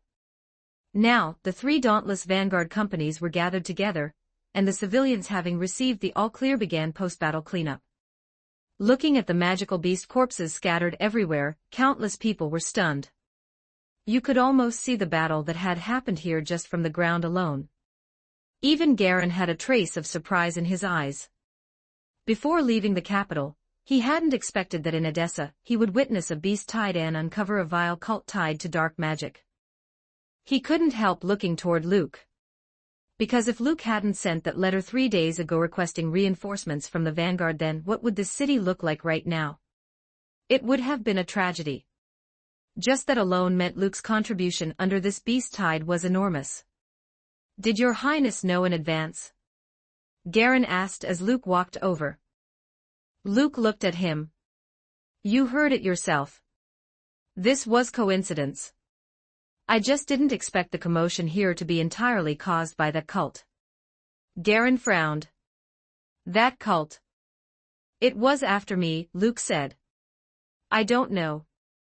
Maybe they're after my looks." At that shameless answer, Even Vane rolled her eyes, then immediately realized, annoyed, that he did have a little looks worth being angry about. Garen's brows tightened. His expression grew serious.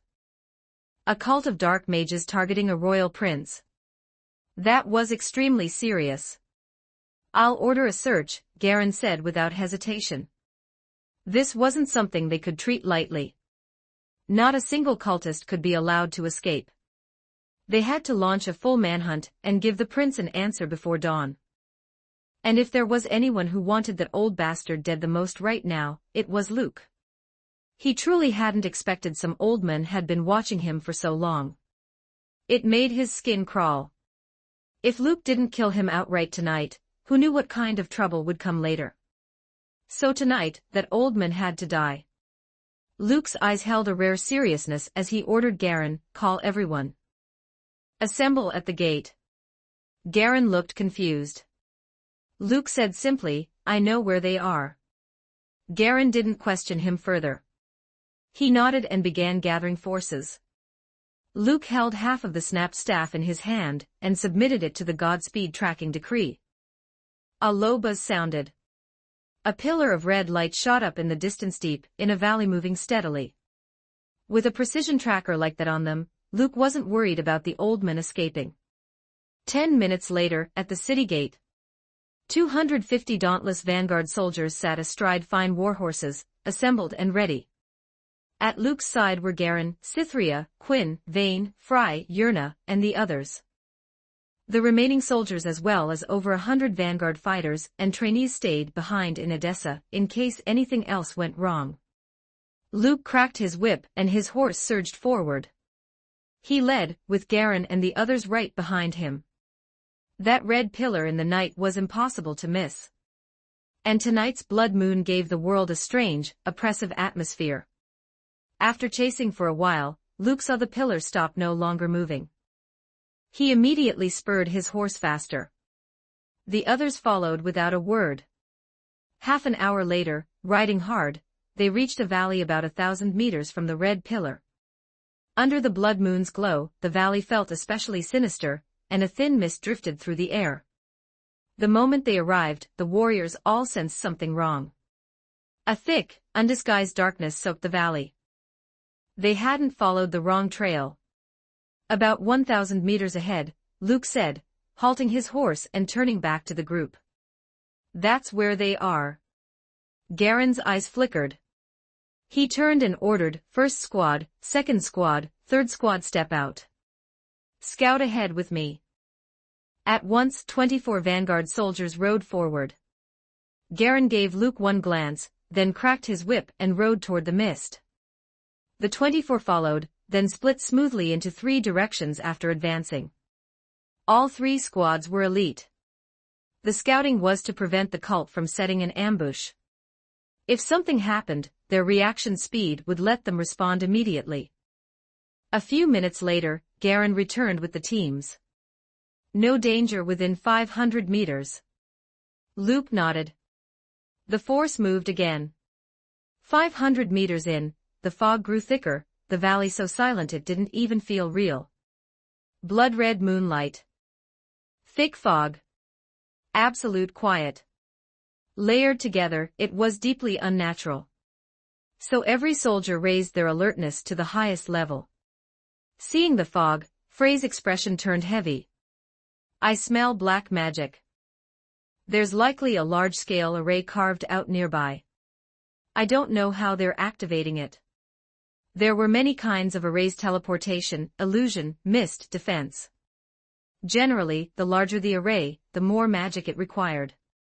But here, Frey could feel the trace of a massive dark array maybe already running. No one knew how she could sense it. But even Garen and all the soldiers grew more cautious. Then, after moving forward a little more, they saw something horrifying.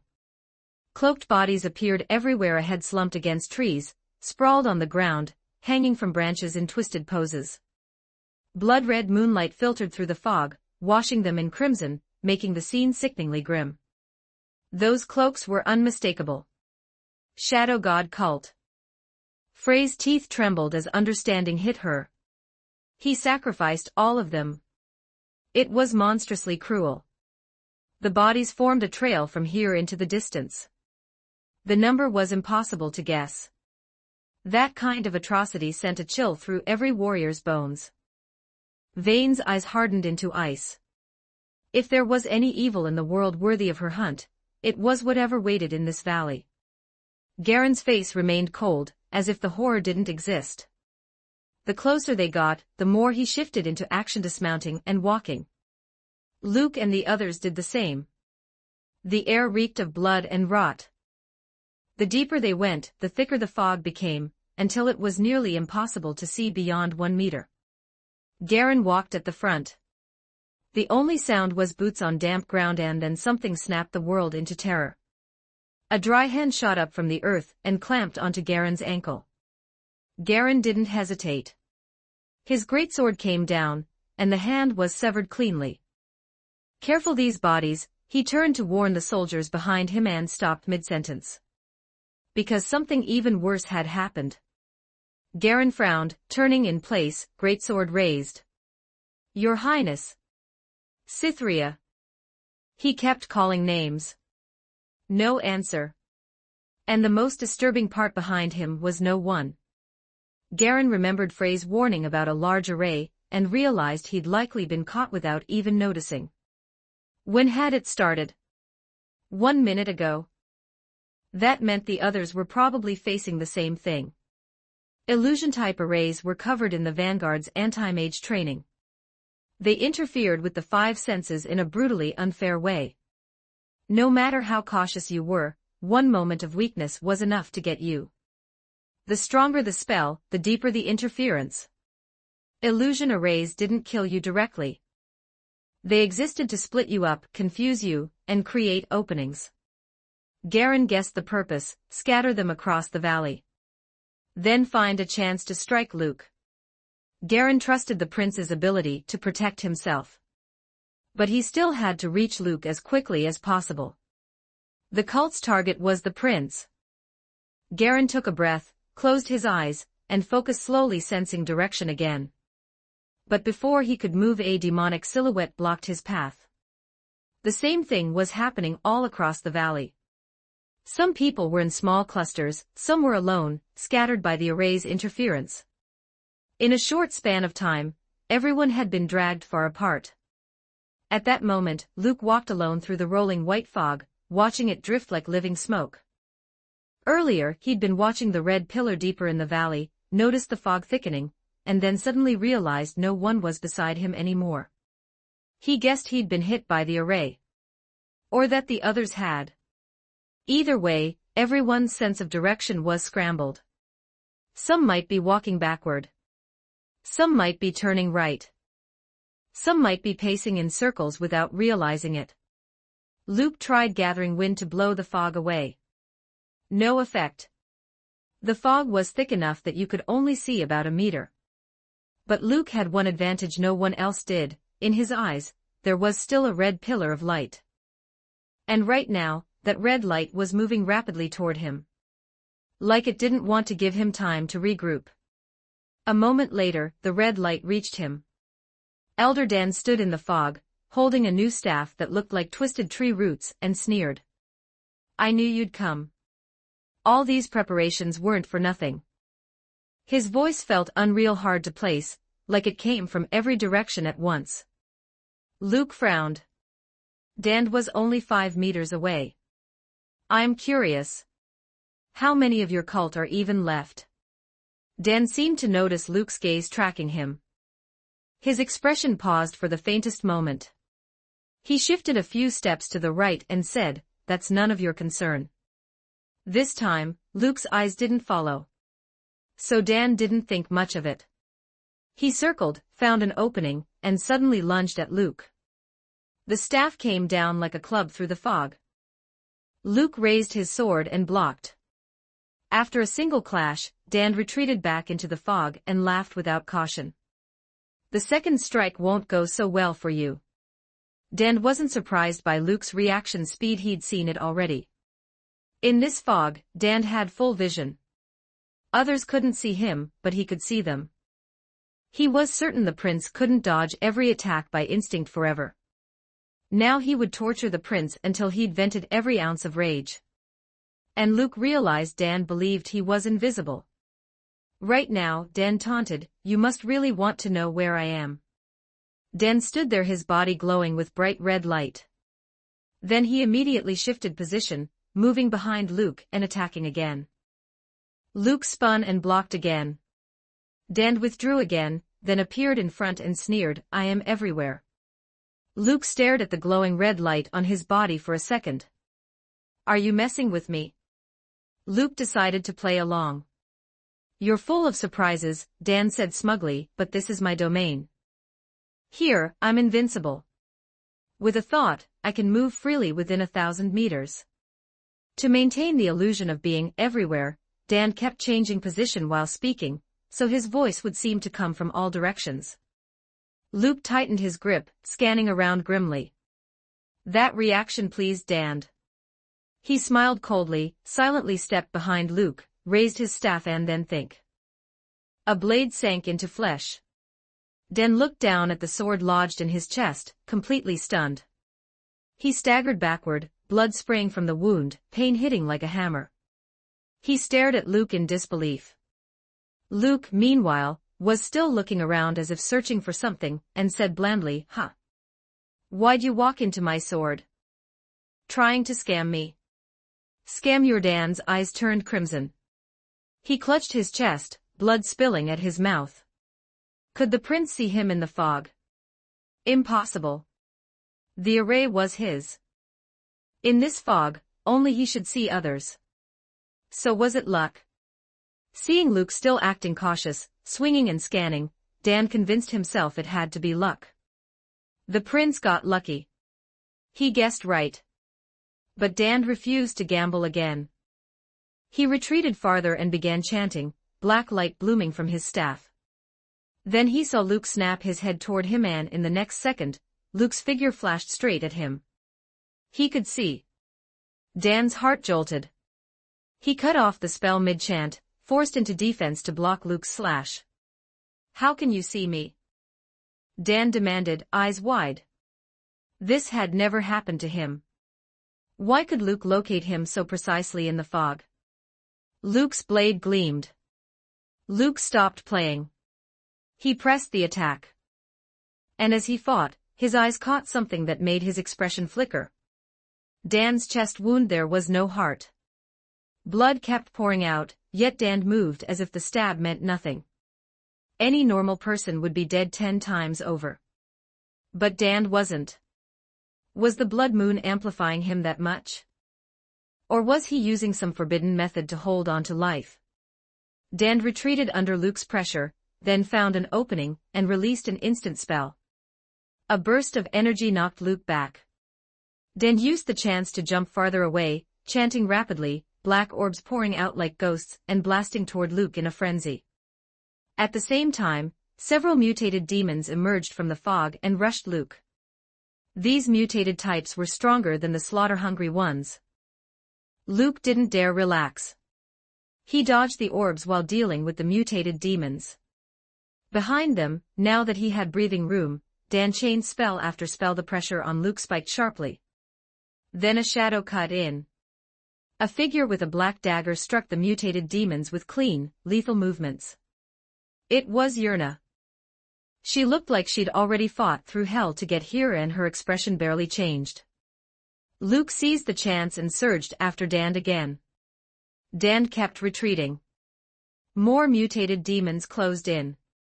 But now the fog began thinning. Shapes became clearer. As Luke chased, he realized he had entered a cavern with an open ceiling. Blood-red moonlight poured down into the space, painting everything crimson, and what he saw inside was nauseating. Bodies hung along the walls like grotesque lanterns, arranged into a strange pattern. At the center sat an altar. On both sides were 2 blood pools. 10 living people were bound at each, their blood draining continuously into the pools. The blood ran through grooves carved into the ground, circulating again and again. On the altar were offerings, limbs, hearts, and strips of skin torn off while the victims were still alive. One glance felt like his eyes had been contaminated. Disgust and anger surged up in Luke so hard it made his jaw tighten. How many people had this old bastard sacrificed? Dan shouted from the altar, excitement turning insane. This was all prepared for you. Luke was pinned by the mutated demons and couldn't spare breath to answer. Then a bolt shot in from the side straight at Dan's forehead. Dan shifted his staff and knocked it aside. Vane stood there with her crossbow, eyes cold, a lingering edge of exhilaration still in her gaze like she'd fought non-stop to reach this place. Next, a tall figure charged in from the cave entrance, roaring, greatsword raised, cleaving into a mutated demon. Then more bolts followed, dropping another. Cythria's voice rang out. Your Highness, we're here. Cythria, Quinn, Vane, Fry, and Garen had all arrived. Right behind them came more than a dozen vanguard soldiers. Luke finally wasn't alone. He pulled back and reset his stance. Good, Dan sneered as more of them arrived. More and more. He wasn't panicking. He wasn't running. He swung his staff, and in the fog all around them, pairs of crimson eyes lit up. Then mutated demons stepped out, so many you couldn't count. They screamed and attacked. The fight exploded again. Luke barely had time to breathe before he had to join back in. But as more vanguard soldiers arrived, the mutated demons' numbers started dropping. Seeing that, Dan still showed no fear. He stared up at the moon, growing redder and redder, devotion turning feverish. The true blood moon moment is almost here. He stood on the altar like a man bathing in blood, arms raised high, sleeves falling back to reveal withered skeletal arms. It was so wrong to look at that it made people's skin crawl. No one knew what he was about to do.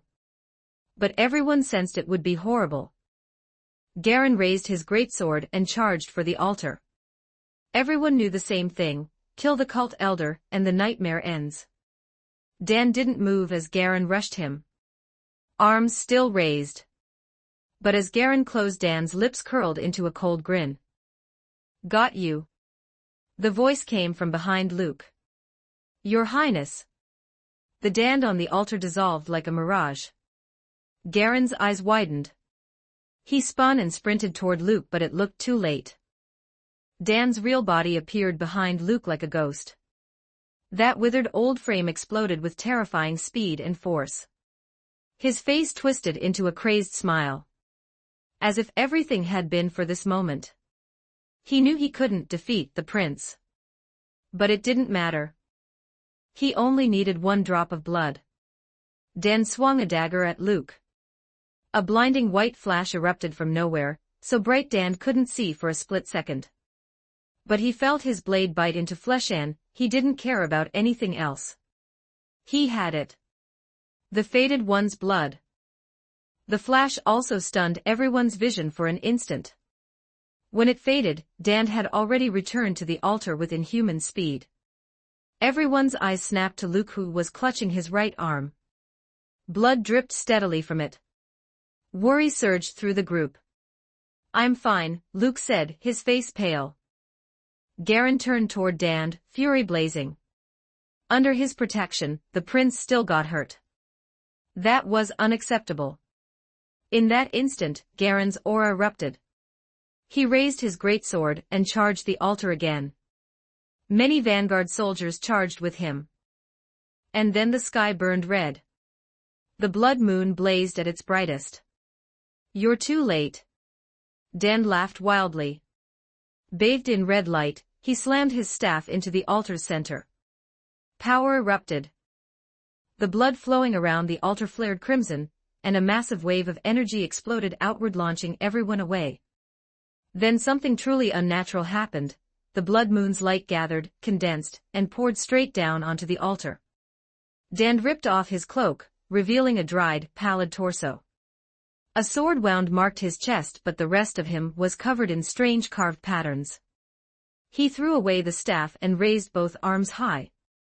In his hand was a blood-smeared dagger held greedily above his head. He tilted his head back and opened his mouth.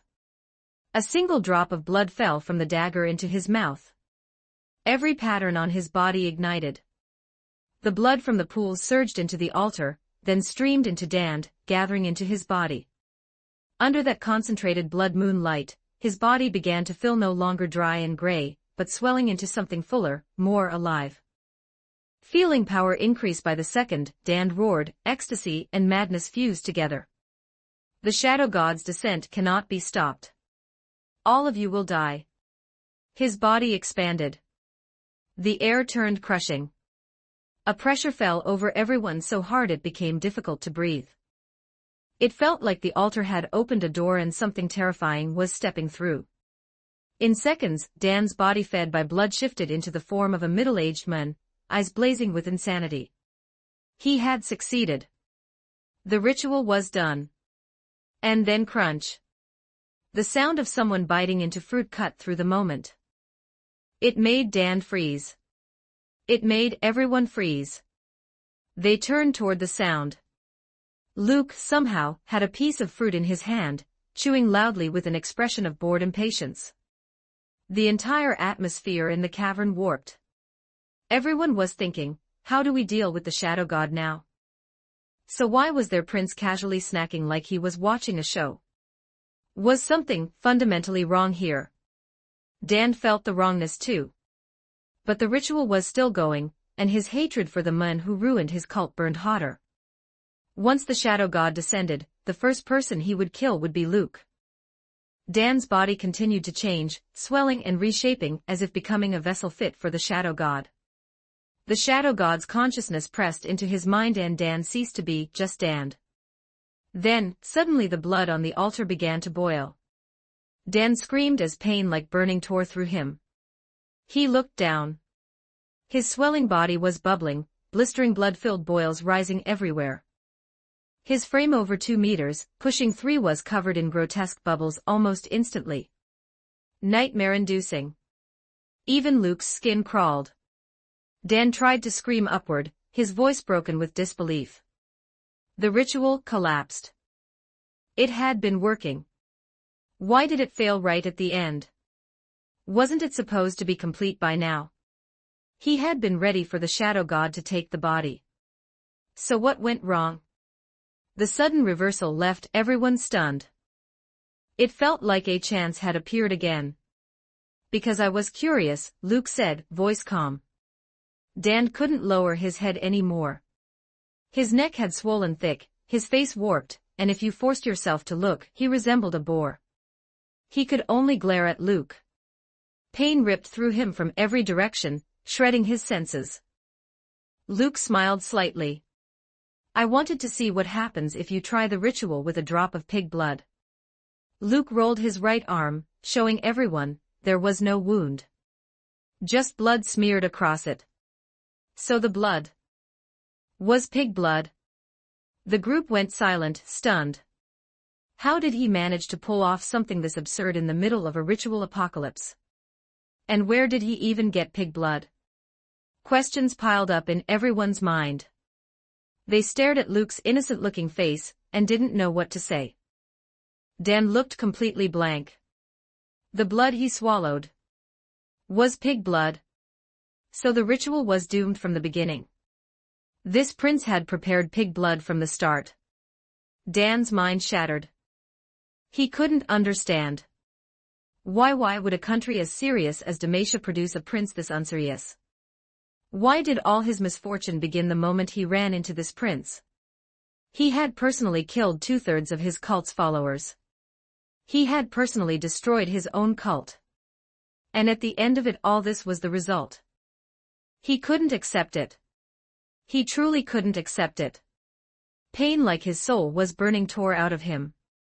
His body twisted further, warping from human shape into something deformed and wrong in seconds. He became a creature that was neither man nor pig, so ugly it was hard to look at. And that terrifying pressure vanished completely. The pig thing screamed with human rage, and within the howl there seemed to be another voice, something else layered faintly inside it.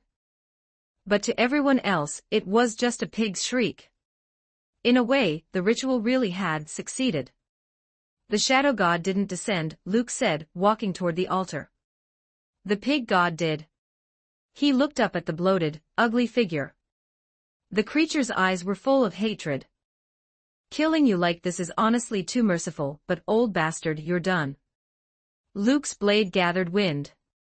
As he swung, sharp arcs of sword light flashed through the air and the ugly figure was cut into chunks of flesh in an instant.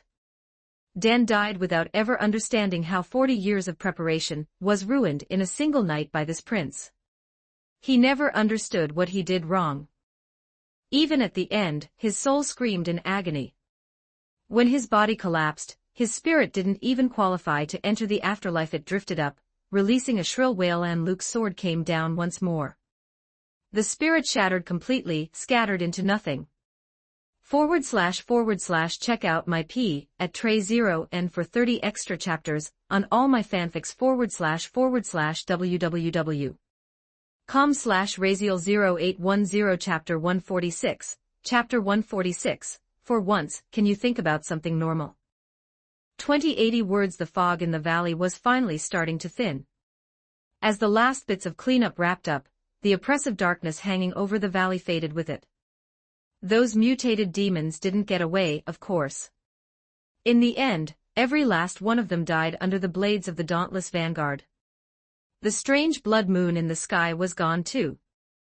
The moonlight returned to its normal pale white, spilling over the valley while the soldiers finished their final head count.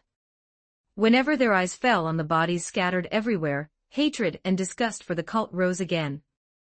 They'd sacrificed that many lives just to summon some shadow god nobody even knew for sure existed. It was pure, inhuman evil. Even in Demacia, incidents like this were almost unheard of. A cult had targeted a royal prince and they had nearly succeeded. If word of this made it back to the capital, a lot of soldiers had the same feeling. Demacia was about to be hit by a storm. They remembered the crushing pressure when that so-called shadow god was descending.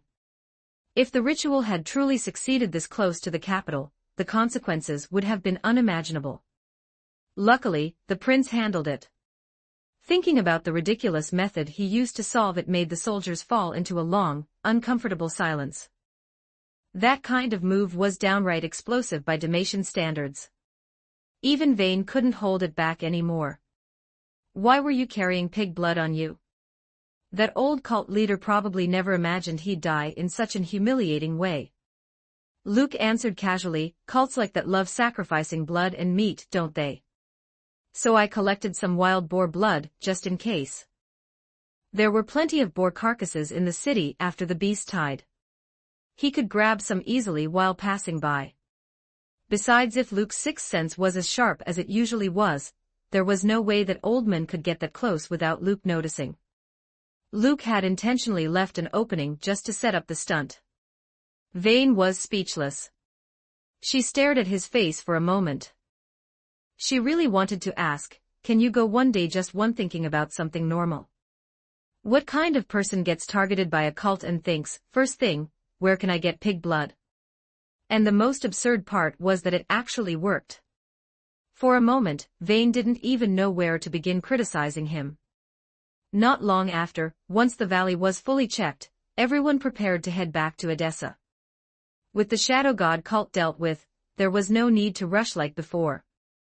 They slowed down, riding along at an easier pace. And now the valley seemed to have more scenery than it had when they arrived. It was late at night.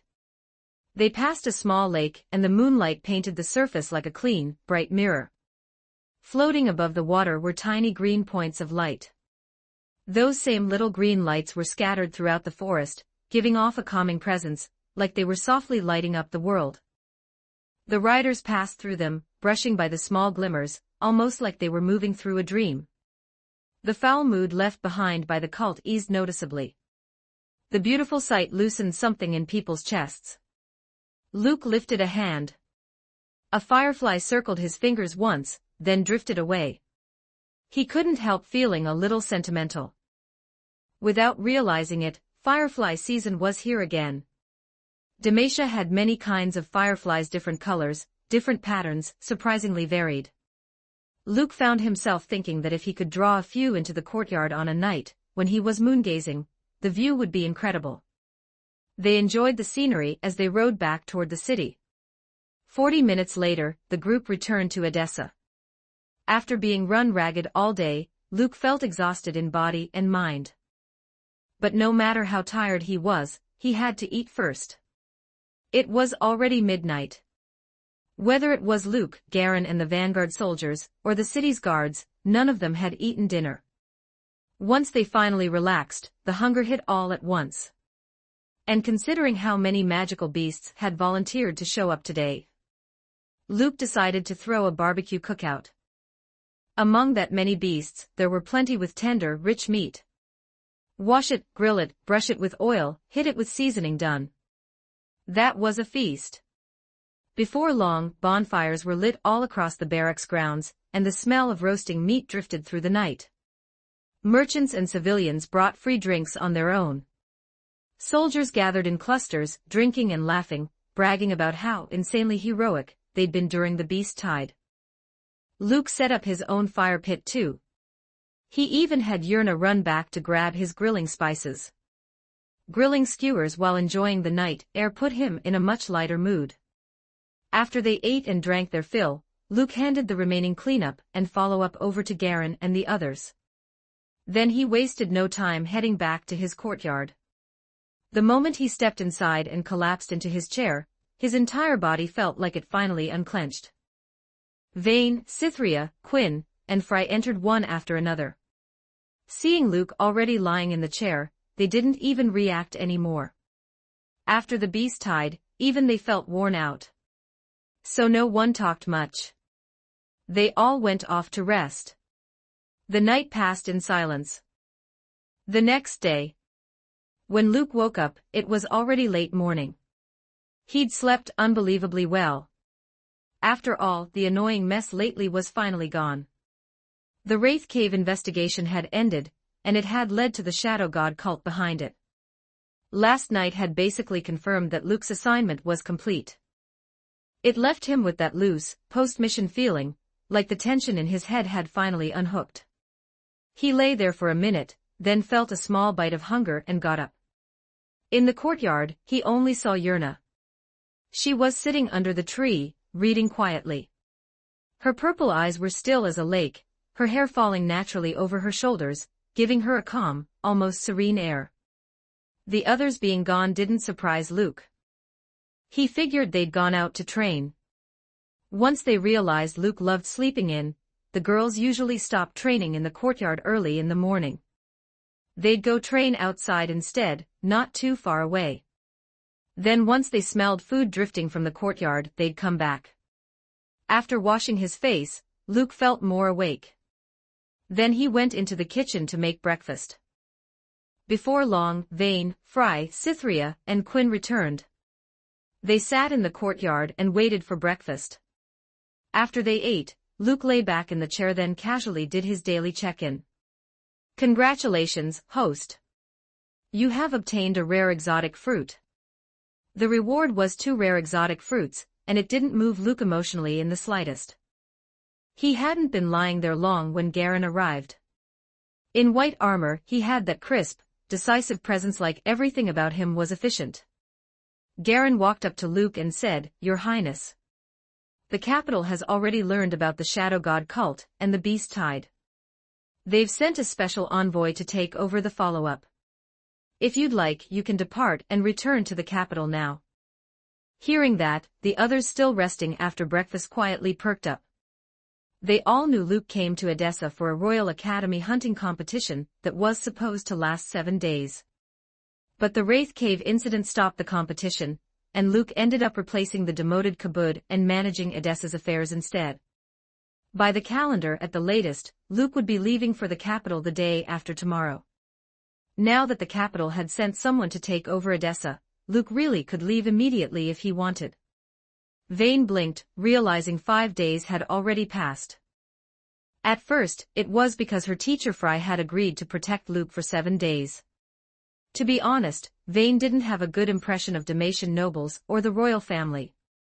But after spending these days together, she'd realized Luke wasn't the same as the royals she'd imagined.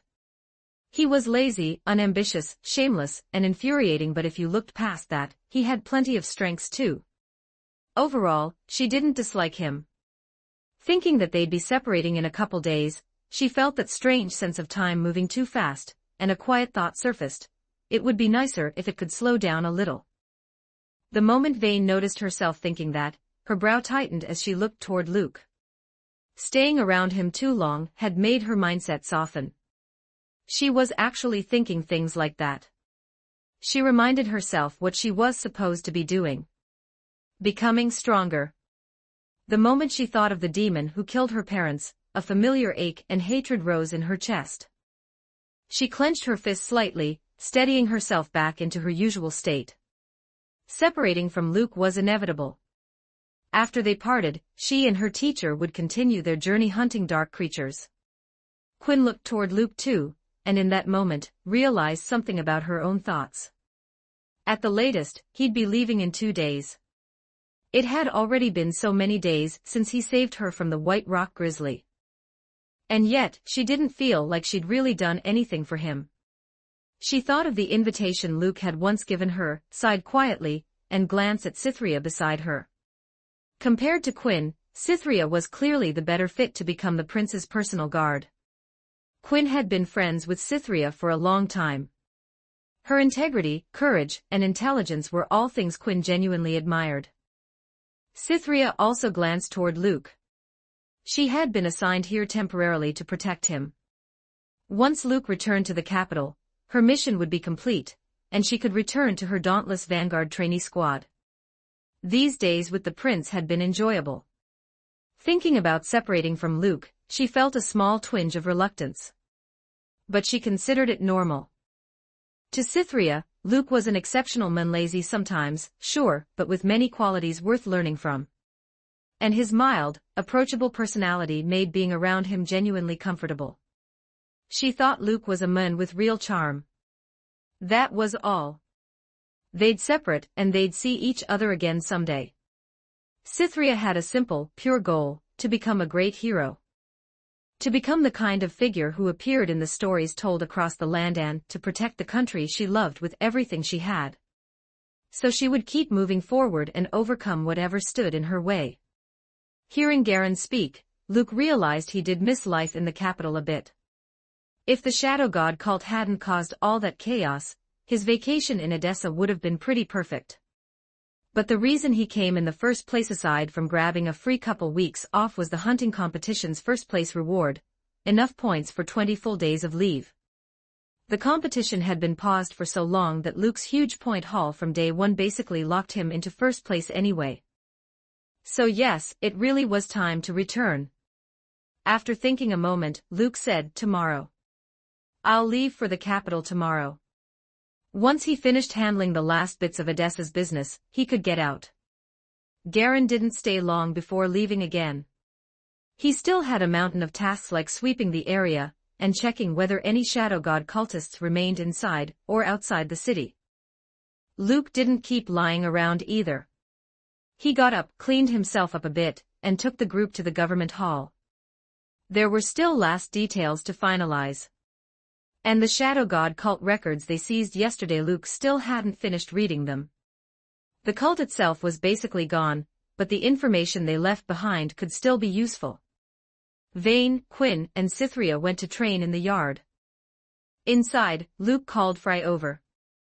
"I stumbled across this yesterday," he said. "Didn't you mention you're tracking a demon? This might help."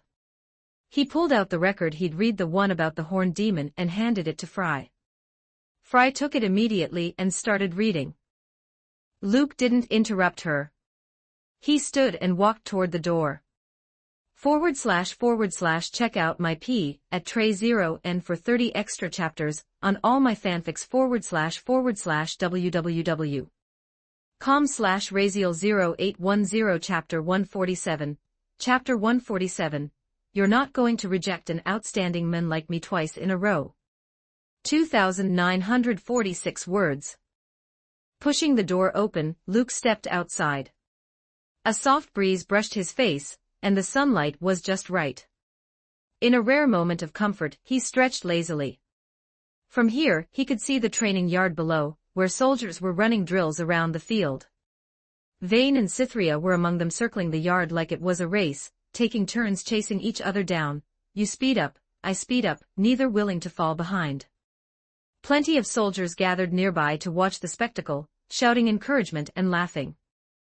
After 2 full laps, neither of them looked even slightly tired. Seeing that, Luke clasped his hands behind his back and sighed with the air of an old man. Youth really is wasted on the young. He, on the other hand, was clearly starting to live like a retiree ahead of schedule. Come to think of it, he hadn't seen Quinn. No idea what she was up to. All morning she'd seemed off, like she had something on her mind. With that thought, Luke kept his hands behind his back and wandered at a strolling pace, unhurried and aimless. Half a circuit later, he spotted Quinn on an open terrace. She sat on the edge, gazing into the distance, the breeze making her hair sway gently. Beside her, wings folded neatly, Valor stayed close, quiet, well-behaved, keeping her company. Sunlight spilled over the girl and the eagle alike, and the scene looked unexpectedly harmonious. Hearing footsteps behind her, Quinn turned her head. When she saw it was Luke, her expression softened into a small smile. Your Highness. Luke looked at her and asked casually, what are you doing up here? As he spoke, he lowered himself to sit at the terrace's edge as well. From this angle, the view stretched far out, rooftops stacking layer upon layer, near to distant, as if half the city had been gathered into his line of sight. It really was a good place to catch the wind. With scenery like this, it was hard not to quiet down inside. Quinn kept her eyes forward and answered, I just suddenly wanted to be alone for a bit. So I'm interrupting. Of course not. Quinn immediately shook her head with a smile. Luke chuckled and went silent, watching the view with her. After a long while, he finally spoke again. Tomorrow I head back to the capital. Any interest in becoming my personal guard? Even though she'd already turned him down once, Luke was the type who specialized in being shameless. Someone as talented as Quinn was basically a feast placed right in front of him. There was no way he was letting that go. This time, Quinn paused, and instead of refusing immediately, she forced a slightly strained smile. Your Highness, do you really think I'm suitable? There was a faint haze of uncertainty in her eyes. She had come from a remote Demacian border town called Uendale. Before she ever left, she and her family had lived by hunting. If not for the accident 2 years ago, she would still have a brother, someone far better than she was. His name was Caleb. When the siblings were young, King Jarvan III happened to pass through Uendale on his way to inspect the eastern wall. The knights traveling with him wore armor that gleamed in the sun, their posture proud and heroic. The sheer presence of them made Quinn and Caleb's hearts surge. In that moment, both of them set a goal deep in their chests. One day they would become brave defenders like that. They grew up in a family of rangers, and from childhood they trained in hunting under their mother, who served as a ranger captain. In that field, both of them showed remarkable talent. But from the very beginning, Caleb was always a step ahead, whether it was his precise judgment during a hunt, or the sharpness of his awareness. Whenever Quinn ran into a problem she couldn't solve, Caleb would always step forward and put himself between her and danger. Quinn adored her brother. She believed Caleb would absolutely fulfill the dream they shared. But 2 years ago. By then, both Quinn and Caleb had become rangers of Uendale. They were hired to join a noble hunting party from the capital, their target a rare giant toothmaw beast. It was a predatory magical creature infamous for thick hide, razor-sharp horns, and a violent temper. The nobles failed to bring it down in one clean push, and the beast launched a savage counterattack. Quinn and Caleb moved in immediately. And in that fight, though the siblings managed to drive the toothmaw beast back, Caleb shoved Quinn out of the path of its fangs only for his own chest to be pierced straight through. Cruel reality stole Caleb's life without mercy. The nobles buried him nearby. And Caleb's death hit Quinn like a collapsing mountain. She spiraled into a deep slump.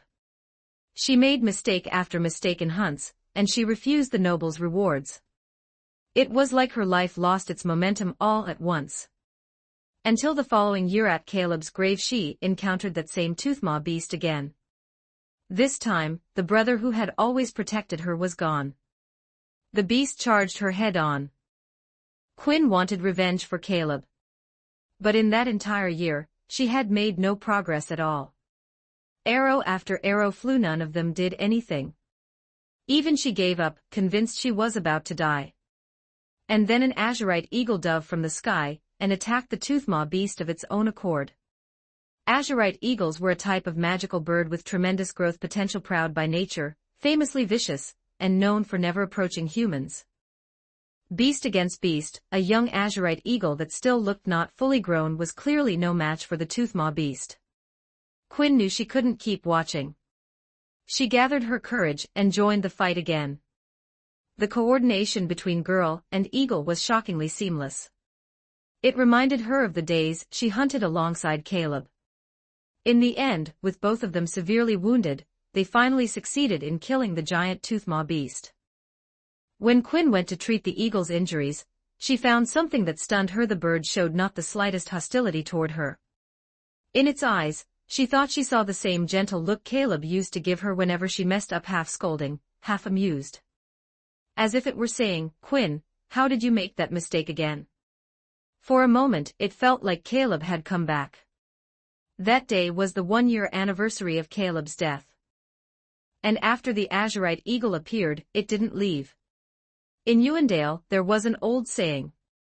It said that when people die, their souls don't vanish, they reborn. In the next life, they might become some kind of animal. A mouse, a tiger, or an eagle. After rebirth, they might retain fragments of their past life memories, and once they fulfilled the wish they couldn't finish before, those memories would fade away. After that day, Quinn never again saw that familiar expression in the eagle's eyes. So Quinn came to believe the bird might truly be Caleb reborn. Once again, he had used everything he had to protect her. From that day onward, Quinn pulled herself back together. She picked up the dream she and Caleb had shared, and swore to become a brave knight. One of the nobles from that hunt, Lady Lestar, recommended her to Marshal Tiana Crown Guard. Carrying her own ambition, along with her father and mother's hopes, Quinn and Valor left Ewendale, left the town where she had grown up. The Marshal appreciated her ability, and made her a kingdom ranger. But once she truly stepped into the wider world, Quinn realized just how vast it was, how many outstanding people were out there. For example, Cytherea, who had also come from a small town, was already a dauntless vanguard trainee. And then there was Vane. And then there was the prince. Sometimes, when faced with certain choices, Quinn couldn't help but think if it were Caleb, he would definitely do better than she ever could. Now Luke was inviting her for the second time to become a prince's personal guard. This role carried far more meaning than being a kingdom ranger. Yet Quinn felt she didn't deserve the expectations Luke placed on her. Hearing her question, seeing that strained smile on her face, Luke finally understood why she'd been so distracted all morning. Clearly, his presence had shaken something loose inside her. He let out a light laugh. "Of course you're suitable. There's nobody more suitable than you. The moment I saw you, I knew it had to be you." Quinn's face flushed a little at that because it sounded dangerously close to a confession. She turned her head, looking at Luke's serious expression, and still couldn't understand why he believed in her so strongly. She wasn't as good as Cytherea. She wasn't as good as Miss Vane. She wasn't as good as Miss Yerna. Compared to them, she felt painfully ordinary. Noticing the confusion in her eyes, Luke said gently, "Don't belittle yourself, Quinn. You're excellent. You're not inferior to anyone exceptional I've ever met. Even an eagle needs time before it can spread its wings and soar, so why wouldn't you?" Warmth rose in waves through Quinn's chest. To be chosen firmly, without hesitation. That feeling was, really, truly good. When Quinn didn't speak, Luke suddenly sighed. "You're not seriously going to reject a man as outstanding as me twice in a row, are you?" The line instantly shattered the heavy mood. Quinn couldn't help it, she let out a laugh. She looked at Luke, at the aggrieved expression he wore like he'd been wronged by the world, and the urge to laugh only grew stronger. Her cheeks reddened from holding it back, but she looked much better than before. Then she stood, her expression gradually turning solemn. She faced Luke, lowered her head, and delivered a flawless knight's salute. In a grave, steady voice, she said, "I'm willing to become your Highness's personal guard. And I swear here and now I will protect your Highness with my life, until my final breath." Seeing how formal she made it, Luke stood as well. After a moment's thought, he removed his house light shield crest and handed it to her. "Then I'll be relying on you from here on out. I won't disappoint you, your Highness." Quinn's face was utterly serious, her eyes unwavering. After Caleb's Memorial Day, she wouldn't drown in self-blame anymore. Even if there were countless people in this world more gifted than her, it didn't matter. She would chase their footsteps and surpass them. After that simple ceremony, Quinn officially became Luke's personal guard. Next, he still needed to explain it to that old woman. But that wasn't a big problem. He'd deal with it after returning to the capital. "Your Highness, I'm going to train." Quinn's mood had fully recovered. With her new role, her fighting spirit burned bright. Luke looked at her and smiled. "Let's go together. I've got nothing to do right now anyway, might as well teach you a few tricks." Quinn's face showed confusion, but she quickly understood what he meant. She froze for a beat, then said, "I can learn that."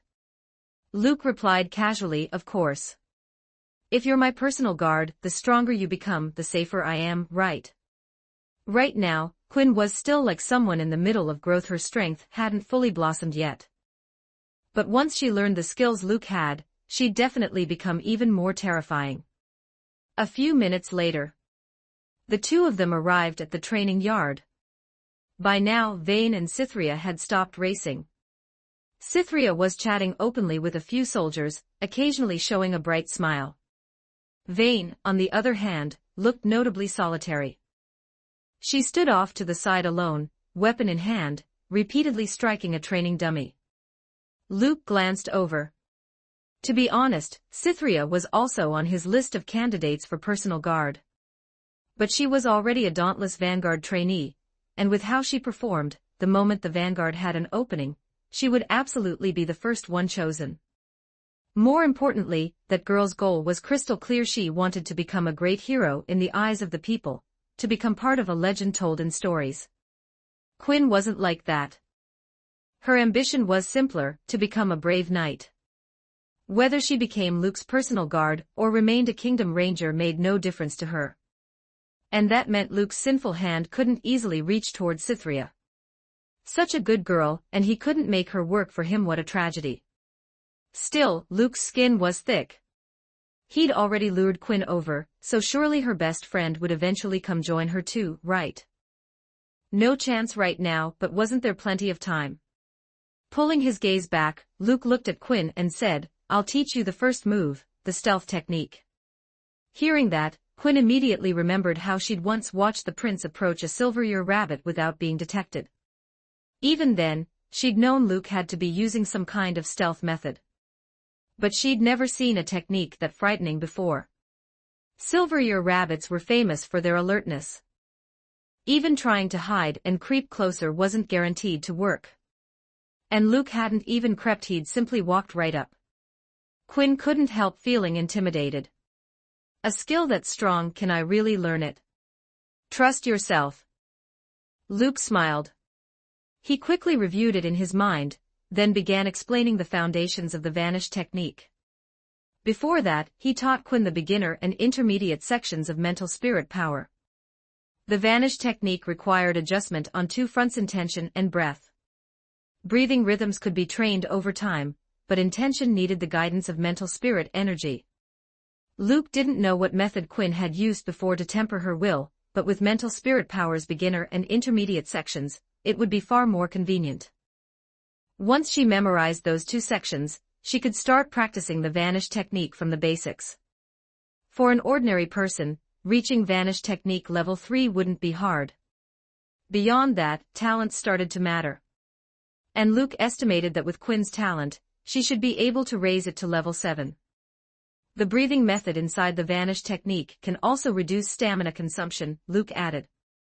In daily life, you can practice it too. As he explained, he watched Quinn adjust her breathing. At the start, he naturally taught the basic rhythm first. More advanced steps could come later. To truly learn the vanish technique, she had to be able to adjust her breathing immediately whenever she needed it.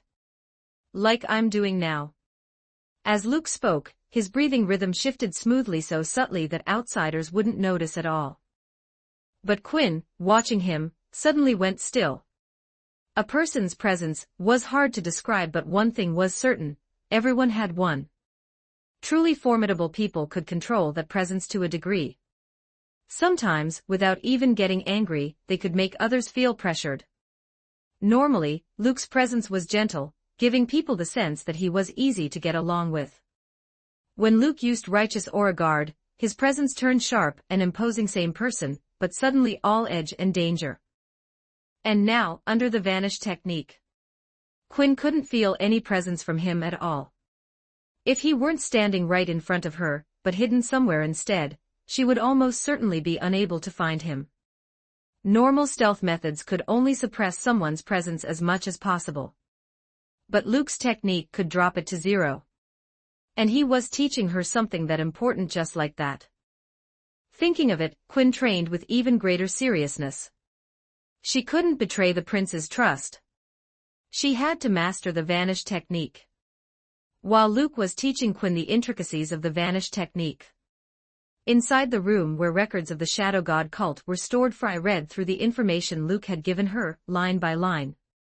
The more she read, the heavier her expression became. Vane had once told her about the demon that murdered her parents. After finishing the record, Fry could confirm it. The horned demon described there was, without a doubt, the same one. Vane didn't know much about it, she only remembered its appearance. But this record expanded Frey's understanding. Below the 10 great demons, 10 kings, it belonged to the second-tier class of demons, creatures that took pleasure in human suffering. Just those short sentences made its power clear. Compared to that, things like bloodthirst demons and mutant demons they'd encountered before. Those were the lowest level of demons, so low they weren't even qualified to be mentioned alongside the second tier. Fry already knew this demon was powerful, but after reading the record, she gained a far clearer sense of just how terrifying it truly was. Even an elder of the Shadow God cult would have nothing but death waiting in front of it. But that wasn't the most important part. If the record was accurate, this demon enjoyed tormenting humans. It cruelly divided humans into 4 categories. Then back then, when it let Vane go, was it because it didn't notice her, or because it did it on purpose? A demon with that level of strength, how could it possibly fail to notice a human girl who had discovered it? At that moment, a horrifying possibility surfaced in Frey's mind. The thought made goosebumps race over her skin. A coldness rose from the soles of her feet, climbing straight up into her chest. // check out my P at Tray 0 and for 30 extra chapters on all my fanfics / www.com/Raziel0810 Chapter 148. Chapter 148. I didn't even look down on you and you're actually looking down on me. 5,147 words. When Fry and Vane were searching for that demon, was the demon watching them, too? The suspicion made Fry uneasy. And when she thought about Vane's recent changes, her rapidly growing strength, and the way her personality had become colder and more ruthless, Fry couldn't shake a bad feeling. Now, after finishing that record, she finally understood where that worry was coming from. Before she ever met Vane, Fry had traveled across Runeterra in search of power for revenge. During that time, she tried anything that might make her stronger. Naturally, she'd also studied dark power in depth. Over the years, she'd learned countless things about dark magic, summoning vicious beasts, and evil curses, and she'd memorized all of it. At first, she approached it to fight darkness, not to use it. The more she understood dark power, the better her odds would be when she faced it. Until one day, in a desperate fight against a troll, the creature's twisted face split into a wild grin as it raised a massive wooden hammer. There was no doubt that in the next second, she would be smashed into pulp. And as that image flashed through her mind, she instinctively spoke a black magic incantation. The magic inside her surged at once, dark power pouring out. The troll died under the assault of black magic, and Fry, for the first time, experienced its strength from her own perspective. So, in pursuit of even greater power for revenge, she began using dark forces more and more during her travels. She knew perfectly well she hadn't fallen. She liked the feeling of gaining power. She liked the feeling of hunting dark creatures. Before her family was murdered, she'd been a tribal shaman, naturally talented with magic. So dark magic came to her even more easily. Over time, she barely used normal methods at all. Bit by bit, she became the very thing she once hated most, a dark mage. And to hunt trolls and dark creatures more efficiently, she even offered her own body to darkness. After that, she became a shapeshifter. Naturally, her power grew even stronger. The hunting continued, and along the way, without even realizing it, her mind had been affected by darkness. Once, while tracking a demon, she nearly lost control after transforming and almost bit a little girl from an ordinary family to death. When she came back to herself and saw the child's small face so terrified she couldn't even cry, Fry was stunned. Afterward, she looked at herself for the first time with clear eyes. And she realized the person who once hated darkness with every breath was now steeped in it. She even felt disgust toward herself. She understood that if she kept going, sooner or later, her body would be completely claimed by darkness. From that moment on, she swore she would never use dark power again. No matter what danger she faced, she would rather die than feel that sensation of being controlled by darkness ever again. She fought through hardship after hardship. But every moment, she suffered under the temptation of dark power. It was like poison. Like an addiction. It seeped into every cell in her body, clung to the deepest part of her mind. Then she met Vane. A young girl whose eyes burned with the same vengeance Fry once carried, her face still unmistakably young. Her thin, lonely figure trembled in the blizzard, but the belief blazing in her gaze kept her standing. She begged Fry to take her as a student. And she even proposed that ridiculous duel. But every time she was beaten down, she stood back up again, stubborn, unbroken, and in the end, Fry was moved. So Fry took her in. At first, it was only because she didn't want to watch the girl die in the snow, and having an extra pair of hands around wasn't a bad thing. But across many freezing nights when Fry was racked with the aftereffects of temptation, and the girl wept in her sleep from the tragedy of her family when the two of them leaned against each other for warmth, Fry realized her heart had started to cling to this girl, who was about the age of her own child would have been. She and Vane were both pitiful people who had lost what they loved most. Fry understood Vane, and she knew the child's hatred for darkness was even fiercer than Frey's had been back then. And because of that, Fry couldn't bring herself to tell Vane about her own past. Now, it was too late for easy words. She didn't even know how to begin. And Vane's current condition made Fry think of herself the first time she stood before dark power. After reading the record, a cruel curse came to Frey's mind, one that matched Vane's situation almost perfectly.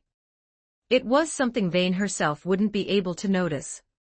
And if His Highness hadn't shown her that record today, Fry might not have noticed either. She couldn't help thinking about Luke, the mysterious Demacian prince. Had he already seen something? Then she began to weigh whether she should tell Vane at all. After a long time, she decided it would be better to speak with His Highness first. In the afternoon, Fry sought Luke out alone. He was stretched out on a lounge chair in the sun, eyes closed, one leg crossed over the other, expression calm, completely at ease. Hearing footsteps, Luke opened his eyes and immediately saw Fry approaching, her brow tightly knit like she couldn't relax it.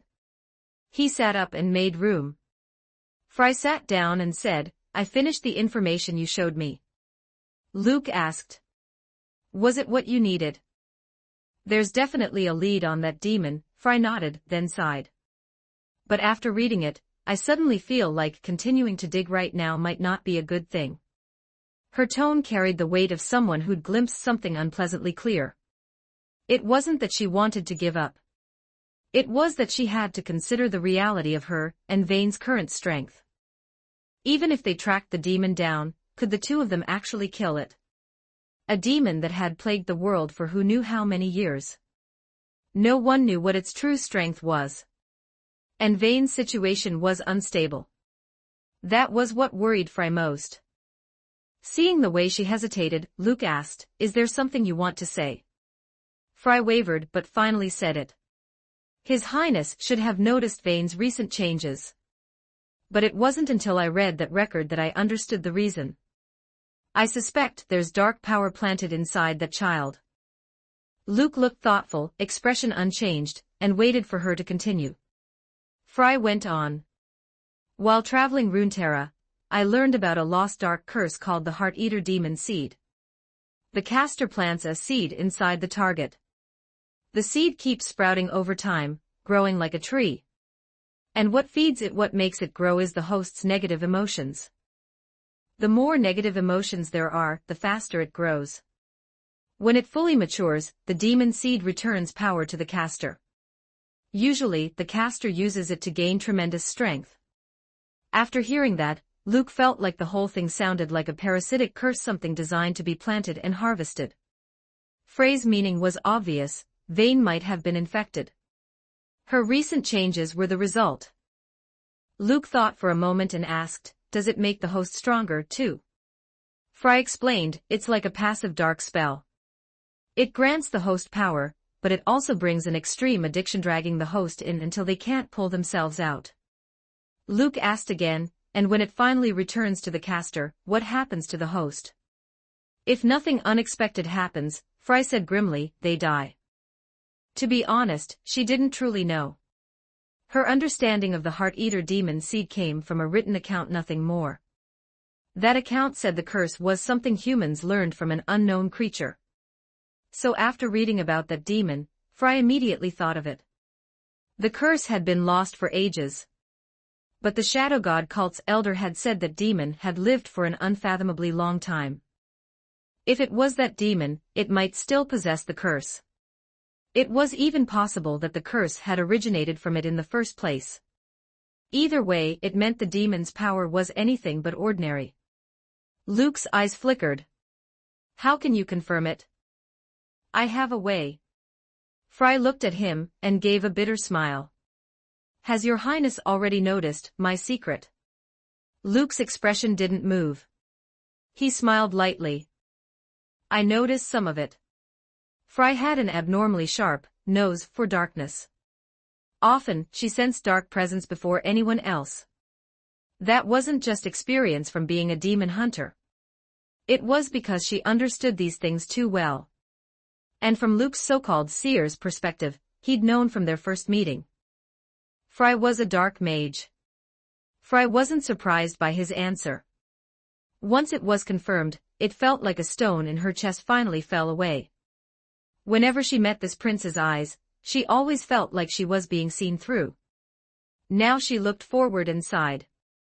"To confirm whether Vane has the Heart-Eater Demon Seed, I'll need a bit of your Highness's help." Luke nodded. "What do you want to do?" Fry lifted her head, eyes firm. "I know a dark spell called the Carve Heart Hex. It lets me observe Vane's mind. It will hurt her, she'll feel pain during the process, but I have to do it." She had once sworn never to use dark magic again. But for Vane, she was willing to break that vow. Better a brief pain now than long-term torment later. Luke understood. After thinking, he said, "I'll help." Fry smiled. "Thank you, Your Highness." "Don't thank me," Luke said, glancing at her as he stood. "I'm a Demacian prince, and you're about to show black magic right in front of me." Fry laughed helplessly. "If you decide to arrest me afterward, I'll accept it." Honestly, even she thought it was strange. This was Demacia, a country that banned magic, and especially outlawed dark magic with brutal severity. And yet here she was, admitting to a prince that she could use dark magic. Normally, it wouldn't be shocking if she ended up thrown into a mage-seeker dungeon on the spot. But for some reason, Fry trusted Luke not to do that. This prince's attitude toward magic seemed different from most Demacians. In his eyes, it was almost as ordinary as breathing. As evening deepened, the four of them returned to the small courtyard. Cytherea didn't follow them anymore. Luke allowed it. The danger had passed, and there was no reason to keep wasting her time. Quinn returned to the ranger camp to say goodbye to the comrades she'd befriended, and to pass Luke's orders to the ranger captain. After all, as a soldier in the Ranger Corps, she couldn't just vanish without explanation. With the two girls gone, Luke prepared dinner for only 4 people. Yerna preferred to eat alone in quiet, a habit she'd built long ago, and everyone around her had grown used to it. So at the table there were only Luke, Vane, and Fry. "Tomorrow I'm returning to the capital, and we'll be parting for a while," Luke said. "So I suggest a toast." He brought out a small jug of sweet wine as he spoke and poured 3 cups. Then he raised his cup and tipped his gaze toward the two of them. Fry raised hers cooperatively. That left Vane. Vane looked at the two of them. She didn't want to play along with something this pointless, but under their staring, she picked up her cup anyway. The 3 cups clinked softly. Luke tilted his head back and finished first. Then Fry and Vane followed. The sweet wine slid down Vane's throat and brought back a feeling she hadn't had in a long time. She remembered drinking a lot on the first day she arrived. It was this same taste. Sweet and fragrant. One sip left a lingering warmth on the lips, and it didn't grow unpleasant no matter how much you drank. The moment she finished 1 cup, Luke grinned and poured her another. Vane glanced at him, said nothing, and drank it in one go. She barely set the cup down before a third was filled. This time, she frowned slightly, shot him a look, and drank again. Then came the 4th. Vane finally couldn't stand it. She frowned, face dark, staring at Luke's cheerful grin. "On the last night before we part, you're trying to get me drunk. What exactly are you plotting?" He wasn't doing anything else. He just kept topping off her cup. It felt suspicious. Luke asked, "And what do you think I'm plotting?" Vane didn't expect him to throw the question back at her. She gave him an annoyed sideways look, refused to answer, and drank the 4th cup anyway. She didn't want to spend the last day arguing with him. Then, seeing him lift the jug again, she snapped, "Stop pouring." Luke set the jug down, smiling, picked up his chopsticks, and put some food in Vane's bowl. "Fine, don't drink. The asparagus is fresh picked and sautéed really good." Vane stared at him for a long moment, then couldn't help saying, "Can you act normal? Since when did this guy ever serve her food?" Now she was questioning his motives even more. Everything felt off. Luke pulled his hand back and sighed with a melancholy look. "We're about to part. I'm just feeling reluctant." Vane looked at him strangely. Luke continued. "Don't get me wrong. I act like I don't care about anything, like I'm always carefree. But really, I'm very loyal to my bonds. I'll be honest with how we've gotten along lately, I already consider you a friend." Vane froze slightly, a thought stirring in her chest. A friend. She felt like she hadn't heard that word in a very long time. Ever since those people looked at her like she was insane and started avoiding her, it was like the word had vanished from her world. Now, watching Luke speak like he meant it, Vane felt something she didn't know what to do with. These past few days, she tried to remember, but she couldn't recall any good memories with him. She recalled plenty of bad ones. Seriously. She'd basically spent the entire time either being angry, or on her way to being angry. In just a few short days, it felt like she'd used up an entire lifetime's worth of patience. And with that thought, the tiny bit of warmth that had surfaced in her chest evaporated instantly. She even started looking forward to being far away from him. Seeing him take another sip and prepare to keep talking with that sentimental expression, Vane picked up her chopsticks, shoved a few bites into his bowl, and said flatly, "Here." Hopefully that blocks your mouth. Stop talking. If he kept going, she'd lose the appetite to eat at all. After that, she quietly ate from her own bowl. And then she saw it. Luke began picking out every piece of food she'd put into his bowl, one by one. Vane's brows snapped together. "What are you doing?" Luke quickly explained, "Don't misunderstand. It's not that I'm disgusted or anything. I just don't happen to like these dishes." Vane's mouth twitched as she fought down the surge of anger. "Do you cook dishes you don't like?" Luke answered honestly, "Nope." Vane. Her good mood died right there. Heat flared straight up from her chest. She stared at him like she wanted to fling those dishes into his face. "So this wasn't disgusted, huh? What's that supposed to mean? I never complained about you and now you've got the nerve to complain about me." Vane clenched her teeth. If she could, she'd pull out her crossbow right now and let him experience what ice-cold to the core really felt like. Staring at Luke, Vane gave him a smile full of killing intent. Wasting food is bad. Luke thought about it and decided she was right. So he took all the food he'd picked out and dumped it back into Vane's bowl. "Then I'll leave it to you." "Vane." She looked down at her bowl. Her fists clenched so hard her whole body trembled with rage. At that moment, Fry, who'd been watching silently the whole time, added a couple more bites into Vane's bowl and smiled. "Have some more." Her teacher's concern was at least normal. Vane didn't look at Luke again. If she did, she feared she'd explode on the spot and finally lose it. So the dinner ended very pleasantly in that kind of atmosphere. After dinner, Fry went to wash the dishes as usual. Vane noticed her teacher hadn't eaten much today, only a few bites. Maybe tomorrow's separation was affecting her mood. Meanwhile, Vane had eaten quite a lot. Her stomach felt a little too full. Now she stood in the courtyard and immediately saw Luke sprawled on that chair again the moment he finished eating. The courtyard's gentle lamplight fell across his face, making him look even more relaxed. In the night, even Vane just looking at him felt a strange quiet settle in her chest.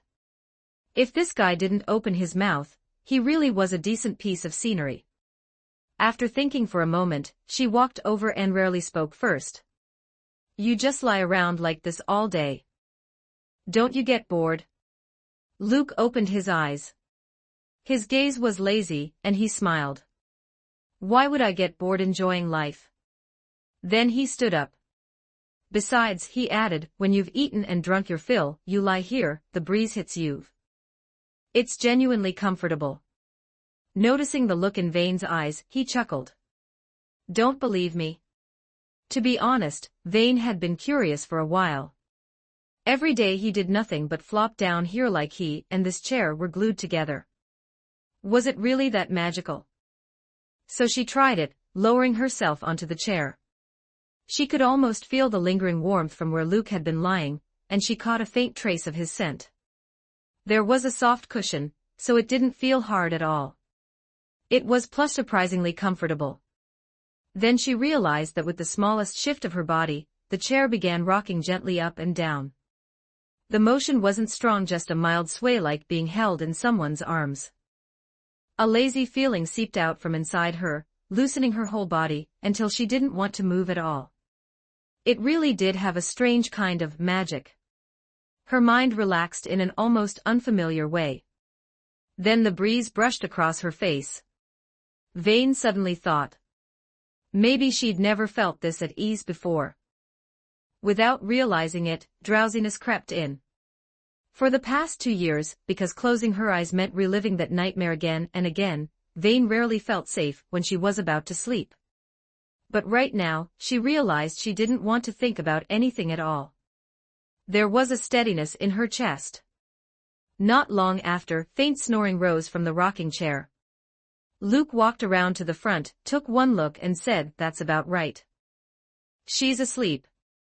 Fry, now prepared, came out as well. Luke studied Vane's sleeping face. On that normally cold expression, there was a quiet peace so subtle it was almost hard to see. She looked like she was sleeping deeply, the corners of her lips slightly lifted, like she was a different person.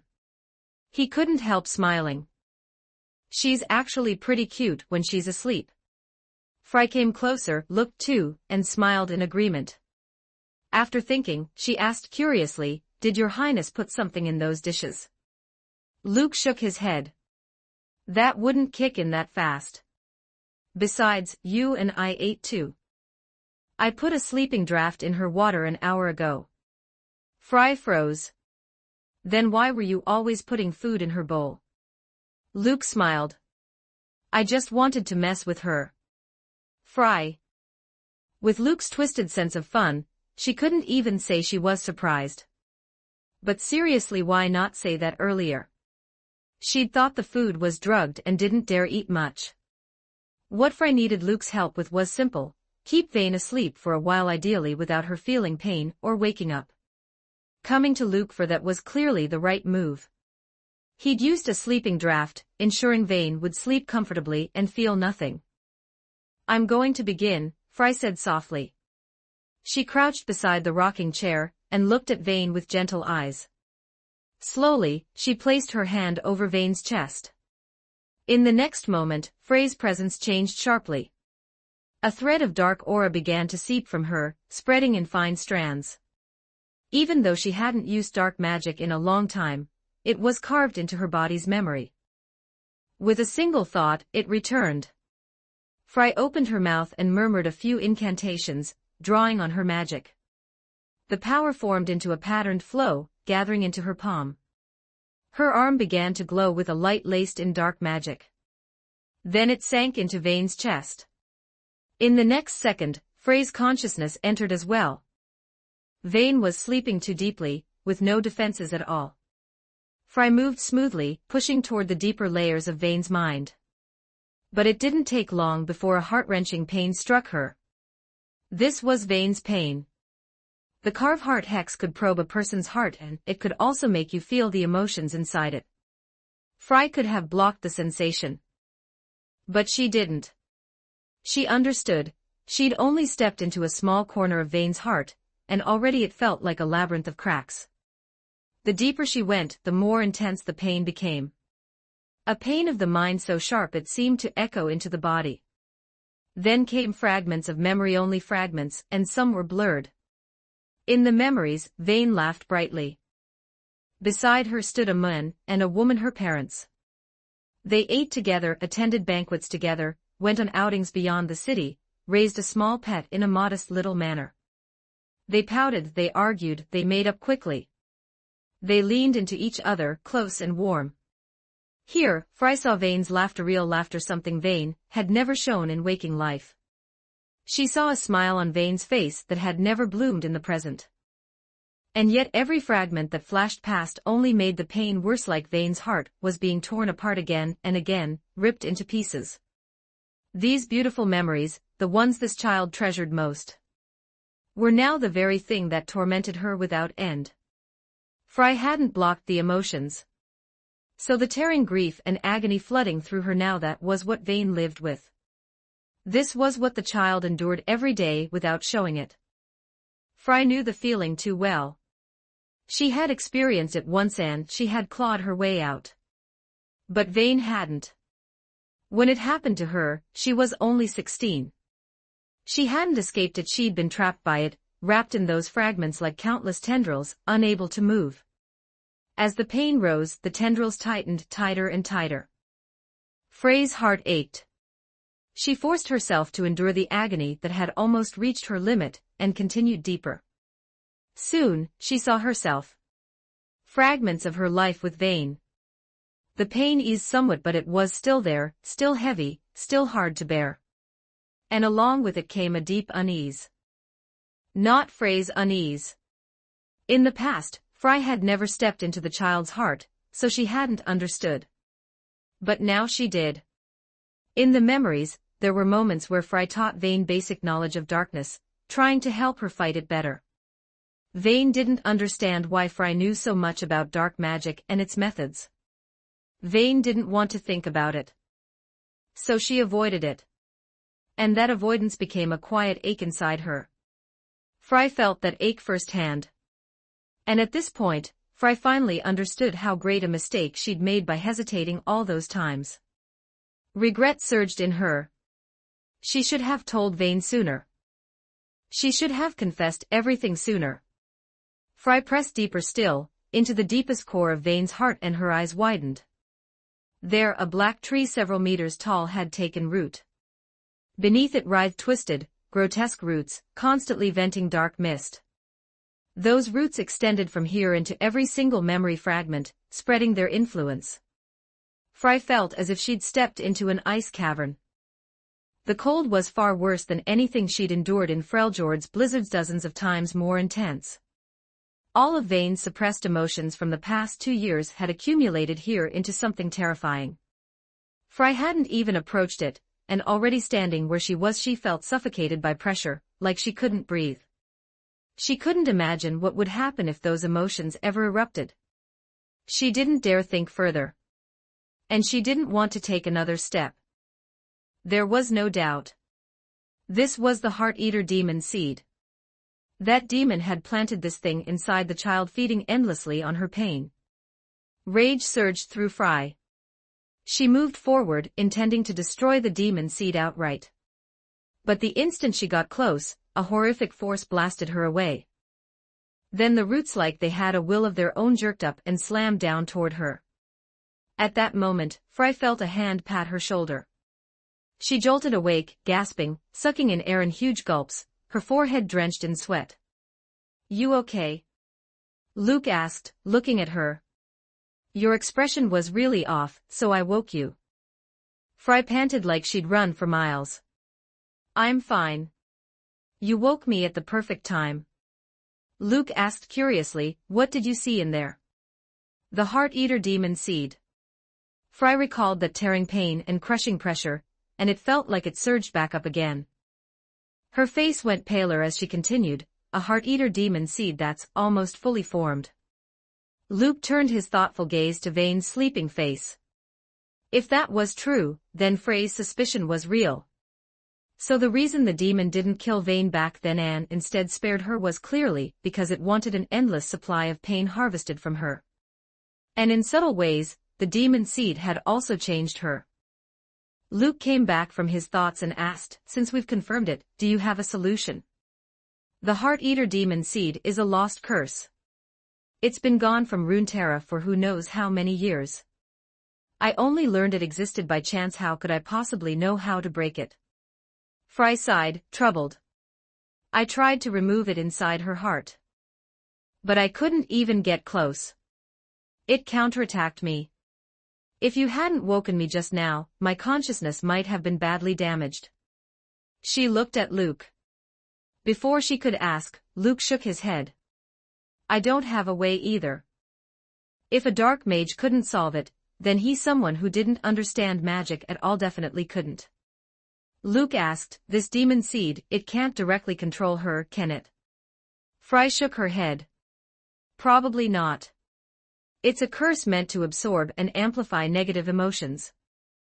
At most, it influences the host to some degree. If it fully controlled the host, it would undermine the curse's original purpose." Luke thought and said, "If it's an attack on the heart like you said, it's affecting her mentality and personality, then we handle it from that angle. Find a way to steer her personality back." During the Shadow God cult incident, Vane ultimately hadn't delivered the killing blow to that cultist, proof the influence hadn't reached its worst point yet. That meant there was still a window. Fry sighed and looked at Luke. "That's the only option for now.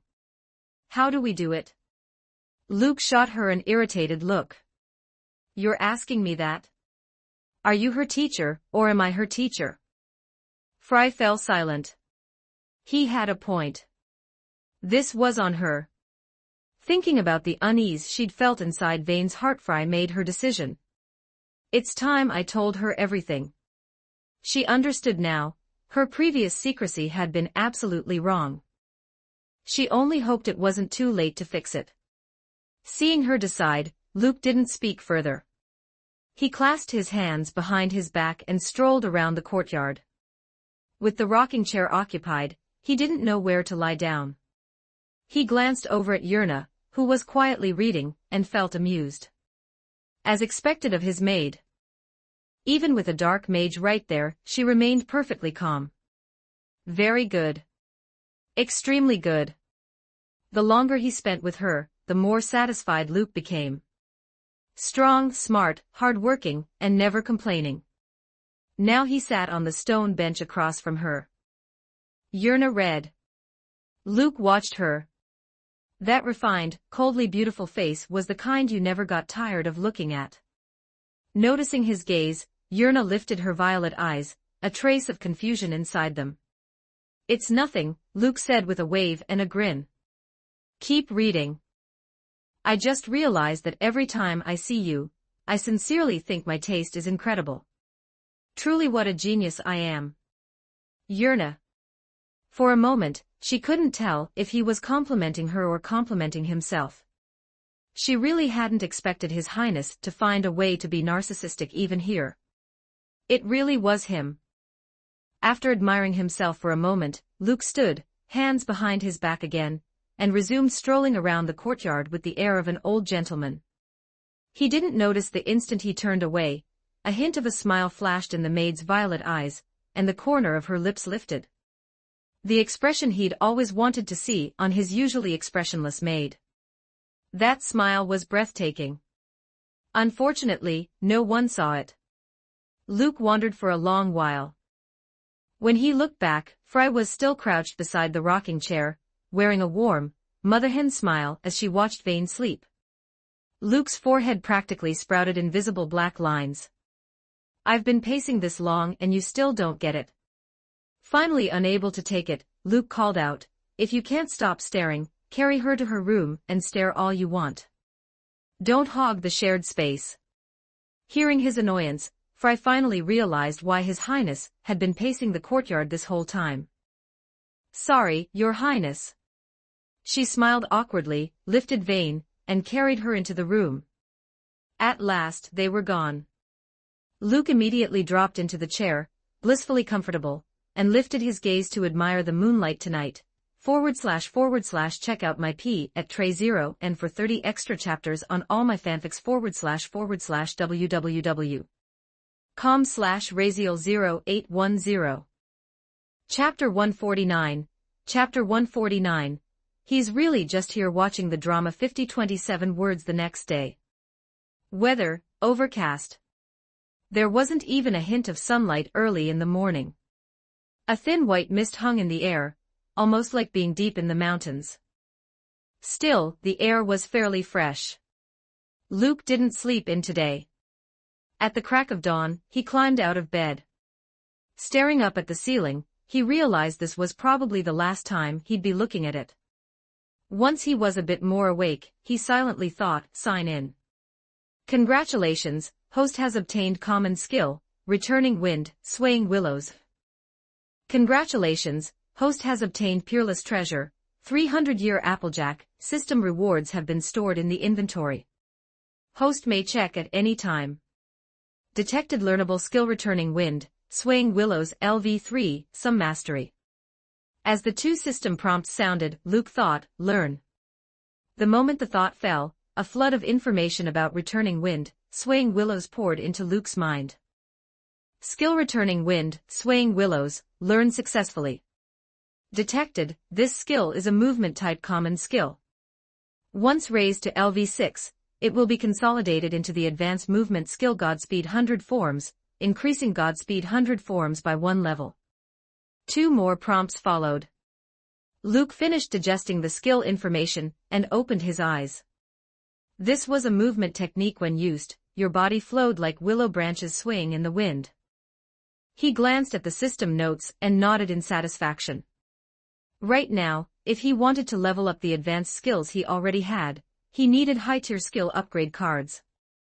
But those seemed to have a pretty low drop rate from daily sign-ins. And he had too many skills that needed leveling. Decision paralysis would cry on the spot. So being able to level up Godspeed 100 forms through leveling returning wind, swaying willows was genuinely nice. Then he looked at the second reward, and his eyes lit up. He immediately pulled it from his inventory. A tiny little jug, yet inside was priceless applejack. According to the system, drinking it would massively improve his aptitude. It was still early, and Luke didn't overthink it. He popped the stopper, and a rich aroma burst out instantly. He couldn't wait. He took a sip. The moment it hit his tongue, color rose in his face at a visible speed. An intense, rare fragrance spread through his mouth. The quality was far better than the liquor he brewed himself.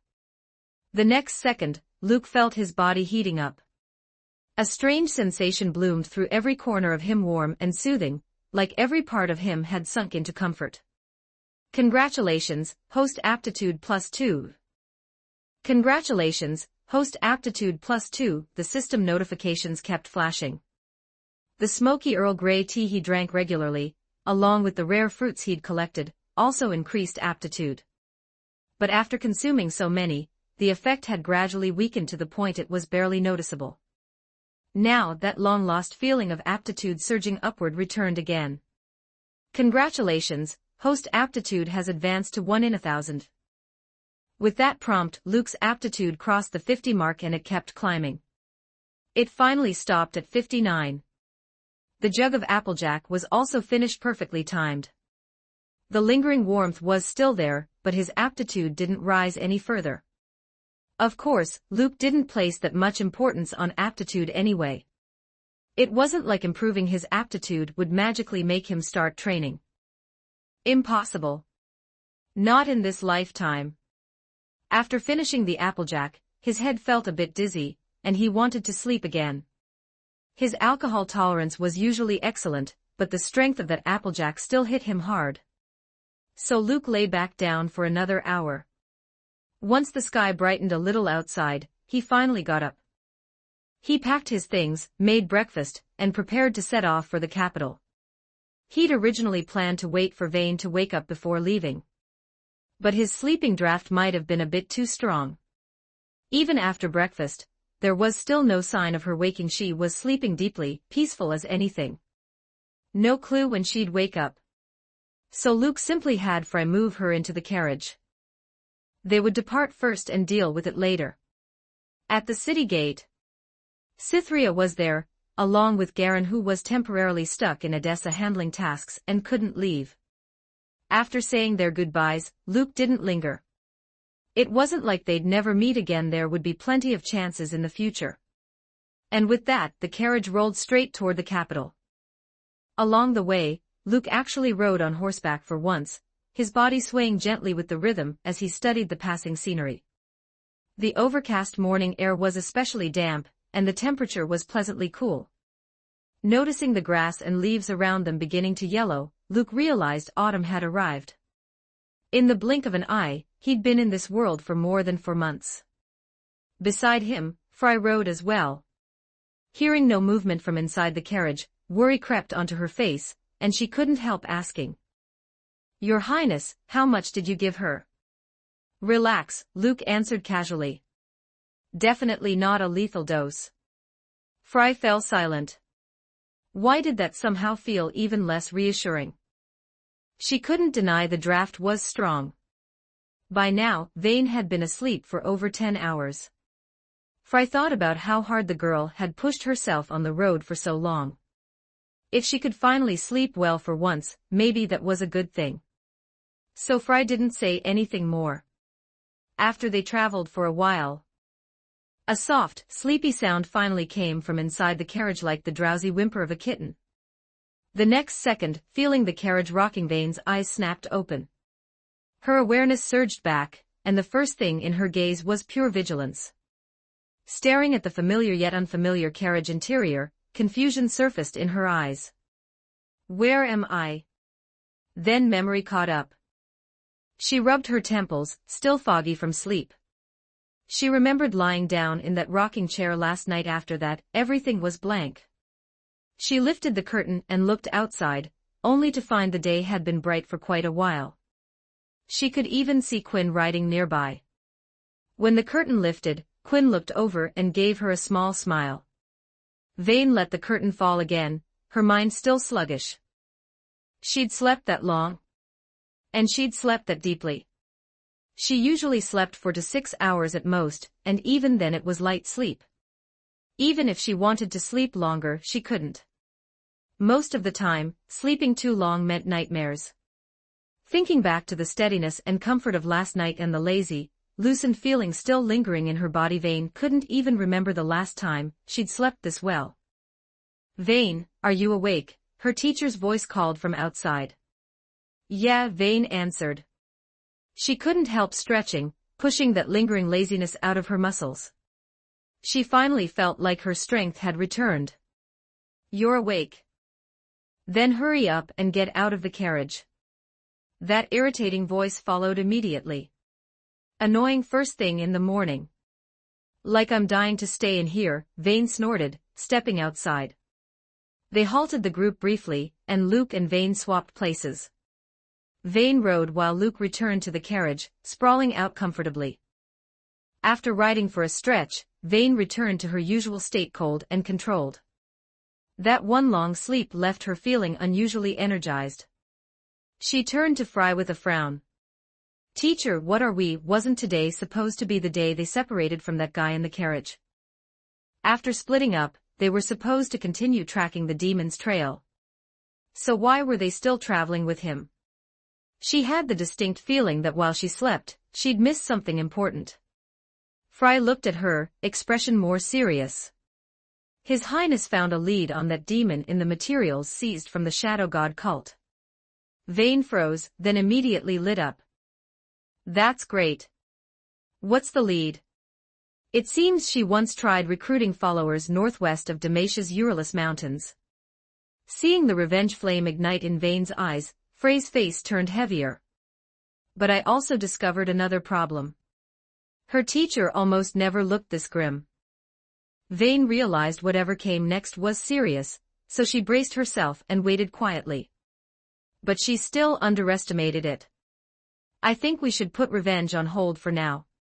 Fry looked her in the eye and said, "I found a dark curse inside you, the Heart-Eater demon seed." Vane went blank. Frey's words rattled through her mind, and she stared in disbelief. "Teacher, what are you saying?" "That demon planted this curse inside you," Fry continued, looking at Vane's stunned face. "So compared to revenge, I'd rather—" Vane cut her off instantly. The brief shock vanished, replaced by iron certainty and a vengeance burning even hotter than before. Her voice turned cold. "If she planted a curse in me, then we kill her and it's solved." Vane's reaction was exactly what Fry expected. Fry sighed. "Vane, that demon isn't as easy to deal with as we thought. And your condition matters more right now." "A demon is still a living thing," Vane said stubbornly. "If it can be killed, it can die." She didn't waver at all. "My body is fine. I don't feel anything wrong. Even if there is something wrong, I don't care. Nothing matters more than killing that demon." She didn't understand the Heart-Eater demon seed at all. But she was certain of one thing: her body felt perfectly fine. And even if it wasn't, it wouldn't change her will.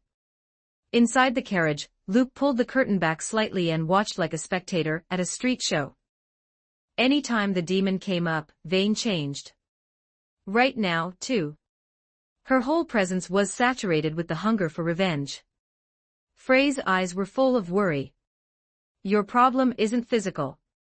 It's mental. The demon seed has influenced you deeply." Vane stared at her. "But I feel great. Physically and mentally." Fry sighed again. "You can't tell from the inside." For some reason, irritation started boiling up in Vane's chest. Why did she wake up to hear about some demon seed? Why had she never known before? Why had Fry never told her? Why say it today of all days? Why tell her to give up revenge? The irritation piled higher and higher. Vane's breathing grew heavier as she forced the words out. "Teacher, how do you know? And why didn't you tell me earlier?" Fry met her gaze, instinctively wanting to look away, but then steadied herself. She had prepared for this. And she finally said it. Because I used dark magic on you last night. Vane's expression stiffened as Fry continued. There's something I've hidden from you for a long time. I'm truly sorry. Before I met you, I was a dark witch. Weren't you a shaman? Vane asked dully. As Fry spoke, it felt like someone was pounding a drum in Vane's skull. Boom, boom, boom, relentless. I was, Fry said, tightening her grip on the reins, guilt twisting into a strained smile. Before I met you, I relied on dark power. I'm sorry. I should have told you sooner. It felt like lightning detonated inside Vane's mind. She stared at Frey's guilty face, her eyes and expression overwhelmed by shock. A dark witch. Fry, the person she respected most, the person she'd treated like a mother, had been a dark witch. The kind of person Vane hated most. In an instant, a storm of emotions surged up. Confusion. Deception. It felt like a knife drove into her heart and twisted, carving out a bloody hole that sent agony through her whole body. Cold spread through her veins, as if she'd fallen into an ice pit. That feeling again. The heart-ripping pain made her breathing heavier, harder, like her lungs couldn't fill properly. Her head turned into chaos, drumbeats, thunder, ringing, murmured voices that sounded like speech but didn't make sense. Vane felt like she was about to break. Or maybe she already had. It was like a string inside her snapped with a sharp, final twang. Then a clean, bright ding. Everything went silent. All that remained was a long, relentless ringing in her ears. It felt like she'd been cut off from the world. The constant ringing made her face tighten with discomfort. She hated darkness. All darkness. And she never could have imagined that question Luke had asked before would become her reality. What if someone you love, someone you respect, chooses darkness, too? She didn't want to think. The second she tried, the pain multiplied. Vane leaned forward slightly. Her body felt like it was sinking into an endless ocean, black all around, no sound, no light. She couldn't breathe. No matter how hard she struggled, no matter how desperately she swam upward, it did nothing. She kept sinking. She would sink forever, down into the deep. Fry watched her, and because she'd experienced Vane's pain firsthand last night, she understood exactly what the girl was enduring.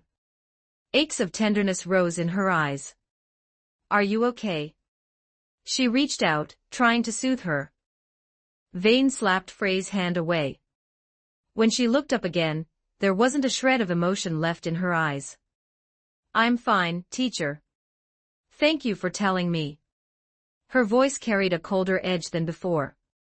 That look made Fry feel like the Vane in front of her was suddenly unfamiliar. Frey's worry sharpened. Maybe your emotions aren't entirely yours right now. The demon seed keeps influencing you. Let's pause revenge for now, okay? Let's find a way to remove it. The methods I taught you before were wrong. You shouldn't let revenge swallow you. No, Vane said flatly. The methods you taught me were good. Her face stayed blank, icy and unapproachable. Revenge gave me strength. I know exactly what I am. I don't have any problem. Frey's voice grew urgent. That's not your strength. It's the demon seed feeding you. It wants you to lose yourself. Vane, please, clear your head. I am clear-headed. Vane drew a slow breath, staring at Fry. I will never lose myself. And if that demon seed really exists, then I'll use its power to kill that demon anyway. Fry froze.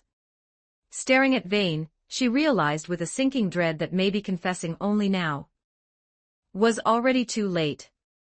This child was chasing power for revenge exactly the way Fry once had.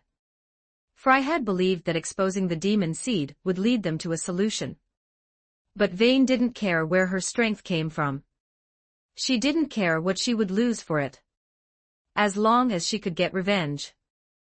As long as she could kill that demon. That was enough. The unfamiliar way Vane looked at her filled Fry with fear beneath the worry. And then Vane said the words Fry least wanted to hear. "Teacher, you taught me well on this road. I am grateful." Vane's hand clenched around the reins until her knuckles went pale. She wasn't truly calm. Every word she forced out felt like being cut open from the inside. But she couldn't face the reality that the teacher she loved most was a dark witch. She couldn't imagine how she was supposed to accept it.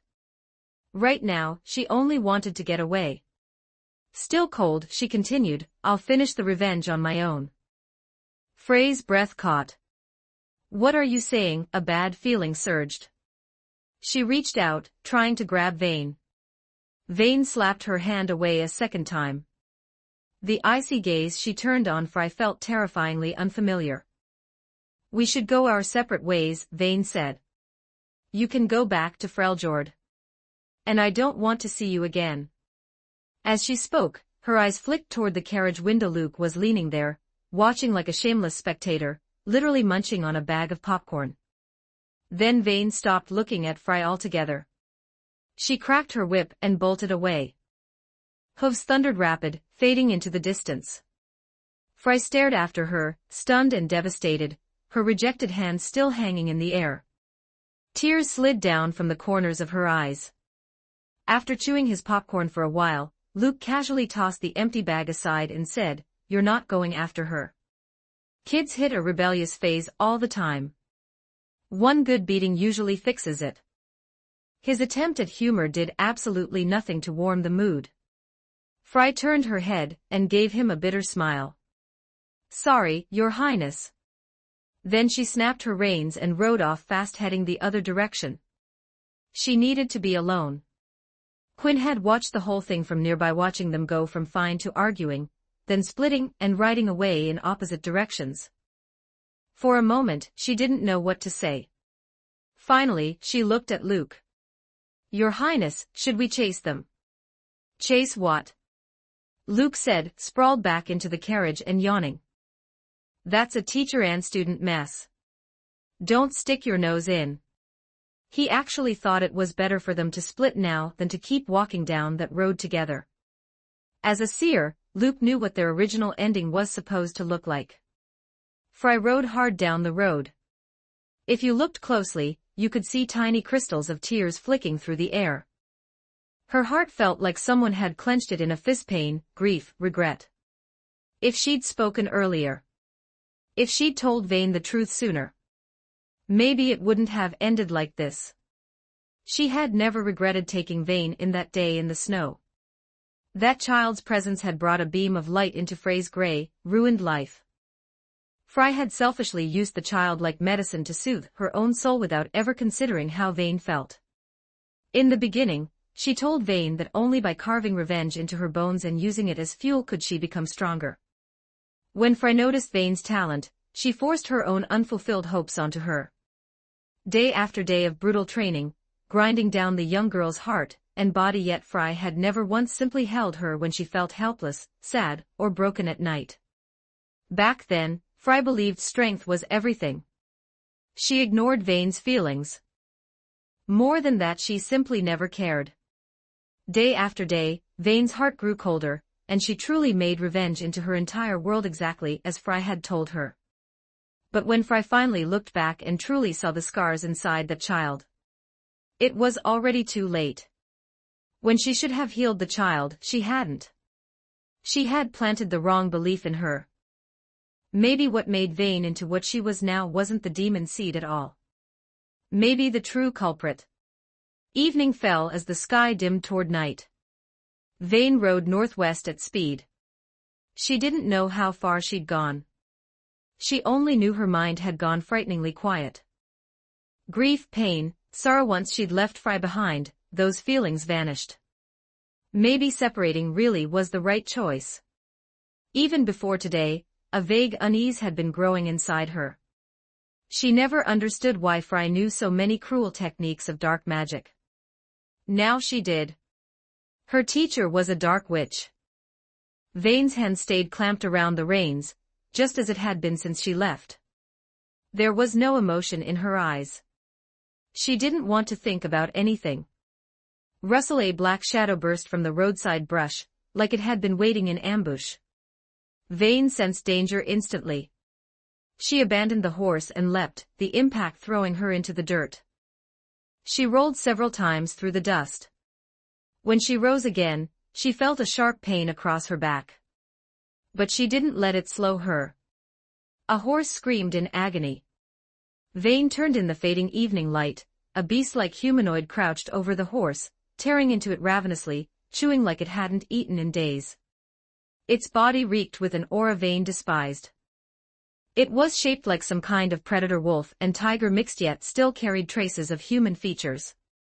A shapeshifter. Blood stench spread outward. With a sharp hiss, Vane raised her wrist crossbow and fired a blessed silver bolt straight at it. The shapeshifter sensed the threat and dodged, dropping low like an animal, its dangerous gaze locking onto Vane. Then it roared and charged. It was huge, nearly as big as the horse it had killed.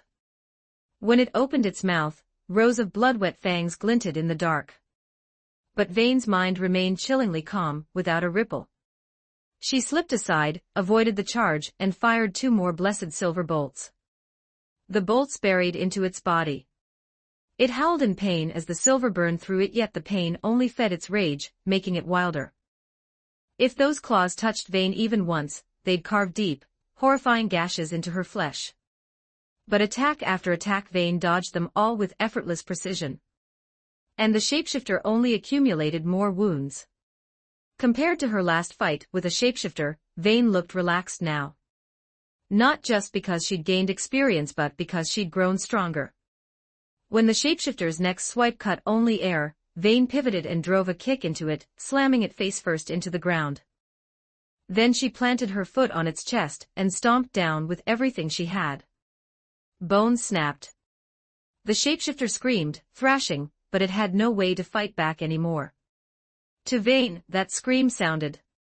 She lifted her crossbow and aimed. At that moment, the shapeshifter's form collapsed, revealing a man's face. He looked up with pleading eyes. "Please spare me." A cold bolt punched straight through his forehead, pinning his skull to the earth. The man's eyes froze in shock as he died. Vane looked down at the corpse, utterly indifferent, with no interest in any last words. And when her bolt pierced through the shapeshifter's head, that familiar feeling returned. Excitement slammed through her like a wave, colliding inside her ribs, flooding her with strength. As she felt that power, Vane's eyes slowly hardened. Separating was the right choice. Fry had taught her well. Vane knew how to hunt these dark creatures now. From now on, she would walk this road alone. She would finish her revenge alone.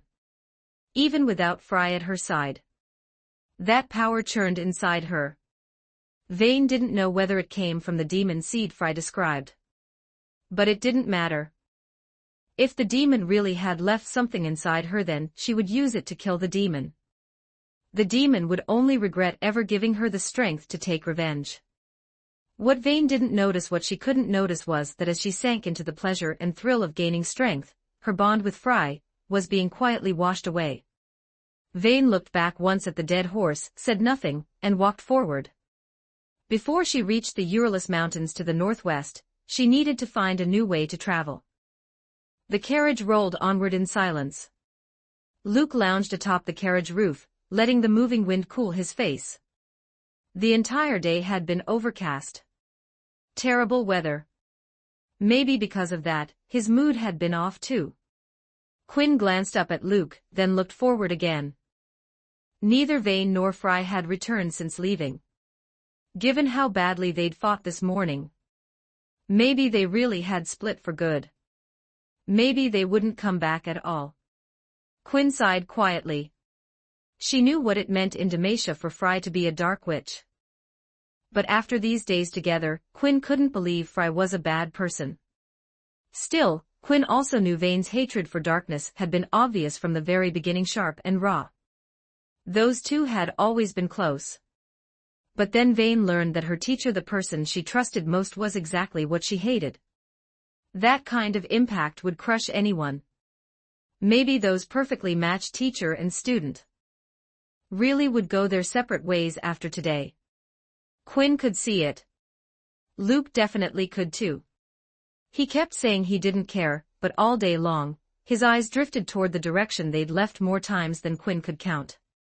Maybe he was even hoping they'd come back and reconcile. On the carriage roof, Luke sat up and stretched, rubbing his messy hair. Then he called out, "Yurna, pick up the pace toward the northwest." "Yes, Your Highness." Yurna's voice came promptly from the driver's seat. Luke looked toward the northwest and sighed helplessly. He'd already interfered this much. The way those two ended up today. He'd played a part in it. So he might as well see it through to the end. 3 days passed in a blur. Weather, cool. Night had fallen. Northwest of the Uralus Mountains, the peaks crowded together, one ridge after another, like the mountains were hiding countless things in their folds. Vane rode along a mountain path. When the light faded and darkness thickened, she dismounted and continued on foot. She didn't know where the demon's trail truly was. Only that it was somewhere to the northwest. So she kept going, using the direction-finding methods Fry had taught her. Apart from brief rests, she rarely stopped. When Fry crossed her mind again, Vane's mood didn't change.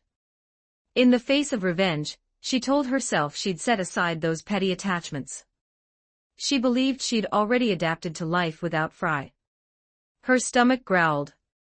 Vane lit a fire where she stood, then pulled out the game she'd hunted over the last few days, and began roasting it.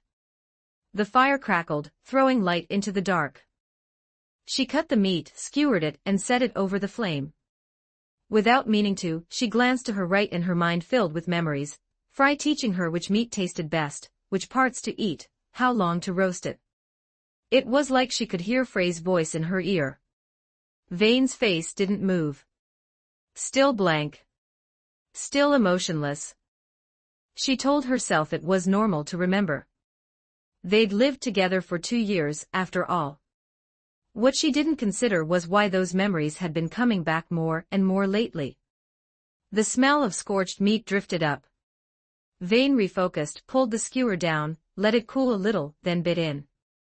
Compared to that guy's cooking, it was like dirt versus heaven. But it didn't matter. As long as it filled her stomach. Humans ate so their bodies had strength to move. Vane swallowed an entire skewer of burnt meat without changing expression, then drank a few mouthfuls of water.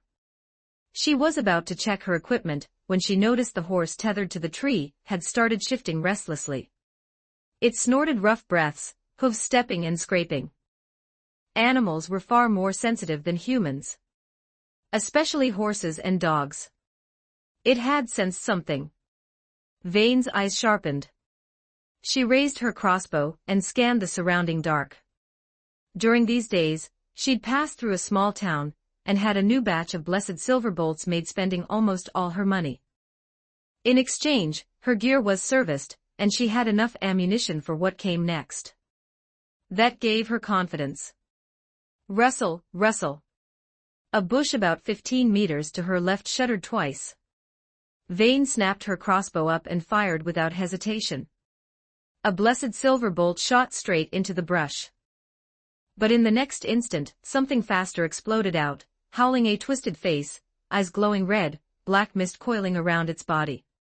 A mutant demon. Vane's first thought wasn't fear. It was certainty. So this was the right place. Mutant demons evolved from bloodthirst demons. This mountain forest was practically empty, no people for miles. If something here had supported the birth of a mutant demon, then something nearby was feeding it. The mutant demon lunged like a ghost. Vane didn't panic at all. She'd stopped being afraid of creatures like this. Another bolt whistled toward its face, but it dodged with inhuman agility. Still, it couldn't close the distance. Vane kept pulling the trigger, bolt after bolt snapping through the dark, chasing the mutant demon through its evasive path. It couldn't keep it up forever. Several bolts punched into its body. The silver burned through it, searing it with agony. It roared at Vane, anger and fear tangled together, and then, instead of charging again, it turned and fled. Vane wasn't about to let a dark creature escape once it was in her sights. She quickly counted her remaining bolts, confirmed she had plenty of room for error, and pursued immediately. A fleeing demon. A hunting demon slayer. They tore through the night forest in a deadly sprint. The mutant demon was fast, an evolved demon, still low tier but high among the low tier. Its shape left trails of black mist like afterimages between the trees. And yet it still couldn't shake Vane. Vane chased like a cold-blooded killer, her movements clean and efficient, eyes locked on the mutant demon without blinking. The aura rolling off her was so sharp it made demons afraid. Then whoosh, another shadow burst from the side and struck at Vane. Vane lifted her crossbow and fired a blessed silver bolt with chilling calm. The bolt punched straight through the bloodthirst demon's skull. Instant death. The mutant demon ahead had been about to stop and turn back, ready to fight together. The moment it saw what Vane did, it immediately spun and ran even harder. That second demon only confirmed Vane's suspicion. This place was crawling with darkness. A whole harvest of it waiting for her. As that thought landed, the excitement inside her flared again. Her speed increased. With a human body, she nearly matched the mutant demon stride for stride. As if she couldn't get tired.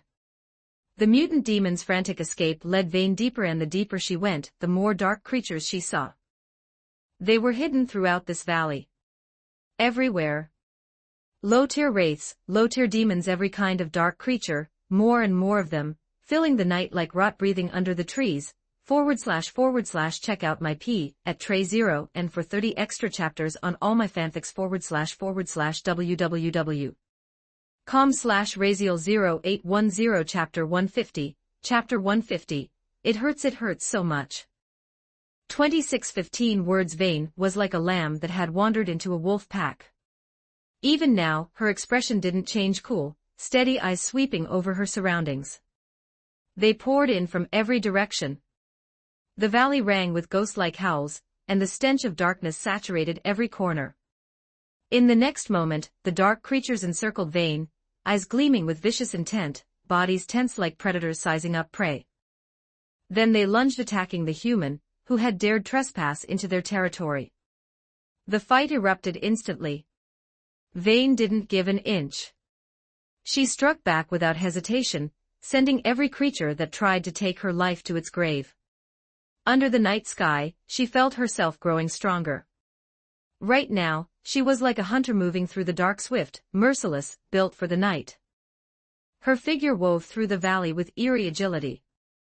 Every blessed silver bolt she fired claimed another life. She couldn't even be sure whether the mutant demon she'd originally chased was already dead. But it didn't matter.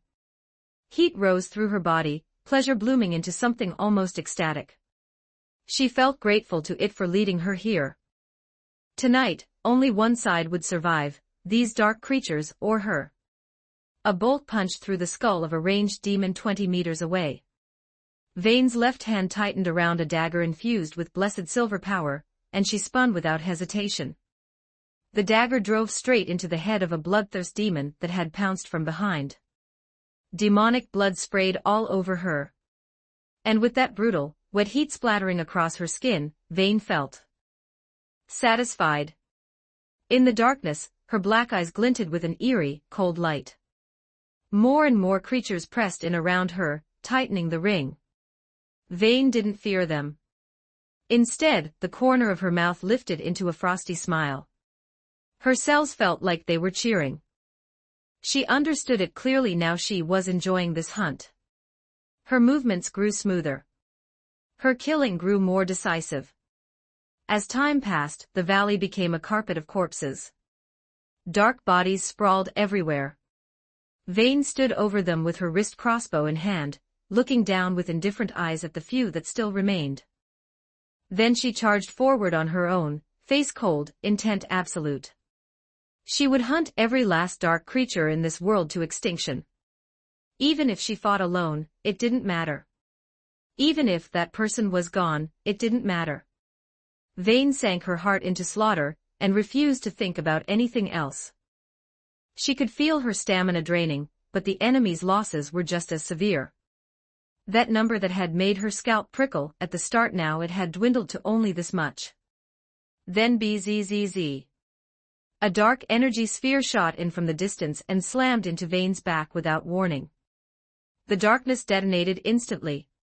It felt like a raging beast had smashed into her. Her body flew backward and crashed into a tree. She spat blood with a violent cough. She hit the ground hard. When she looked at the blood on the dirt, her vision swam. After forcing herself to focus, she lifted her head toward where the attack had come from. A figure stepped out slowly. A mage, around 50, wrapped in a coarse cloak, holding a staff. Gray-black hair. Pallid face. Darkened eyes. On the fingers gripping the staff was a ring that looked like it had been carved from bone. The mage was tall, with thick, powerful limbs. And the demonic aura coiling around her made it obvious. Vane knew exactly what she was. One of the demon's recruits. A demon priestess. In an instant, vengeance and fury flooded Vane's eyes. She wanted to rush forward right now and force the demon's location out of this priestess's mouth.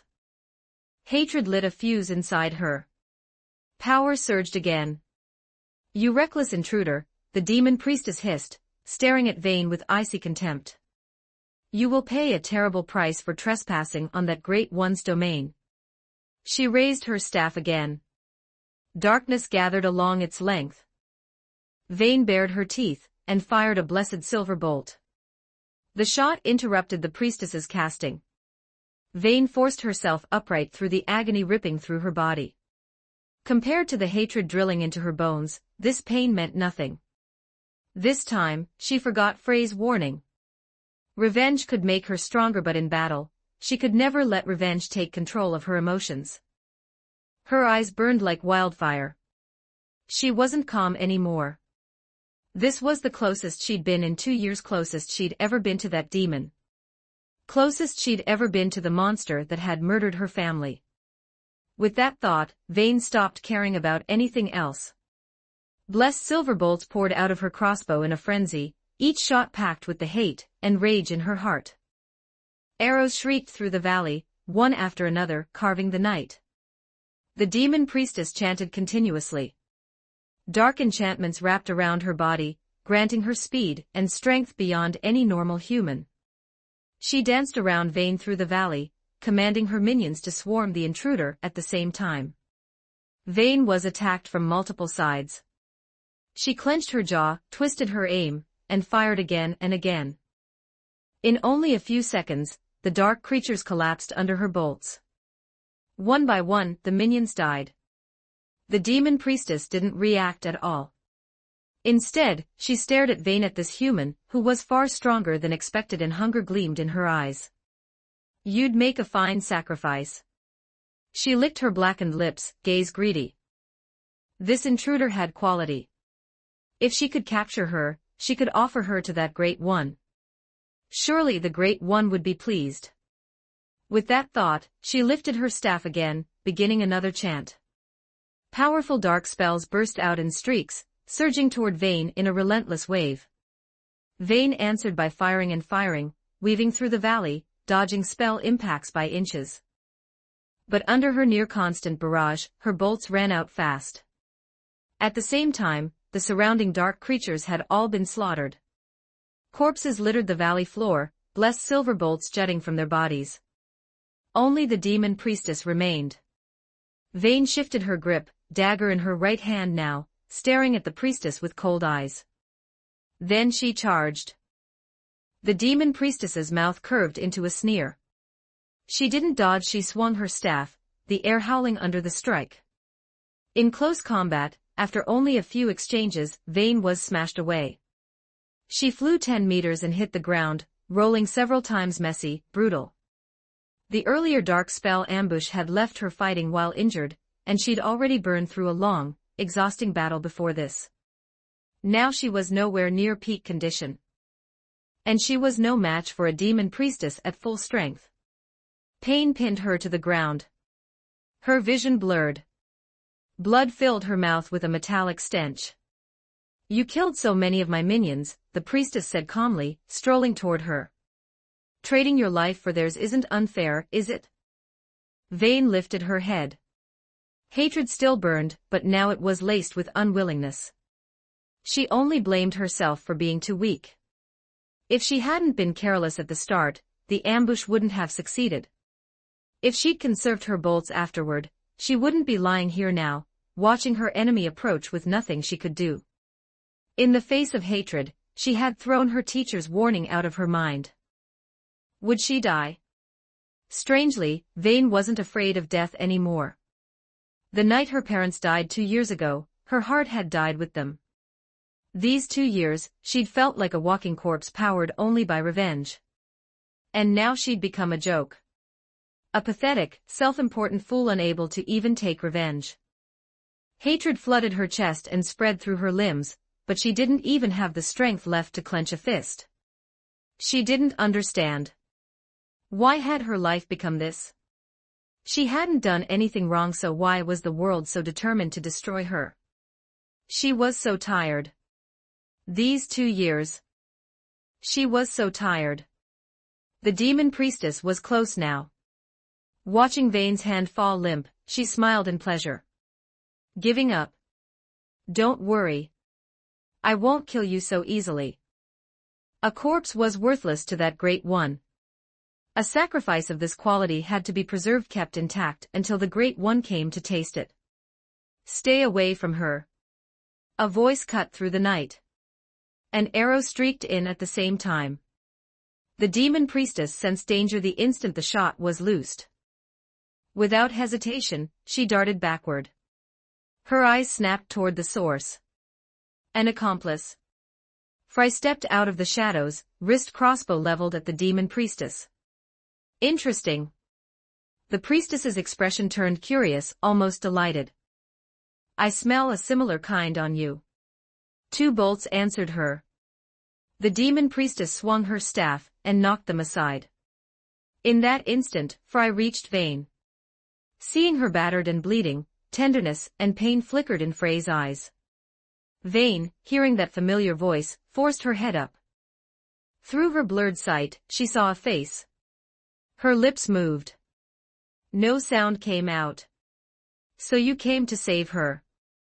The demon priestess sized Fry up and fired a dark energy sphere. Fry scooped Vayne up and dodged, then carried her to a spot farther away and set her down. When Fry turned back, her expression and eyes had gone ice cold. Fury poured off her like flame, making her mood unmistakable. Then she reached behind her and drew the icebone blade. Without a single extra word, she charged. The demon priestess chanted steadily, and waves of dark spells fired from her staff, swallowing Frey's approach. In the next moment, the icebone blade cleaved down through the darkness. The demon priestess raised her staff to block. Both arms trembled, proof their strength was locked in a dead-even contest. Fry forced power through her whole body, pressed forward, then lifted the icebone blade and hacked down again. The priestess slipped aside. Her staff moved like a melee weapon, whipping toward Fry.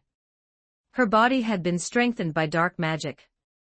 In raw physicality, she matched Fry the demon hunter and even edged her out. Dozens of exchanges later, Fry took heavy hits. The staff's impacts drove her back again, and she was clearly being suppressed. The demon priestess's eyes grew arrogant. Still not going to use your real power? Fry kept her face cold and said nothing. Even while being crushed back, she still refused to draw on dark energy. She didn't want to use that power in front of Vayne. She didn't want to show the child her true, ugly self. Following darkness is our nature, the priestess sneered, seeing through it. She swung hard, knocking the icebone blade aside while continuing to mock her. How can someone like you exist, some idiot who abandons darkness? Then she lifted her staff, preparing the killing blow. You can't change her fate. She'll still become a sacrifice. Too bad, though our Great One isn't interested in a soul polluted like yours. The staff came down, and in that instant, she saw something in Frey's eyes. Fury, hotter than ever. Then a violent power erupted from Frey's body. I won't let anyone control her fate ever again. Frey roared. Her body surged larger in an instant. Her face reshaped at a visible speed into something else entirely, a savage, brutal beast with murderous eyes, and a mouth full of fangs. A rare giant wolf of Freljord, its coat a striking blue, beautiful, and yet unable to hide the feral violence rolling off it. The moment the transformation completed, the giant wolf snapped its jaws shut. The demon priestess's left arm was bitten clean off. The priestess's eyes went wide in horror, pain exploding through her. She screamed, "You're a Shapesh." She didn't finish. The next second, Frey slammed her to the ground, and under that berserk strength, tore her in half. The blood stench turned the giant wolf's eyes a frightening crimson. Vayne had recovered enough to see clearly now. When she saw Frey in that wolf form, her face went blank. The savage aura radiating from Frey felt unbearably unfamiliar. The giant wolf turned its head, blood dripping from its jaws, and looked at her with that red stare. Under that gaze, an icy chill rose from Vayne's spine. Then, within the wolf's eyes, there appeared apology guilt. Her form began to shrink, pulling back into a human shape. The emotion in her eyes now was nothing like the beast's murderous frenzy from moments before. "This is my real form," Frey said softly. She hesitated, then continued, "I know you can't accept me like this." Vayne's expression stalled. "So I came to say goodbye one last time," Frey said, voice steady but fragile. "After sunrise, I'll return to Freljord." As she spoke, hope rose in her eyes.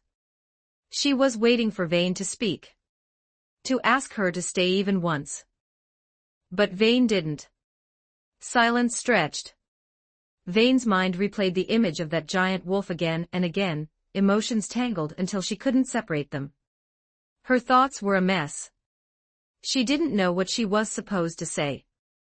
Seeing Vayne remain silent, Frey seemed to understand her choice. A bitter smile appeared and then faded into acceptance. Maybe in the days ahead, it would be better if she never appeared again. "I'll treat your wounds, then I'll go," Frey said, walking toward Vayne and reaching for medicine and bandages. Just before she reached her boom, a spike of earth erupted from the ground. It punched straight through Frey's body. Blood sprayed, some of it splattering across Vayne's face. Frey's eyes went wide in shock. Vayne froze. Her expression emptied out completely. In that moment, it felt like her heart cracked open. All sound in her world vanished. She watched Frey's body pinned on the earth spike. Blood poured from the wound in her abdomen, flowing without end. Life drained from Frey's eyes at a terrifying speed. And yet her gaze stayed on Vayne, head lowered, eyes full of guilt. It hurt so much. Vayne felt as if that same spike had pierced her own heart. The pain was so intense she couldn't breathe. Her world collapsed. And then, from the deepest part of her chest, something strange surged up, like invisible hands tugging on her nerves, pressing down on her emotions, forcing them flat. Voices seemed to rise in her ears, over and over, telling her there was no need to feel sad. Vayne felt like her head was going to explode. She squeezed her eyes shut, clamped her hands over her ears, but the voices didn't stop. They only grew louder. So loud she didn't even notice the figure approaching in the distance. From the shadows, another demon priestess stepped out. Her staff glimmered with an eerie black sheen, and a cruel smile hung on her lips. Looking at the corpse of the priestess who'd been torn in half, she sneered openly. "What trash! Someone as weak as you, alive or dead, would only disappoint our great one." Then she turned her smile toward the others. Good thing she'd stayed hidden from the beginning. That shapeshifter's transformed strength. Even she might not have been able to win against it. Now it was different. Impaled like that, even if Frey wanted to transform, she couldn't. Now, all the credit is mine. Her eyes filled with triumph. Excitement surged through her as she imagined offering this sacrifice to that great one and what kind of reward she would receive in return, // check out my P at Tray 0 and for 30 extra chapters on all my fanfics / www.com/Raziel0810. Don't forget to like and subscribe to Novels Wonderland.